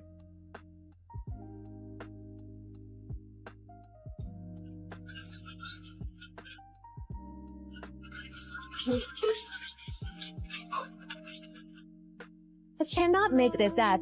I heard a whistling sound in the pantry, and then my watermelon exploded like A. Do you really believe what they tell you? Have you heard of the orphan trains? It was a covert operation to repopulate and reshape the American Midwest. This is as dark and scary as it sounds. Between 1854 and 1929, the United States was experiencing massive waves of immigration that was flooding into urban areas. There was a need to spread the population more evenly across the country, not only to alleviate the overcrowded cities, but also to exert control over areas in America. So, the U.S. government came up with a plan. They took over 250,000 orphaned and homeless children from New York City and other urban areas, placed them on trains, and sent them to rural towns across America. This plan was sold to the public as giving these children a fresh start, but the reality was much darker and more complex. Many of these children simply vanished. Over 100,000 children disappeared as soon as they stepped onto those trains. Was this just a result of poor record keeping, or is there a more sinister story behind these missing children? Look through history books and count the fires.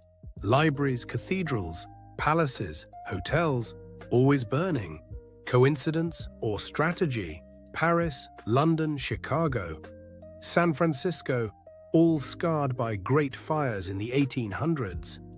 After the flames, ornate structures vanish. And what replaces them? Concrete, steel, glass boxes. Even in 2022, Easter Island's sacred landscape burned, shortly after reopening to tourists. Always fire, always loss. Fire doesn't just consume wood, fire erases memory. In the ashes, you can write a new story. And maybe that's the point. Destruction as a reset button. A way to overwrite the inconvenient beauty of the past with the cold efficiency of the present. The Grand Canyon is not just an American sightseeing location. There are strange and dark secrets that lie within. Some have even encountered a gateway to a hidden world. In 1909, the Arizona Gazette published an article about an expedition funded by the Smithsonian. This expedition was led by a man named G.E. Kincaid, and he discovered an ancient underground city within the Grand Canyon. But here is where it gets interesting. This city was filled with artifacts from ancient Egypt, hieroglyphs, statues, and even a pyramid. How did ancient Egyptian relics end up in Arizona over 5,000 years ago? Is it possible that they had access to flight? But it gets even stranger. The Smithsonian seized all the artifacts and shut down any further exploration. which led to 90% of the Grand Canyon being restricted till this day. The canyon is home to numerous hidden caves and tunnels, many holding ancient treasures and technologies. Many adventurers used to report seeing strange lights and sounds coming from these depths. The Hopi tribe, a tribe native to the region, speak of sacred underground cities known as the Sipapu. These cities are believed to be gateways to the underworld, holding powerful energies that should never be disturbed. All this makes us wonder, what else is hiding in the Grand Canyon? Your name is Roger, yes? What do you guys think about that? Do you guys think that there's any truth to the story of G.E. Kincaid? Because it's not the first time that we hear about stories relating to the Smithsonian sort of making discoveries disappear. Like, mostly, the ones I remember are mostly like big bones. Some people say that they found giant bones. And like the newspaper would say it, the news articles would say it. But then afterwards, when the Smithsonian would come and take the artifacts, they were never to be heard of again. And when requests were made to ask about it, to inquire about it, they would say that that never happened, basically. Do you guys think the Smithsonian might be a bit less than honest, less than useful for, knowing what happened in our recent past? Do you think that they might be hiding some stuff? Or do you think that maybe it was false articles, false stories, people trying to be famous for some reason or another? Let me know down below if you have any more information regarding G.E. Kincaid or any similar type of discoveries, because I have seen other things in the United States, such as the discovery of some Jewish artifacts, which theoretically wouldn't make sense, right, with the timeline and the geographic locations. There's also a similar story regarding they found cocaine from South America in the pyramids of Egypt, supposedly. So do you guys think that there's a possibility of this cross-contamination of the new world and the old world having a contact before? Or do you guys think that there's something else to this? Let me know down below, and let's keep on rocking. Roger. Ah, that's your name. Roger. Good. And what do you do, Roger? I'm a financial consultant. Ah, financial consultant, eh? Roger, Yeah, yes. Terrific. And Roger, how's business at the moment? Not bad, thank you. Been a bit quiet lately. How do you mean lately? Since the war, been a bit quiet. Fair enough. Okay, Roger, your special subject tonight is the economies of the European community. Your time starts now. Best of luck. Thank you. How much does Greece owe, Roger? $367 billion. Correct. And who do they owe it to? Mostly to the other European economies. Correct. How much does Ireland owe? $865 billion. Correct. And who do they owe it to? Other European economies, mostly. Correct. How much do Spain and Italy owe? $1 trillion each. Correct. Who to? Mainly France, Britain and Germany. Correct. And how are Germany, France and Britain going, Roger? Well, they're struggling a bit, aren't they? Correct. Why? Because they've lent all these vast amounts of money to other European economies that can't possibly pay them back. Correct. So what are they going to do? They're going to have to bail them out. Correct. Where are they getting the money to do that, Roger? That's a good question. I don't know the answer to that one. How much does Portugal owe? Hang on a minute. What was the answer to that earlier question? Just keep answering the questions, Roger. Where is Portugal going to get the money it owes to Germany if Germany can't get back the money that it lent to Italy? Just a minute. What was the answer to the previous question? The question was, how can broke economies lend money to other broke economies who haven't got any money because they can't pay back the money the broke economy lent to the other broke economy and shouldn't have lent it to them in the first place because the broke economy can't pay it back? You're wasting very valuable time, Roger. How much money does Spain owe to Italy? $41 billion, but where are they going to get it?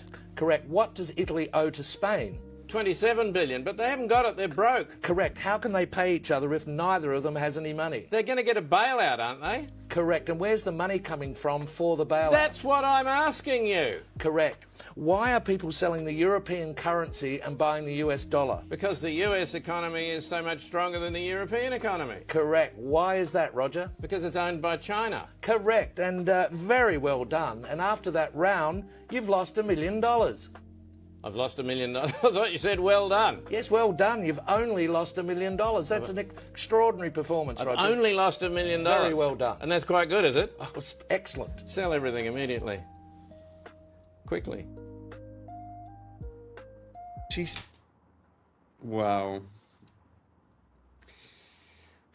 Like, money rules our life, but when you really break it down, it's kind of funny. Like, it doesn't really make sense.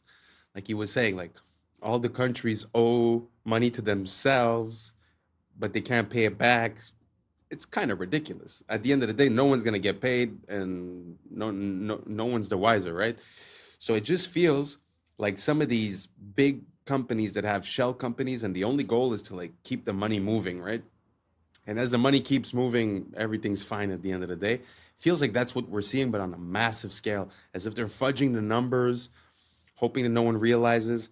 But I mean, at one point, this bubble will have to pop, no? Or we're just going to artificially inflate it forever? I don't know. You guys let me know. It's not like this is financial advice or I'm an advisor or nothing. This is just pure common sense. How do you pay back something you don't have? How do you lend something you don't have? Who do you sell it to? Who do you give it back to?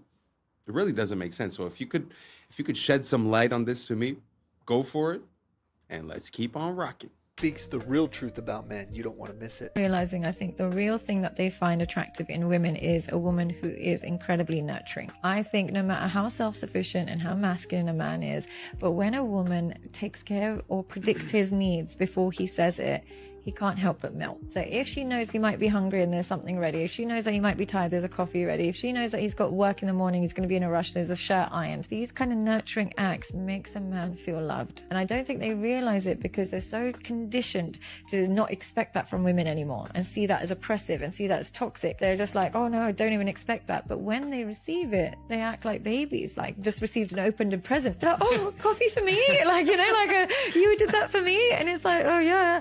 And I think they don't realize that that is actually their universal love Men language. are very simple. We're not complicated. We're just looking for a good, godly woman that wants to be with us and take care of us and be for us. And if you agree, type amen. It was a prank. They got a doctor to wake him up and tell him, you're waking up from a 12-year coma. You've been in a coma for the past 10 years. Well, all right. One of their friends got arrested because they were driving drunk and they were passed out. Okay. Because they got into like an accident, hit like a sign But they were or whatever. actually drunk. Yeah, they were drunk driving. So what they did, since he was so knocked out, they put him in a hospital, like simulated hospital room. Okay. They got a doctor to wake him up and tell him, you're waking up from a 12-year coma. Can you hear me? You're in the hospital. You're going to be fine. You're going to be just fine. Wow. Look at you. You just woke up. And he's like, what? What happened? Some time ago, you decided you was drinking. You was out drinking, and you decided to drive, and there was an accident. This accident took place back in 2013.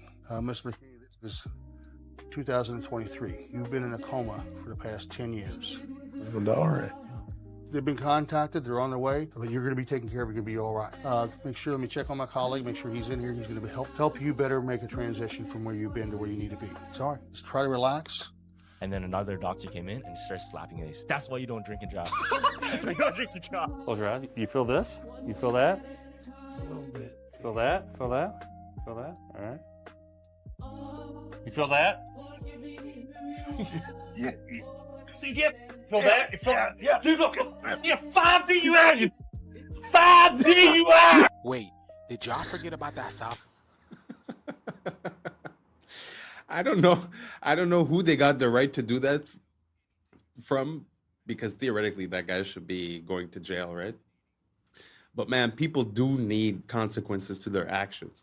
Like, this is a weird situation, but I'm sure he's going to think about it twice before he drinks and drives again. Sorry, I just found that super funny. Let's keep on rocking. Antarctic magnetic anomaly. Well, listen to this, y'all. Check this out. All right, I don't really even know how to put this, but does anyone know anything about this massive energy wave that seems to be emanating from Antarctica? There's a video going around as of yesterday, October 12th, showing this powerful, huge circular pulse of energy, this wave that seems to be stemming from Antarctica, stretching like allegedly 6,000 miles north over Australia. It looks insanely powerful, and it is very odd, and I am trying to get more information. I mean, some people say it's just a glitch. Some people say it's some sort of pressure system. Others are convinced it's something else entirely. We do know that Antarctica definitely has a very mysterious past. So whatever it is, it's strange. But if anyone knows anything or you've seen this actual data yourself, can you please tag someone or comment below with... Now, I was combing through these comments, and everybody is feeling the same thing. People are feeling exhaustion, ringing in their ears. They're feeling frequency. People saying to the point that they don't even want to get up and do anything. They don't want to go to work. Hell, they don't even want... People can't even digest food properly. Now, as you guys may know, we are going through an ascension process, and the planet is splitting. There's a 3D shift and a 5D shift. It's all about frequency, all right? And I go into depth of why people are experiencing this. If you guys want to check it out, here's my Instagram, Conscious Juice. Here's the link over here, the link tree, and click on it, and then the Patreon link should pop up. And it's the very first video, okay? I go into detail on why this is happening and why people are experiencing the ringing in the ears and all about this, okay? Go check it out, y'all. But I've been telling y'all, this is all part of the shift, and it's here. They feel it. They see it. Let's continue to get it. Peace in. Breaking news. What do you guys think about that?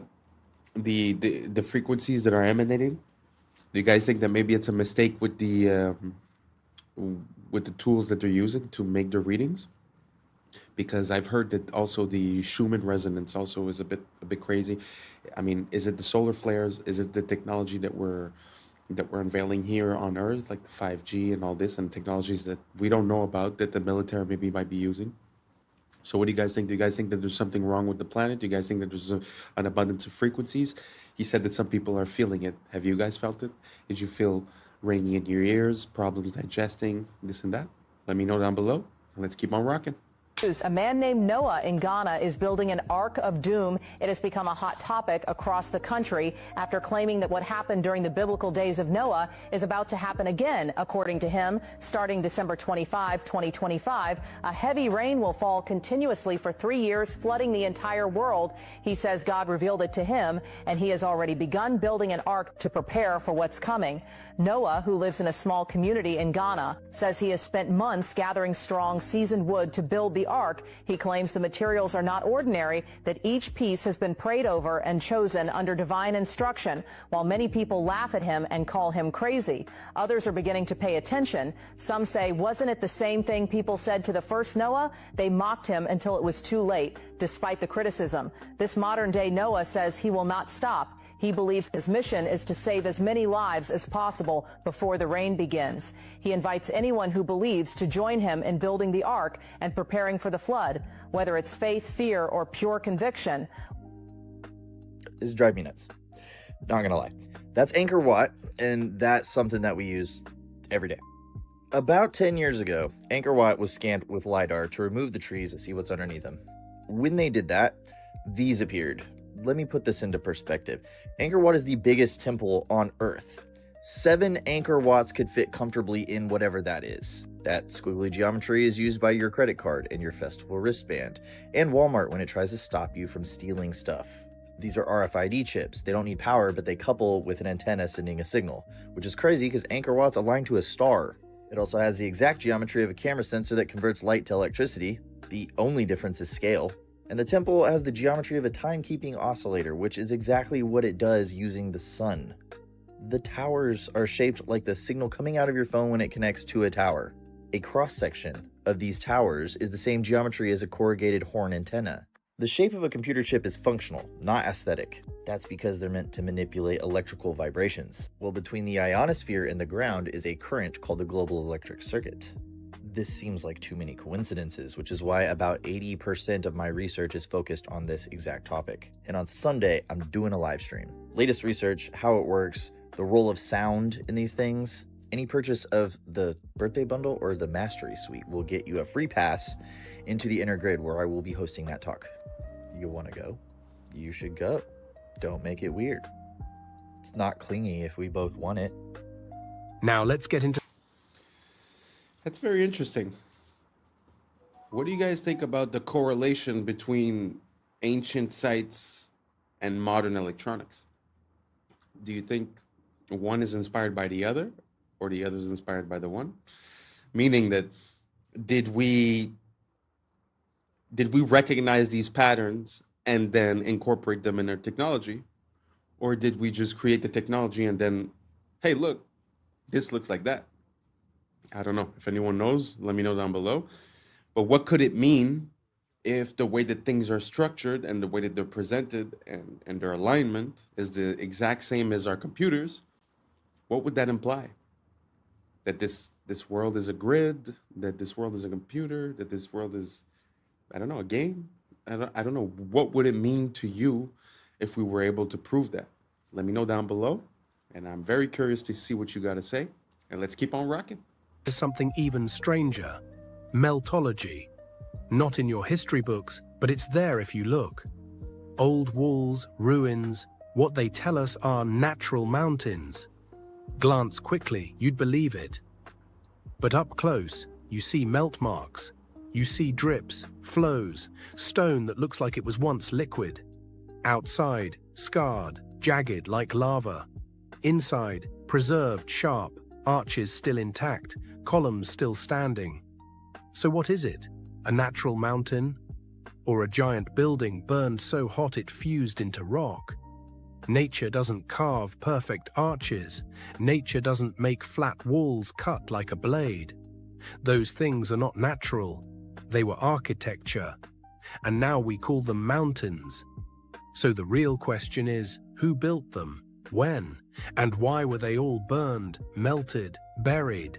1923, these local authorities that were sided with the USSR, they come into this Ukrainian village and they tried to get the people in this village to sign a petition to basically get rid of their church. What it was met with was everyone protested it and they're like, get out of here. We're never signing that. We're never shutting down our church. So the authorities left, but they left and they were really mad. And right outside the village, there was this giant wooden cross, the metal figure of Jesus on it. One of these police officers, they struck the side of Jesus on the cross, instantly started pouring out blood. What? Freaked them out. They ran away from it. Word spread real quick. And by that evening, over 30,000 Christians in Ukraine gathered around this cross and were praying. For weeks, these soldiers, they kept on trying to remove the cross. And they said that they were not able to because they felt an invisible force pushing them away. Wow. And this Jewish doctor, he's like, I just want to see this. And so he goes and collects a sample, tests it, and he's like, it's blood. Oh my gosh. There's blood pouring out from the side of Christ. The USSR,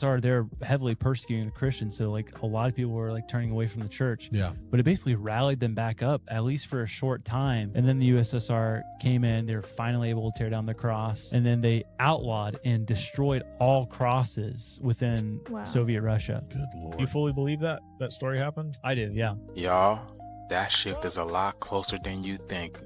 What you're witnessing right now is not just a light in the sky. This is the cosmic breath of the black sun, the hidden heart of creation, pulsating beneath the crust of the earth. These auroras, they are not decoration, they are communication. The heartbeat of Gaia that is sinking, the pulse of the cosmos, the solar radiation, the cosmic radiation, the green ray, the emerald fire. This is the vibration of love and healing itself. It's the heart chakra of the planet that's activating, reminding you that the heart and earth are reflections of one another.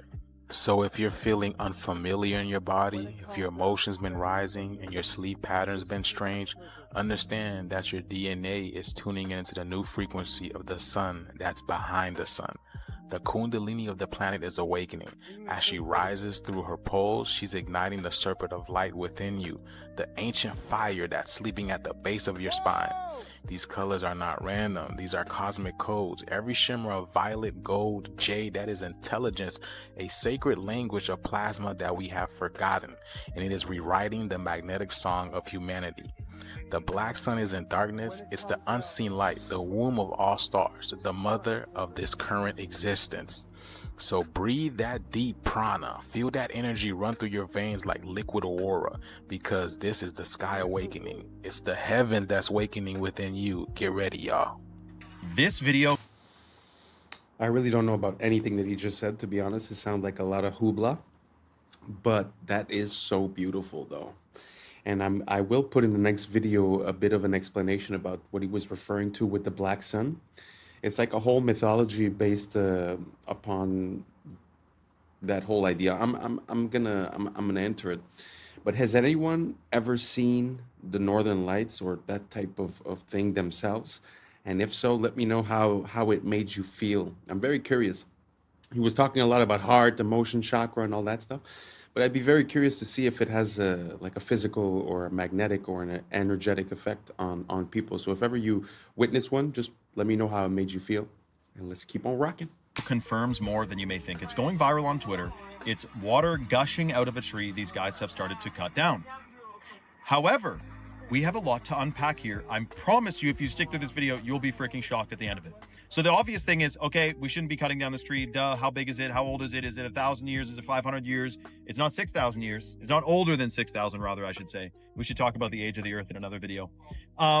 The next thing, though, is I've seen them cut down massive oaks and other trees in North America and water gush out of the stump. And the comments was like, well, maybe there's just like a spring there, or maybe the tree like wrapped up around a water line that was like leaking and now it's gushing out. This is a lot more serious. This is so incredibly shocking. For one, I hope these guys left the tree alone, patched it up, put some clay in there. Hopefully the tree heals itself. Like, look how massive this freaking tree is. But do you remember seeing tabletop mountains in Peru, South America, all over the place, tabletop mountains that have a waterfall constantly flowing? And I'm not talking about an ice-capped mountain. Ice-capped mountains with waterfalls, we know it's snow melt. Yes, but check this out. So have a look at this. We have a tree stump, and we have perhaps an ancient gigantic tree stump as described in many different ancient texts. Notice the waterfalls pouring off of this tree stump. We're talking about a flat plateau. There's no lake up there. Is it that the roots of this tree, when it was anciently still alive and connected, I mean, the ancients believe that even rocks are alive, so that would make sense if rocks are remnants of ancient trees anyway. But I'm talking the roots of this silicon-based tree tapped into the water supply. When it got cut, this is what's said in the Bible, the angels came and cut the trees down so the Nephilim couldn't climb the trees and survive the flood because they were cannibalistic and everything. Cut the tree, and the waterfalls are still flowing out of it. We may have cracked the code. Let me know your thoughts. And hopefully this tree survives and they patch it up. That's what I'm talking about. I've been thinking about this for actually quite a while, because I was at the top of a mountain. I was looking at this waterfall and I was wondering, how is it possible that the water just keeps flowing? And to be honest, the only thing I could come up with in my mind is that there's sort of like a pressure that's created to make the water go up and then it goes back down, because it's impossible that it's just rain. Because when you look at like a little river or waterfall, I mean, those are thousands of gallons per second. So, I mean, there's no way to have that amount of water constantly flowing, because if it was rain or something like that, it'd be less sometimes, more sometimes, but somehow these waterfalls are very stable. And the example that he was showing there on the mesa, obviously, how do you explain it? Because there's, like you said, there's no river on top. There's no source of water. It wasn't raining. So it's very interesting. What do you guys think about that? Do you guys think that the water somehow has a way of completing the cycle? Sort of like when you would have a pump and it pumps the water up and then the water goes back down and then you restart, sort of like how we use fountains and stuff like that. Do you guys think it works like that? Or is there another explanation that I am completely missing? So if you have an idea, just let me know down below, because it's been something that's been in my mind for a little while. So I'd be very curious if you could help me out. Thank you so much. I appreciate you being with us today. And that's a wrap for today, familia. Whether you're tuning in with the sunrise or you're posted up after midnight, I appreciate your time, your energy, your curiosity. And don't forget, this isn't about truth or fiction. This is about perspective. If this sparked a thought, a laugh, a deeper question, then we did our job. Drop your thoughts in the comments. Keep the convo alive. Like, subscribe, and don't forget to hit that bell if you're riding a wave, because we're just getting started. So until next time, stay weird, stay grounded, stay critical. I'm Adam Strain, and this has been Adam Strain Reacts. Peace. Now it's time for us to link up. Really think we on the brink up. Making a change from living this strange. Living this strange. Making a change from living this strange. Yeah. Nudge your water glass to you using its lamp snout. that it might actually be alien technology scoping us out. Around and shows that everything is priced in grams of gold. I'm gonna skip it. I was sleeping, had to wake up. Why? Every reason I could think What's of. up, YouTube? Today, we'll be looking at disturbing TikToks that'll make you question reality. So without further ado, welcome to Adam Strain Reacts. Let's get her done. All I want to know is how I can bet some money on this, because this game is pretty cool. I mean, it's a mixture of a lumberjack, geometry, and an ice cold cools. And the goal is pretty simple. Land the log on the beer. I'm not gonna lie to you, I'm putting all my money on Paul Bunyan III here, because his skills are on a whole nother level. Me and the devil walking side by side. Me and the devil walking side by side. And I'm gonna see my man until I get satisfied. See, you don't see why. It's like peering into another world sometimes when you look into the past, especially when it comes to certain things like medicine. It's so interesting to see how we've replaced using natural elements and we've decided to synthesize the same compounds found in nature so that we could copyright them and make money.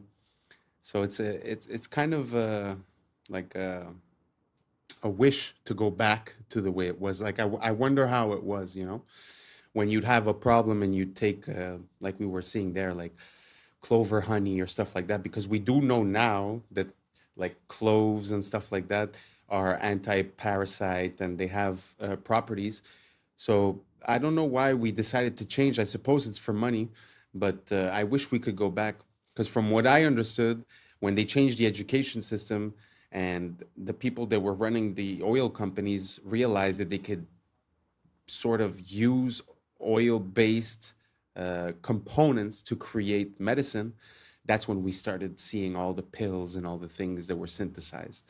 So it feels like it was done out of a bad intention, and it wasn't for the good health of the people. So let me know if you guys think the same way. And if you don't, let me know why down below. And let's keep on rocking. Did you know that one of the world's most beautiful gems is created as a defense mechanism? A natural pearl begins its life when an irritant, like a grain of sand, gets trapped inside an oyster. To protect itself from the intruder, the oyster begins covering it with layers of a substance called nacre. Over several years, thousands of these shimmering layers build up, transforming a simple piece of grit into a smooth, lustrous pearl. I've become obsessed with this kind of thing. Apparently, as part of the display at IKEA furniture stores, they have just a fake door printed on a background, but you see this wear pattern from where hundreds of confused customers have tried to open the fake door. So the thing that I've become obsessed with is really weird and interesting wear patterns, like this photo from a laundromat. And you can actually see at head level where all of the dye and the grease from people's hair has created like this ghostly stain over the decades. If you've been to a gym, you've probably seen this wear pattern on their bench press machine where they slide the peg into the weight they want, and you can see like a bell curve distribution of what weights people choose. I really like this one. This is an old-timey shop that's got one of those bells over the door that tinkles when somebody comes in. And over the decades, the millions of door openings has worn a hole all the way through the door. I'm getting these off of a subreddit called R Well Worn. And they have thousands of these. Like here's the restrooms at this person's engineering school. And you see the difference in the wear pattern between the men's and the women's. Here's where this person's hairdresser is slowly wearing a hole in the floor. Here's the keys on an antique organ that have been worn down over the last 170 years. Here's a TV that played CNN every day for 2 straight years, and you can see it created a ghost image where the reporter stands. And of course the obligatory bronze statue where tourists cannot resist grabbing this guy on the butt. None of you realize how weird this is about to get.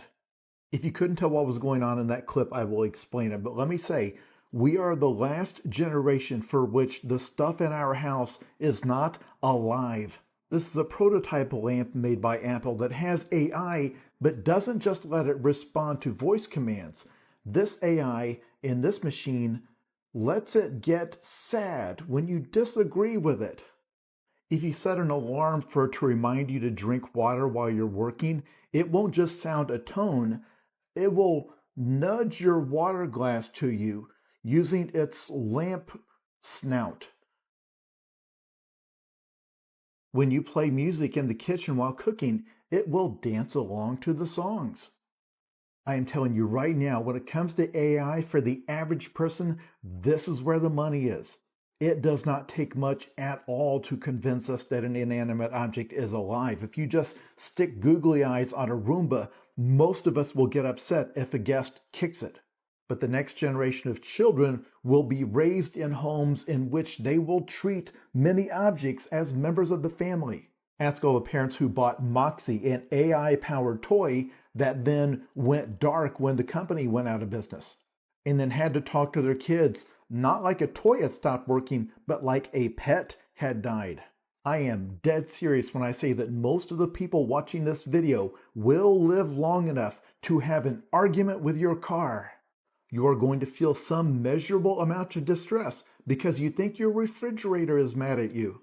You will absolutely know someone whose best friend is their lamp. And all of these will be available for a one-time purchase to get the object, but to keep it alive, that will be a subscription.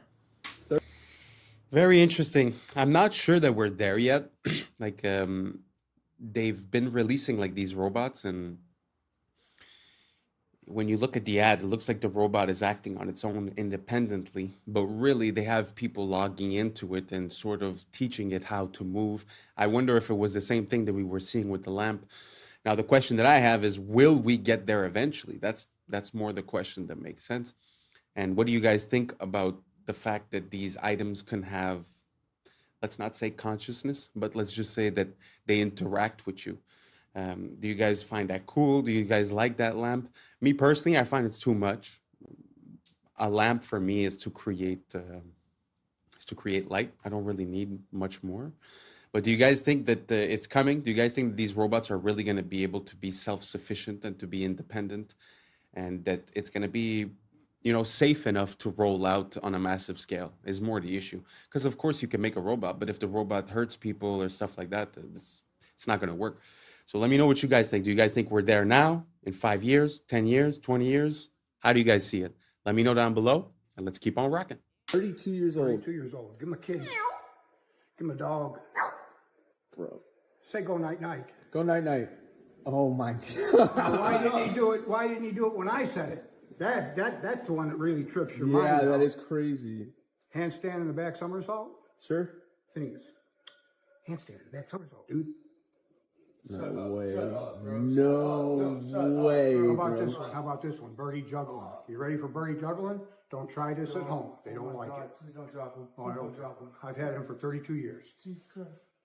Bro. Catch him. Oh, shit. Oh, shit. Bro.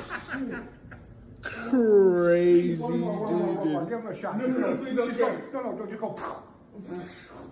No, bro. Crazy. Turn around and let him get a shot. Oh, okay. Please don't hurt me. I didn't do anything to you. I didn't do anything to you. Dude, that's so beautiful, the bond that humans can create with animals. 32 years. Can you imagine sharing 32 years with a being like that? Like 10 years with a dog is the end of the world, But I cannot imagine 32 years. It's an amazing relationship that they seem to have, full of trust and full of love. Truly beautiful, inspiring. Have you guys seen any other type of animal like that is in complete synchrony with its owner? Let me know down below. I like to see that. Let's keep on rocking. You guys, Apple has just released a digital ID for identification and US passports. Here we go. Now, reports say they will be merging their biometric security with encrypted ID storage and plans to replace your physical IDs across airports, apps, and businesses. Why don't I like this? They also said this is going to be used at over 250 TSA checkpoints across domestic airports for identity verification. Now remember I told you guys about one of the richest men on earth, Larry Ellison, who owns TikTok and Oracle and who's a big fan of digital IDs? Well, it seems like one big master plan between all the big tech companies. You have Microsoft dealing with OpenAI, OpenAI dealing with NVIDIA, NVIDIA dealing with Oracle, xAI dealing with NVIDIA, and not to mention, OpenAI just did a $38 billion deal with Amazon for cloud storage. So the question is, what are they really planning? Well, I may have some answers. Could it be that they're following in the footsteps of China's Skynet, which is tied to digital IDs, a social credit score, and an AI surveillance system that they actually want to put on the moon? Skynet, huh? Why does this sound familiar? That's because it's the same name as the killer artificial intelligence in Terminator, Skynet. I'll say it once and I'll say it again. It's always in the movies. Make sure you guys go to my YouTube, Maverick Approach, where I do more breakdowns on this, but let me know what you guys think about all this down below.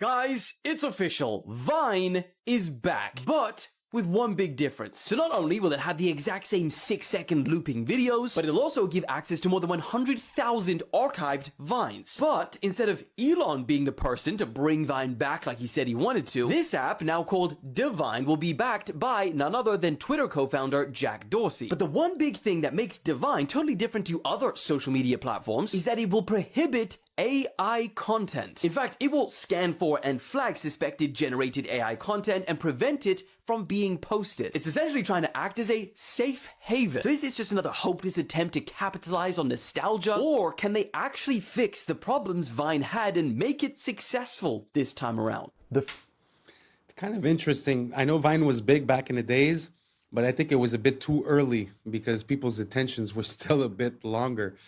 But it kind of makes sense that they're thinking about bringing it back because now we see the short form content on TikTok, millions of views on a 6-second video. So it's very interesting. But the fact that they want to bring it back without the AI kind of gives it a new purpose. And it kind of brings up a question, because AI showed up and got adopted massively while we were using the same platforms we were using the year before. But because Vine would be, a new platform, then they would put this rule in. Very interesting. What do you guys think about that? A whole platform without AI. Do you guys think that might just save a little bit of like a little part of the internet to keep it real without bots and without AI? Or do you guys think that it's not going to work and that it's just a flop? Let me know down below and let's keep on rocking. Freakiest thing that sounds like a weird conspiracy theory but actually is real is right here. Because if you walk down the street and saw somebody holding up a handmade sign saying they are putting chemicals in the atmosphere that makes people do evil things, they are literally driving us crazy and making us kill each other, you would absolutely write that person off as a crackpot. But it happened. Everybody agrees that it happened. In fact, I bet there's at least one person watching this right now who doesn't understand why at gas stations the pumps say unleaded. Like, why would they have lead in them in the first place? And why would you sell it on the basis of not having it? The reason is wild and terrifying. First of all, we used to put lead in everything. It's incredibly useful. We used to make water lines out of it, and cookware, and paint, even cosmetics. And back when automobiles were first becoming popular in the 1920s, they started putting lead in the gasoline. The reasons for it are technical. It helped with engine wear. The problem is that lead is toxic, but it is toxic in very subtle ways. It usually takes a lot of exposure over a long time to see the effects. And a lot of the effects are neurological. And so as there were more and more cars on the road putting more and more lead into the atmosphere, everybody started getting exposed to lead. Keep in mind, if it's in the atmosphere, it means it gets onto the crops and in the soil. And lead exposure, especially in children, causes problems with things like impulse control. You get increased aggression, you get lower IQ scores. So here's the graph. The blue line is lead in the atmosphere. The brown line is the violent crime rate. And you can see the point where governments finally started to ban lead. That's why it says unleaded on those pumps. Now, of course, experts differ on this, but the thing they differ on is how much of an effect lead had. The falling crime rate came alongside lots of other changes, including falling poverty rates, better mental health treatments, differences in policing practices, and just the fact that the population got older. Violent crime is far more common among the young. I say this every time, the reason I get so angry at the fake conspiracy theories is that the real world provides us with so many actual scandals that can actually be documented, that actually tell us so much about how something like this can be allowed to happen and what it took to stop it. Let's put it this way, there was quite a gap between us realizing that lead was toxic and us actually getting it out of the environment. It's already... Can you imagine that?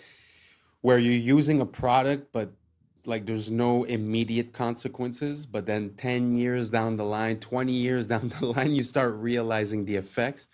Super crazy. I don't know how real this is, but it's super interesting to think about the subtle implications and the subtle effects that it could have over a long duration of time. It must take a long time to realize. It's sort of like when you have allergies with a certain food, but you don't know because you're eating all kinds of food during the week. So it's hard to say which one is. Sometimes the effects happen 48 hours after or 72 hours after. So it's really hard to find out what it was. So I wonder how much time it must have taken them to figure out that it was the lead doing all that. Yeah, very interesting. Did you guys know about that? Do you guys know about any other type of scandal as to toxicity? Sort of like this story? If so, write it down below. I'd like to feature it in some of my next videos. Thank you so much, and let's keep on rocking. Happening in Venezuela. A friend sent this from El Dorado, Venezuela. He goes into a supermarket where everything is priced in grams of gold. Historically, real money will win out over government abuse. Watch how they pay in gold. And this is extremely interesting. He goes around and shows that everything is priced in grams of gold. And I'm going to skip forward. These are grams of gold. 0.06 grams of gold. Everything. And I worked out the price on this. He shows some Bailey's Irish Cream. And that price is about $44 a bottle. And then he shows how they pay with these little flecks of gold. And so these aren't in fungible increments. So they're going back to sort of like a barter system. And then at the very end, he goes to the cash register and he's paying in gold on a scale. And she weighs it and logs it all in and stamps these receipts. And they've just paid in real gold. I'm not exactly going to say it, but that country, if you look in the news around these days, something's going on. And I wouldn't be surprised that the reason they're giving you is not the right reason. And this has more to do with it than anything else. Just do your research, think about it. There's some things that I just cannot approach right here on YouTube. I'm going to make a Patreon where I'm going to be able to delve a bit deeper into these subjects. But for now, just try to do your research. Look up that country, see what's going on today, and try to see if there's a correlation between what we just saw and the reason why that's happening. Let's keep on rocking. Are aliens headed for Earth right now, today? A theoretical physicist says the answer is maybe. He suggests a Manhattan-sized object known as 3I Atlas could actually be a mysterious alien spaceship. Consider a black swan event, an event that you put a small probability for it happening, but you look at anomalies in the data and say, look, the implications are so huge, we have to consider it. And therefore, we should consider the possibility that things like us existed long before us. All these civilizations that had their history initiated billions of years before ours, could have done it. And all we need to do is to check. You know, all of these are interesting indications that may imply that some intelligence designed the trajectory. So, and the editor said, no, no, no. The paper will not get published unless you remove that sentence. Wow. As the most enigmatic interstellar object ever discovered enters its most critical phase, perihelion, an unprecedented stream of data is arriving from multiple space observatories in real time. On October 29, 2025, at exactly 7:47 a.m. Eastern Time, Atlas reached its closest point to the Sun, marking the climax of its passage through the inner solar system. What has unfolded since that moment is leaving astronomers in disbelief. Astrophysicist Avi Loeb has just released findings documenting a rapid and sustained surge in brightness that vastly exceeds the rate exhibited by any known Oort cloud comet at comparable solar distances. Even more baffling, the object now emits a distinct bluish hue, bluer than the Sun itself. Researcher Avi Loeb has officially labeled this phenomenon as the 9th anomaly associated with this extraordinary interstellar visitor. Professor Loeb wasn't finished. He went on to talk about a Manhattan-sized interstellar object. He's been on the show talking about it a lot. Professor Loeb suspects that it might actually be alien technology scoping us out. What's NASA potentially hiding about 3i Atlas? The news yesterday was that this object came closest to the Sun, and it received a huge amount of heat from the Sun. And the latest report indicates that it became extremely bright, much more than expected for familiar comets. It actually is bluer than the Sun. It should be redder, and any dust. But so what does that mean, Avi? What does that mean if it's hotter than the Sun? We have another anomaly. His question now reverberates throughout the scientific community. Could this object harness an internal energy source that surpasses the temperature of our star? What these instruments have revealed simply should not exist according to current physics. The latest readings from the Stereo A, SOHO, and GOES 19 coronagraphs taken between September and October indicate an anomalous and unexplained brightness increase. Such an effect cannot be accounted for by reflection, sublimation, or any known natural process. To grasp the magnitude of this finding, it's worth noting that standard Oort cloud comets never exhibit this behavior. None show a sustained exponential rise in luminosity under comparable thermal conditions. Even the researchers involved in the new analysis concede that the reason behind Atlas's rapid brightening remains entirely unknown. We have to attend to the possibility that it might not be natural just because the implications would be huge for humanity. In a case where you have a visitor to your backyard, the visitor might enter through your front door. That's a situation where there is an important threat to humanity, and therefore even low probability events have to be taken seriously. NASA did not think as of yet about the possibility that an object which has some technology in it might be in the sky. NASA is not the most accomplished space agency in the Milky Way galaxy since the Big Bang, 13.8 billion years ago. So if there was another NASA-like agency around an exoplanet billions of years ago, their gadgets could have arrived at our backyard by now. And that's enough time for gadgets from other civilizations to have reached us. So we should be open-minded when we see new objects that are anomalous. What I'm about. Oh, that's a lot. Sorry, that was a bit long. But I haven't been featuring many of the videos for 3i Atlas because it's all little pieces of information, but really at the end of the day, it's not much. This was like a compilation of different ideas and different theories. So what do you guys think? You know, because if I'm not mistaken, a year ago, it was all about the drones in New Jersey. There's aliens here, aliens there, aliens everywhere. Now the aliens aren't here anymore. Now they're there. I don't know. I'm having a very hard time. Do you guys think that these are aliens? Like, I don't know. I need more information. If anyone has any, more information on this, something that would convince me otherwise, or something that would make the case a bit more strongly, let me know. But until now, to be honest, I'm having a hard time seeing this as anything else than misdirection, or just keeping it busy, filling the news cycle, because they've been talking about it a lot. But I don't know. Me personally, NASA is not something that I trust that much into neither. So like I said, if you guys have more information as for, the anomalies or anything that could convince me, please do not hesitate to send it over. And let's keep on rocking. We're almost done with this one. That to tell you seems too stupid to be true, but unfortunately it is. San Francisco has a street called Main Street, and you're going to say, so what? Every city has a street called Main Street. But here's the thing. Their Main Street, unlike all of the others, is named after a guy, Charles Maine. Look it up.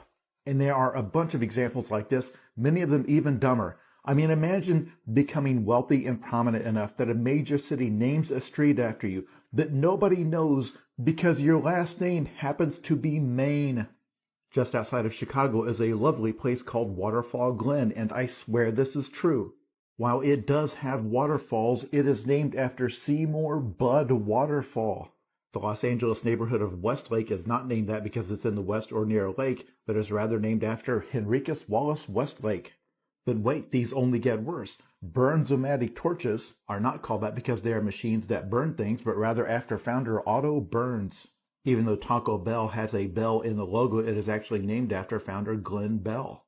Which I guess makes sense because what is a Taco Bell? Did we think that it was a bell made of taco? Before merging with Costco, there was a rival chain called Price Club. Not because you can join a club to get lower prices, but after founder Saul Price. Some of you already know that German chocolate cake was not in fact from Germany, but was named after Samuel German. It was named after him because he developed a specific type of baking chocolate. He developed that chocolate for Baker's Chocolate Company. And Baker's Chocolate is called that not because it sells chocolate for bakers, though it does, but rather because it was founded by Dr. James Baker. I've saved the most infuriating one for last. All of the internet runs off of Google's search algorithm called PageRank. This is the algorithm that ranks the web pages. So of course it is called PageRank because it's named after Google founder Larry Page. Wow. What are the odds? What are the chances? But that's super funny, especially that example about, they name something after you, but no one knows because it's Main Street. Amazing. And that's a wrap for today, familia. Whether you're tuning in with the sunrise or you're posted up after midnight, I appreciate your time, your energy, your curiosity. And don't forget, this isn't about truth or fiction. This is about perspective. If this sparked a laugh, a thought, a deeper question, then we did our job. So drop your thoughts in the comments, keep the convo alive, like, subscribe, and hit that bell if you're riding a wave because we're just getting started. Until next time, stay critical, stay weird, stay grounded. I'm Adam Strain, and this has been Adam Strain Reacts. Peace. Now it's time for us to link up. Really think we on the brink up. Making a change from living this strange. Living this strange. Making a change from living this strange. Yeah. Like what, for example? I had no idea how many people were like actively getting into like rich that I happen to know personally. In Hollywood? Oh, yeah. The mice lost intellectual behaviors, and scientists still extrapolate this model to humans on What's up, YouTube? Today, we'll be looking at disturbing TikToks that'll make you question reality. So without further ado, welcome to Adam Strain Reacts. Let's get her done. This is crazy. I read this morning that Orion took 42 minutes and 50 seconds to pass by the far side of the moon. And the total runtime of the Pink Floyd album, Dark Side of the Moon, is also 42 minutes and 50 seconds. Yeah.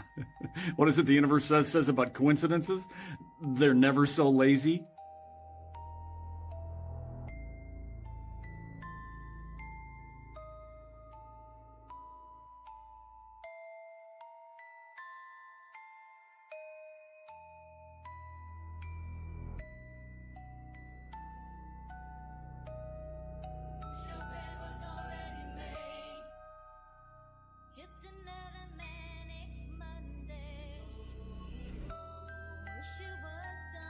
Era assim a vida dos entregadores e você achando que é fácil. Não, olha isso aqui, ó. Tem que ter habilidade, meu amigo. O cara vai lá de moto e ele tem que ter habilidade para lançar na mão da pessoa e muitas das vezes por debaixo do portão ou por cima. Olha isso aqui. Isso aqui é técnica. E isso aqui era uma profissão lá nos anos 70, 80. Olha só como estamos hoje, né? Hi everyone, so I'll give you a look in here. So I built a lot of things in my life, but I think this is the best thing I built by a mile. So this is a bee therapy hut. So I'll give you a quick look in here and show you what's going on.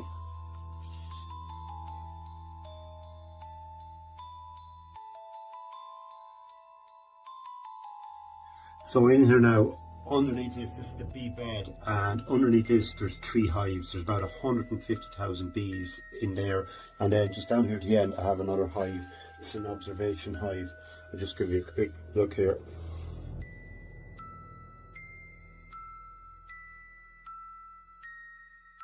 So you can see all the bees, they're working away there today. Now they're actually out flying today. It's a nice mild day, but they're feeding away. I didn't take any honey at all now from this hive. It's all left to them. So we have a symbiotic relationship here. I'm providing them with a good home, and they're giving me a beautiful vibration in here and a beautiful aroma. So the concept is then you lie on the bed here, and it's sort of white noise. There's a vibration underneath me, and then behind me here I have all the bees, which are causing a beautiful aroma in here because there's 2 little holes on top of that hive.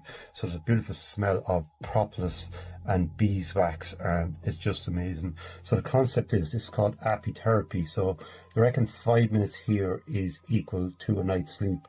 Well, all I can tell you is from mine, like 5 minutes, 50 minutes, but it's just absolutely amazing. It's lovely to have somewhere like this in your life that you go to, that you're picking up really good energy. When I leave here, I leave feeling good. So I know when I come back here, there's a good feeling left behind me. And we know water holds memory. So there's a lot of moisture in the air and in the timber and in the structure. So heat contains the memory. And yeah, so feeling good. You go back and remember little things that were odd, and you can put it together and come up with some bad answers. And I do. Like what, for example? I had no idea how many people were like actively getting into like rich that I happen to know personally. In Hollywood? Oh, yeah. I'm not going to say who it is on here, but I'll tell you after. But when I heard this, I was like, what? Do you ever kiss your 38-year-old? No. Are you sure? Put Carl Rob Reiner kiss and, oh, here we go. Hold the back of their... No, they don't. That's weird, go down, dude. head holding. Oh, it happened again. Yeah, there's multiple. Look at that.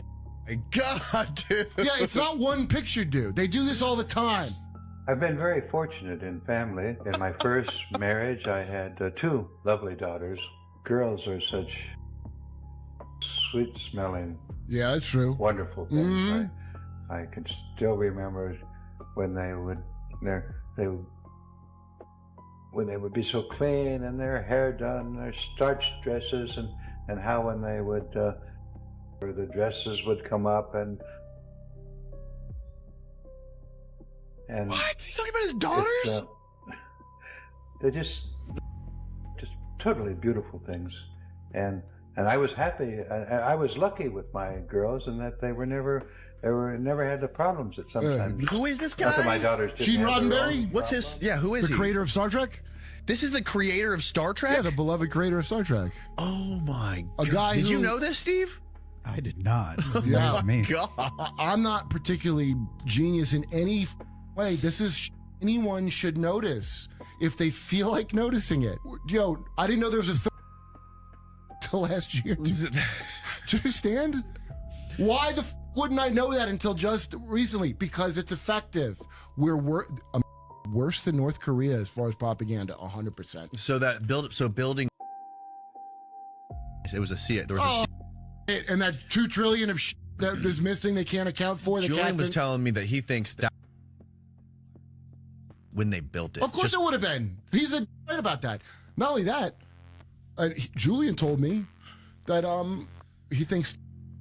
And he's always told me qualified. that. The day I met him, he was talking about telling me, dude, he's worse. Ben is worse than that, but Julian's on, and Julian's not a guy that will jump over to where I'm at automatically. So that's a thing that he personally noticed. Yeah, that stuck with him. Those are the things to really follow when something sticks. Like just jokes I remember people had that were like, did you ever notice jokes? But they're then you realize they're. And now a lot of jokes are coming true. It's really upsetting. I don't know if you guys know about Gene Roddenberry, but basically Star Trek is, a lot of people say it was like a plan towards where technology was going. You see the first AIs, you see the first tablets, you see the first transparent screens, you know, all kinds of stuff. But it's kind of weird when you start looking at what these people believe. Like we saw the interview of that guy. You know, it's the same thing with like space travel and rocket engineering. There was Jack Parsons. It always seems like the forefront of technology is in some way, shape, or form associated with these weird beliefs or attitudes. I don't know if you guys get the drift that I'm saying. If you have other examples, please let me know. But let's keep on rocking.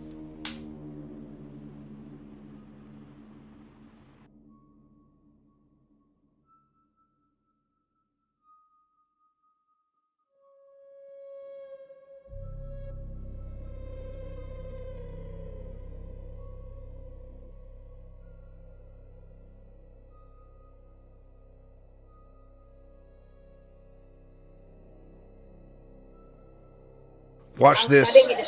This is awesome. All right, man. I'll go ahead and get that for you. You guys asking for a lot today. Say excuse me. Say excuse me. Say excuse me. Excuse me? Excuse me. Excuse me? Yes, sir. Can you talk to our manager? You need to speak to my manager? So that's what we not gonna do. We not gonna get no attitude with that. You understand that? Yes, sir. So we're gonna put our hands down and we're gonna ask nicely. You know, if it's okay, may I speak to a manager? Sure, please. It's okay. Can we speak to your manager? Yeah, I'll go get my manager for you. Right. Say thank you. Thank you. Mm-hmm. What's his problem? He might be having a bad day today. You know, who knows? Sometimes they don't. Sometimes they Yeah, sometimes people, hey, look at me. Sometimes people have bad days, but we don't catch no attitude. We don't get an attitude back, nor do we, you know, start snapping at people. We don't curse. We don't do any of that stuff. You understand that? We as men keep our bearing. You understand that? When we have issues, what should we do? Stay calm. Stay calm and keep our bearing. You understand that? Yes, sir. All right, so we had to ask her to speak to the manager just because we just need to let her know our experience because he's not doing good. We're not having a good day at the restaurant. We've had to ask for our refill. We had to ask for silverware. We had to ask for plates, all this stuff, and then he not bringing stuff out. We had the wrong food. So think about all that stuff, and then you need to tell the manager that when she gets here, okay? But you're gonna tell her nicely. You understand that? Nice to meet you. How can I help you? We having a complaint about the waiter. We went ask for more plates and refills. He cleaned out the plates and he said it was way too much. So y'all were being too much and that he threw the plates down? Yeah, I have any complaints on this side? And also, when we had got our food, he had forgot to give us silverware. And then when he did give us our silverware, he forgot to give him a spoon. So, and he forgot my order and he placed just rice on my plate. Okay. Did we get your food corrected already? Yes, ma'am. We did? Okay. I apologize for our server's attitude towards you guys. That's unacceptable. I will go have a talk with him and hopefully we can get things cleared up. Is there anything else I can do? No, ma'am. You sure? Yes, ma'am. How's everything going? Good. All right, I just want to come out and apologize. My manager spoke to me. I was having a really bad morning, guys. Hit something on my car, and I took it out on y'all. That was all me. I apologize. Thank you guys for bringing it up. It won't happen again. How's your meal, though? Is everything else going okay? Yes, sir. Awesome, man. Well, if y'all need anything, just give me a little holler, all right? All right. So this is what we want to do here before we ask for the check. What did he say was going on his day? He had something going on with his car. He had something going on with his car, right? Yes, so what's something we can do? Ask him, is it okay to pray for him? Is it okay to pray for you? Of course, man. I would actually very much appreciate that. All right, cool. So you want to say a prayer for him? Father God, thank you for our day. Thank you for our sugar. And thank you for having him to get things fixed with his car. And again, we thank you for him. In Jesus' name we pray. Amen. Amen. All right. All right. I appreciate that, man. That made me feel so much better, dude. All right, now what we need? Can we get a check? That is a man raising up children the way they should go. I think. To be honest, kind of gets me emotional. I know it's probably staged or whatever, but it's more about what it represents. And I feel like a lot of the kids, you know, they have access to information, but they don't necessarily have access to a good teacher. And to see that in action, and to see how sometimes, kids might act a certain way just by reflex, and just having someone there to guide the situation is beautiful. It's a beautiful thing, and men, more than anyone else, need to be, like he said, calm and unbearing, of their emotions and of their attitudes. So I find it such a beautiful thing, and I think it's a bit lacking these days. I don't know, maybe it's just an impression I have. Let me know what you guys think down below. Do you think this guy went too far, or do you guys think that it makes sense to teach your kids something like this? Let me know down below, and let's keep on rocking. I think I just found a connection between the Georgia Guidestones, resets, and an experiment done in the 70s on rats. So my bad, it was on mice, not rats. So this was a man-made mouse utopia called Universe 25. It started with 4 males and 4 females. The colony peaked at 2,200, and from their decline to extinction. Once a tipping point was reached, the mice lost intellectual behaviors, and scientists still extrapolate this model to humans on Earth. So the Universe 25 experiment was one of the most terrifying experiments in the history of science. Through the behavior of a colony of mice is an attempt by scientists to explain human societies. The idea of Universe 25 came from the American scientist John Calhoun, who created an ideal world in which hundreds of mice would live and reproduce. More specifically, Calhoun built the so-called paradise of mice, a specially designed space where rodents had abundance of food and water, as well as a large living space. In the beginning, he placed 4 pairs of mice that in short time began to reproduce, resulting in their population growth rapidly. However, after 315 days, their reproduction began to decrease significantly. When the number of rodents reached 600, a hierarchy was formed between them and the so-called wrenches. This is what appeared. The larger rodents began to attack the group, with the result that many males began to collapse psychologically. As a result, the females did not protect themselves and in turn became aggressive towards their young. As time went on, females showed more and more aggressive behaviors, isolation elements, and lack of reproductive moods. There was a low birth rate and at the same time an increase in mortality in younger rodents. Then a new class of male rodents appeared, the so-called beautiful mice. They refused to mate with the females or to fight for their space. All they cared about was food and sleep. At one point, the beautiful males and isolated females made up the majority of the population. As time went on, juvenile mortality reached 100% and reproduction reached 0. Among the endangered mice, homosexuality was observed and at the same time cannibalism increased. Despite the fact that there was plenty of food, John Calhoun repeated this experiment 25 more times, and each time the result was the same. Could this be the message on the Georgia Guidestones?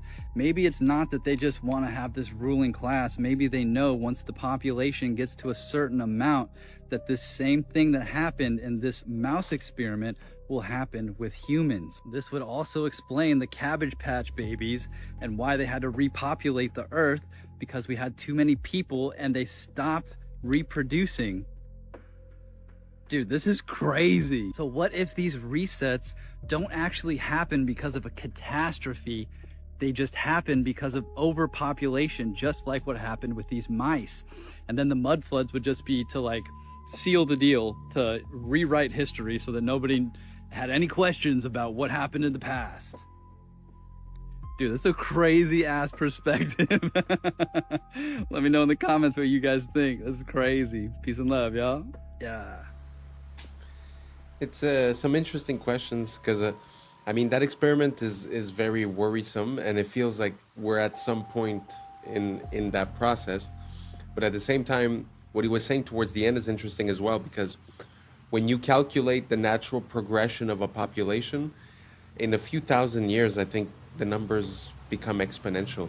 So even today, in regards to how many people there was in the 1900s, or let's say the 1800s, I think we're not going up in a stable fashion. It's as if there's always these events, or they call it resets, but I mean, it kind of makes sense because we're not at the progression that we should be with the amount of humans we have, like, let's say today, and how much that would create in 20 years, let's say. We're never close to that number when we reach 20, 50, 100 years later. So what do you guys think? Do you guys think that it's possible that there's these resets? Is it possible that there are natural catastrophes? Is it something else? Let me know what you guys think down below. Or maybe it's just evolution and natural selection, and that's just the way it is. So let me know down below. Let's keep on rocking. The last reel I posted has people just losing their minds because, you know, men especially, we can't be wrong. Our ego is just way too big. Whatever we believe, we just can't. We're not gonna. It's too much of an ego hit. So anyways, listen to this woman who's very familiar with government contracting and the procurement process explain a little bit more in depth on the reel I just posted. Hold on. I was sent this by a few people. Likely made it Accurate Energetic Systems in Tennessee in $425K in May of 2025. You can bet Steve Feinberg was involved in the planning of his public. Well, I pulled all of Accurate from usaspending.gov and I found this one. This one, the address is in Tennessee. It is for miniature anti-personnel SPM. That's what caught my attention. We're going to come back to that. The amount is $440,494. The procurement period, May of 2025 to August of 2025. So I went and looked up all other procurements because as somebody who is, that was a really odd amount of time. None of Accurate procurements were less than a year, except for this one, because that's not how they procure things. I went and did more digging. The contract was signed on April 22nd, 2025. A lot of weird things about this procurement. It was a simplified acquisition process, meaning did it quickly, and it was one bidder. They did not put it under any of the IDVs, which are the vehicles that they have for all the other hundreds of tens of millions of dollars that AES had with them. It gets worse. These devices are made for, and the XS anti-personnel they're put on people. If you want to get darker, Steve Feinberg, our deputy SecDev, well, his old company, Cerebus, owns the company, I forget the name of it, that trains the special on these. He's the one who put protecting the blue and white country in his priorities as the same as protecting America. So you have a procurement that was signed April 22nd and started May 1st, ended August for tiny devices. Forgot to mention that the plant that the address is at did a month after, and everyone in that.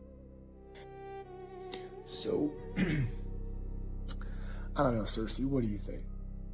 Huh? What do you think? Yeah, I totally agree.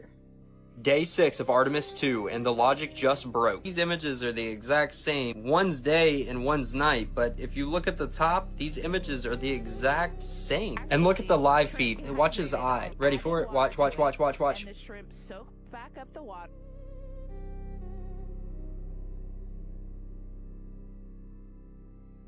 Everyone's talking about this red dot. Watch it disappear as it floats. Watch. You see it? And those are green beans. So Gone.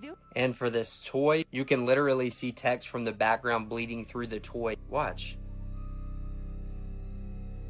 That's a, look, look, look. And then he moves it. Why didn't he just leave it there? The crew of the Artemis 2 has captured some incredible views of Earth. Ils ont utilisé les mêmes nuages sur les deux images. C'est censé être l'Afrique, de jour et de nuit, avec exactement le même angle. Donc environ 12 heures plus tard. Et les nuages n'ont pas bougé. Parce que ce ne sont pas des photos, ce sont des images de synthèse, comme toutes les images du globe. Alors soit la NBC s'est trompée dans la sélection du graphiste, soit c'est intentionnel pour nous tester, comme c'est marqué sur ce reel de la NASA. Et pourquoi on nous montre la Terre au compte-gouttes? Pourquoi ne pas tout filmer? Pensez-y 2 secondes. Un parachutiste revient avec des centaines de photos. GoPro accroché au casque, caméra 360 à la main, vidéo 8K, 120 images par seconde. Mais quand il s'agit d'Artemis, on retourne dans les années 70, avec des images floues, saccadées, 4 images par seconde, comme si la NASA n'avait pas le budget pour un GoPro à 400 $. Ils ont perdu la technologie et l'ont jamais retrouvée. Et quand ils font un live, c'est prise fixe, sans hublot.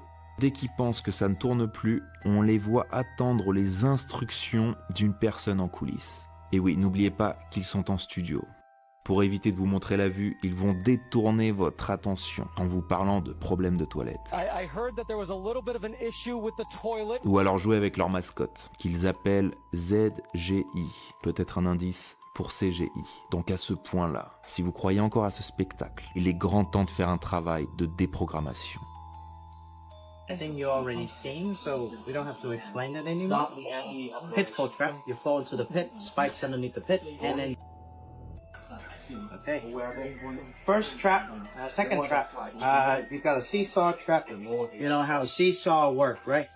Swing on this side, the other side goes up. So you falls down, the spike will goes back when you try to stand up. Yes.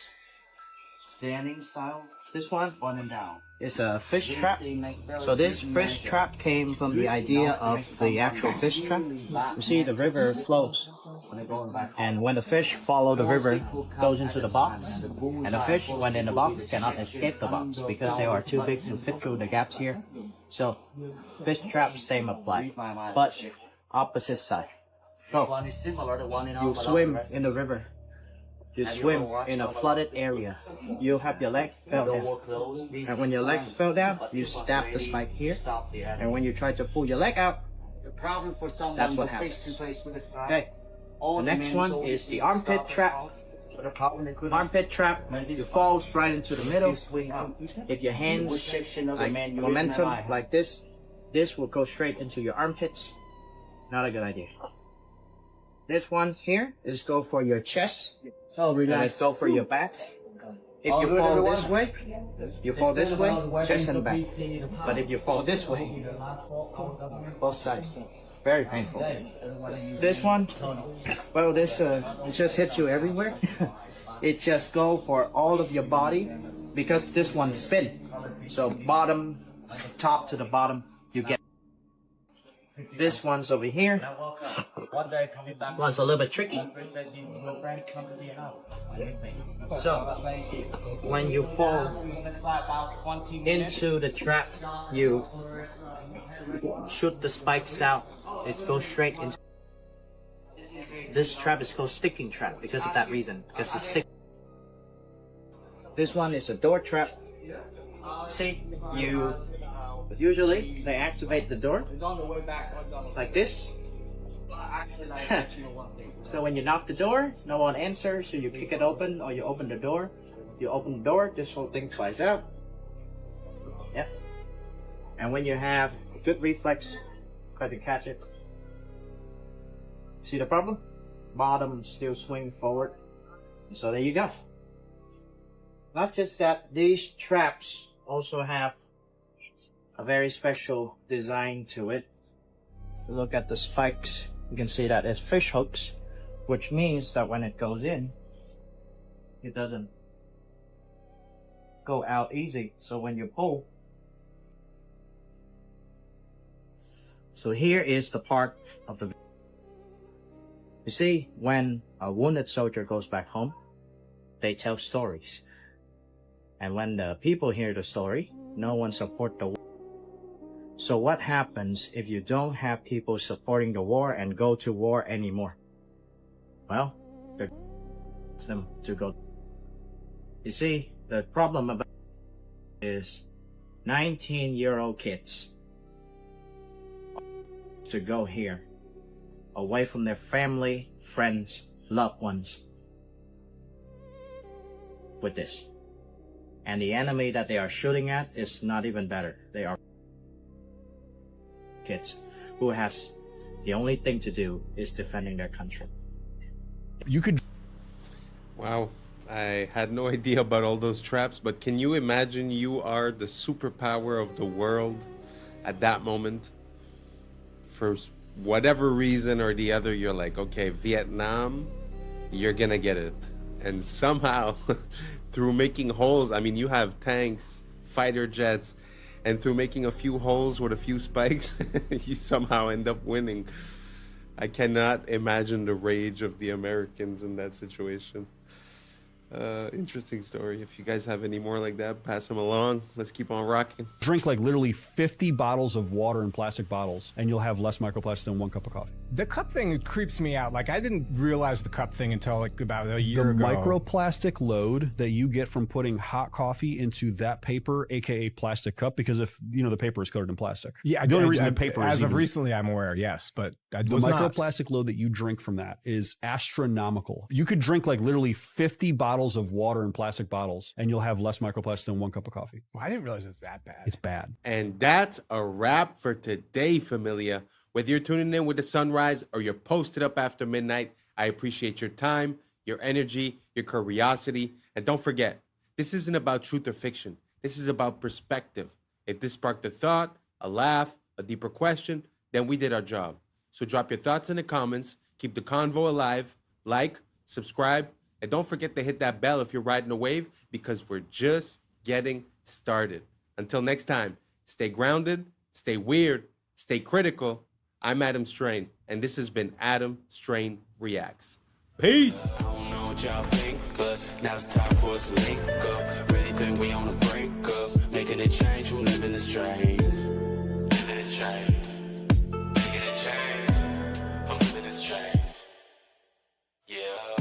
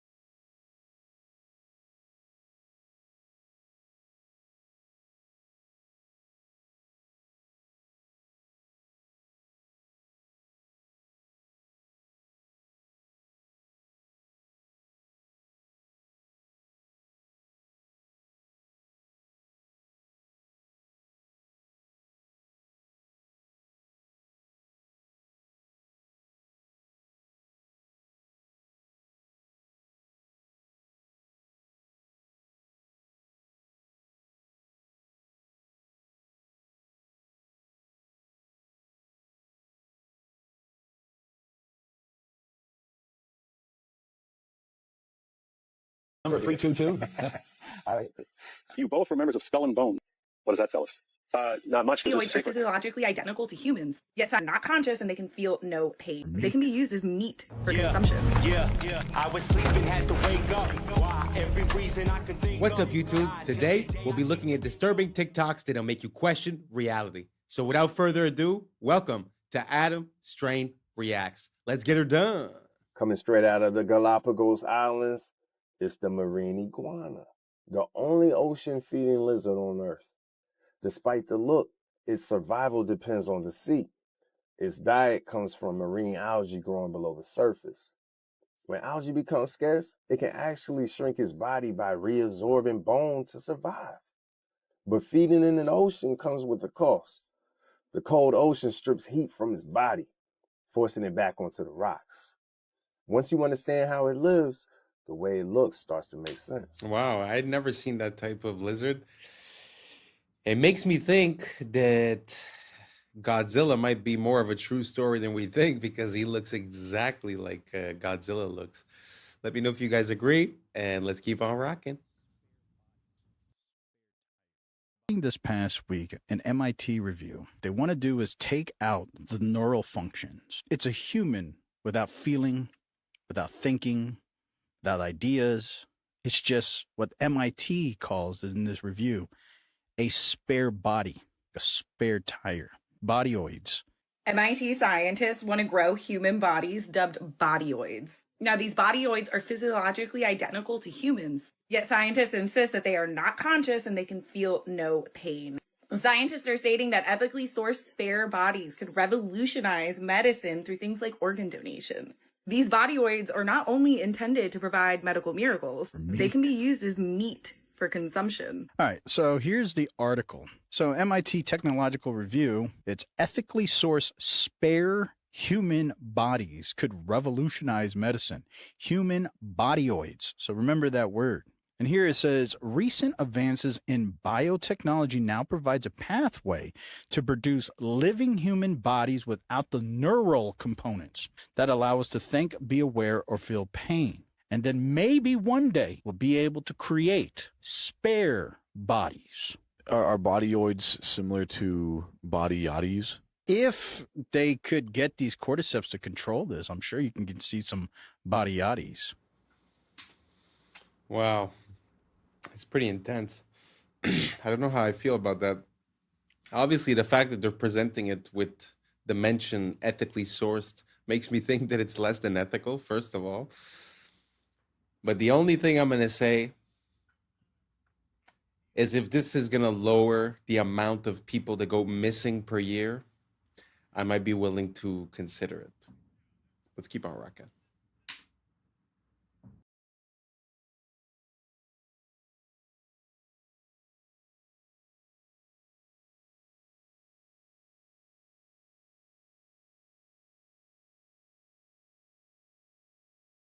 This one's in Thailand. Been in Thailand before. Have you? Beautiful. Beautiful. Beautiful. What comes with the island? There's a small villa there. You could practically build if you want. There's building space. Yeah, there's. Do the islands come with the children, or are the children imported after? This island does have a small school. There are children. Okay, so I don't know if that was a stupid. Yeah, what countries are near to abduct them from? Cambodia, Thailand, Laos, Vietnam, Philippines. The Philippines. Oh, cool. The Filipinos, if they're not being a nurse, they're being your crew. Okay, so. True. Yeah, so. Yeah. What age ranges? Below 10, It's probably a setup. It sort of looks like it's part of a reality show or like a prank. But the people do seem to be responding quite... I guess it's a manifestation of what people think is going on. Because from what I understand, the island that everyone's talking about might not be the only one that exists. So let me know what you guys think down below. You think it's possible that there's other islands and that situations like this happen? Do you think this is a real video? Me personally, I'm not too convinced. Anyways, let me know down below and let's keep on rocking. Oh my God. Oh.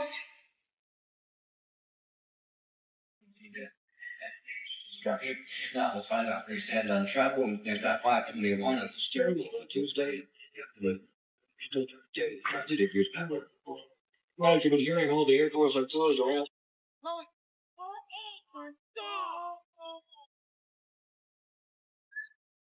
You were both in Skull and Bones, the secret society. It's so secret we can't talk about it. What does that mean for America? The conspiracy theorists are going to go wild. I'm sure they are. I don't know. I haven't seen the web. Number 322.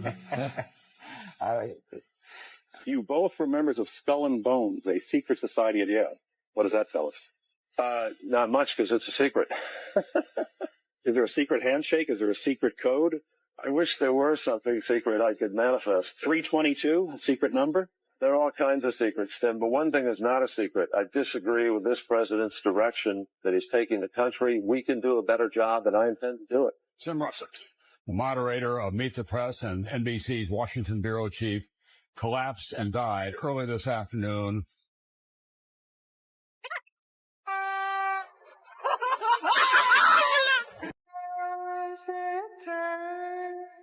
In your living room, no.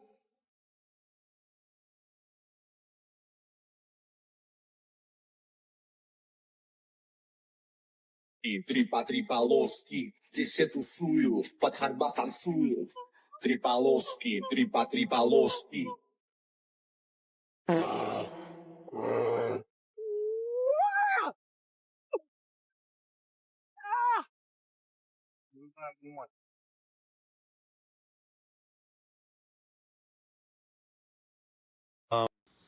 Although Russia isn't for beginners, number 3 and number 2 were fake because the bear was not a real bear, obviously. And the guy that went through that bus was actually for a movie. It was like a high-speed stunt that they were doing. So just to say that, not everything you see is real neither. Let's keep on rocking. Do you guys remember Shia LaBeouf starring in many different motion pictures, namely Transformers? Do you remember when he had a little bit of a breakdown, was kind of exposing certain things, and many called him crazy? Do you think that had anything to do with this clip I'm going to show you now? I remember we had an FBI consultant on the picture telling me that they can use your ADT security box microphone to get your stuff that's going on in your house, or OnStar, they could shut your car down. And he told me that 1 in 5 phone calls that you make are recorded and logged. And I laughed at him, and then he played back a phone conversation I had 2 years prior. Come on, joining the picture. The FBI consultant. And it was like one of those phone calls that was like, what are you wearing type of things. Now, I heard a whistleblower say that when we think of spies, we think of them as like, James Bond sneaking around. But in fact, according to this whistleblower, like 90% of spy work entails blackmail. And when he said 1 in 5, this has got to be like 15 years ago this video came out. 1 in 5, dude, anything you do on your freaking phone, any keystroke is being recorded. Audio, talk about 5 out of 5 phone calls are freaking recorded, guaranteed. And I think that's going to be used at some point, or I bet you the intention is, to link it to your digital ID. At some point, something's going to crack here around the corner with digital ID and social media. It's going to be crazy. We need to resist. But I think he was trying to tell us. Let me know your thoughts below and follow for more. You know what? Yeah, it's a pretty crazy time we live in where everything seems to be like the net seems to be closing in on us.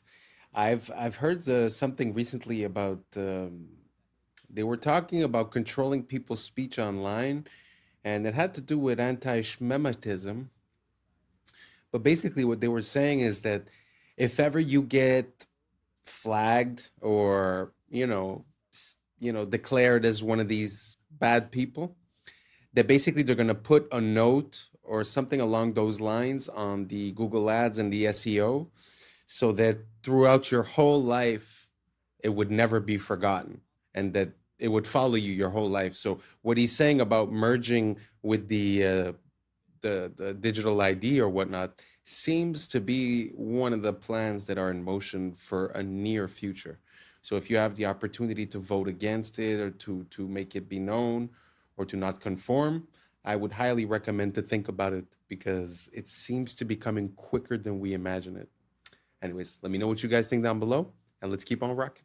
Grocery stores are designed so that the only way to reach the exit is by awkwardly walking through the checkout lanes. Well, it's to discourage you from leaving without buying anything. Grocery stores will also place the produce section right at the entrance so that you'll grab the fruits and vegetables first and then hopefully feel less guilty about grabbing junk food later on. Another way that they get you to spend more money is by arranging the cereal aisle so that the sugary cereals are like at a child's eye level, so they're more likely to grab one, while the healthier options are way up top. You might have also noticed that essential items like milk and eggs are deliberately placed all the way in the back of the store so that you're forced to walk through other aisles to get to them. And they make sure to fill the ends of the aisles with a lot of unhealthy options like snacks and sodas to make sure that you come across them while on your way to the essential items. They're also very much aware that these tactics become less effective after you visit the store a few times and get a better sense of where everything is, so they'll regularly move the products to different aisles to disorient you. Some grocery stores like Whole Foods have doubled the size of their shopping carts over the last decade because a study found that doubling the size results in a 40% increase in sales. That's why they...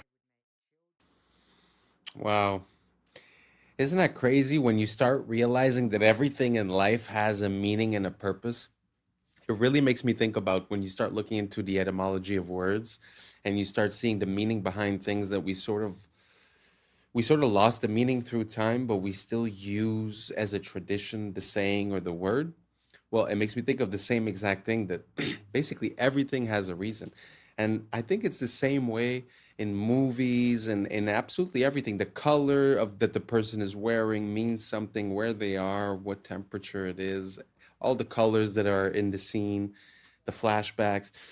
Anyways, all that to say that I find it super interesting. I'd never seen this one about, I'd seen one or two about the supermarkets, but this video was like very precise and I really like it. Let me know what you guys think down below. Let's keep on rocking. They would make children suck on silver spoons when they were ill, because silver is a conductive material. So when they would put a silver spoon, it was increasing the conductivity of that person and therefore instantaneously person. Because if we think of humans, we are electrical beings which run off of electricity. Therefore, if you are under the influence of illness, sucking on a silver spoon will help bring that electricity back into the body. And what's interesting is when we think of the olden times, everybody would use silver cutlery and copper cutlery. Specifically, even the royal family, and so all of their food would touch silver cutlery, and the silver would then exert a frequency onto their food which they were going to eat, which would then as a result increase the conductivity of their food. So if you eat with a conductive material, you're keeping the life of that food, and at the same time you're increasing the conductivity of that food which you will then consume. And as a result, this will then increase the conductivity of that person and therefore instantaneously. And if you look at the cutlery today, it's all stainless steel or plastic, which are both non-conductive. And this was done deliberately because these will not increase the conductivity of the food, and therefore you will not have an increase in frequency when eating these foods. So silver spoons from the 1800s is a very interesting one.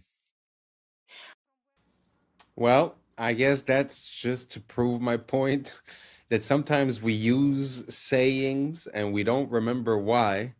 Well, you know, growing up with a silver spoon means that you had privilege growing up, right? But look, it really had a meaning. It really had a purpose. You understand what I'm saying? Very interesting. I had no idea about this. I'm going to look into it. I'm going to get me one of those and I'll let you guys know, because to be honest, I feel like we're doing it all wrong. Like drinking water out of copper. As soon as we removed the tubes of copper going into the house, we put PVC, we started putting fluoride, etc., etc. I just feel like we've been going in the absolute wrong direction when it comes to health, nutrients, and keeping ourselves healthy.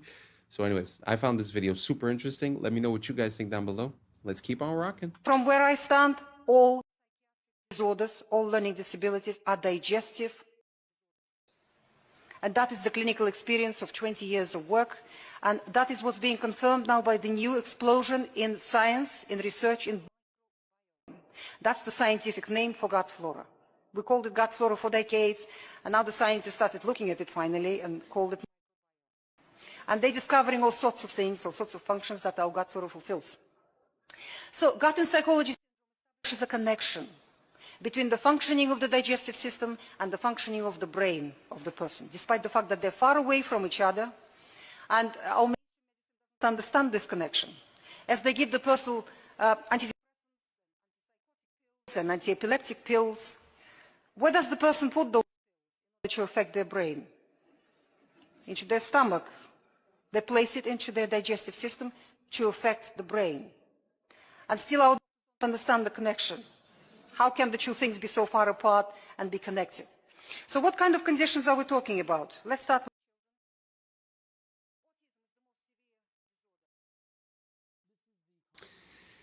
I really like the lining where she was going with this, because I've heard a lot of similar things. I've heard that there are neurons around the heart and around the gut.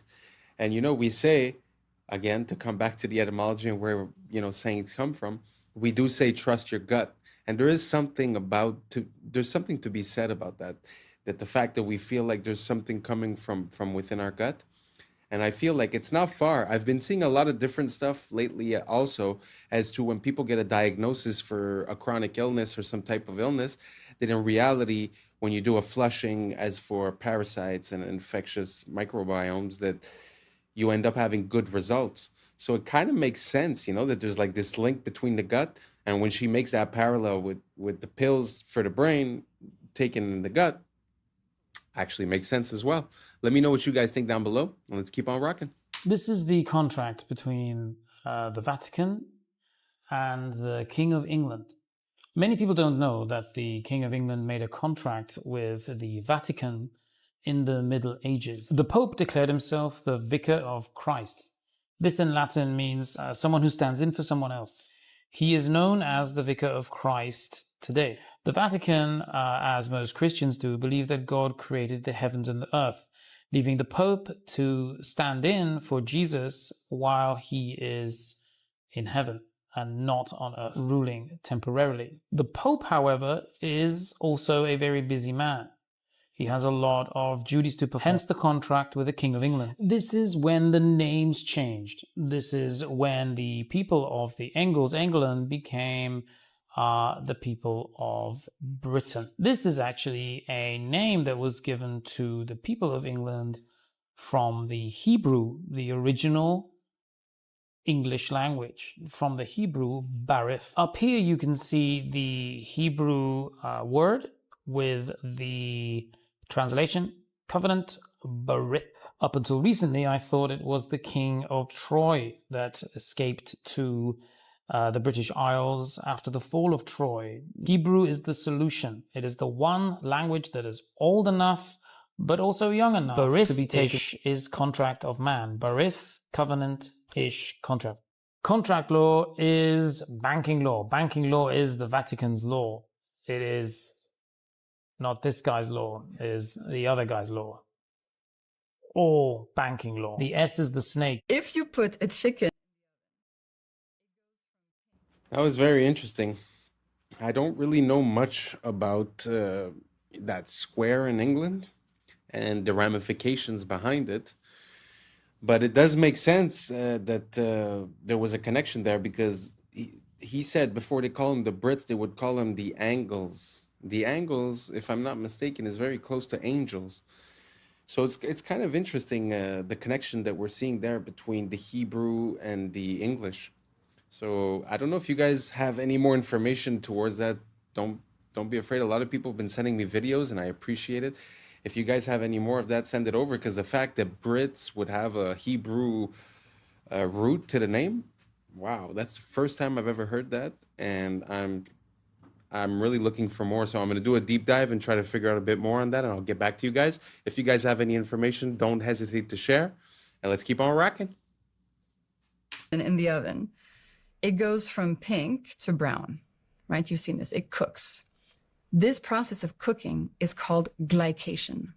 It's the process of browning or of cooking. Same thing when you toast a piece of toast, for example.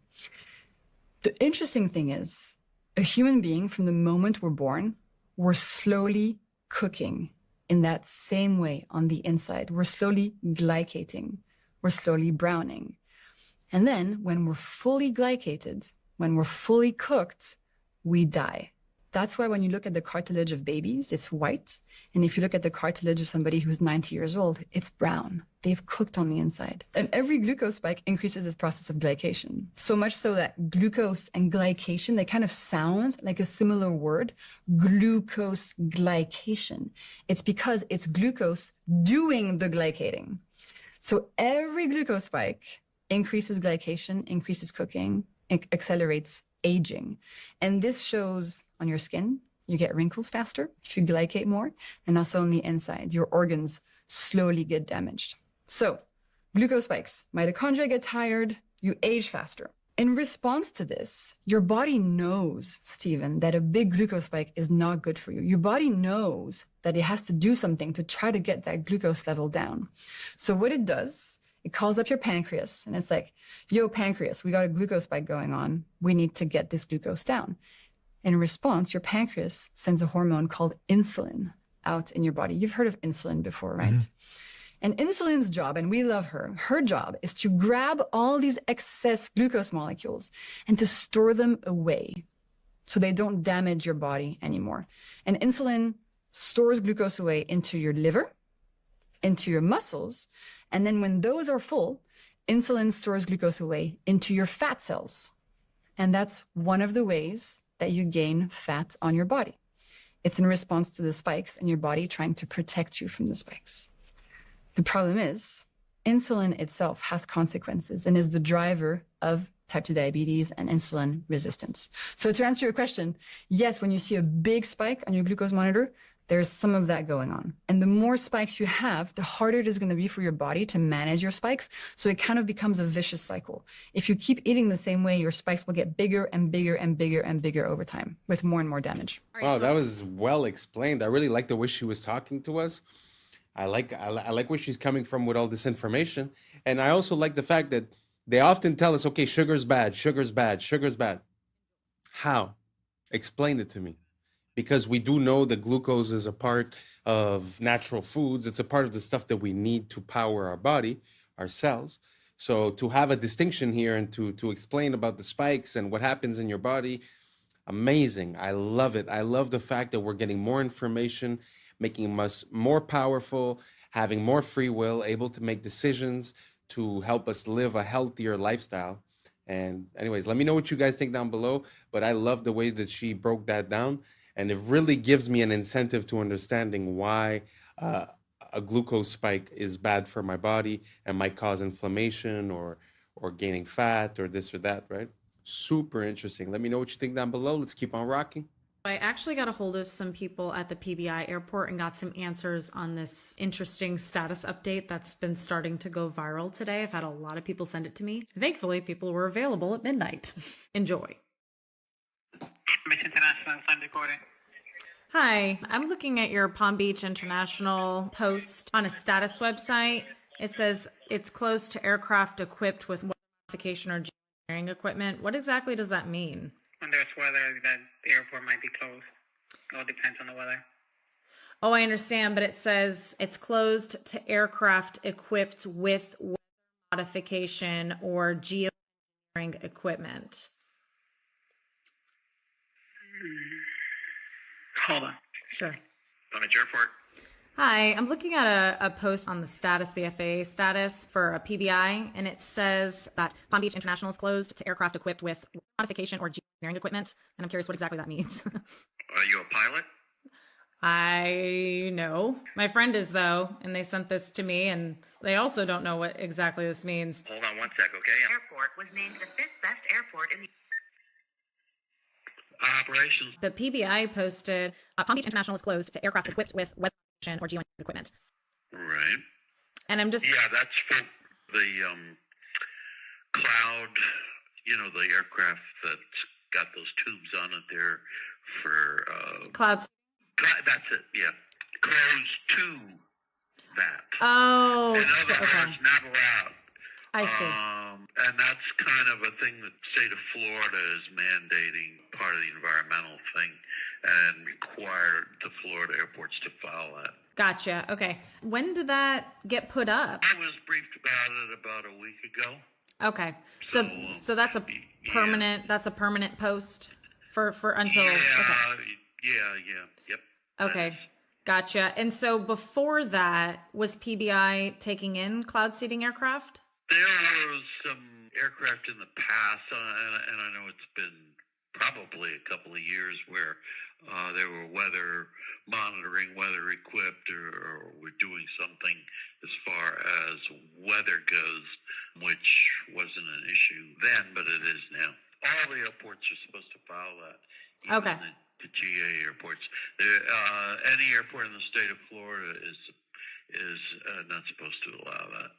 If there is weather seeding equipment on board, then it has to get a pre-approval before coming in. In other words, would have to call the airport, give all the information, the arrival time, the aircraft number, whatever it is, for pre-approval. And then there's two people that we have to report it to.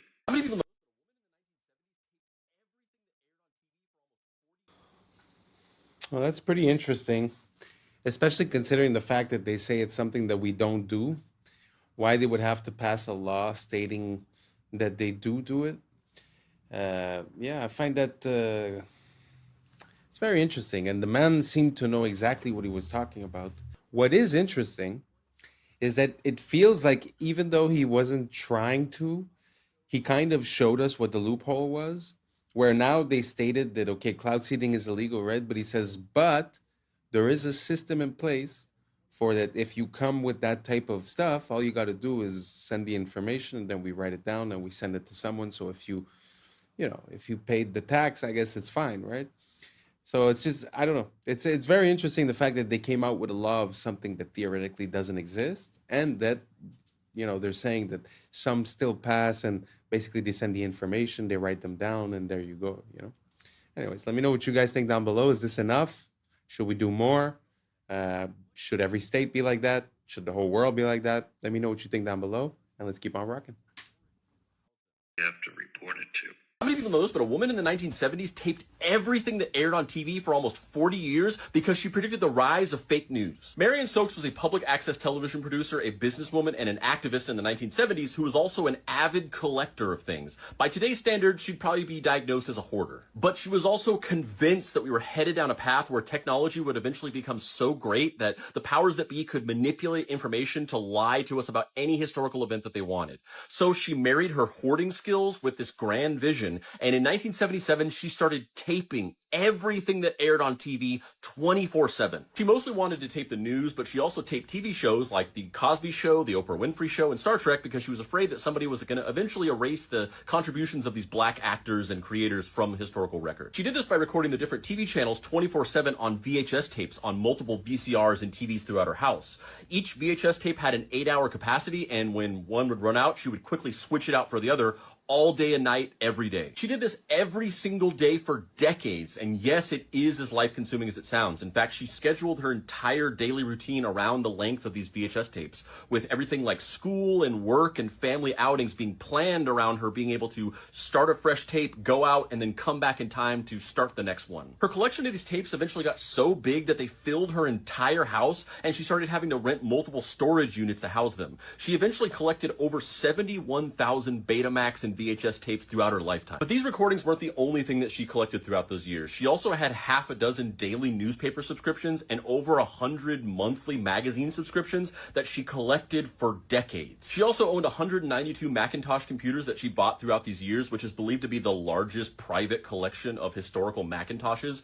And she even at one point told her in-laws to invest in Apple early on, and they got very rich from this. Marion Stokes recorded everything on TV between 1977 and her death in 2012. Eventually, as she got older, she hired an assistant to help her with the tape switching. And the very final thing that she recorded on December 14th of 2012 before her death was coverage of the Sandy Hook shooting. In 2013, a year after her death, Marion Stokes' son donated her entire tape collection to the Internet Archive. It took 4 shipping containers and $16,000 to mail it to their headquarters in San Francisco. And upon receiving it, they started the process of digitizing every tape. And to this day, in 2025, they are still not done. And while many people probably view what Marion Stokes was doing for those 37 years as a pointless, quixotic task, as you can see from everything going on around us, she was right. She was a visionary ahead of her time. So hats off to the true OG, Marion Stokes. And real quick, if you like my videos and you also enjoy pointless, quixotic tasks, you can check out more in-depth writing from me by going here. Wow, what an amazing woman. Oh man, she had her finger on the pulse, and everyone must have thought that she was crazy. And you see how nowadays it's become mainstream to think that people like this are crazy, but man, the collection that she has, I'm sure, is priceless, completely priceless. I'm going to start looking into the collection that she built. That is amazing. Man, if you have a dream, follow it. Don't let them say, don't let them convince you of anything. If you got a dream, if you believe in something, make it happen. Anyways, thank you so much for rocking with me. This is the end. And that's a wrap for today, familia. Whether you're tuning in with the sunrise or you're posted up after midnight, I appreciate your time, your energy, your curiosity. And don't forget, this isn't about truth or fiction. This is about perspective. If this sparked a laugh, a thought, a deeper question, then we did our job. So drop your thoughts in the comments, keep the convo alive, like, subscribe, and hit that bell if you're riding the wave, because we're just getting started. Until next time, stay grounded, stay weird, stay critical. I'm Adam Strain, and this has been Adam Strain Reacts. Peace! Now it's time for us to link up. Really think we on the brink up. Making a change from living this strange. Living this strange. Making a change from living this strange. Yeah. Meet the world's fastest backwards runner. Are particles real? I think in a way physics has been a progress away from this. Yeah. I was sleeping, had to wake up. The best I've seen. What's up, YouTube? Today, we'll be looking at disturbing TikToks that'll make you question reality. So without further ado, welcome to Adam Strain Reacts. Let's get her done. Hi. Look how advanced these robots out of China are at the moment. They've just taught them advanced kung fu and martial arts. They're focusing on fluid movement, and this is the best I've seen so far. Like, look how well this thing moves, jumping, doing flips in the air. It's just everything. It's the most advanced kung fu I've seen in a robot so far. These things are scary, but also, is it a good idea to teach these robots kung fu? Ugh. So what do you guys think? Do you guys think that the more innovation we have towards these robots, the better it is? Do you guys think that these are autonomous robots, or they're being controlled by someone and copying the movements? But at the same time, if they could copy the movement once, I suppose they'd be able to copy it again. So does this scare you, or do you find it just impressive? Do you think that it makes sense for us to continue in this direction? Let me know down below, and let's keep on rocking. This is amazing. This is the future of weeding. No toxic sprays, no harsh chemicals in the soil. Just lasers, precision light, managing weeds, protecting the crop, and keeping the soil alive. This is working with nature, using and harnessing technology for a safer, cleaner, healthier future in food. Wow, I had never seen that. I find that amazing. Because often we say, oh, look how man has been in evolution, but oftentimes, like if you look at, the structures or the architecture, we actually see a decline, right? But this is truly something that I find is next level, because what is truly archaic, I think, is to put poison on a plant that you're going to eat. That is, not the smartest thing, in my opinion, personally. So what do you guys think about this? Using lasers to target and to not affect the normal crops? I find this is a step forward towards us being a bit healthier and having access to food that is worth eating. Do you guys agree? Do you guys disagree? Let me know down below. Let's keep on rocking.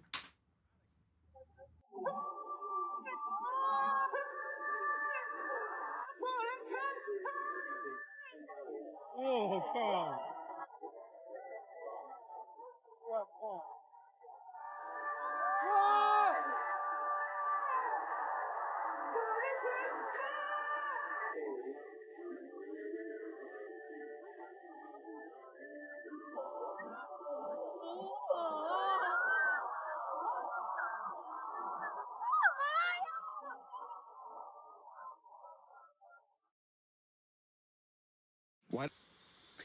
I know y'all have already seen the memes that say like, oh, Japan or China is living in the year 3000.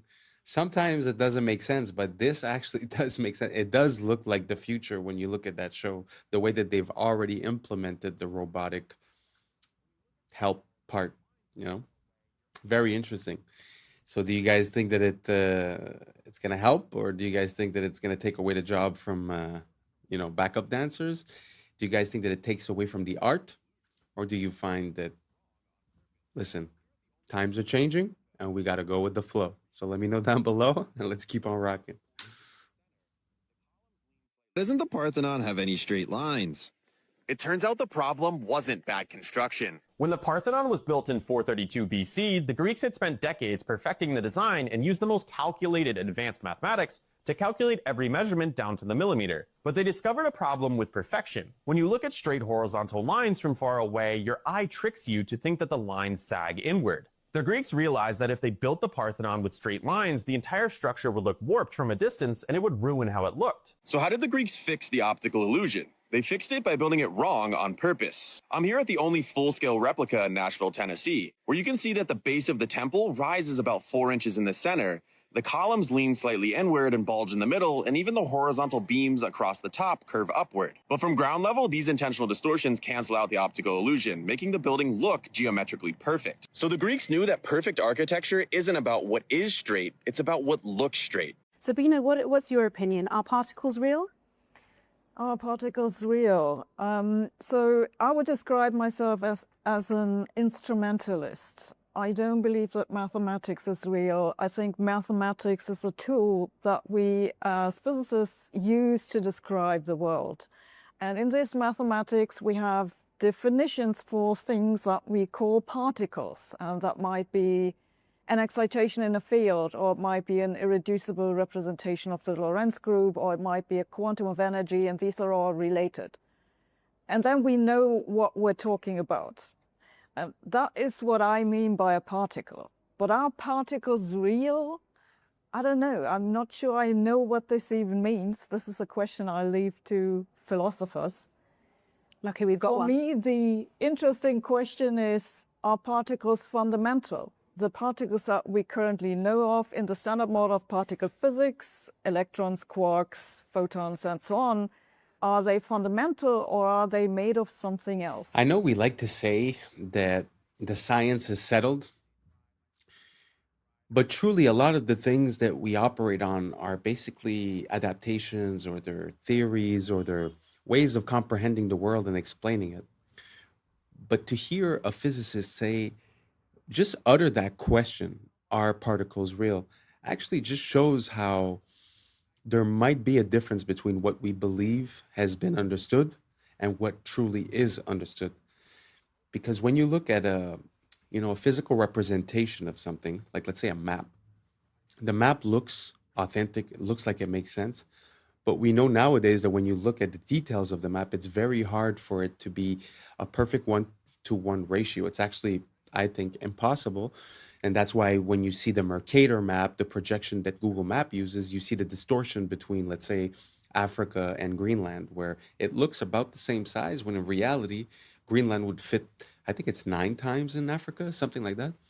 So it kind of makes sense to me that that would, transpose into this application.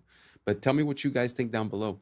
Do you guys think that the way that we approach science and the science of small things is a physical way of seeing it? Or do you think it's a way that we can understand the concepts and give a name to the effects that happen, when in reality it might look physically different?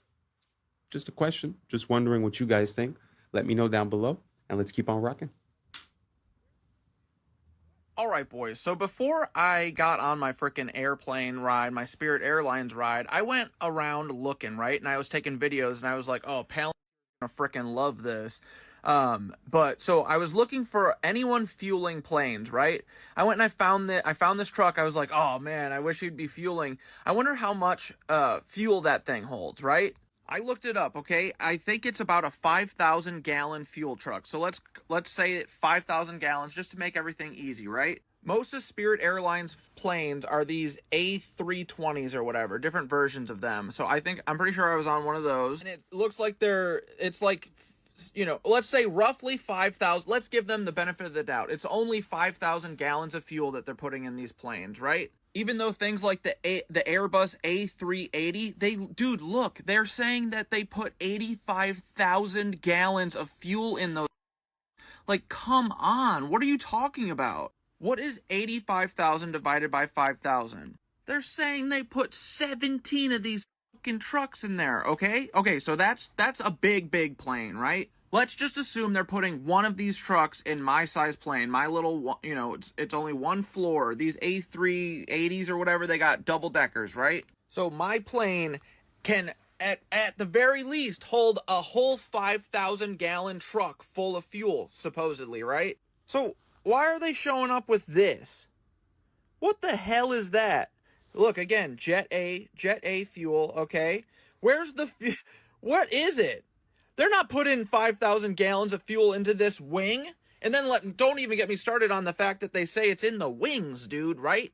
Think about it. You're a big old jet airliner. You're going, what does water do? What does jet fuel do when it tips? It all sloshes, okay? So if you're sloshing it around, do you really want that in the wings? Minus that, if you ever watch outside of the plane wing or the plane windows, what are these wings doing? They're going.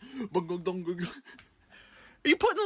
you putting flammable fuel inside of a floppy little wing noodle? What are you talking about? Then also, how long would it take to put 5,000 gallons of fuel? How long does it take to put 10 gallons of fuel in your truck, right? This hose, not that big. It's not that big, right? So this guy was there for like 3 minutes. What the frick are they trying to pull on us? 5,000 gallons of fuel? BS, dude. And I'm not crazy. I'm not saying that we enter like a hyperbaric chamber and they put us to sleep and it's all 3D.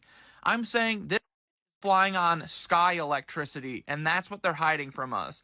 These things get started on the ground. I don't even think the plane starts them. I think they have a machine that starts these turbines, and then they just run from electricity or fuel. Love you. Bye. The planes are very interesting because, you know, it's sort of like the day that they decided to put a price, like a global price on the barrel of oil. They had to make the case that it was biological and that it was a part of let's say, of a dinosaur that got compressed and this and that. So there was biological material, basically, meaning that there would be a limited supply. And since those days now, we see that, you know, we've never missed any, and it seems to be the most abundant liquid on this planet other than water. So what if it was the same thing for the planes, where they're using the fact that you're using that much gas to give the price, right? But what if they weren't? Because like you said, you know, the amount of tankers and trucks that they would need per day, and the speed at which they refuel. And, you know, he's talking about the electricity, which is true in a way. We have measured that at the ground, which is like electrically talking, the ground is ground, right? And then as you go up, basically there's a voltage that amplifies as you go up.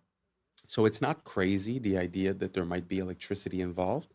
But just to give a second theory, let's say, you could also consider the fact that compressed air. So you're going at a speed that's very fast, and you have these turbines that are compressing the air because the entry is big like this and the exit is big like this. So what you're seeing a compression of air. And then where is that air going? It's going on the wing because the motors are actually in front of the wing. So the air would be going here and sort of like pushing it up. So that's just an idea. I've also seen videos of a turbine that was disassembled. And when you see the interior of the turbine, it has these little metal plates that are sticking out. And when you touch them, they sort of hit a certain frequency and resonance. So you hear bing, bang, boom, ding. And the idea would be, sort of like a bee. They say that the way that the bee moves, it's vibrating from its thoracic chamber, and it sort of makes it lighter because of resonance. So what if they were using the concept of resonance, compressed air, electricity? So these are all just ideas that I'm giving you, but it's very interesting to think about the logistics. So the city where I was born, they tell you that there's, let's say, 100 planes per day. And when you do the calculation of how many gallons and how many tankers, it would be literally like a tanker every minute or a tanker every 30 seconds. And again, just the time of refueling. So I find it's just a very interesting question. For me, there's nothing that's really off the table. So let me know what you guys think. Is this crazy? Is this ridiculous? Are we sure?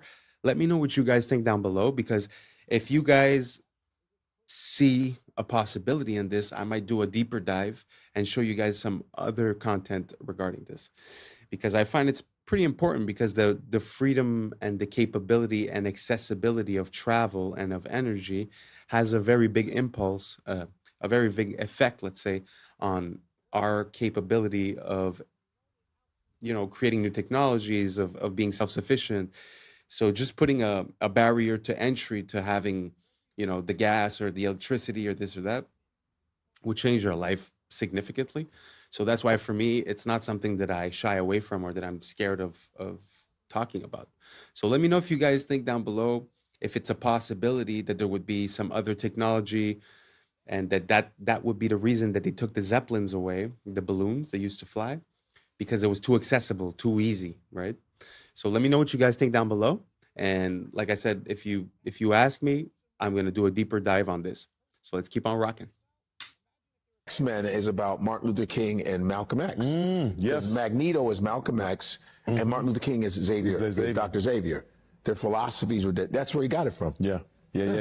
It's all a lot of stuff is from black stories. And they just kind of, Superman is the Egyptian about Osiris, you know, like power from the sun. Same thing. Oh, wow. Oh, yeah, I read all. I love that. I'm just now hearing that for the first time. I never knew that. I love that. And when I was with Stan Lee, I love bragging about it, because I don't care. If you didn't meet Stan Lee, you can't with me. Yeah. Stan Lee, I was in his office for 3 hours. He was 89 years old. My friend went on a break, said, yo, hang out with Stan. I'm sitting with Stan Lee. I said, like, what the fuck? He goes, Godfrey, I want to show you something here. You see this picture of Wesley Snipes? Big ass picture of Snipes with the blade. He goes, he's the reason why Marvel got out of bankruptcy. It was him. Wow. It was because we had Blade. Blade is the reason he saved Wesley. And I go, and we ain't seen another Blade in 25 goddamn years. Crazy. But they got 18 Spider-Mans, 90 this, and Wesley Snipes saved. But this is how fucked up his business is. Yep. Look at that. Eddie Murphy saved SNL. Bill Cosby saved NBC. In Living Color changed the halftime for Fox. Oh. Michael Jackson saved the halftime of Super Bowl in Still 1993. still the most watched Super Bowl of all time. Black people sell. Super Bowl halftime. So. We sell. It's just that they just can't get it out of their heads. They think we just can't give them too much because they'll do something. We're not going to act like you. We're not like that. No, we like to see everybody win. We ain't like you. And it's pathetic. It's like black people sell. They didn't think black people sold overseas. It was like, you guys don't sell. But then Black Panther gets $1 billion. And then I was in Saudi Arabia. And they were like, this is the only movie we've let in. Because they ban all American in Saudi. They go, no, Black Panther, yalla, yalla. Wow, I had never heard that, actually. It's very interesting. It actually makes me think of, you know, the story of the Matrix and the Terminator were connected, and they were written as well by a black lady. And I find there's no credit that's given. And the part that really stuck with me is the fact, like when he said, you know, Blade saved Marvel, and there hasn't been a movie in 25 years, yet there's been 18 of the Superman, of the Spider-Mans and this and that. Very interesting, because really, when you think about it, why wouldn't they release things that they know work, and they would try to, I say ruin, but, you know, like destroy all these long-standing franchises. I have a hard time understanding Disney, to be honest, and everything that they've been doing in the past, let's say 10 years with the movies. Like personally, I grew up and it was a very big thing, Star Wars. Like it was the original movies, and it was a super big thing. And now I can't even bring myself to watch the new ones. It's like, I can't even follow it. It just seems so distorted and so, and to make a quick parallel, if you guys haven't seen there's a movie or a trailer about when Anakin sort of becomes Darth Vader, and it's all done by one person using AI. And I think that's going to be the downfall of these companies, because for once we're going to be able to create the things that we want to watch, and we won't have to wait for them to provide it to us. So I think we've hit like a limit where the things we want to see, whether it be another Blade or whether it be, you know, the he was saying the black comic books or whatever it is, I think now we're going to have the capability of doing it. And when they see the response, I feel like now we're going to be able to have a bit more negotiating power.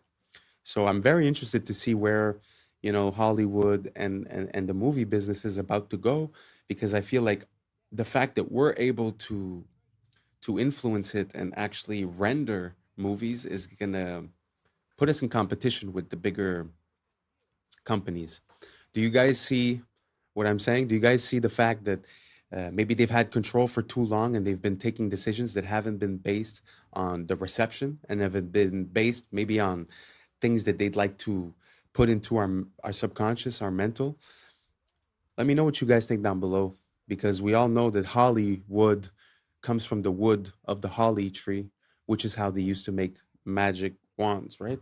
So there is something metaphysical and something magical about the way Hollywood has been handled, let's say, in the past 100 years. So let me know what you guys think down below, and let's keep on rocking. Our banking system just got exposed, and they're using crypto to multiply your money behind the scenes because nobody understands it. You're going to understand it now. The Genius Act was signed into law in July that allowed banks to create stablecoins legally. If a customer wants a stablecoin, the bank can issue it, but the customer needs to give the bank real cash, and they get to use that cash for investments. I don't know if you guys knew that. So you get 100,000, for example, in the form of a stablecoin to use in crypto, and the bank gets to use your 100,000 for other investments. The vast majority of those investments are usually treasury bills. So the bank takes your money, they put it into treasury bills. Now, a treasury bill is basically debt from the United States.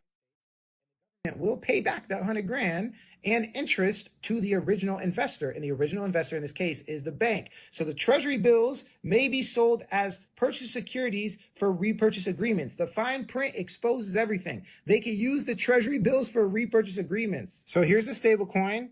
Here's the real $100,000 cash. It gets put into I want you to remember the colors because it shows the multiplication, duplication they're doing. Because got 100,000 from the bank, which was your money from the stablecoin, they get a treasury worth 100,000 plus a 3% yield. The bank profits $3,000 off of your money. And then because of the fine print we just read, they're allowed to take that treasury and loan it out to an investment bank and get another lump sum of cash for no reason. Let's read it again just in case you forgot. Treasury bills may be sold for repurchase agreements. This is called the repurchase agreement. So the investment bank takes a little fee and they give the original bank even more cash. $99,000, they take their fee, they give them more cash. And then they take that new cash and you guessed it, they put it right back in debt. The government gets another investment, that's the green right there, and then the government another T-bill for another 3% yield. So the original bank has two T-bills and double their yield. Now this is where it gets even more scary. Well, remember that person that got the stable coins out? Imagine if they were colluding with the bank and they decided to take that stable coin and put it right back into debt in the form of tokenized treasuries. Right now in crypto, you can buy tokenized debt. Yeah, there's a token version of everything I explained up there, and you can get the 3% yield. So now it has three lump sums from that original $100,000, and you thought it was over. Well, if you invest in tokenized debt, they give you a token worth your dollar amount. Right now, it's called USYC for one of the funds. Binance offers loans against USYC right now. So on that original 100,000, you could take a 70% loan, and then you guessed it, put it right back into debt. The original $100,000 now has 4 forms of yield. Everybody's waiting for the to inject liquidity into the market, but they're already doing it through stablecoin multiplication. And we are going to have the greatest bull run we have ever seen in human history. It's going to be similar to the 2008 bubble. Wow, that was a lot of information. Gee whiz. So this makes me think like money came from the idea of value. And now we've gotten so far away from value that it's seeming like a video game. It's seeming like, You know, when you go on a game and you look for money duplication glitch, you could find some of those. Seems like that's what's going on. So you're buying it, and then they're reinvesting it, but they're also buying treasury, which is debt, which we end up paying at the end of the day.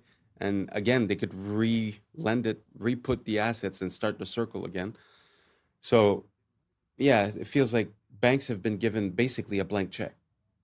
And that's without speaking that in the days of the COVID a couple of years ago, they went, you know, fractional reserve spending means I have $100. Normally it was I have to keep $10 and I could lend out $90. Now it's zero. So meaning they could have $0 and lend out $1 billion and no one's none the wiser. So I don't see how this changes anything in the way that there's really no value behind bank money. But at the same time, I'm seeing what he's saying where it's involved with the treasuries. So it's like a cycle that's over and over again. It makes me think like the way like when you get a mortgage, the bank is like doubly insured. It's insured with your assets. It's also insured with an insurance company and your insurance company. So they're actually triple protected. It seems the same way. It's like they're 10 times protected and us, we have to pay for everything. So I don't know. I don't know where we're going with this because it just seems like the more they win, the more they devalue, but the more they devalue, the more the crash is about to come, right? Unless they are artificially inflate. And so I guess that's what he meant at the end with the bull run. So everyone's going to feel like they're winning when actually the disparity between the people winning and the people at the bottom are going to be so much bigger. So I don't know if I caught all of this. Maybe I'm probably missing some parts. So if you have any information to give and share, don't hesitate, write it down below. I'm still learning about all of these subjects. This is why I'm here. This is why I made the channel. So we could collaborate and we could collaborate on ideas and build better ideas together. So let me know what you guys think down below. Do you have a wallet? Do you keep it on a cold storage? Do you keep it on the exchanges? I'm going to put some more crypto stuff in the next videos. So please don't hesitate, write down below and let's keep on rocking. How were we allowed to be fooled for so long? And no, I'm not talking about this beautiful architecture here, saying it was built by horse and buggy. I'm talking about Timu, Han Solo, and Chewbacca here. Hawkins was a literal puppet on that world stage. Did you know, before Hawkins had his fancy little computer, he had a translator talk for him? I think, in a way, physics has been a progress away from mysticism towards a rational understanding of the universe. Stephen, when did you first realize you wanted to be a physicist? Oh. I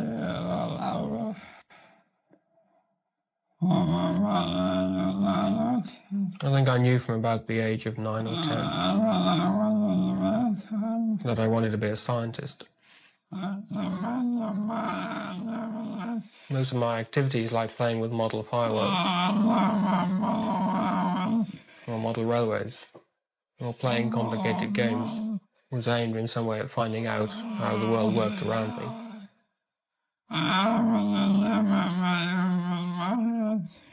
I was never very good with my hands, so my models did not work very well. But I was always interested in models that I could control. And I think that nowadays I have translated that into studying physics. Because in a way, if you understand the universe, then you have control of it. I don't know. I gotta say, that interviewer was pretty solid to not break out in laughter, to be honest. I would have been laughing for sure. What do you guys think? Do you guys think that it's real? Or do you guys think that it's possible that he was a puppet? What easier puppet could you have than one that talks with a computer box? You know, that was before that time. But do you think he was translating? Do you think maybe he knew it ahead of time, right? Who knows? But do you think it's possible that, you know, some of these scientific role models might be, you know, government plans or to control the public opinion or to get us to stray away from God, or, I mean, there's so many reasons, right? So I don't know. I have no opinion on this at all. So you guys let me know. Do you guys think that was a pure translation, or do you guys think it's a bit ridiculous? Let me know down below. Let's keep on rocking.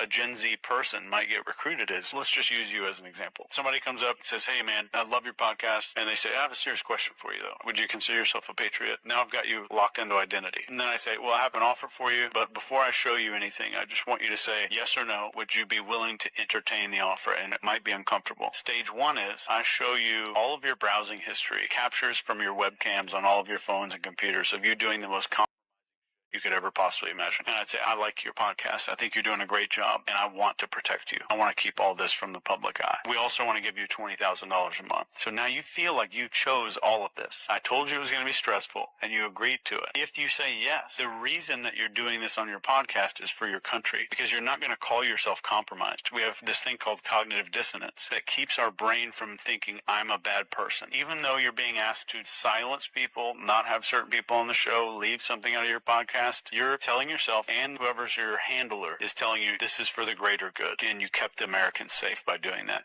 And you'll tell yourself that, and you'll feel good about it. What happens if I say no? Well, damn. So that's how the CIA recruits. Well, I'm going to go ahead and spill the beans so they can't ever recruit me. With me, there's nothing compromising that you could find. It's just nothing but porn. What? Y'all going to shame me? No. All you're going to see is big bitches 2. Ebony Baddies 3. You're just gonna see the webcam. This is gonna be my two heads. Just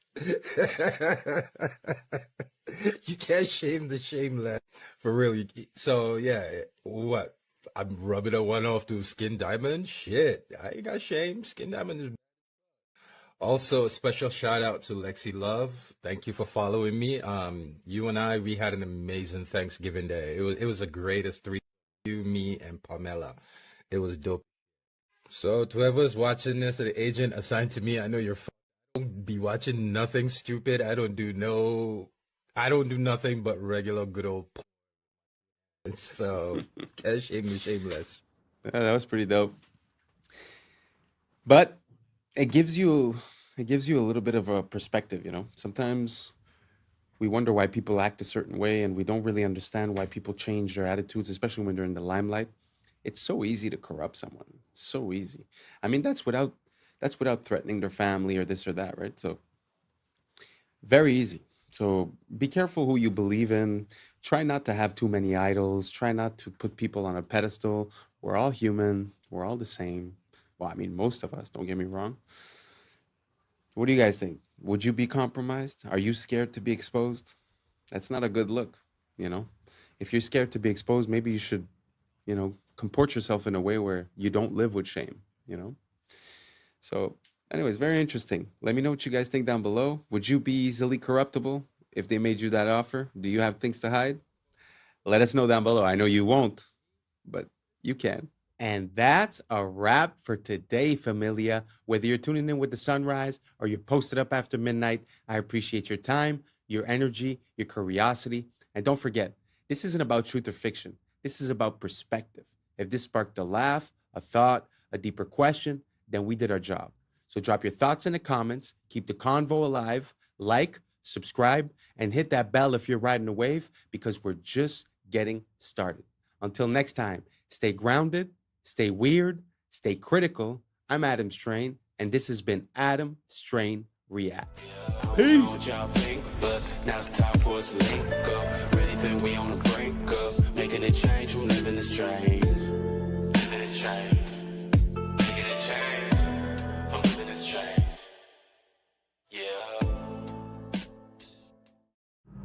Yeah. I was sleeping, had to wake up. Why? Every reason I could think of. God, till the day I keep the ink up. What's up, YouTube? Today, we will be looking at disturbing TikToks that'll make you question reality. But before we jump into it, I wanted to send a quick shout out to Jaden Robson, listening up there in Canada. Thank you so much for being a listener. So without further ado, welcome to Adam Strain Reacts. Let's get her done. it's funny, like even like the story of Isaac Newton. So how did he discover gravity? Well, of course, he was sitting under a tree and an apple hit him on the head. Children, can I explain you this? He already knew things fell down. Everybody knows things fall to the ground. That is not how he came up with the theory of gravity. The apple is symbolic of the tree. Once again, the tree of knowledge and good and evil. If you actually look up the old Apple logos, the very first ones, it's literally Isaac Newton sitting under the tree. So what did they change that logo to? An apple with a bite out of it. You guys understand what that means? Do you remember when they sold the first Apple computer and it was $666.66? Do you think these are coincidences? Like, no, that is what they're telling you without telling you. What if I told you the reason you feel temptations for certain things and certain sins is very specific to what you're supposed to do? Before continuing, I wanted to warn you guys, their phones were being spied on. Click on this icon, then more. If you see it, delete it immediately. So if you have the urge to smoke or damage your lungs, it's because your voice was made to worship. The enemy's trying to silence you that was meant to praise. If you have crippling self-doubt or insecurity, it's because you're meant to lead and inspire. If you weren't dangerous to darkness, it wouldn't try to mute your confidence. If you have constant distraction and procrastination, it's because you carry strategy, vision, and ideas from heaven. The enemy delays you because he can't stop you. Only you can. Now, this one's gonna hit a lot of people. Okay. If you have an addiction to lust or pornography, it's because you carry a deep capacity for intimacy, covenant, and healing. Perverting love is how Satan prevents true restoration.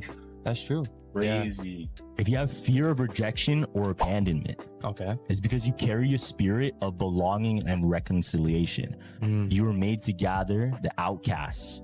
So he tries to make you feel like one. Damn. You have an obsession with appearance or body image. It's because you're meant to reflect God's glory, not the world's standards. So he's going to try to get you to hate your image. Damn. It's bars though. If you're drawn to witchcraft, astrology, or manifestation, it's because you have a prophetic gift meant for God's kingdom. The enemy counterfeits your gift to keep you out of alignment. If you struggle with overspending or greed, it's because you're meant to be a kingdom financer. So he wants to keep you broke so you can never bless others. Follow some more hoop conspiracy theories. That was a very interesting point of view. It kind of makes me think of, there's a saying that says that when you ask for God for patience, he's going to send you things to test your patience and to create that patience. It just seems like the reverse perspective from the point of view of the devil, but it seems like the same entity or the same pattern where you're going to be tested in the disciplines in which you must excel. So it's very interesting. Do you guys see that parallel within this? Do you guys think it makes sense? Do you see yourself as one of these archetypes? And if so, let me know down below which one. And let's keep on rocking. It's interesting, if you study history, all of the ancient civilizations, the Babylonians, the Sumerians, the Greeks, they all are the Chinese. They just arose out of nowhere. Poof, there's a civilization. There is no evidence of this stuff they teach in school, of them going from hunters and gatherers and grunts and groans, caveman stuff, becoming civilized and building cities. There's no evidence of that. It's farther back you go, it's all of a sudden, poof, there's the beginning of the Egyptian civilization, the beginning of the Chinese civilization, just like they moved in and built it in less than 100 years. So some strange things have been found in the fossils, as in the ground, that would indicate man used to be really smart. This little airplane, for instance, is in the Smithsonian, I believe. It was found in a grave in Colombia. It's about 1,000 years old. But it's an airplane, quite obviously, with all the features of an airplane. They knew about flight. In Peru, they've got giant stone walls like the one in the picture here. These stone walls are phenomenal. Some of the rocks in there are so huge, we can't even move them today. How did they move that?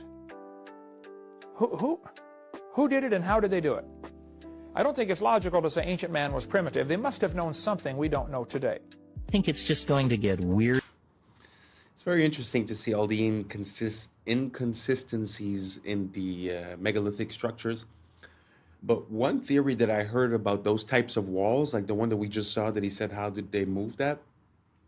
Was the idea that they might have like made bags and filled the bags with a geopolymer, which is like basically a a cement type of thing. And then through the hardening process and with time, the bag disappears. And so the structure remains the same and everything is stuck together because basically, the rocks had time to settle in and to stick each other. And then as the bags disappear, it sort of creates that rock. Have you guys ever heard of that theory? You guys think it makes sense? Do you guys think there's another explanation?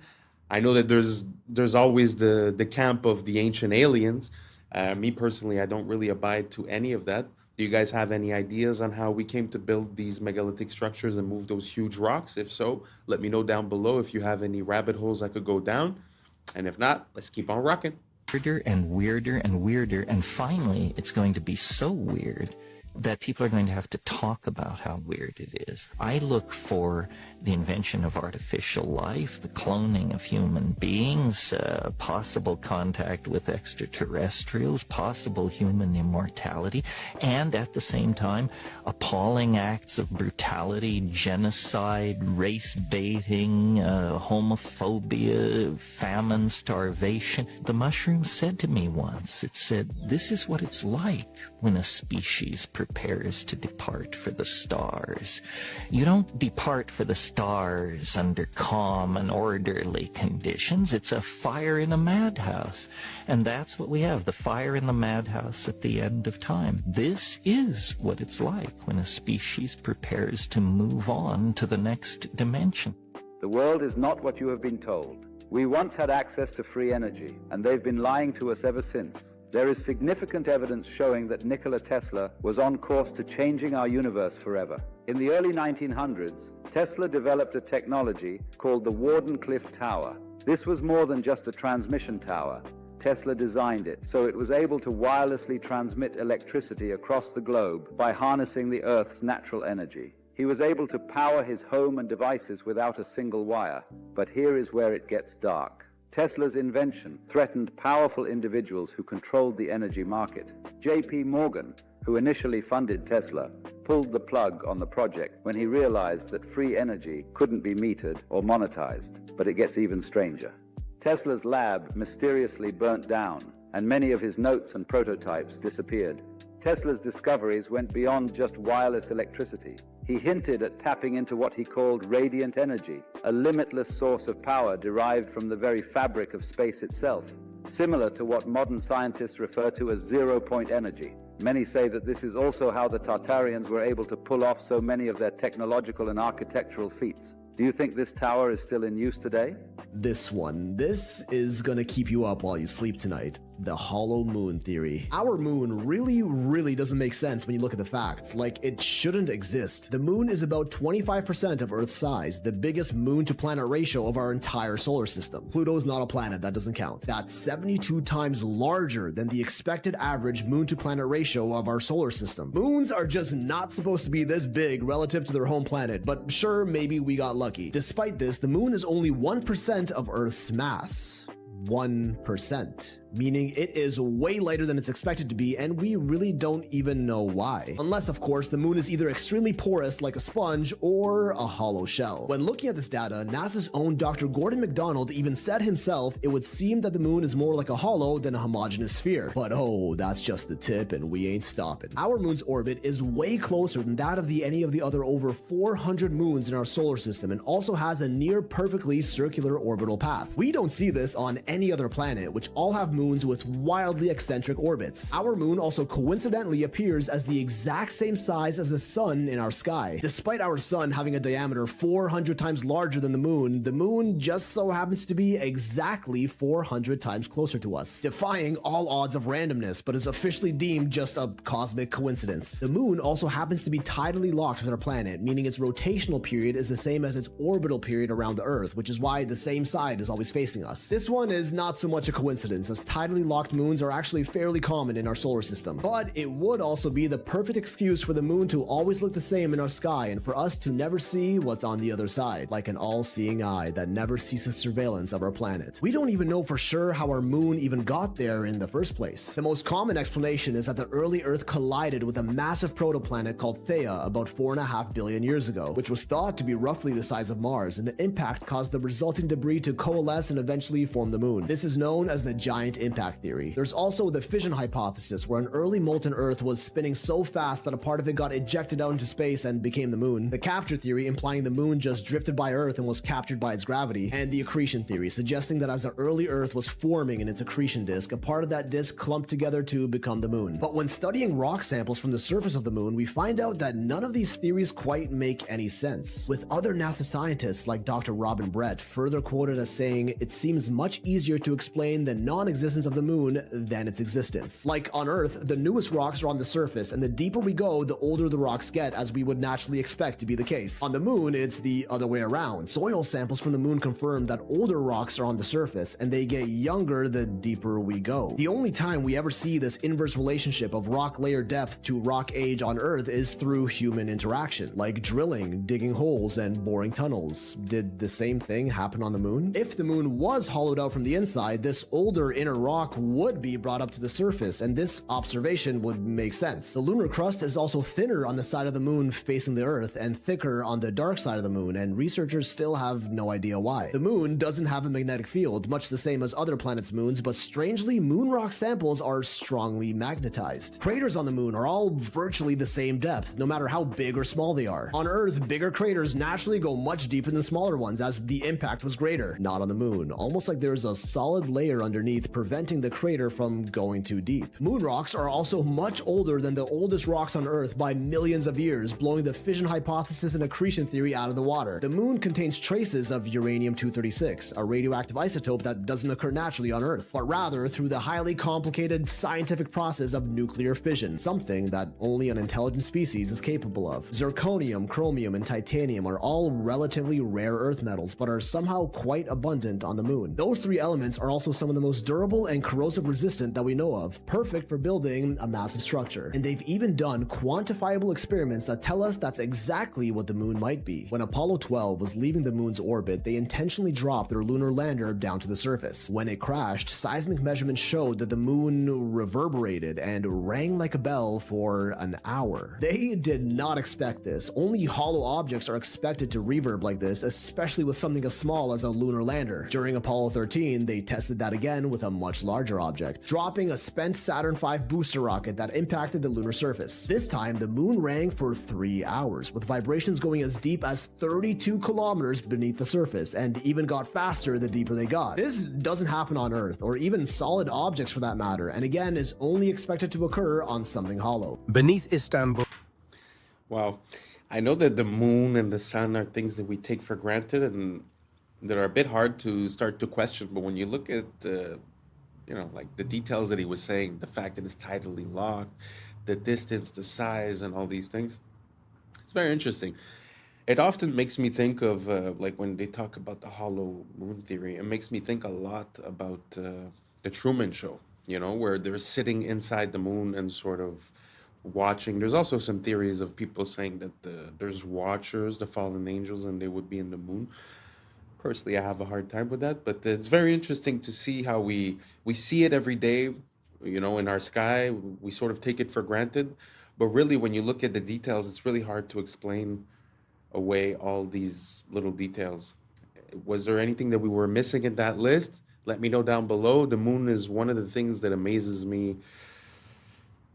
In this whole rabbit hole conspiracy, I find the moon is something that's very, very interesting to look into because it has theoretically nothing to do with human intervention. So when you're able to see something that doesn't seem to fit, but that is also natural, I find that super interesting. So if anyone has any more information about any anomalies regarding the moon, let me know down below, and let's keep on rocking. Tunnels stretch for miles. Some connect directly to the Hagia Sophia, others to underground cisterns, chambers, vaults that feel less like cellars and more like cities. We are told they were dug by peasants, by hand, with chisels. Just any random worker carving out perfect arches, domes, aqueducts. But anyone who's seen them knows better. These are not crude caverns. They are palaces in the dark.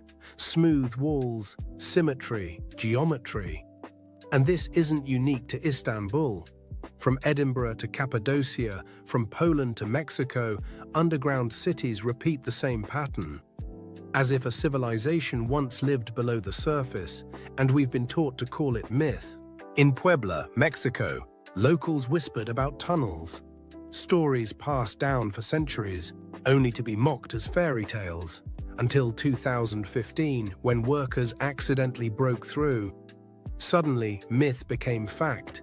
10 kilometers of engineered tunnels, some wide enough for carriages, connecting forts and churches. Forgotten so completely, entire generations believed they never existed. Nearby, at Cholula, a hill rises topped by a Catholic church. But scan beneath and you find the largest pyramid on Earth. By volume, a pyramid crowned with a new religion, a cover-up carved into the landscape. So tell me, when a pyramid is called a hill and tunnels are dismissed as legend, what else has been buried, renamed, paved over? Were the tunnels truly forgotten, or were they deliberately erased? This place is the weirdest place ever. Ever. I will die on that hill. You get there and you think this is the only one of these things. There are 12 perfectly carved buildings that are into the mountain. And just like in India, you cannot make a mistake, and there are none, like it was laser carved, which is ironic because these guys made it. We don't know who originally built it, we don't know where all the rubble from carving this stuff went, and we don't know what tool they used. All we have are clues from other ancient quarries like Japan. The oldest stuff on this planet uses whatever tool that was. The Inca call this style Hananpacha. You can see the stuff on Machu Picchu, and Al-Aqsa Mosque, the Dome of the Rock, the most holy place on Earth, right up the street from the oldest parts of Jordan where Petra is. This makes Petra nearly impossible to accurately date. This building was carved at the same time as this building, allegedly. The place is so heavily eroded, I had to put a line on every man-made cut on this part of the mountain. We don't know what this was. What was that used for? Even at the treasury, how do we know that this is not just a really eroded that? And here's why we don't know. Because under the main part of the treasury, there is a 2-story we don't know under it. Only 15% of this place has been excavated. You can still see the ones that haven't, but did you see the one up here? There's hundreds of these. I haven't even talked about the mysterious stuff. Jordan is an incredible place to visit. I make these videos because the more attention these sites get, the more they excavate. Punch the share button. Tell them we want to dig more. Descend beneath Europe's churches and cathedrals. What do you find? Bones, thousands of them. Catacombs where human remains are arranged into geometric patterns, floral motifs, even walls of skulls. Official history explains it neatly.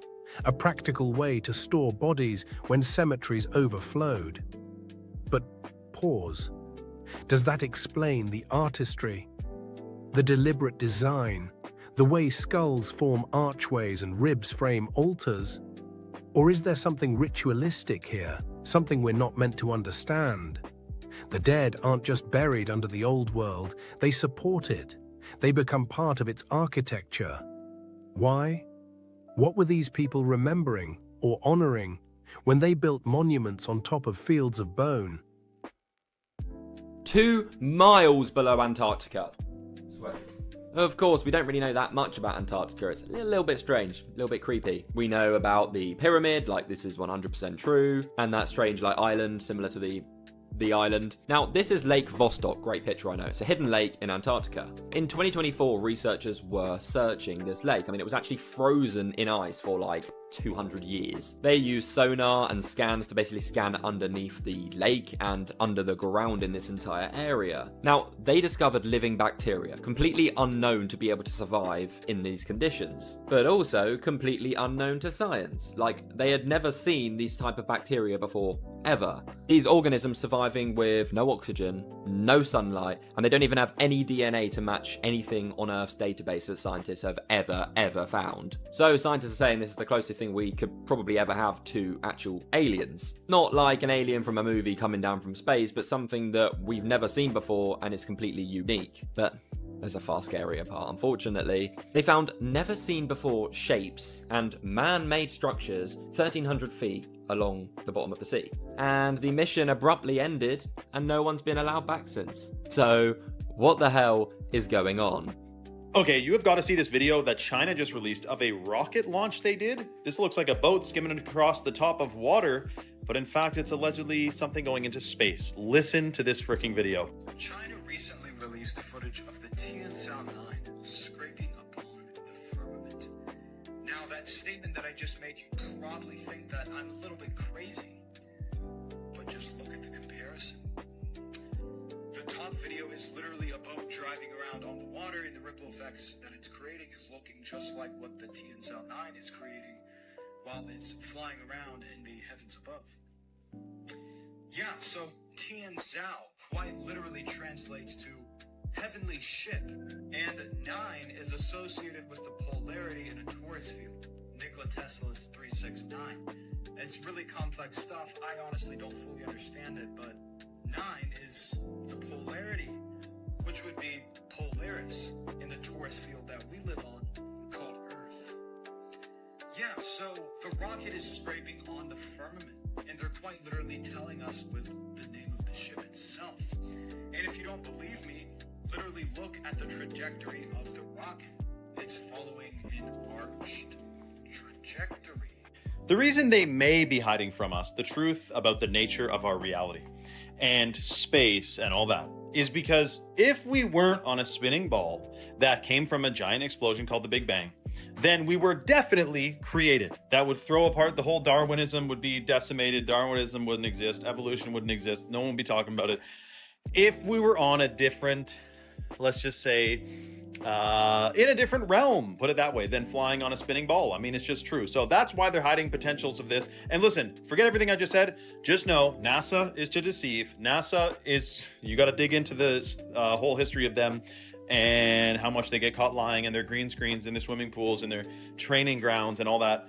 It's absolutely shocking. It's riddled with inconsistencies. There is something being hidden from us 100%, and we shouldn't trust this agency that's been caught lying on telling us the nature of our reality and what we live on in galaxies and all that. So keep your head vigilant. We'll discuss more about this. Comment for part 2 and follow for more.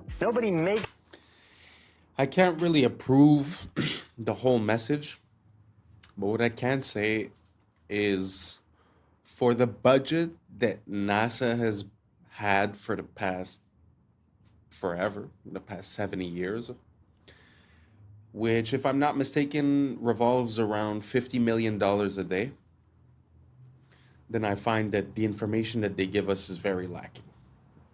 You know, like, we went to the moon, we put down flags, but yet we can't have any pictures of the flags. That's without saying that we never went back to the moon. So many things lacking. Even the pictures that they send us, supposedly 3i Atlas was pictured by amateur people. It wasn't given us to us by NASA. Yeah, there's a lot of, like he was saying, the training in the water pools, the CGI, the blue screens. It's a very big rabbit hole. I'm gonna put a bit of a few videos here and there in every video so that we could, start holding on to that information and try to make some conclusions eventually. What do you guys think about NASA, space exploration, the Big Bang? Do you guys think that the official narrative makes sense and that there's really nothing that we should be questioning? Or do you guys think that for $52 million a day or whatnot, NASA is not really cutting it, not really making the world a better place, not really giving us valid information? Let me know down below, and let's keep on rocking. You feel tense. Nobody makes you feel upset. You always decide how you're going to feel. Blame is the core of all negative emotions. When you stop blaming, you cut down the negative emotion tree. You cut it off, you kill it, and all the negative emotions die simultaneously. The conscious mind can only hold one thought at a time. It's the thought that the conscious mind holds that determines how the emotions will react, how the subconscious mind will react. Since it can only hold one thought at a time, what you do is you knock out the thought that is causing the negative emotion, the blame thought, and you replace it with this affirmation: I am responsible. This is the most powerful, positive affirmation you can use, because the instant that you say, I am responsible, you exert complete control over your emotional life. The instant you say, I am responsible, suddenly you are back in the driver's seat. A lot of y'all think it's just only McDonald's, but it's Burger King too. Check this out. Tell me why the fuck this thing just fell out of my Burger King and is now fucking moving on its own. What in the actual fuck? Y'all, what is that? What is that? I have never seen this thing in my actual life. What is that? Why does it move like a balloon with water in it? It doesn't even have a head. Where is the head? Burger King. Welcome to Burger King, home of the Whopper. Come inside and let us serve you. Have it your way. I'm glad you all could make it. Are you ready for your daily feeding? Lunchtime has arrived. Once you try this burger, you will not be able to resist the craving for more. People always wonder, how do we get so much beef to feed all of these people? You love it. You need it. Come get some now. Look at you. You can't resist my food. You love it. Every greasy bite. Goodbye for now. And it's crazy how people see these videos and they still go back to these places. So if they don't have enough meat for the food, what are they feeding you? Because what is that? It's a headless type of worm, bacteria, virus. I have no idea what it is. Let me know down in the comments below what this is, y'all. The shift is here. Y'all need to change our diet. Let's continue to get it. Peace out. And that's a wrap for today, familia. Whether you're tuning in with the sunrise or you're posted up after midnight, I appreciate your time, your energy, your curiosity. And don't forget, this isn't about truth or fiction. This is about perspective. If this sparked a thought, a laugh, a deeper question, then we did our job. Drop your thoughts in the comments. Keep the convo alive. Like, subscribe, and don't forget to hit that bell if you're riding the wave, because we're just getting started. Until next time, stay grounded, stay weird, stay critical. I'm Adam Strain, and this has been Adam Strain Reacts. Peace. Now it's time for us to link up. Really think we on the brink up. Making a change, we live in this train. Living this train. Making a change. I'm living this train. Yeah. To see if I get the same result. From my Abu Dhabi building that was built 15-story in 12 days. The most evil organizations in the world today are the international.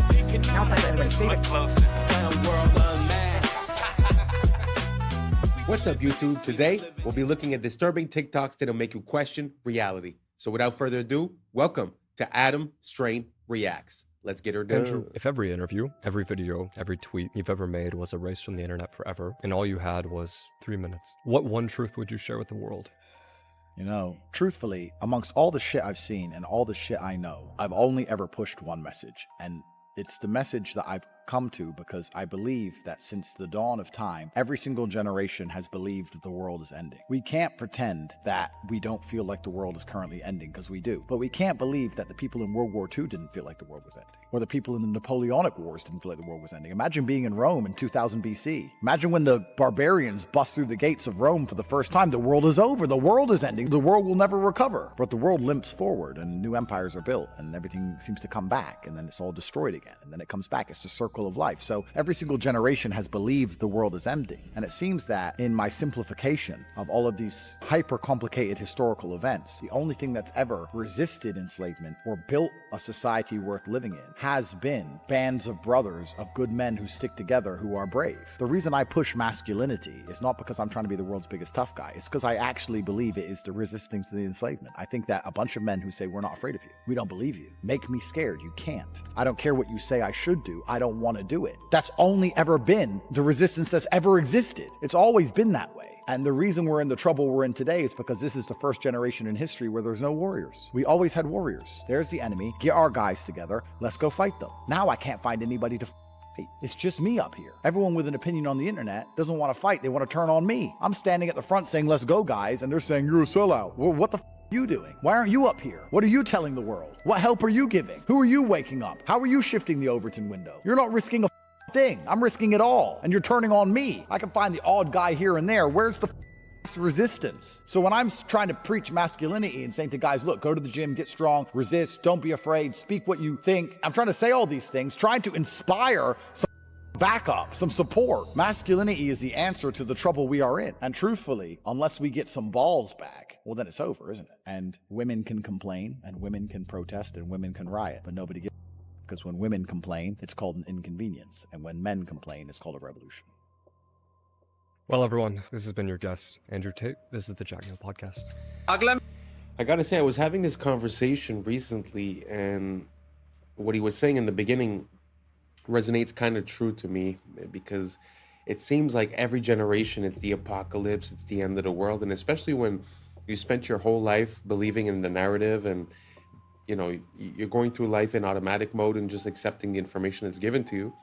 Well, when you start waking up and start seeing the inconsistencies and things, it's very easy to have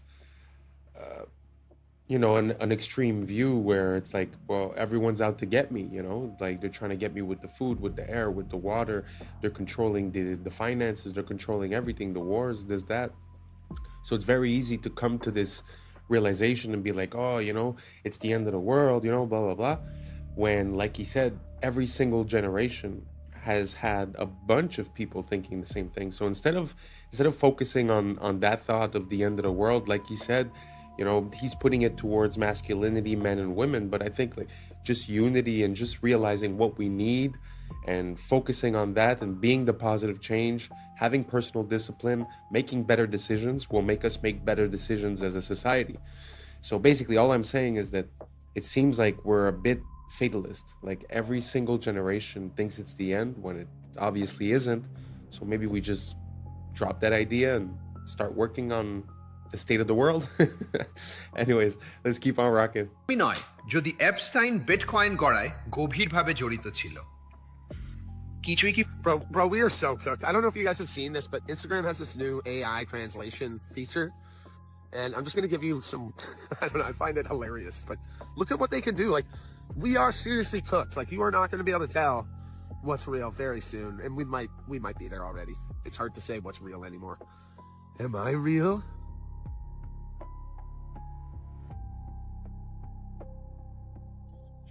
Here's me talking in different languages.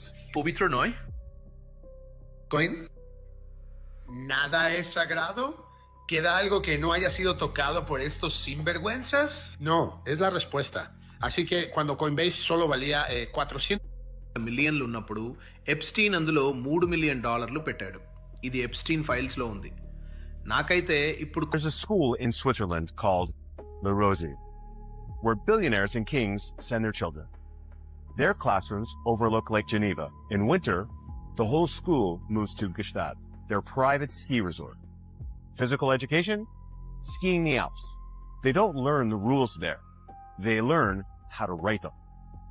Their classes are power, diplomacy, and silence.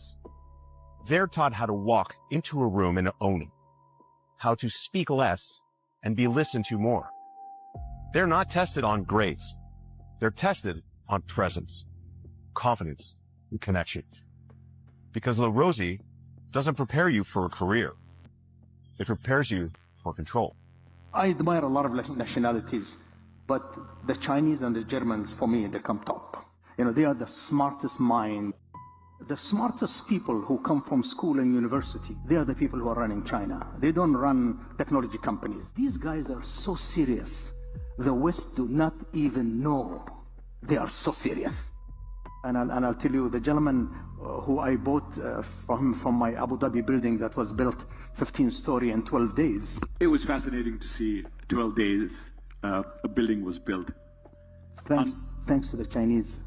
Unbelievable. Like who will anybody believe 15 stories in 12 days? Like unimaginable. Absolutely. But this guy is easy for him because he does 30 stories in 30 days. So 15 story in 12 days is like he's just having his coffee. The gentleman, when I went to his house, I saw all the shoes outside the door.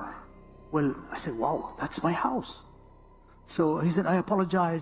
I said, no, we do the same. So I took my shoes off, and then we went in. And then when we sat on the dining table, guess who's sitting there? His mother. I said, oh my God, where I have my mother also sit on the dining table. We are closer to China because of tradition. My respect to the Western culture. I have nothing against it, but we're not the same. Well, that's pretty interesting, because like he says, we're not the same, and it kind of makes sense, because when we go to make a building, it's going to take us 2 years just to pass the permits and to receive the materials. So there's really something about, before I start talking about China, I just want to say I do not approve the system that they have there, and the rules that they have, and the social credit. I'm not condoning it, but there is a difference when you're able to get your people together to do something quickly and efficiently, and I think we've lost that. It's sort of like, I don't know if it's Saudi Arabia or Abu Dhabi, but when they decide that they're building a castle, they're building a castle, and everyone is on it, and it gets done quickly. Here, they talk about plans, they estimate how much it's going to cost, it doubles the cost, doubles the time, doubles the work, right? So we're really in a different mind state, in a different capabilities zone. So I do tip my hat to those societies that are able to get things done, As for us, it seems like it's all red tape and bureaucracy. I don't know if you guys agree or don't. Let me know down below. And let's keep on rocking. his 36 plus worldwide is not new research. And so we started working with him and our herd of ostriches here. And we were looking at developing the alternative to working with natural antibiotics to create resilience in your own body for viruses. And we were very successful. So we have scientific proof and data that we were able to neutralize, not block them, actually neutralize it. And this is all just through lozenges or nasal sprays. And so that was very exciting. But the lab that we were working with at the time actually got shut down immediately after all of our robust came back in.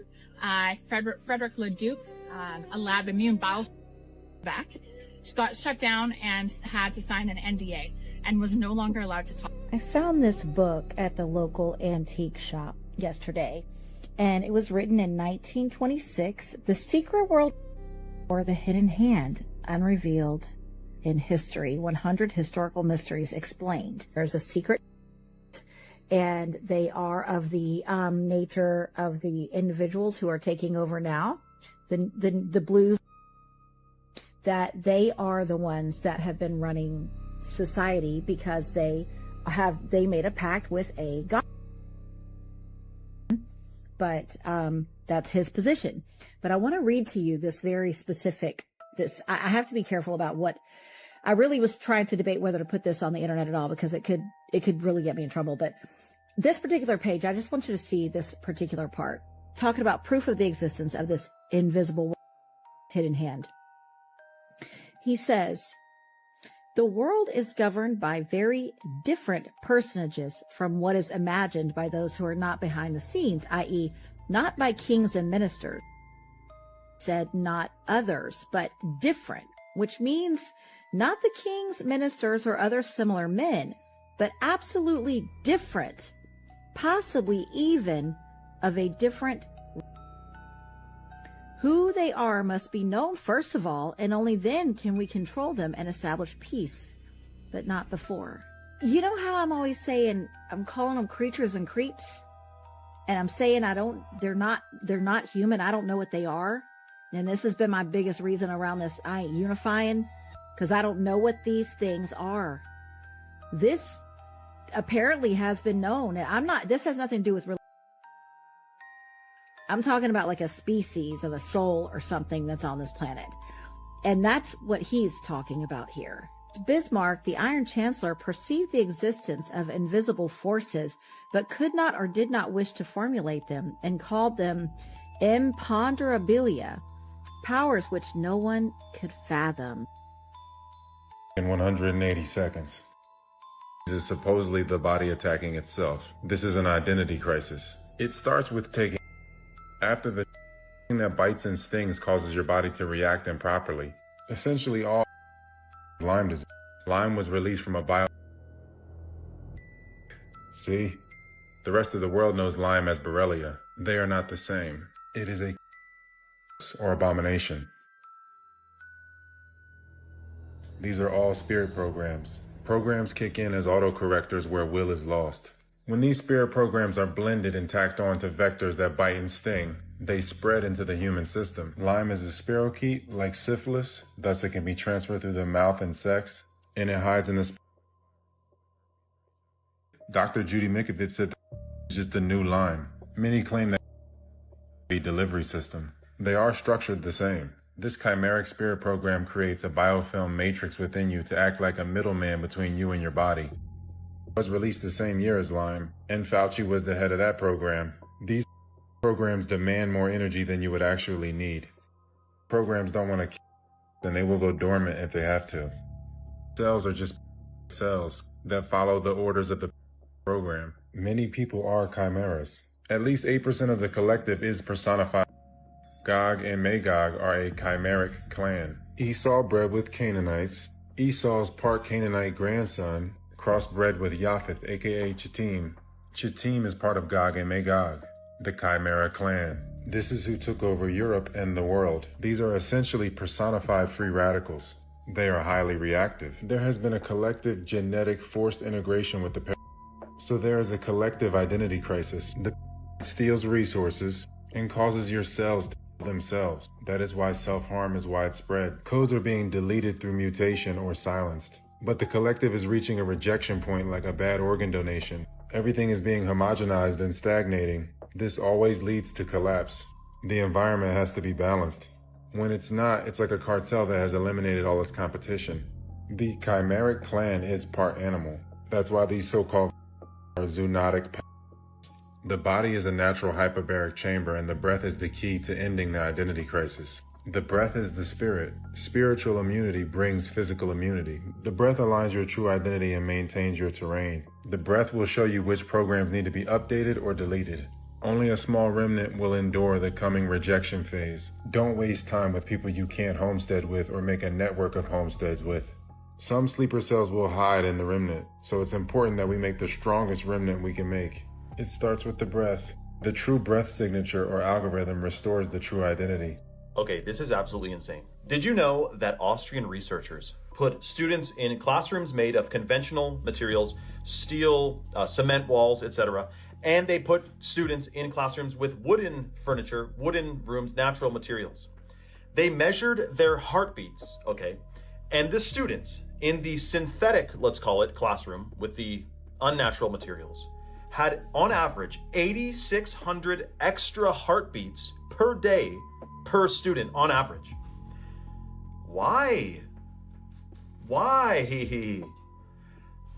It's the difference between real materials and synthetics. They have a different frequency, which apparently they found that your body registers plastic, laminate, and vinyl as a low-grade stressor, even when it looks like wood or marble. So you know, remember those fake desks we had that looked like wooden desks, but it wasn't. That was like a plastic, and it's unfortunate. I mean, what does that do to your body in 10 years when you're in school you're in kindergarten, then grade school, then high school, and it's all synthetic materials. Now, not to mention, this study was done before artificial lights, like they just had light bulbs. Now we have compact fluorescent and LEDs. Not to mention all of the Wi-Fi routers that are in schools now.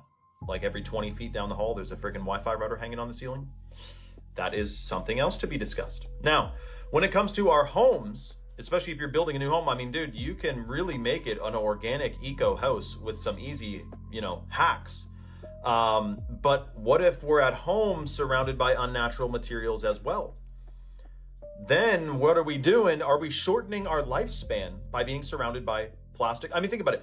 Drywall, Chinese drywall is in pretty much all of our homes. It's toxic dust. It's toxic to breathe in, and it's mold, like it can get moldy. Whereas a hemp house or a cob house or a stone house, there's different houses that are mold resistant, namely hemp. I mean, hemp is basically a tank couldn't drive through. I mean, hemp is extremely durable, mold resistant, fire resistant, and it actually blocks EMFs. Like if you're in a house that's made of hempcrete, and you're down the hall and there's 2 rooms between you and the Wi-Fi router, you're not going to get cell service. Like, that's one of the things people say when they have a hemp house is they don't get very good cell reception, which is good because you don't need cell reception on your brain stem every freaking day. But is that study shocking or what? Frequency, energy, frequency, and vibration. Nikola Tesla knew all about it. Let me know your thoughts in the comments below and follow for more. Very interesting. I haven't seen the study that he's referring to, but imagine if just the objects that surround you, like if we take for granted what he's saying, the objects around you have an effect on your body and its function. Now imagine the air, imagine the food, imagine the water, the drink.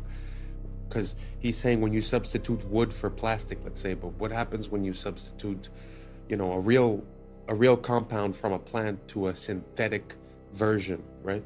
So, yeah, and like he's saying, you have it at school, you have it at home, you have it at work, you have it in your car. So at the end of the day, are we outside of our element? Are we performing less than optimal? Not only by food, but also by just the materials that we use to build the stuff around us.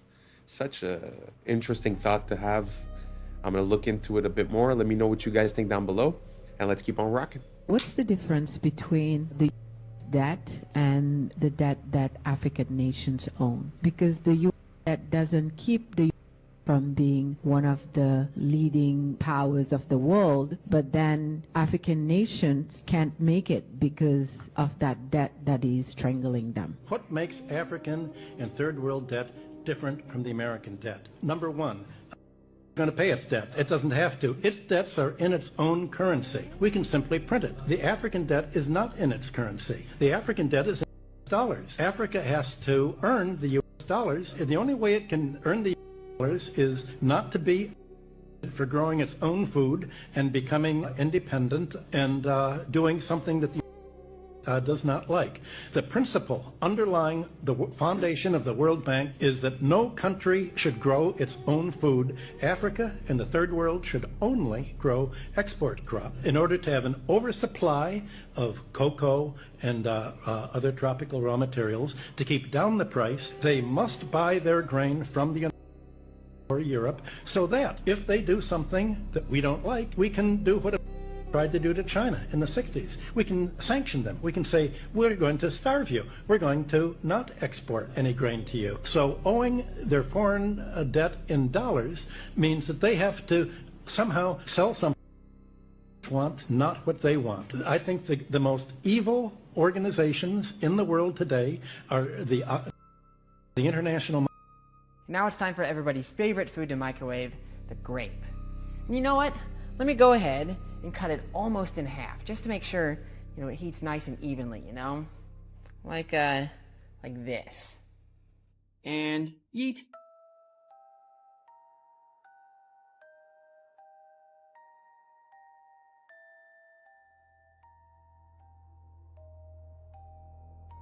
Unfortunately, the fragrant smell of roasted grape is hidden by the suffocating nitrogen dioxide fumes, which is the deadly brown gas left in the beaker there. Instead of cutting a grape in half, I just tossed in some unmodified grapes to see if I get the same result.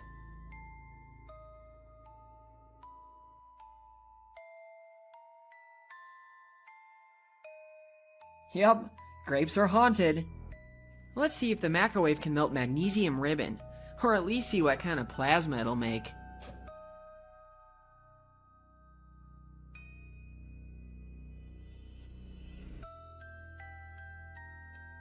Not only did it melt and burn in there, but it also managed to show off some of its green spectral colors, which is in contrast to the white you get by simply burning it in air. Aluminum melts at only slightly higher temperatures than magnesium, but for the sake of curiosity, I'm going to toss some foil in there anyway. Alright, here goes nothing.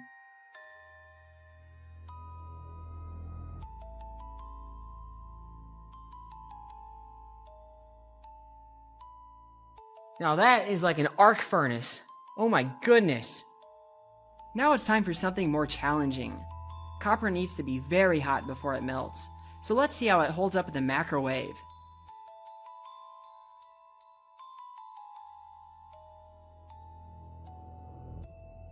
Oh yeah, It melted almost instantly. Now this also brings up an important point about the glass. It's actually astonishing how well these Pyrex beakers have held up to the plasma.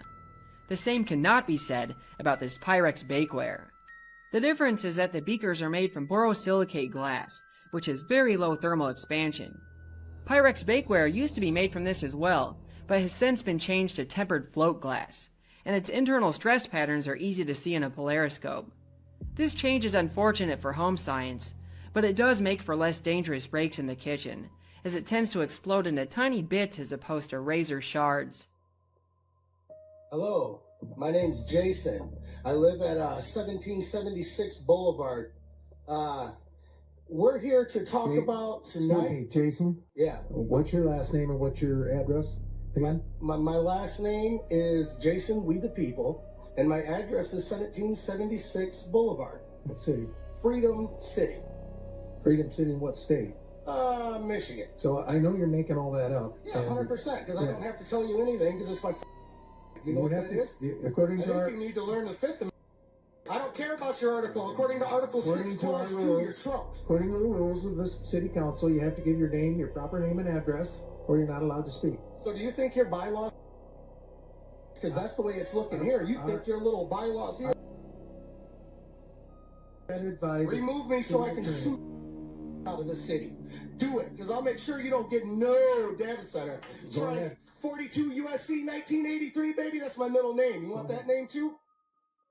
Now, back to this Fifth Clause. You can't use no takings clause, Einstein. Guess what? That's for public use. You understand that? You know what public use is? Sure ain't a data center. It's a park, an old folks' home, something like that. It's the Fifth Amendment. Not that complicated. You should look into it. By the way, how does it feel sitting up there being a Benedict Arnold to all your people out here? Not one person supports this. How about this? Everybody up here's been asking who supports the data center. How about this? Who don't support the data center?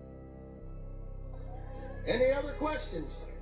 Is there any other questions? Ray Charles and Stevie Wonder can see this one together. What remedy do you have for the first? You don't got none. So now land. Is there any foreign money involved in this? I'm pretty sure there is. Ain't Whitler in some hot water over there? Also, non-disclosure agreements. Bad news. I want everybody in this room who lives here to FOIA request every single non-disclosure agreement from any council member, mayor, anybody in this city. You need to FOIA who has one. You won't be able to see what's on it, but you'll be able to see who has one. And then at that time, we got a real conflict of interest, don't we? I think we would. Next thing, who are you having come in here that's putting these underground generators? Oh, you're not. You got these big old power lines going in right now that everybody's talking about. What's that? I mean, have we already made our minds up? Huh, seems that way. Well, anyway, here's your people. Have fun. Kudos to him for raising his voice, but it's pretty crazy. It feels like we've gotten so far from the beginning of this experiment, of this freedom experiment, of, you know, the Constitution and the rules on which we were based, and now everything is so convoluted with policy and rules. And like he's saying, you know, he's like, well, you could have all these rules, but it shouldn't trump my, you know, my Constitution Amendment rights, right? So it's very interesting to listen to him talk, and he brings up a very important point as well. How is it possible to have people representing you and working for you that are allowed to sign non-disclosure agreements with these companies? And then afterwards, they decide on if they get to build or not, but they can't really tell you all the information that they're privy to. So if they're a representation of you and they know something, but they can't tell you, I really don't see like how that can work. I don't know. Let me know down below if you guys could shed some light, and let's keep on rocking. This guy, tragically, from falling off a balcony. He was also obsessed with bioengineering. So he had all of these scientists that he would donate money to their charities, and he would have them work on things and stuff. But what I heard, and this is completely unsubstantiated, but I heard it and I thought it was fascinating, was that he also had these same guys, because they were and everything like that. He had them design a novel That was his switch. Basically, that was his trump card, which is like, I don't go to jail or I release this. And it's like one of these things where if I don't keep entering in a thing every 30 days, I die. In October or November, his switch went off, and that's what introduced into the world until it became what we do today. I don't believe it. I'm with you. I don't believe that for a second, but that's a goddamn great.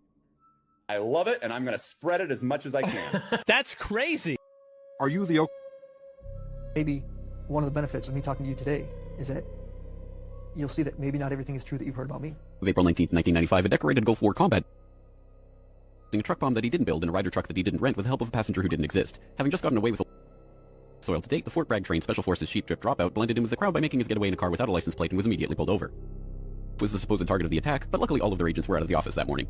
Later that day, the declared, "We will find the people who did this. And when we do, justice will be swift, certain, and severe." Except for John Doe number 2. John Doe number 2. John Doe number 2. Who never existed. In McVeigh's unprecedented 3.5-week trial, the prosecution didn't show the CCTV footage of him and John Doe number 2 parking the Ryder truck. Didn't explain why 24 separate witnesses mass hallucinated the existence of John Doe number 2. Didn't explain why the Army was storing Ryder trucks at Camp Gruber. And didn't talk to blew the whistle on the plot. But they did collaborate with us, and they did convict McVeigh as the lone wolf bomber and Terry Nichols as his bomb constructing accomplice. Still, a bunch of crazy conspiracy theorists, including 300, insist on talking about facts and evidence and refuse to simply believe what they've been told a million times by people in tailored suits with well-coiffed hair. They quote the and the inventor of the neutron bomb who point out the physical impossibility that the truck bomb did the damage to the building, but that doesn't matter because if there were that day, we would have heard about them. The second found and diffused. I think he said another bomb. The Justice Department that a second has been found. They then found a third was also larger than the first. And I see another. So apparently they're going to try to get out that. The FBI claims to have lost the footage showing McVeigh and John Doe number 2 parking the truck in front of the Murrah building that morning, but that's understandable because the Bureau has a lot of important evidence to store. Terry Nichols insists involved in the plot, but thankfully a judge has saved us the trouble of listening to him by preventing lawyers from deposing him. Truck parked across the street 2 hours before the blast, but that just shows the authorities were prepared for anything. And other documents obtained by 2020 show that someone called the executive department in Washington and said the Murrah building had been, but this was 24 minutes before the. But that just shows the public was unusually vigilant that morning. Also, apparently, Governor Frank Keating's brother, Mark, had been working on a novel about a stranger still. One of the characters in the novel was named Thomas McVeigh. But that's probably just a coincidence. McVeigh wrote a letter to his sister where he admitted to being a secret special of the pain in his ass from an army. That's crazy because if he didn't actually leave the army in 1991, there would be proof of that. McVeigh was not executed on May 16, 2001 as scheduled because he had failed to turn over thousands of pages of evidence to McVeigh's defense attorneys. But the execution went ahead on June 11th. In a highly unusual and secret agreement, no autopsy was performed. One witness said he was still breathing, and the prison officials admitted his hearse was a decoy. Then, the case was officially closed. And if you question any part of the story, you are a paranoid wingnut birther truther tenther prepper conspiracy loon who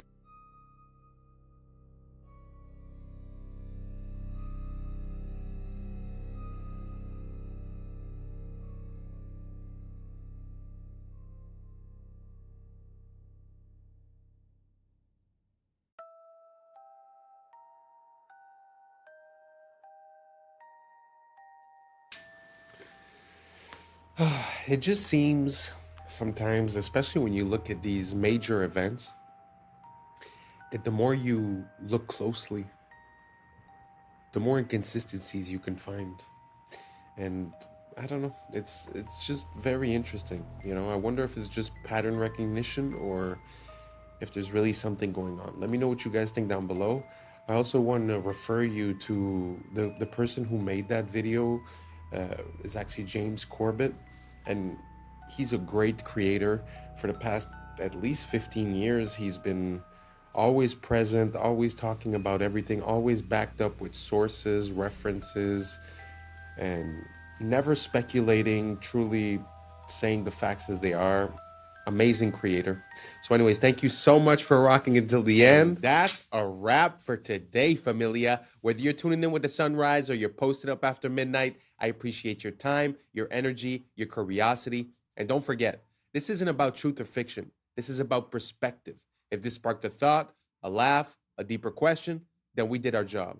So drop your thoughts in the comments, keep the convo alive, like, subscribe, and hit that bell if you're riding a wave, because we're just getting started. Until next time, stay grounded, stay weird, stay critical. I'm Adam Strain, and this has been Adam Strain Reacts. Peace! I don't know what y'all think, but Now it's time for us to link up. Really think we on the brink up. Making a change from living this strange. Living this change. Making a change from living this change. Yeah. Along the edge of their shell, segments of their shell. 13 moons, 28 days on turtle shells. They've spent over $21 trillion on underground systems and cities, funded through 2 decades of unaccounted federal spending. But the system itself is corrupt, yet the standard human still believes in playing well within the means of the system.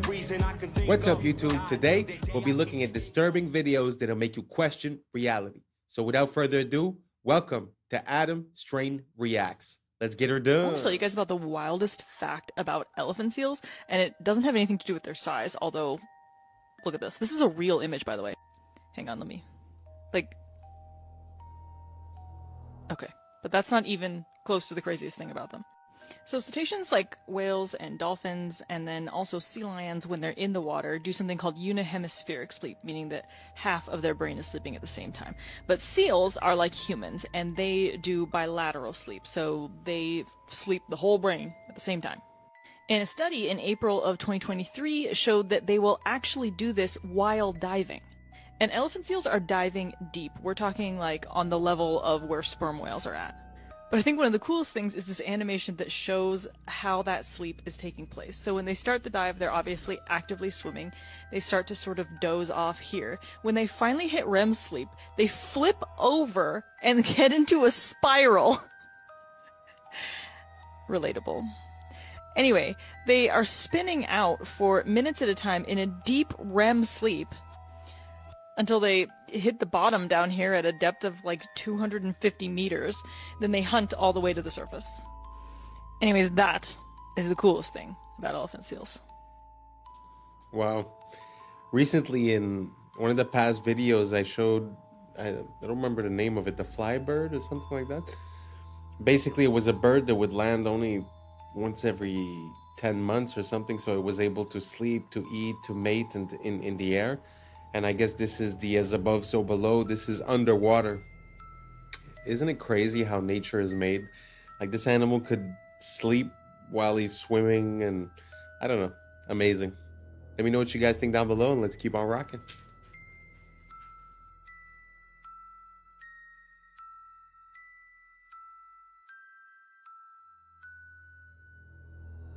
Okay, I just found out something completely shocking about turtles. And I honestly think they're trolling us at this point, because the natural world doesn't have time. Time doesn't actually exist, right? What the natural world has is rhythm. So time is a measurement of rhythm, but time doesn't exist. Clocks exist. Now, here's the crazy part. Turtles. I thought when I saw this post about lunar calendar on a turtle's back, that it was like some turtles, right? There's 13 carapaces in the middle of their shell, and there's 28 along the edge of their shell, segments of their shell.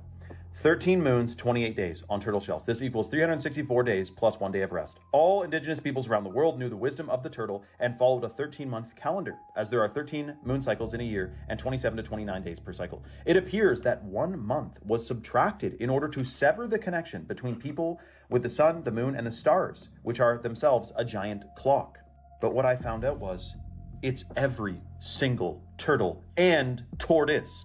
Sea turtles, the same thing, a giant clock on their backs. So we're talking about the Fibonacci sequence is in the turtles, of course, as it is in all biological life forms.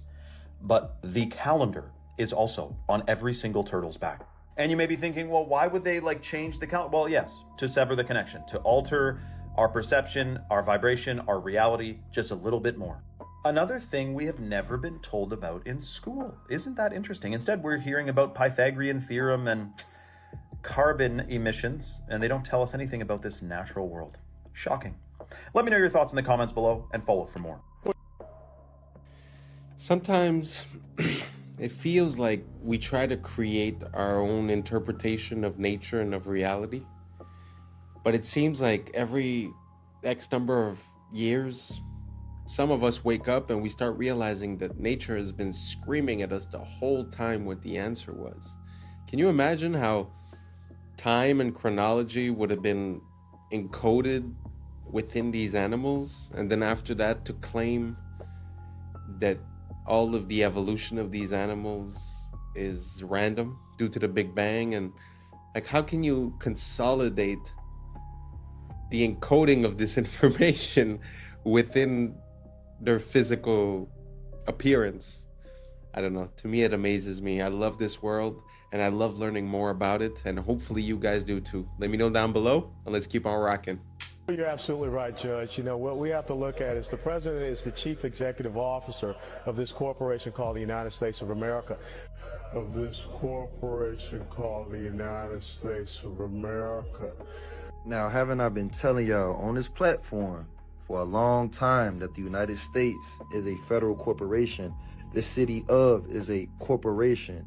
The state of is a corporation. Anything of is a corporation. Anything in all caps is a corporation. Under Title 28 USC 3002 Section 15 A, B, and C, the United States means a federal corporation, an agency, department, commission, board, or any other entity of the United States or an instrumentality of the United States. So you guys remember when we were in school and we used to pledge to allegiance. And obviously they make changes to these things over time because they rewrote history, his story. Let's go ahead and go with the 1954. I pledge allegiance to the flag of the United States of America and to the republic for which it stands, one nation under God, indivisible, with liberty and justice for all. But it says, I pledge allegiance to the flag of the United States of America and to the republic. That's two forms of government. I showed y'all on the $10 bill where the president has his back towards the republic. Remember, I pledge allegiance to the United States of America and to the republic. So he's got his back to the republic, which is we the people. And he's facing the Federal Reserve, the United States. He's facing the United States. And the United States is what? A corporation. The United... Well, you're absolutely right, Judge. You know, what we have to look at is the president is the chief executive officer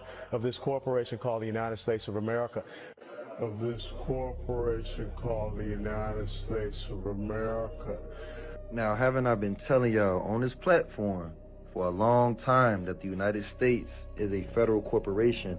The city of is a corporation. The state of is a corporation. Anything of is a corporation. Anything... Wow. What's the difference between the country, the republic, and the corporation? It's very interesting to look into it. I don't know if you guys noticed, but he had the Morocco flag. If I'm not mistaken, it was the Morocco flag that was there. It's very interesting to look at the history of the United States and Morocco, because Morocco was the first empire to acknowledge the United States as a country. So I wonder what the deal is with those two countries. If anyone knows, please let me know down below, because I've been looking into it, but there's a lot of different information, so I haven't presented it yet. But if you guys have any information, please let me know down below. Thank you so much, and let's keep on rocking. But yeah, this leads into another thing that I want to talk about, which is we've talked about it a couple times, but like underground cities. Yeah. This lady, yes, the Tucker Carlson interview. Yes. I haven't seen it. I don't know what this is. This is nuts. Okay. Former Bush administration official Catherine Fitz. She was just on Tucker Carlson's podcast. Cool. And she did this really deep dive. She said it took 2 years to find all these connections with somebody else. I forget who it was.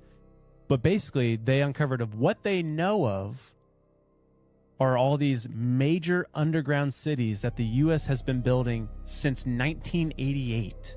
Pardon? Dude, what? With a total of what they found, paper trail, they've spent over $21 trillion on underground systems and cities, funded through 2 decades of unaccounted federal spending, money that vanished from the ledgers of the Department of Defense and the Department of Housing and Urban Development between 1988 and 2015. Well, it's happening. All this money is disappearing. Yeah. They can't account for it. And she says, for sure, with what they know, is that there are 170 underground cities under the entirety of the U.S. and in the ocean. In 1984, George Orwell wrote, "It was always the women, and above all, the young ones, who were the most bigoted adherents of the party, the swallowers of slogans, the amateur spies and nosers out of unorthodoxy." He wasn't being misogynistic, he was making a psychological observation. In his view, women, particularly in their role as caregivers and moral enforcers, tend to prioritize safety and compassion over risk and freedom. and that instinct, while natural, is easily weaponized by totalitarian systems. When conformity is marketed as compassion and control is rebranded as care, the state taps into the feminine psyche to enforce ideological obedience. Now consider this. Men will do almost anything to attract a mate, so when the state captures women through propaganda, redefining tyranny as empathy and compliance as virtue, men follow, especially those who can't compete in the traditional dating market. They feminize themselves and trade strength for submission. This is what evolutionary biologists call the sneaky strategy, low-status males mimicking feminine traits or moral positions in hopes of reproductive access. And while all of this unfolds, families disintegrate. Single motherhood, a top predictor of poverty and social dysfunction, becomes the norm. Children from single-parent homes are far less likely to climb the economic ladder, and who steps in as provider and protector? Not the father, the state. But here's the kicker. The state is funded disproportionately by men, so rather than supporting the women they married and raised children with directly, men subsidize the state, which in turn provides for women through social programs. Why? Because women have been propagandized to see every relationship as a power dynamic, except one with the state, which is ironically the centralization of raw power. They've been told that to rely on a man is weakness, but to rely on a bureaucracy is empowerment. This is not progress, this is dependency with a new face. And both men and women are suffering. The childless middle-aged woman and the incel are two sides of the same broken culture. A woman without her own child often directs her maternal instinct towards abstract causes, infantilizing minorities under the guise of social justice. What we are witnessing from psychologically unwell men and women is Nietzsche's concept of ressentiment, envy dressed up as morality. The strong became evil, the weak became good, strength became tyranny. We now live in a pathologically soft society that sides even with those who harm it, where punishing crime feels unfair and victimhood is the highest virtue. Nietzsche called them the tarantulas, those who preach justice but act from bitterness. They don't want to uplift the weak, they want to drag down the strong. Orwell saw them too. Quote, most middle-aged socialists, while theoretically pining for a classless society, cling like glue to their miserable fragments of social prestige. That was pretty interesting. I mean, when you think about it, back in the days, you know, if you had the woman staying at home and the man working, you could say in a way that only half of the people were involved in politics and whatever the state was telling them. So you always had a part of the family unit that was the kids and the mother that were outside of that. And then the women started feeling like empowerment would be joining the workforce. But when you think about it from a monetary incentive, what better plan could you have than to have 2 salaries per household that you could tax, right? So it just feels like a long trap that's also having a lot of negative repercussions, like he said, you know, regarding the psychology and the way that men are reacting to it, and the way that we're identifying strength as evil and weakness as virtue, and also victimhood. Very interesting. It feels like these guys were talking about, you know, the psychology of a long time ago, but it really applies spot on to today. And I feel like that's a hint that the second we cracked the code of the human mind, it was used against us. And now we're seeing through this long process of maybe 100 and something years, we're able to see how, when, and why they've done the things that they've done and where it's brought us. Very interesting to look at it from a macro perspective. Let me know what you guys think down below. Do you agree, disagree? What do you guys think about it? And let's keep on rocking. Just chose to listen to the warnings that everyone ignored. When Steve Jobs came out and said, I will never give my children an iPad. You should never give your children an iPad. They will mess them up more than anything you know. When he physically said that, do not give your children an iPad, I chose to believe that a little bit. When Microsoft's executive, Pierre Laurent, then followed that up by saying, there is a war for the eyeballs of children and no one has done a long-term study into the impact of brains that these things are going to have. Don't give them to your kids. Like right from the off, the red flag was there for me. This wasn't Jordan with his schizo thoughts. This was me looking at the execs of Microsoft and Apple. Like one of them said he would willingly take hand-to-hand combat than give his child an iPad. These people in Silicon Valley put their children in an entire different education system. Steiner Waldorf education where there's no electronic devices until 12. Because the brain physically cannot comprehend this amount of flashing lights and dopamine. Like, it can't. And then people say, oh yeah, but your kids are going to be less good on technology. No, they're not. Because the rate of technological development right now is so quick that iPads are irrelevant in 12 years anyway. The children that are being given iPads and children that are getting aggressive and sulking when their iPad's being taken off them, I think that's going to manifest as some very dark stuff when they're an adult. I was lucky enough to get an education from Paul Chek, and he talked about Steiner extensively and brain development. I researched that, took my children in for an interview. My son Troy was in public school at the time, and he resonated with Waldorf like that. He started going to Waldorf at kindergarten, and my daughter also went through it. Most of those brain development years, the mind is myelinating 0 to 7, so your nervous system's being entrained, and we did the best we could to keep them off devices for the most part. And then when we got to Waldorf, that was the curriculum and template for the whole school. And I will tell you now that my children are 15 and 18, and it paid off considerably, and they have the experience where their brain developed, the imagination centers of the brain developed, and they didn't have stress with too much testing in public school, etc. My children are balanced, attentive, intelligent. They know how to use their imagination, their problem-solving skills. My son sees the effect of what this technology and devices are doing to the consciousness of his fellow student body. If you'd like a better reference of what's going on with these devices and dumbing down humanity, I recommend you watch Idiocracy, a 2006 documentary that was made by Mike Judge, and have a great day. Wow, that was pretty good. That movie, by the way, is epic. Idiocracy, amazing. If you guys have the opportunity, please do watch it.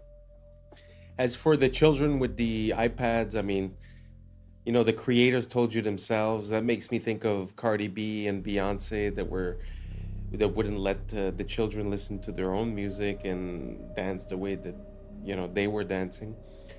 But also, to come back, at one point he said from 0 to 7 the brain is like myelinated. I don't know what that means exactly, but I'm supposing what it means is that there's no capability for processing. Really, everything is absorbed like a sponge. And that's why the Jesuits say, give me the child, and at 7 years old I will show you the man. And I think it's because of that processing. So not having devices and being the generator of ideas rather than the receiver of ideas for that period of time makes so much sense to me. Let me know what you guys think down below. Do you think that it's a tool and that it's very useful for kids to be on iPads at 5-7 years old? Or do you guys think that we should wait, like the Waldorf schools, until they're 12, until the neural pathways are different, or this or that? Let me know what you guys think down below, and let's keep on rocking. Wouldn't it be crazy if Hitler sent a secret Nazi Navy expedition to Antarctica during World War II in search of, like, the Holy Grail or aliens or something? Wouldn't it also be crazy if the U.S. responded by sending their own secret expedition to Antarctica during World War II, known as Operation High Jump? And wouldn't it also be crazy if back in 2018 a fitness app accidentally revealed secret underground bases deep within Antarctica? And I mean, wouldn't it be crazy if there were secret pyramids in Antarctica? Those certainly look to have very similar layouts, don't they? And then there's this picture as well. That certainly looks like a pyramid. Wouldn't it be crazy that after it was revealed there appears to be some sort of secret tunnel cave leading to who knows what, Hollow Earth maybe? Google went and edited out that cave. Wouldn't it be crazy that if the entire world had signed the Antarctic Treaty, which pretty much prevents any country or citizen from freely visiting Antarctica? It also contains like 16 different no-go zones. Wouldn't it be crazy if Dr. Richard Byrd claimed there was unexplored land larger than the United States in Antarctica? He later died that same year, back in 1957. Next year, NASA was created, and the year after that, the Antarctic Treaty was signed. That's crazy. Do you guys remember the blob anomaly, the 80-foot wave radar mishap that happens like 3 or 4 times over the last year? Well, wouldn't it be crazy if it looks like that blob seems to originate from Antarctica? And I mean, wouldn't it be crazy if I suggested that maybe it's about time the rest of the world and people realize or understand or be told what the hell is going on in Antarctica? I must admit that Antarctica is something that causes a lot of questions for me. Just like the COVID, when you have all of these countries coming together and agreeing on something and saying, oh, we will not do this or we will not do that, and everyone signs, it's kind of weird. And I mean, there's a lot of parts of Antarctica that are weird. That little church where the presidents go and visit. He was talking about the Second World War, but later on, when it was the race to space, the first race, from what I understand, was a race to create a satellite. And supposedly Russia succeeded first, which I think they did not succeed. And because they weren't able to succeed and figured out that maybe space travel was not possible for any way, shape, or reason, instead of continuing when the United States said, oh, we will put a man on the moon before the decade is over, instead of them trying to put a man on the moon, from what I understand, they went 9 times in 9 years to Antarctica. I don't know, food for thought. Some people say that because they reached a limit on the top, they tried to go find the limits on the side. But I mean, you know, your opinion is just as good as mine. So let me know what you guys think down below about Antarctica. Everything normal? Something weird? Let me know what you think down below. Let's keep on rocking. Yeah, I've been watching anime all my life, but to see somebody do some Crouch a Tiger, Hidden Dragon type shit, some anime, and she hit that bitch. Her photograph, that shit raw. Even just plain increases and reduces. When it's like on steroids, it dramatically increases. So here we are at the Bilderberg meeting. They say, any other ideas? We'll convince everyone that's good for them, and we'll make sure that our product is very cheap, so we can get soy oil put in everything, salad dressings, soups, you name the processed food, we'll get oil, and we'll make sure that soy and oil, which is another one, will be used in frying. Therefore, anybody who's eating fried foods is getting the, which in addition to reducing levels, also screw up the stomach and the digestion. It'll give people gas and bloating, and this just will reduce their drive and initiative and make them more docile. They use to give to rats and animals to study because it makes them allergic. It makes them allergic to any protein you give. If you give a monkey eggs, it will immediately become allergic to eggs. So they can study egg allergies. They do the same thing with nuts in animals and rats, yet they're putting this in and not imagining what if my baby has some peanut butter in their belly when they got this. Just train their immune system to say allergy from here on out. These are the things that we're looking at. Never been tested. The safety. Everything we know is in animal studies, and it tells us this stuff is incredibly for human beings, and we're 10 times the rate of an oral study into a day one. It's absolute madness. To be honest, ever since I've been young, I've always wondered why certain people are allergic to things, and when I looked into it, I was never satisfied with the answer. It seemed like it was more guesswork than anything else. This is actually one of the best theories that I've ever heard regarding it, that it would be like a trauma to the system, that the system would associate to that food or that thing, and then afterward would create a reaction of protection whenever that food was introduced. Very interesting. I'm not saying it's true. I'm just saying it's one of the best theories, because when you look at it, it's like it became more and more common, people being more and more allergic to things, but I never quite understood why, how. And even when you go to the doctor, it's not like it's a blood test. They literally put the things on you and they see if you have a reaction to it. So it's like, it's guesswork. It's pure guesswork. So it doesn't seem like we have a grasp on what the concept is. So this is actually, you know, one of the best theories I've heard. Do you guys have another one? Let me know down below. You know, maybe I'm just ignorant, but I'd like to know a bit more about this subject. So don't hesitate to write it down below or send me the video, and let's keep on rocking. Play fair in a game where others cheat. Machiavelli. How many of you are playing fair in a game that the system has already rigged against you, honey butter? It's called moral entrapment. When you draw a false standard of morality around someone, knowing they will inevitably cross it, and then you gasp in shock when they do. Machiavelli taught us if your opponent cheats, the entire structure of the game has been rearranged subconsciously. It is your job to notice this rearrangement, and instead of calling it out, to play by these new rules. You can commit tax fraud. In the Middle Ages, you would have these Catholic bishops, who would sell these things called indulgences. An indulgence limits your time in hell in the afterlife. If you can use fear and guilt against a human, and they're susceptible to it, then you own their mind. The irony is many bishops and priests in the Middle Ages weren't even bishops and priests. They were buying their way into power. So many people were convicted of heresy for no reason other than to socially humiliate them and to teach them that they should be tithing to the church.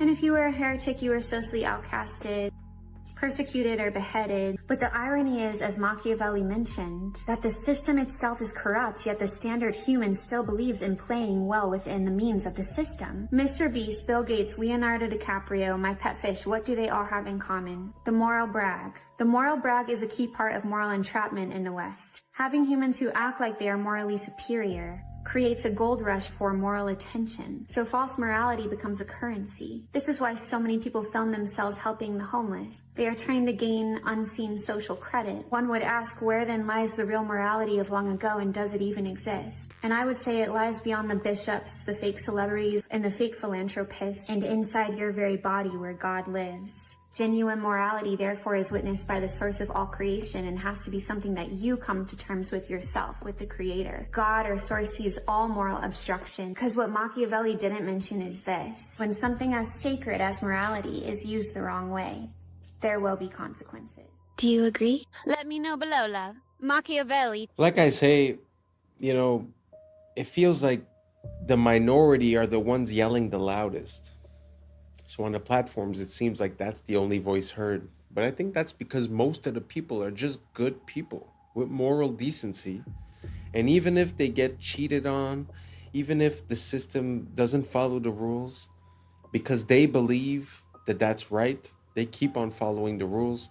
And I think that's why we get the lower hand. So what she's saying kind of makes sense, where if you see that the rules have changed, you must now operate by those new rules. Kind of makes sense, which would be how revolutions are born in a way, when you realize that the social contract has changed, so your behavior must change until the social contract becomes acceptable for all sides, a normal business transaction. But basically, the point that I'm making is that I think 90% of us are just good people, don't want problems, want to take care of our family, and I think they use that against us. Let me know what you guys think down below. And that's a wrap for today, familia. Whether you're tuning in with the sunrise or you're posted up after midnight, I appreciate your time, your energy, your curiosity. And don't forget, this isn't about truth or fiction. This is about perspective. If this sparked a thought, a laugh, a deeper question, then we did our job. So drop your thoughts in the comments, keep the convo alive, like, subscribe, and don't forget to hit that bell if you're riding a wave, because we're just getting started. So until next time, stay grounded, stay weird, stay critical. I'm Adam Strain, and this has been Adam Strain Reacts. Peace! But now it's time for us to link up. Really think we on the brink up. Making a change from living this strange. Living this strange. Making a change from living this strange.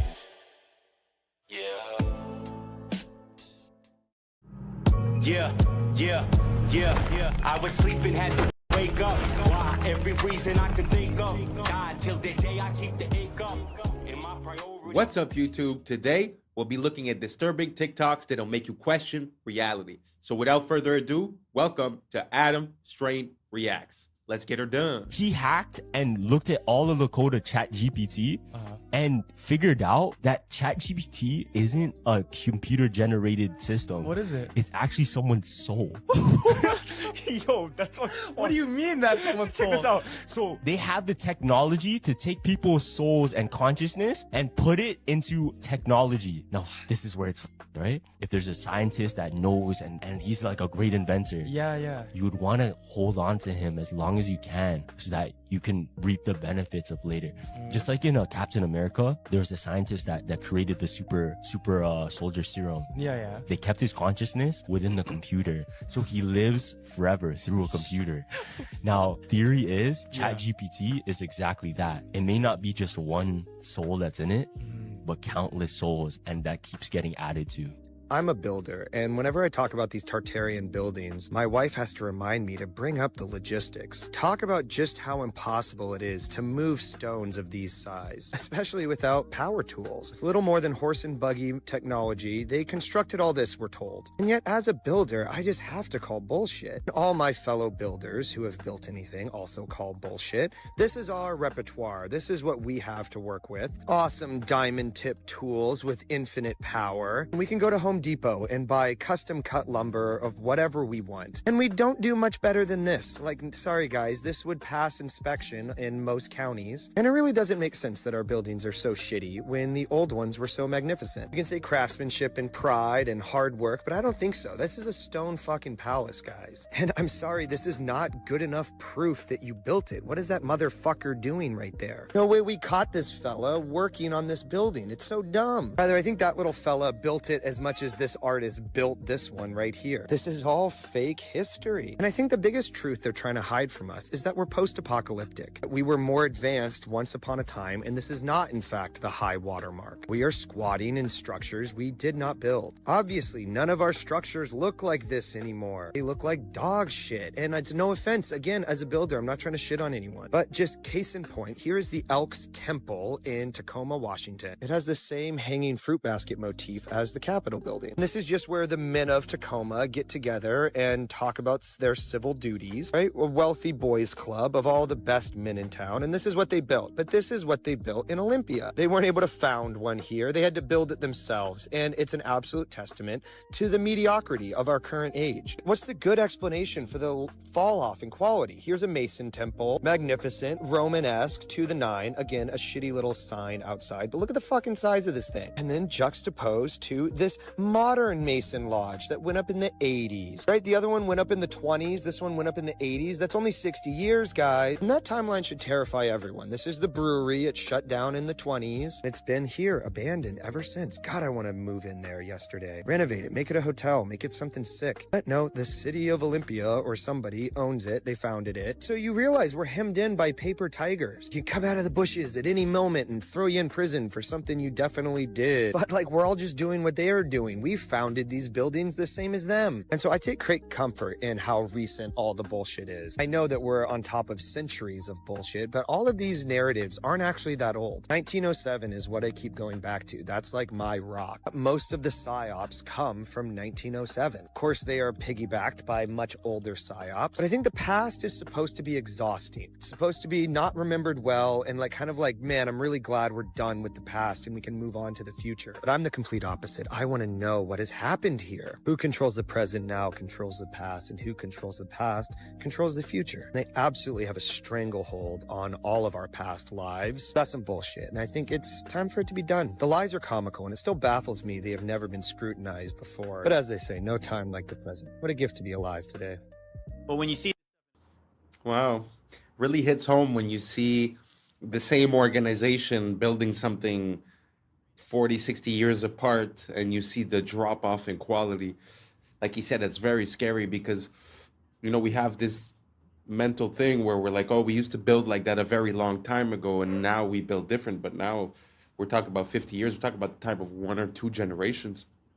And you go from building a magnificent stone palace, like he was saying, to, you know, a square building that basically looks cheap, you know? So do you guys think that there's an evolution in construction, or do you guys think there's a devolution in construction? Do you think we're doing better or less good when you compare structures from before and structures from now? Let me know down below, and let's keep on rocking. This stuff in America, you know what's really weird? All the state capitol buildings that don't really match up. Like, why did they build something that was straight out of ancient Rome in like Iowa?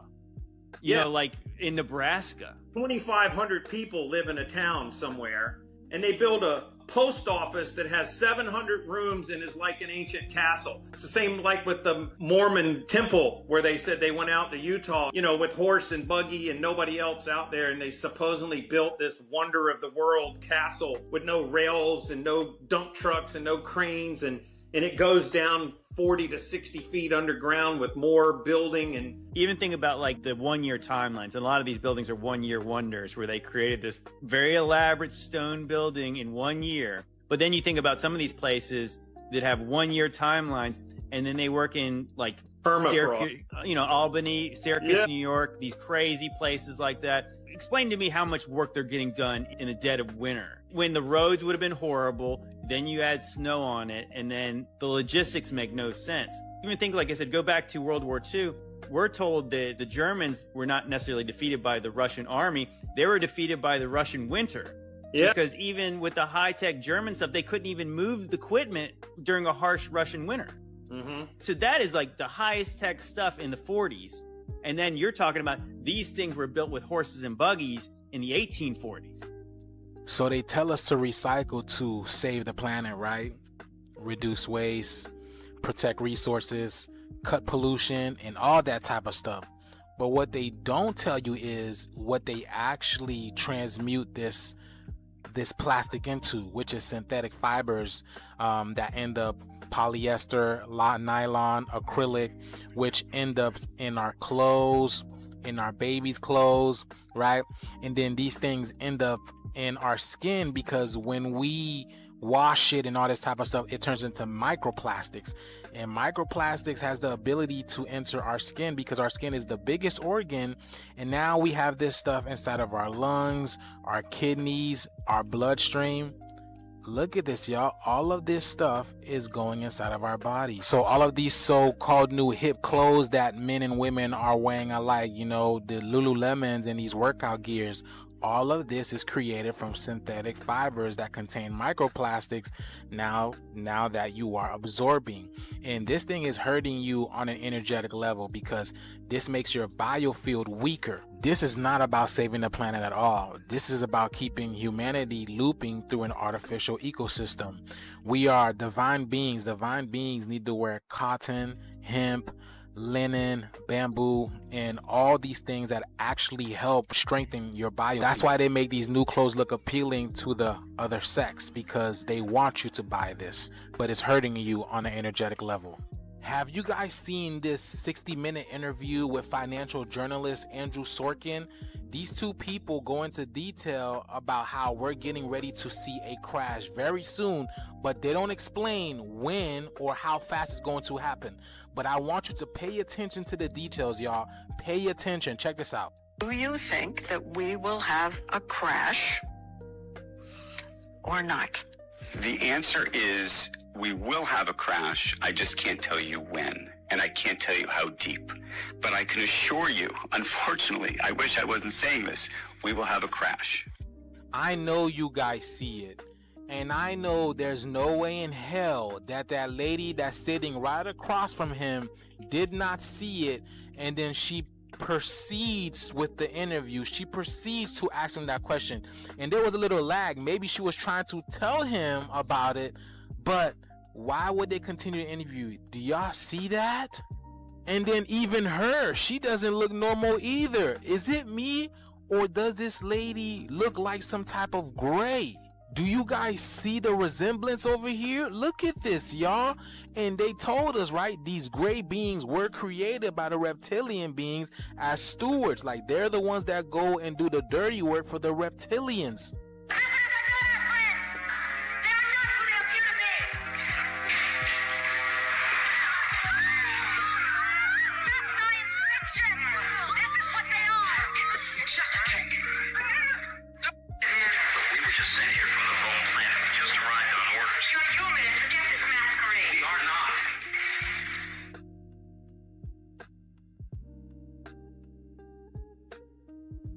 See, that's what I'm saying, man. You have no idea who these people are. Your neighbors, your friends, you have no idea. They're not human. They just told y'all. But the jig is up, man. The shift is here. Let me know what you guys think about this video. Let's continue to get this shift, y'all. Peace in. These are the facts. I know it's it's a popular conspiracy to talk about the reptilians.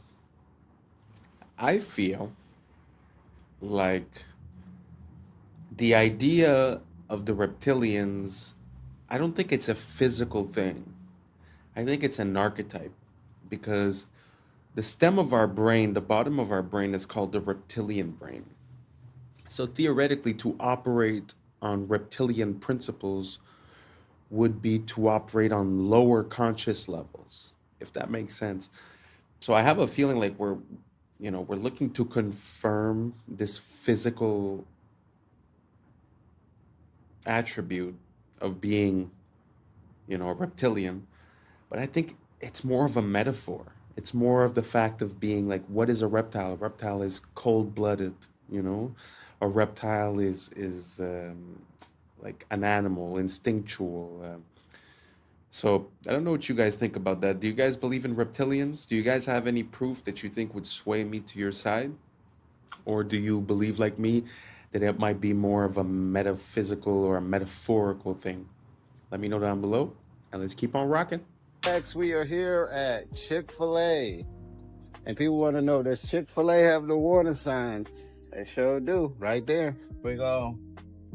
Warning, certain foods are in soda syrup. Here can expose you to chemicals including acrylamide and many other fried or baked foods, mercury in the fish, which is known to the state of California to cause effects and other reproductive harm. Now, the acrylamide ain't bad. It's all the other chemicals they're not telling you about. Yep, Chick-fil-A.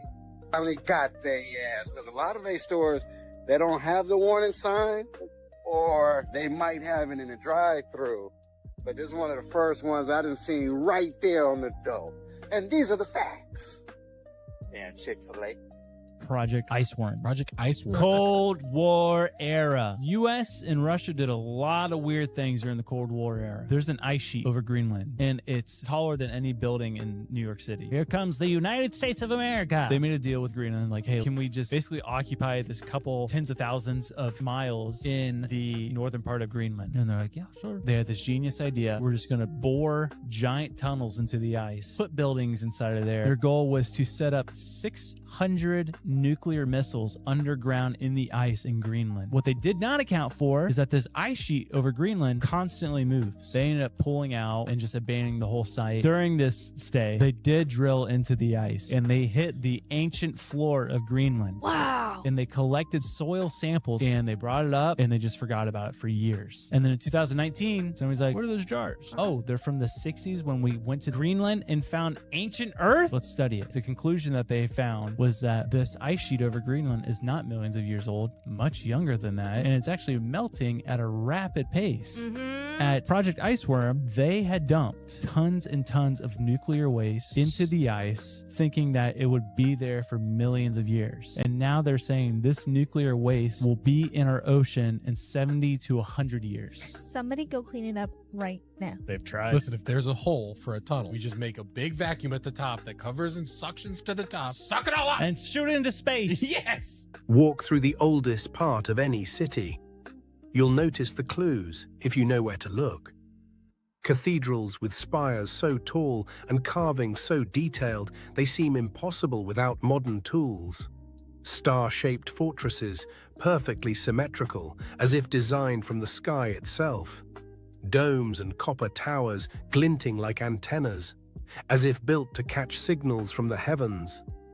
And yet, according to history, these were made by men with hand tools, wooden scaffolds, and horse carts. Somehow, that was enough to carve massive granite columns, to lift seamless stone arches, to forge metalwork that even our factories today struggle to copy. Look closer, and the mystery deepens. Stone scorched, warped, melted, as if kissed by fire from the sky. Entrances half buried, windows below ground, entire floors hidden beneath our feet. Why build such beauty if no one was meant to see it?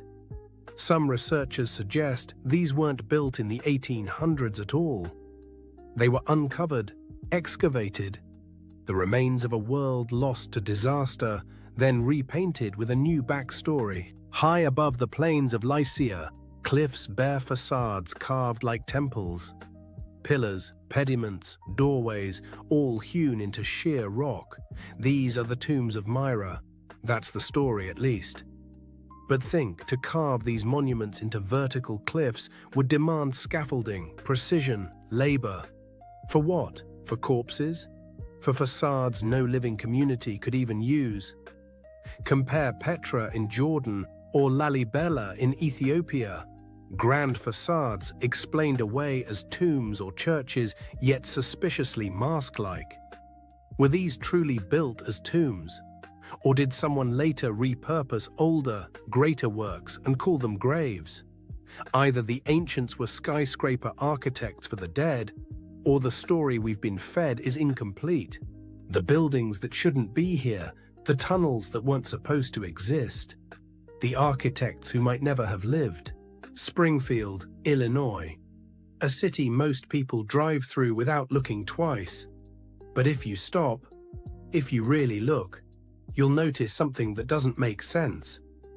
Right in the heart of the city stands the Illinois State Capitol building, a massive dome of cast iron and limestone, 361 feet tall, taller than the Statue of Liberty, weighing more than 8 million pounds. They tell us it was built between 1868 and 1888 by hand, with no cranes, no electricity, just ropes, horses, and a lot of determination. But there's a problem. There are no verified construction photos. None. You can find portraits of the politicians and photos of men posing after it's done, but not one image showing the dome being assembled. The archives talk about budget delays and winter setbacks, but somehow every column aligns perfectly. Every arch mirrors the next with millimeter precision.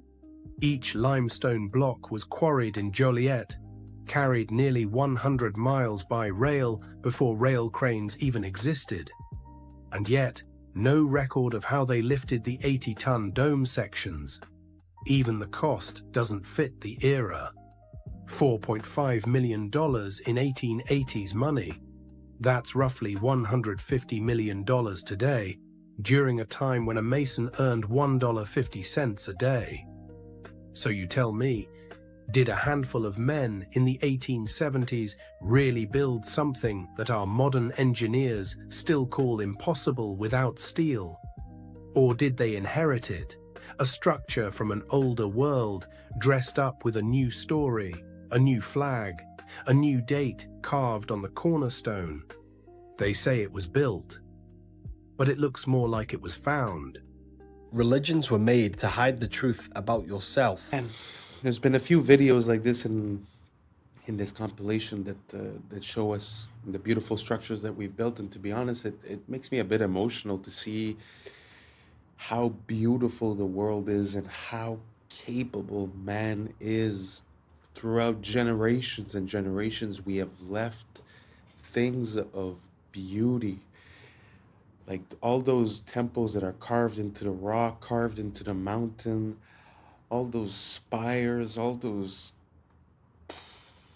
I find it so impressive. Sometimes I feel like they're trying to tell us that we live in a gray world where everyone's bad and, you know, lack and fear but man, this world is beautiful. This world is abundance. The things that man is capable to achieve has no limits. I swear to you, it makes me emotional to see the beauty that man can attain.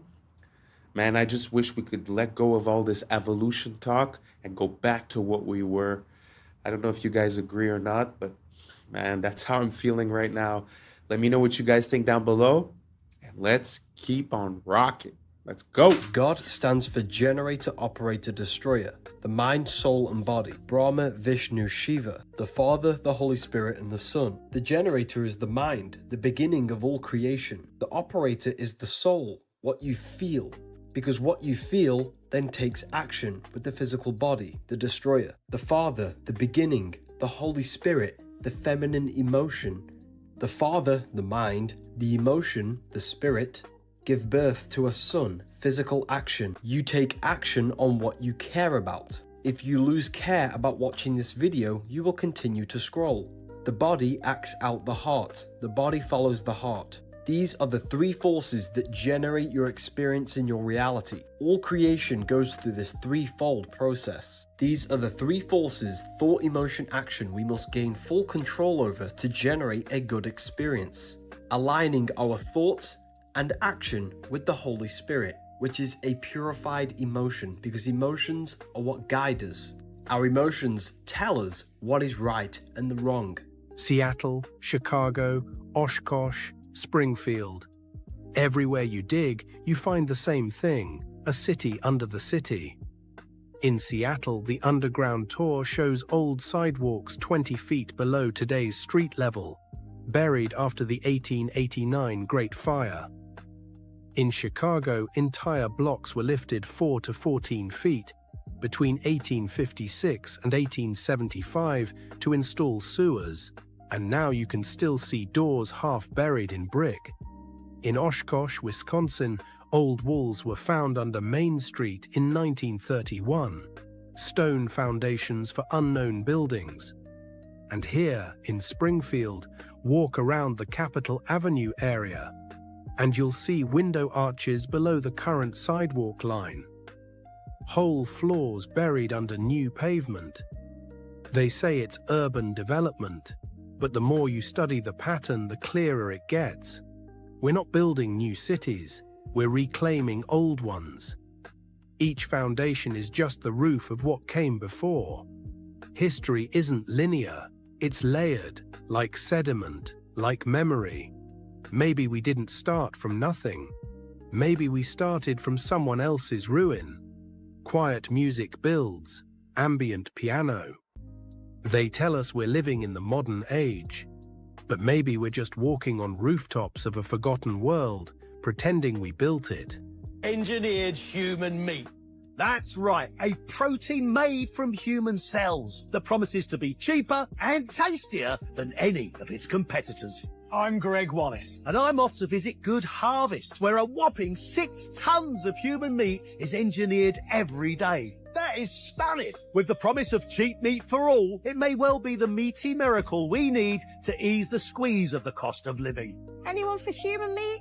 I'm Michelle Ackley, and while Greg comes face to face with the production line, I'll be conducting a taste test with some very picky palates. It's really, tender. For the first time, we're going to find out where it comes from, how it's made, whoa, and what it tastes like.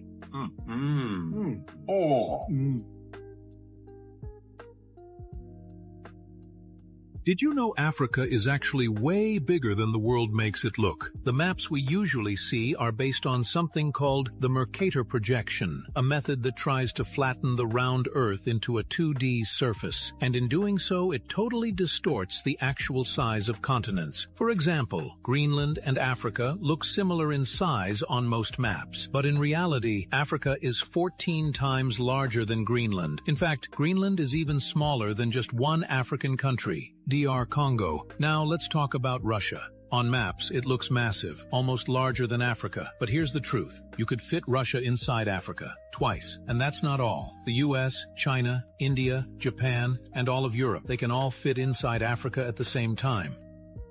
If you see this camera in your town, it's already over. Across the UK and the US have started rolling out these AI facial recognition cameras, and yeah, it's exactly what it sounds. These things are disguised as normal CCTV cameras, but they scan every single face that goes past them. What this then does is pick up the person who's walked past it, and then automatically using AI scan it against a criminal database to see if you're wanted or you've done anything wrong. There is going to be someone watching and then proceeding further depending on who you are. Now, I'm not really sure how far this goes, like if I didn't pay a speeding ticket, are the police then going to come and jump on me? Or is it just for like actual criminals? Because I guess that's kind of smart. It is extremely clever though. They are scanning the photos of your face against a criminal database, your social media profiles, like the whole of the internet. It's insane.